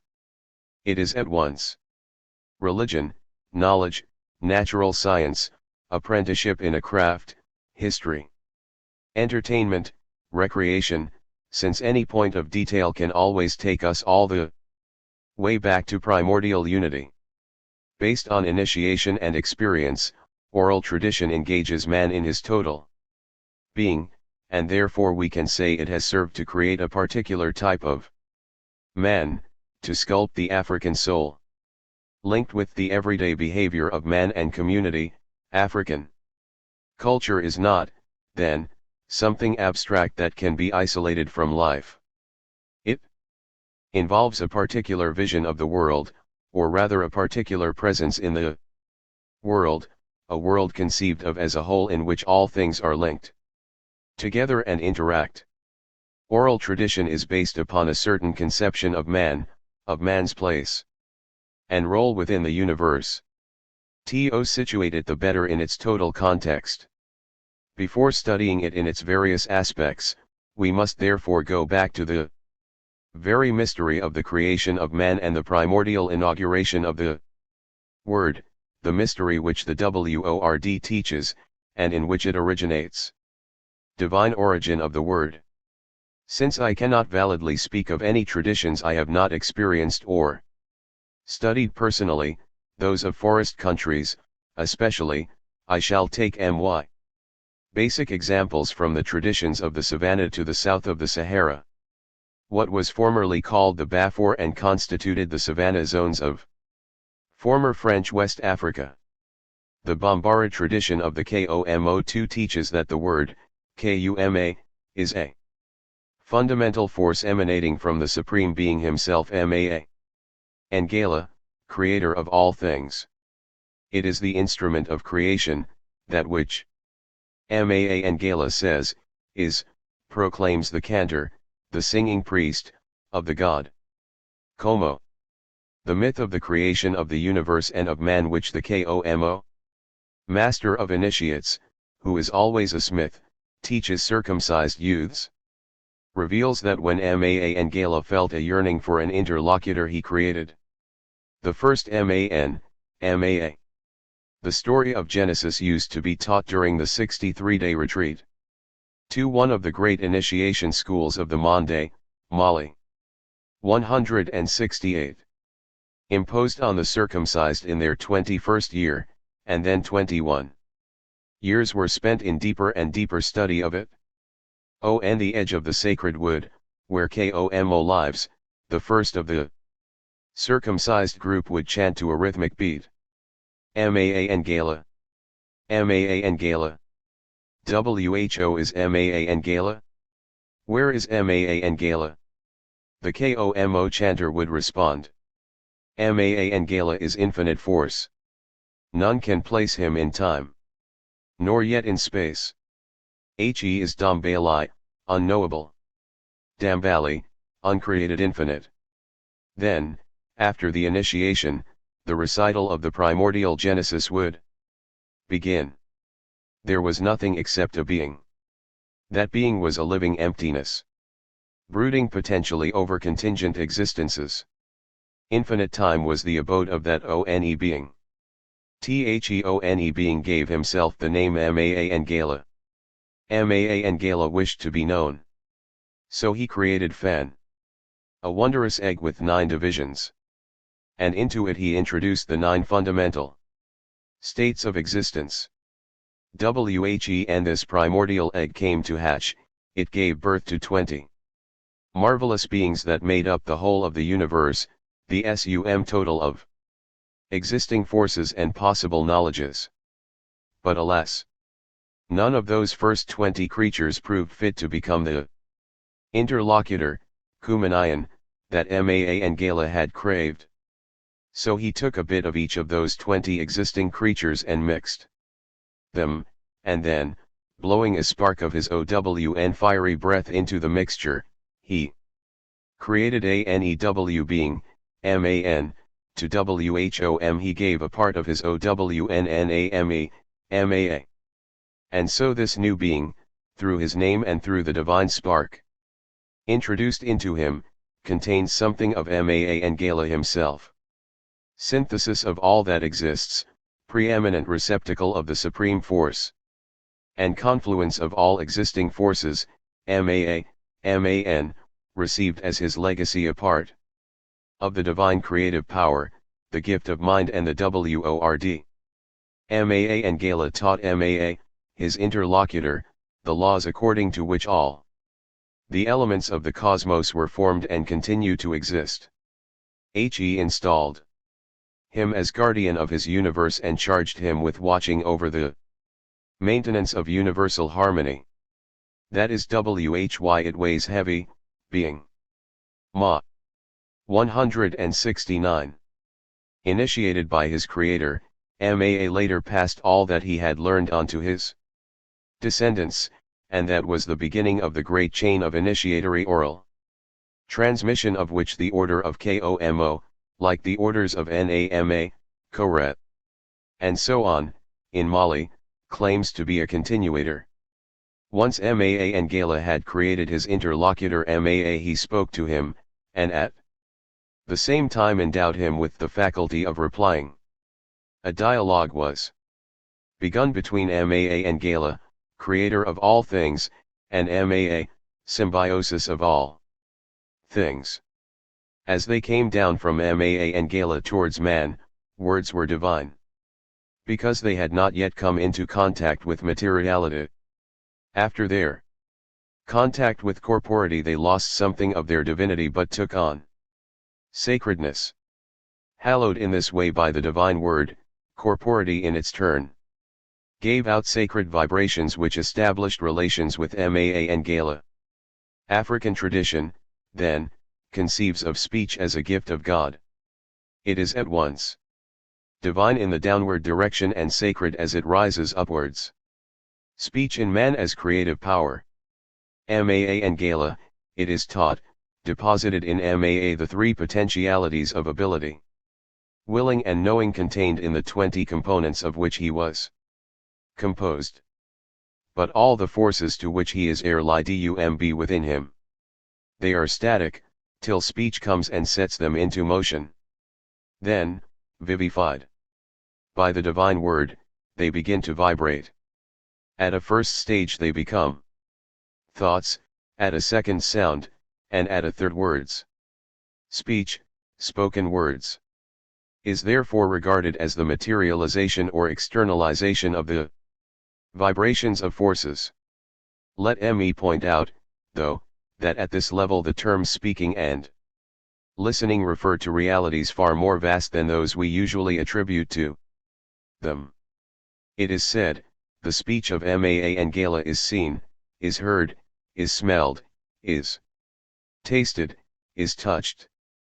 It is a total perception, a knowing in which the entire being is engaged.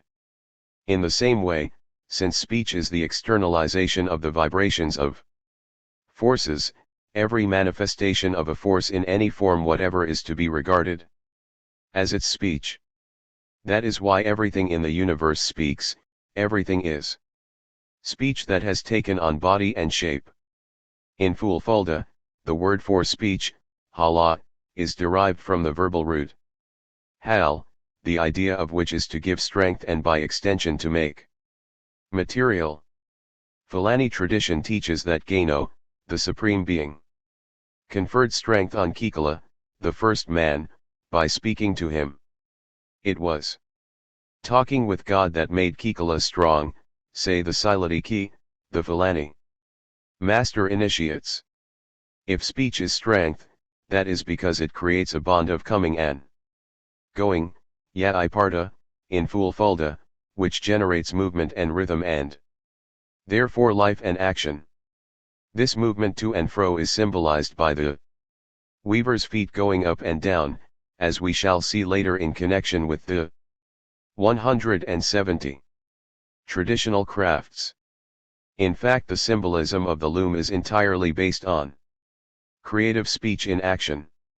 In the image of Maa and Gala's speech, of which it is an echo, human speech sets latent forces into motion. They are activated and aroused by speech.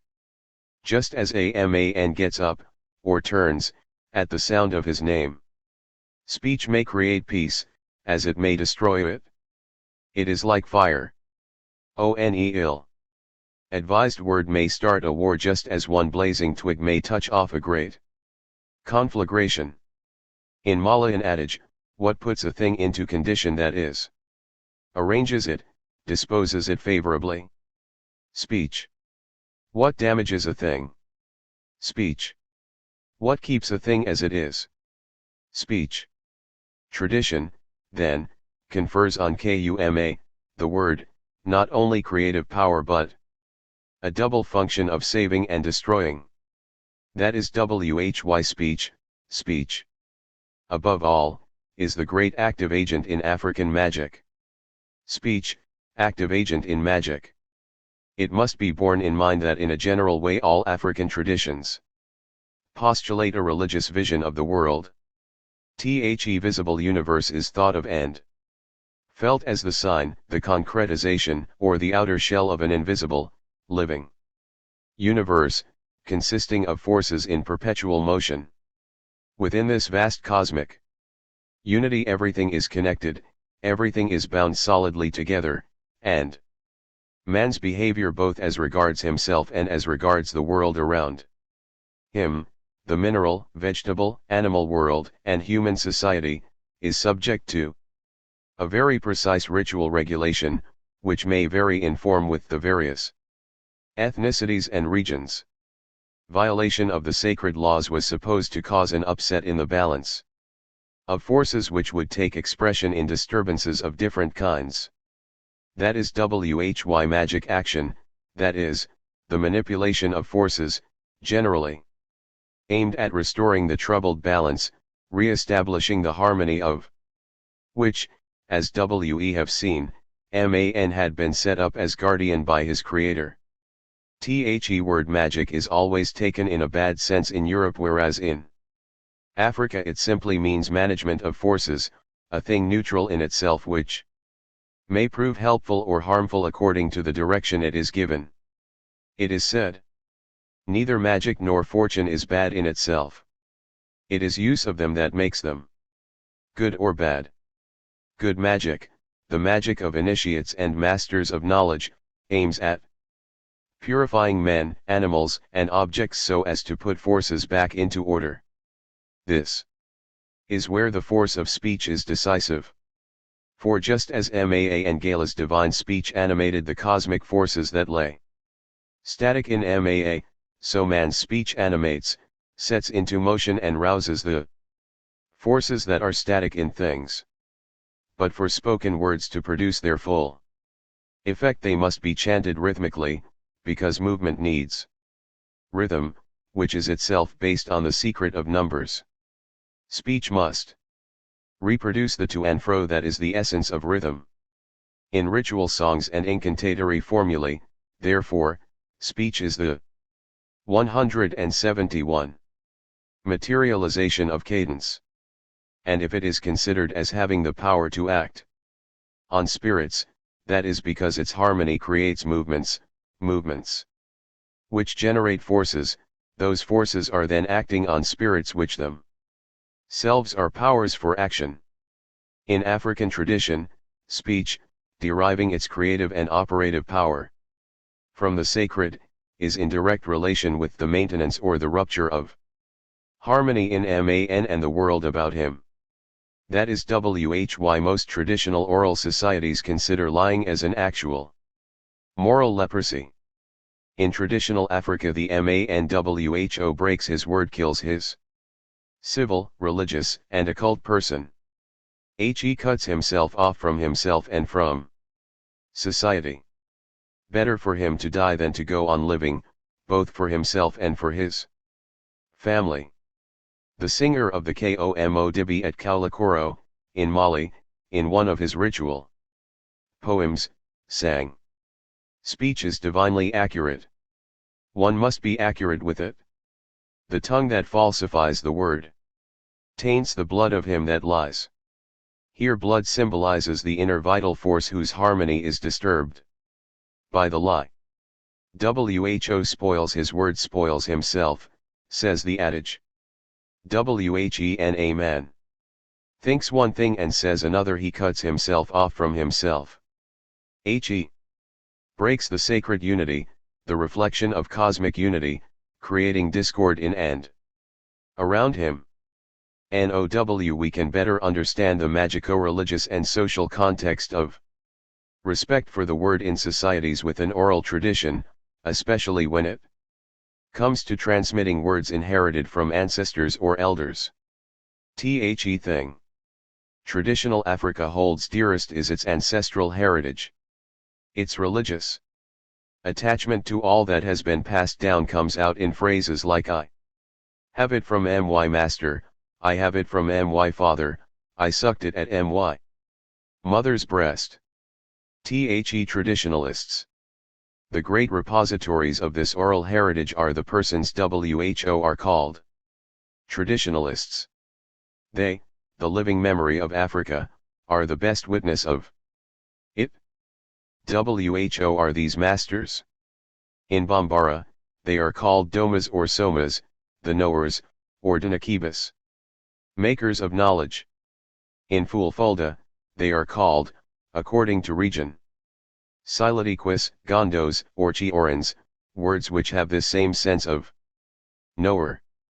They may be master initiates, and masters of initiates, in one particular traditional branch, initiations of the smith, the weaver, the hunter, the fisherman, etc., or may possess complete knowledge of the tradition in all its aspects. Thus there are domas who know the blacksmith science, the 172 shepherds, the weavers, as well as of the great initiation schools of the savannah, in Mali, for instance, the Komo, the Kora, the Nama, the Dio, the Dirawara, the Naya, the Niawarali, and so on. But let us make no mistake. African tradition does not cut life into slices. And the knower is rarely a specialist. As a rule he is a generalist. For example, one and the same old man will be learned not only in plant science, the good or bad properties of every plant, but in earth sciences, the agricultural or medicinal properties of the different kinds of soil, and water sciences, and astronomy, cosmogony, psychology, and so on. What is involved is a science of life in which knowledges can always be turned to practical use. And when we speak of initiatory or occult sciences, terms that may confuse the Western reader, traditional Africa always understands by this an eminently practical science which consists in knowing how to enter into the appropriate relationship with the forces that underlie the visible world and can be made to serve life. Keeper of the secrets of cosmic genesis and the sciences of life, the traditionalist, usually gifted with a prodigious memory, is often also the archivist of the past events, transmitted by tradition, or of contemporary events. Therefore a history intended to be essentially African must necessarily depend on the irreplaceable testimony of qualified Africans. You cannot dress a person's hair when he is away, says the adage. The great domas, those with total knowledge, were known and venerated.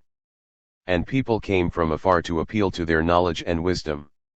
Ardo Dembo, who initiated me into things Fulani, was a Fulani Doma, a Silotiki. He is dead now. Ali Essa, another Fulani Silotiki, is still alive.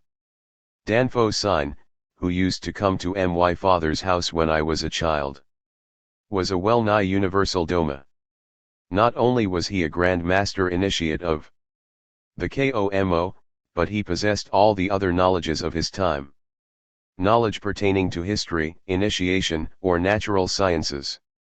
He was known to everyone in the region between Sikasso and Bamako, that is, the old kingdoms of Kandugu and Biladugu. His younger brother Latif, who had experienced the same initiations, was also a great Doma. He had the additional advantage of reading and writing Arabic and of having done his military service, in the French forces, in Chad, so that he was able to pick up a great deal of knowledge in the Chadian savannah which proved to be similar to what was taught in Mali. Iwa, of the Diali caste, is one of the greatest Mande traditionalists now alive in Mali, as is Bonzumana, the great blind musician.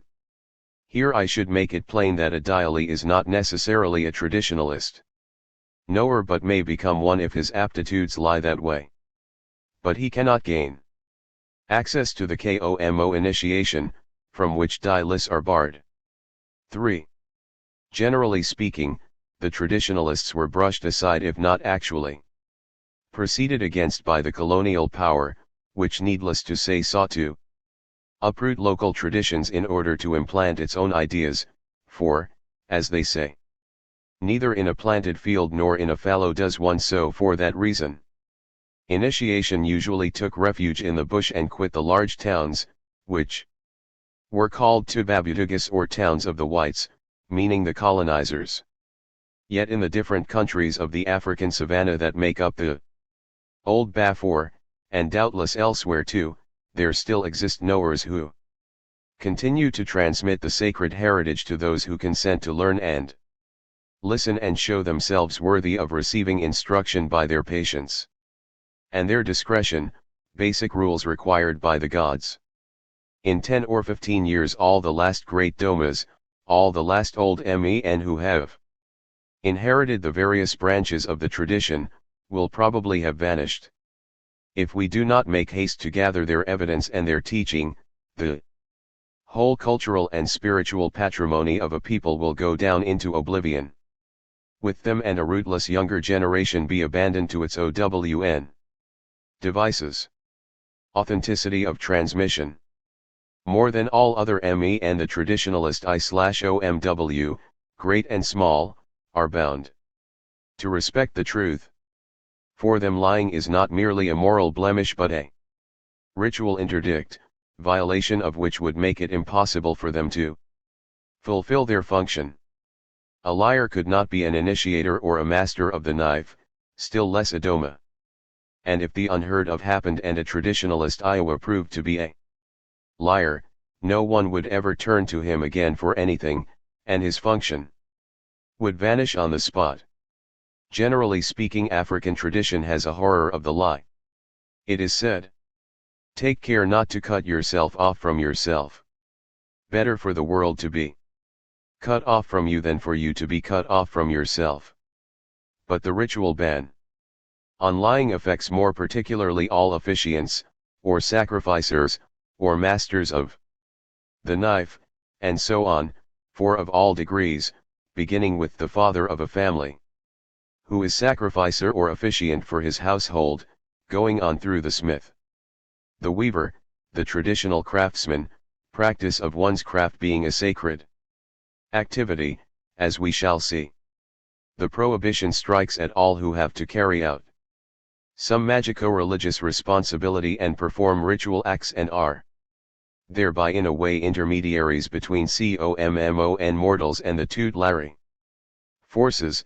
At the summit are the sacred officiant of the country, for example, the Hagan, among the Dogons, and eventually the king.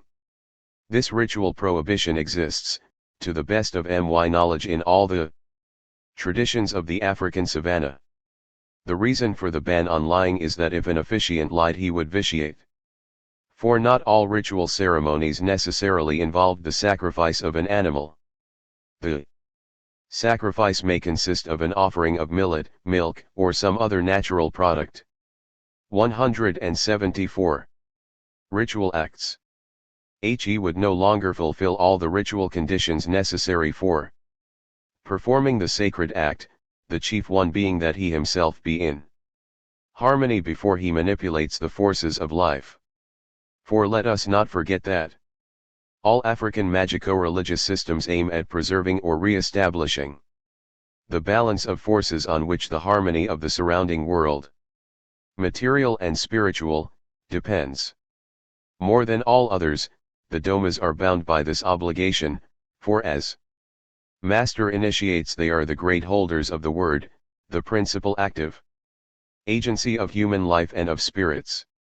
They are the heirs of the sacred incantatory words passed on down by the chain of ancestors, words which can be traced back to those sacred first vibrations emitted by Maa, the first man.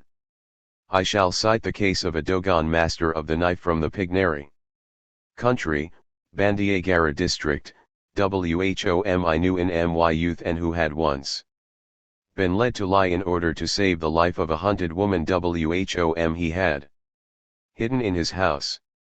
After that incident he voluntarily resigned his office, deeming that he no longer fulfilled the ritual conditions which would make his tenure valid. When religious and sacred things are concerned, the traditional grand masters are not afraid of the unfavorable opinion of the masses, and should they happen to make a mistake they acknowledge their error publicly, without calculated or evasive excuses for them. Confessing any faults they may commit is an obligation, for it is a purification from defilement. If the traditionalist or knower is so respected in Africa, it is because, to begin with, he respects himself inwardly in good order, since he must never lie. He is a well-regulated man, master of the forces that inhabit him.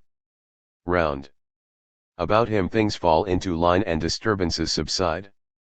Even aside from this prohibition against lying, he disciplines his speech, and does not utter it recklessly.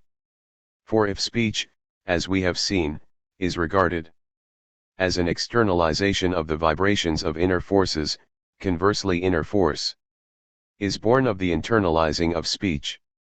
If the traditionalist I/outflow is the holder of speech, other men are the depositories of small talk. Given this way of looking at things, the importance traditional African education attaches to self-control can be better understood. To speak sparingly is the mark of a good education and the sign of nobility. Very early, the young boy learns to master the expression of his emotions or his suffering, to contain the forces that are in him, in the image of the primordial Maa, who with him, submissive and orderly, contained all the forces of the cosmos. Of a respected knower or a man who is master of himself, people will say, he's a Ma, or, in full folda, a Nado, that is, a complete man.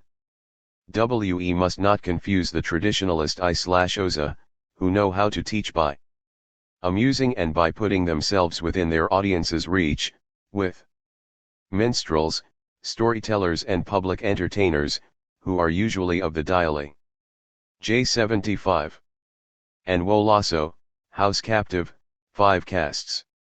For these, the discipline of truth does not exist, and as we shall see later, tradition recognizes their right to travesty or embellish the facts, even grossly, so long as they contrive to divert or interest their public. The dialect, people say, is allowed to have 2 tongues. By contrast, no African from a traditionalist background would dream of questioning the veracity of what a traditionalist I/O/WA says, especially when it is a matter of passing on knowledge inherited from the line of ancestors. Before speaking, the Doma out of deference addresses the souls of former men and asks them to come to his aid and save him from a slip of the tongue, or a lapse of memory that would make him leave something out. Danfo sign, the great Bambara Doma Whom I knew in my childhood at Bugowni, and who was the Komo chanter, used to say before embarking on a story or a lesson, O soul of my master Shimablum Samak. O souls of old smiths and old weavers. First initiating ancestors come from the east. O Gigi, great man who first blew on the trump of Komo, when he came on the Jelaba Niger. Come all of you and hearken to me. In accordance with your sayings, I am going to tell my hearers how things have happened from you in the past to us here present, so that what is said may be guarded as something precious, and faithfully transmitted to the men of tomorrow, who will be our children, and the children of our children. Hold the reins of my tongue well, O you ancestors. Guide my words as they come forth, that they may follow and respect their natural order. Then he would add, I, Danfo Sign, of the clan of Samak the male elephant, am about to tell you the tale as I learned it, in presence of my two witnesses Makaro and Manafin. 6. They both know the warp as I do. 7. They will serve me both as surveillance and as props. If the storyteller made a mistake or forgot something, his witness would take him up, man. Mind your manner of opening your mouth. To which he would reply, excuse it, my ardent tongue has played me false. A traditionalist Dioza who is not a smith by birth but knows sciences relating to the forge will say before talking of it, I owe that to so and so. Who owes it to so and so, etc. He will pay homage to the ancestor of the smiths, crouching in token of allegiance, with the tip of his elbow on the ground and his forearm raised. The Doma also may cite his master and say, I render homage to all the intermediaries back to Nunferi. 8. Without having to mention all the names. Always there is reference to the chain in which the Doma himself is but one link. In all branches of traditional knowledge the chain of transmission is of supreme importance. If there is no regular transmission there is no magic. Only conversation or storytelling. Speech is then inoperative. Transmitted through the chain, it is supposed to convey, from the original transmission on, a force that makes it operative and sacramental.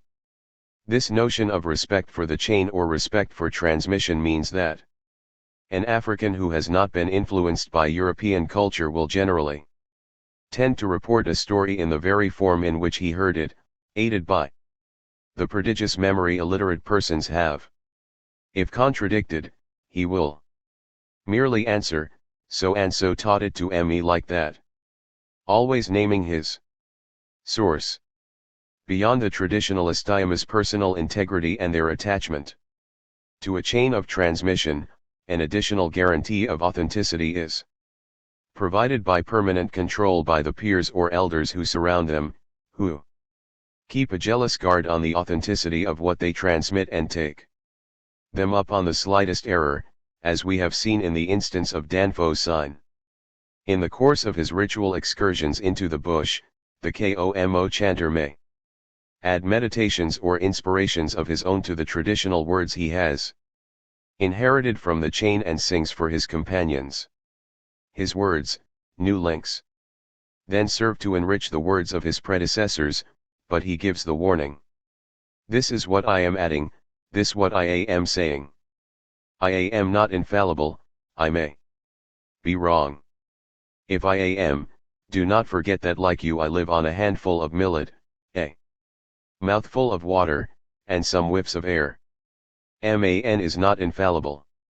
The initiates and the neophytes who accompany him learn these new words, so that all the Komo songs are known and kept in their memories.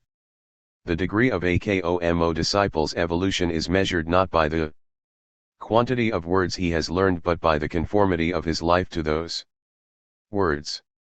If a man has only 10 or 12 Komo words and lives them, then he becomes a valuable adherent of the Komo within his association.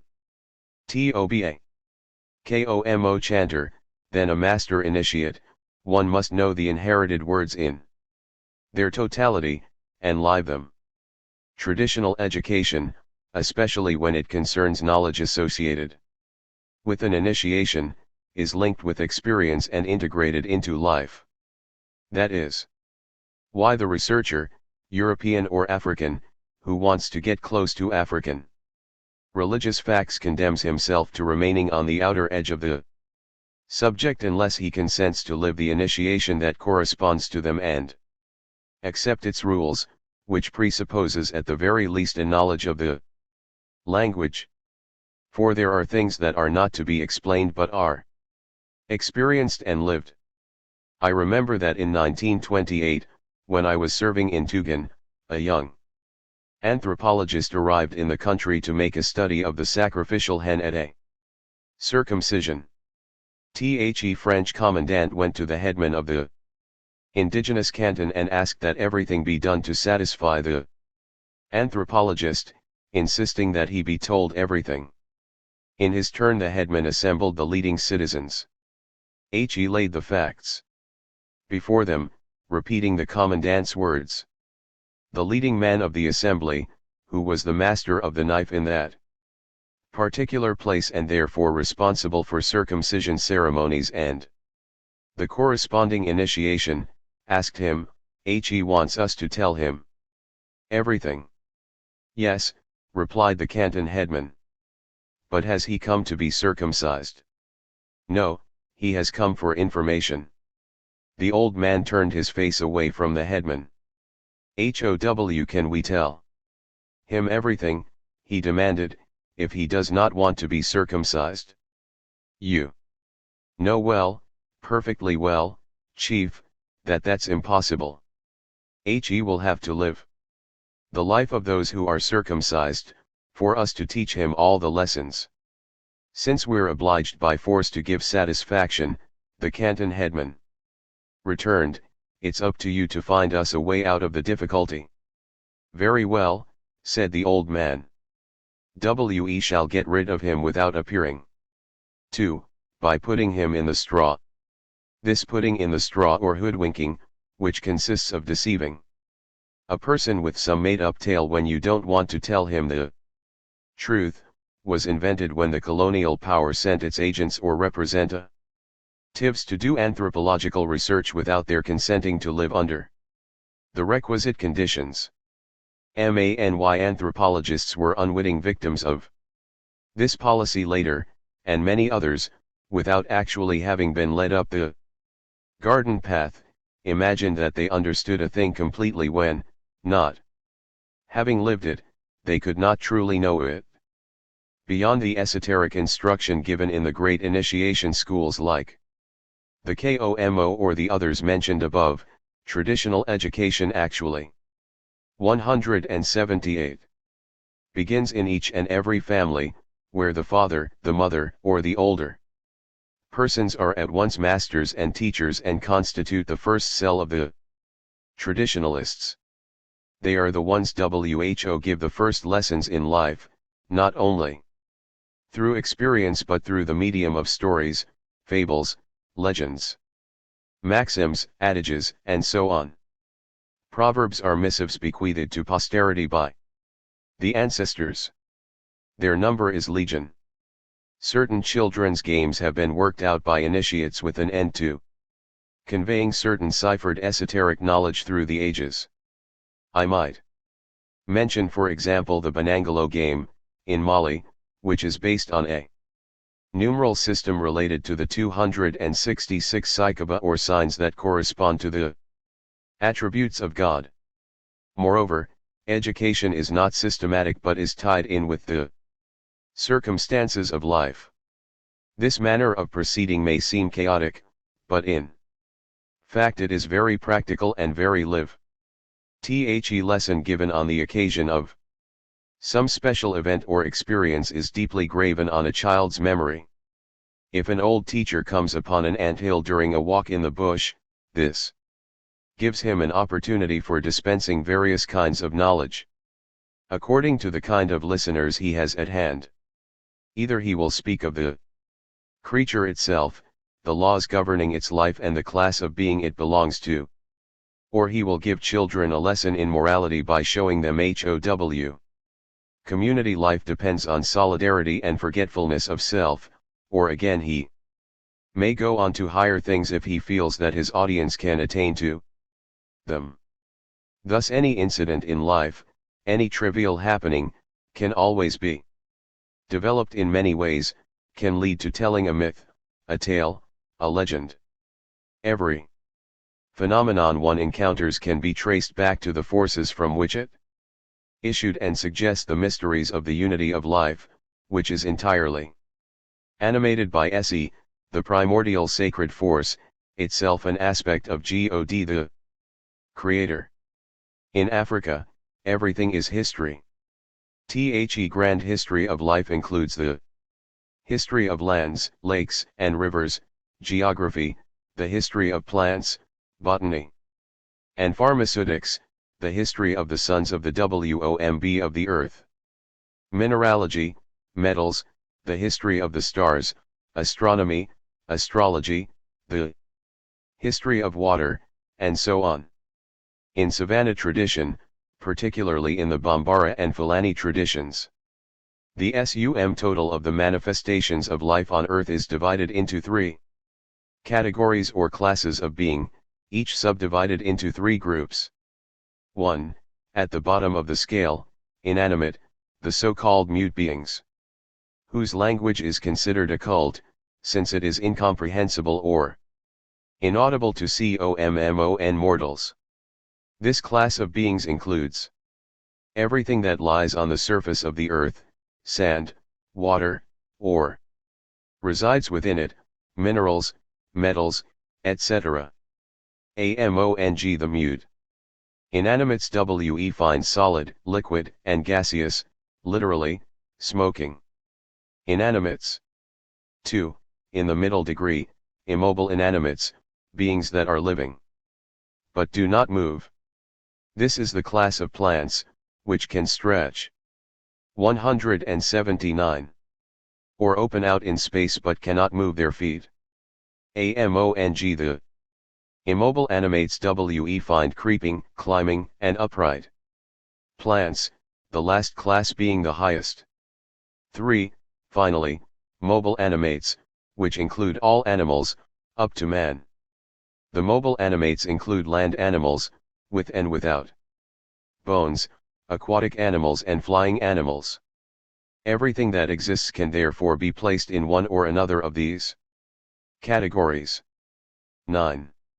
Of all the histories, the greatest and most meaningful is that of man itself.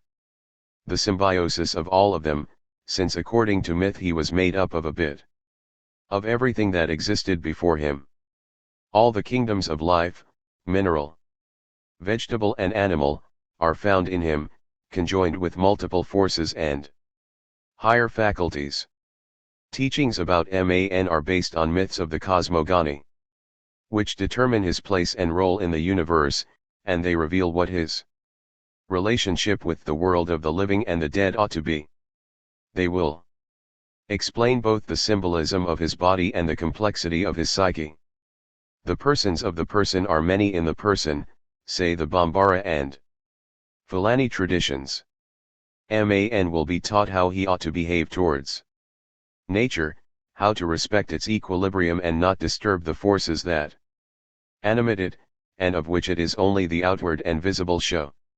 Initiation will show him his relationship with the world of these forces and lead him little by little towards self-mastery, the ultimate goal being to become, like Maa, a complete Man, interlocutor of Maa and Gala and guardian of the living world. Traditional crafts. The traditional artisanal crafts are great vectors of oral tradition. In the traditional African society, often human activities had a sacred or occult character, particularly those activities that consist in acting on matter and transforming it, since everything is regarded as alive. Every artisanal function was linked with an esoteric knowledge, transmitted from generation to generation and taking its origin in an initial revelation. Craftsman's work was sacred because it imitated the work of Maa and Gala and supplemented his creation. Bambara tradition, in fact, teaches that creation is not yet finished and that Maa and Gala, in creating our earth, left things there unfinished so that Maa, his interlocutor, might supplement or modify them with a view to leading nature towards its perfection. Craftsman's activity in operation was supposed to repeat the mystery of creation. It therefore focused an occult force which one could not approach without respecting certain ritual conditions. Traditional craftsmen accompany their work with ritual chants or sacramental rhythmic words, and their very gestures are considered a language. In fact, the gestures of each craft reproduce in a symbolism proper to each one the mystery of the primal creation, which, as I indicated earlier, was bound up with the power of the word. It is said, the smith forges the word. The weaver weaves it. The leather worker curries it smooth. Let us take the example of the weaver, whose craft is linked with the symbolism of the creative word deploying itself in time and space. A man who is a weaver by caste, a Maabo, among the Fulani, is the repository of the secrets of the 33 pieces that are basic to the loom, each of which has a meaning. The frame, for example, is made up of 8 main pieces of wood, 4 vertical ones that symbolize not only the 4 mother elements, earth, water, air, fire, but the 4 main points of the compass, and 4 transverse ones that symbolize the 4 collateral points. The weaver, placed in the middle, represents primordial Man, Maa, at the heart of the 8 directions of space. With his presence, We obtain 9 elements which recall the 9 fundamental states of existence, the 9 classes of being, the 9 openings of the body, gates of the forces of life, the 9 categories of men among the Fulani, etc., etc. Before beginning work, the weaver must touch each piece of the loom, pronouncing words or litanies that correspond to the forces of life embodied in them. The movement of his feet to and fro as they go up and down to work the pedals recalls the original rhythm of the creative word, linked with the dualism of all things and the law of cycles. His feet are supposed to speak as follows: Fanyunko, Fortiunko, dualism, dualism. When one goes up, the other goes down. There is the death of the king and the coronation of the prince. The death of the grandfather and the birth of the grandson. Quarrels over divorce commingled with the sound of a marriage feast.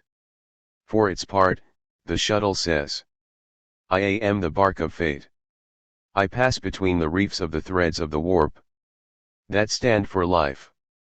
From the right bank I pass to the left, unreeling my intestine the thread, to contribute to the fabric.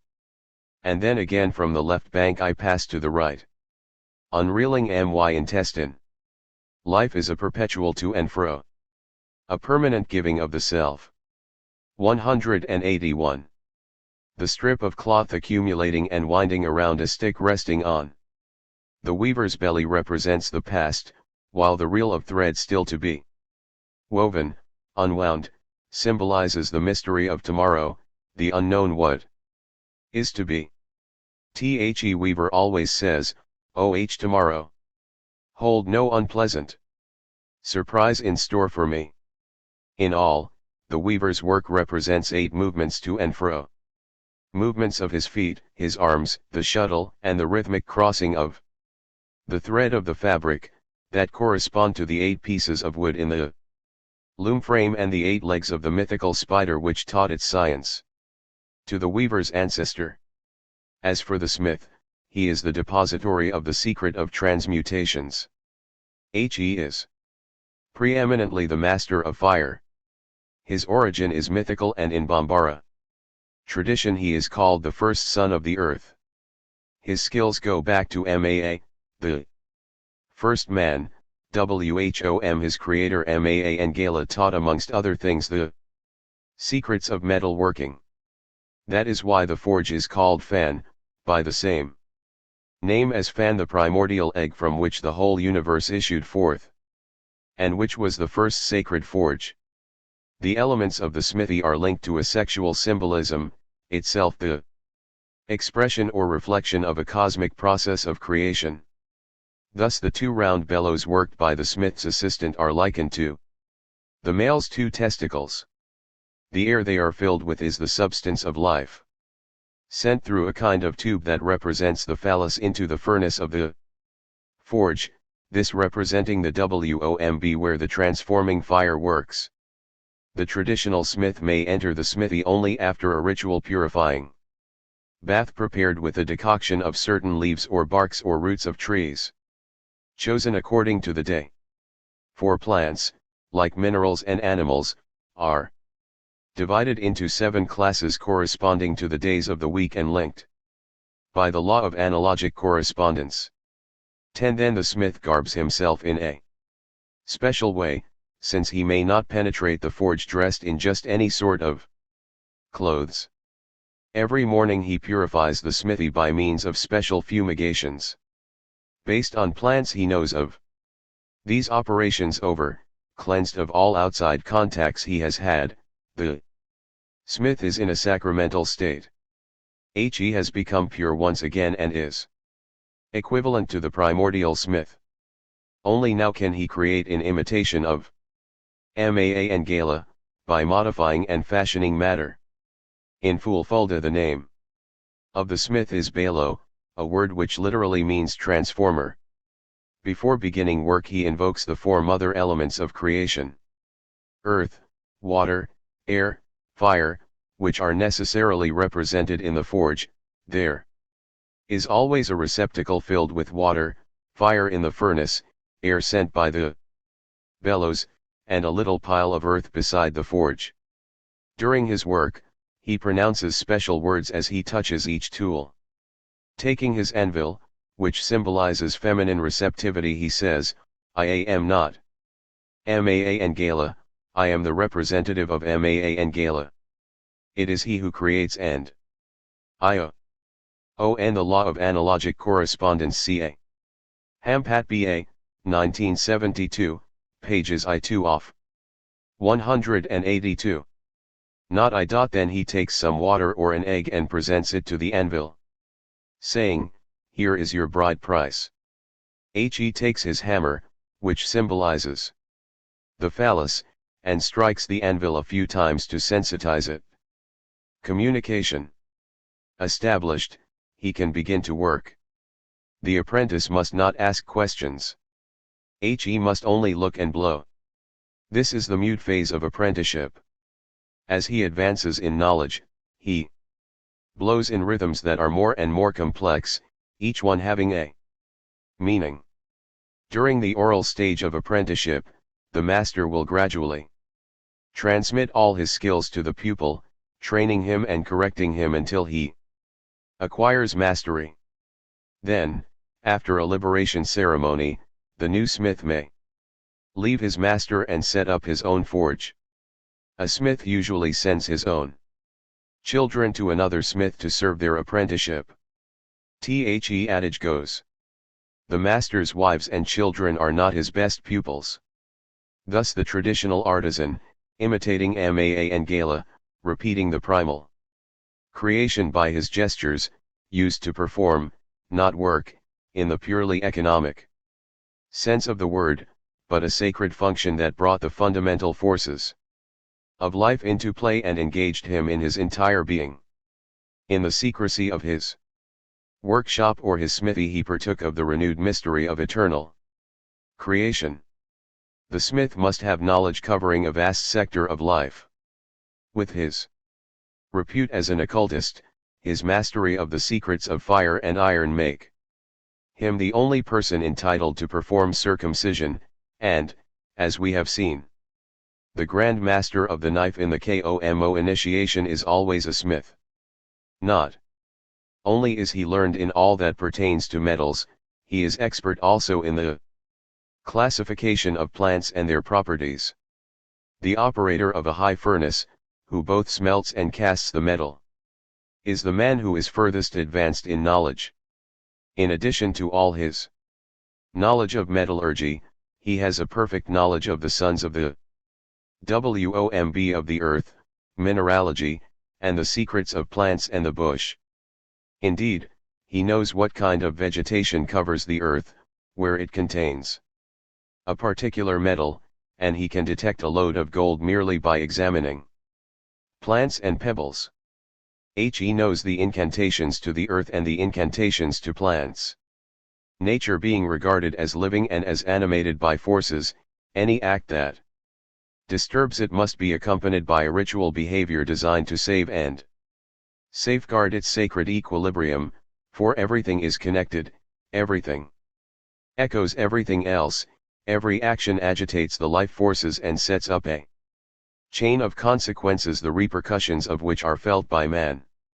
The relationship of traditional man with the world was therefore a living relationship of participation, not of pure utilization. It is understandable that in this all-inclusive vision of the universe, the role of the profane is negligible. For example, in the old Baal country, gold, in which the earth was rich, was viewed as a divine metal and was not exploited to excess. It was used, above all, for the making of royal or religious objects, and also served as a 183 means of exchange and for the making of gifts. Anyone could extract it, but no one could keep nuggets of over a certain size for himself. Any nugget over the standard weight was given back to the god and went to swell the royal gold, a sacred store which the kings themselves had no right to draw from. In this way certain royal treasures were handed down intact until the European occupation. Since the earth was supposed to belong to God, a man could not own land, he only had rights of usufruct. To return to the traditional craftsman, he is the perfect example of how knowledge can be embodied not only in one's gestures and actions but in one's entire life. He has to respect a set of prohibitions and obligations associated with his function, which constitutes a regular code of behavior towards nature and his fellow men. Thus there is what is called the way of the smiths, Numusura or Numwea, in Bambara, the way of the farmers, the way of the weavers, and so on, and, on the ethnic plane, the way of the Fulani, Jabpol Fulfulda. These are true moral, social, and legal codes peculiar to each group, faithfully handed down and observed by means of oral tradition. The craft or the traditional function can be said to sculpt man's being. The whole difference between modern education and oral tradition lies there.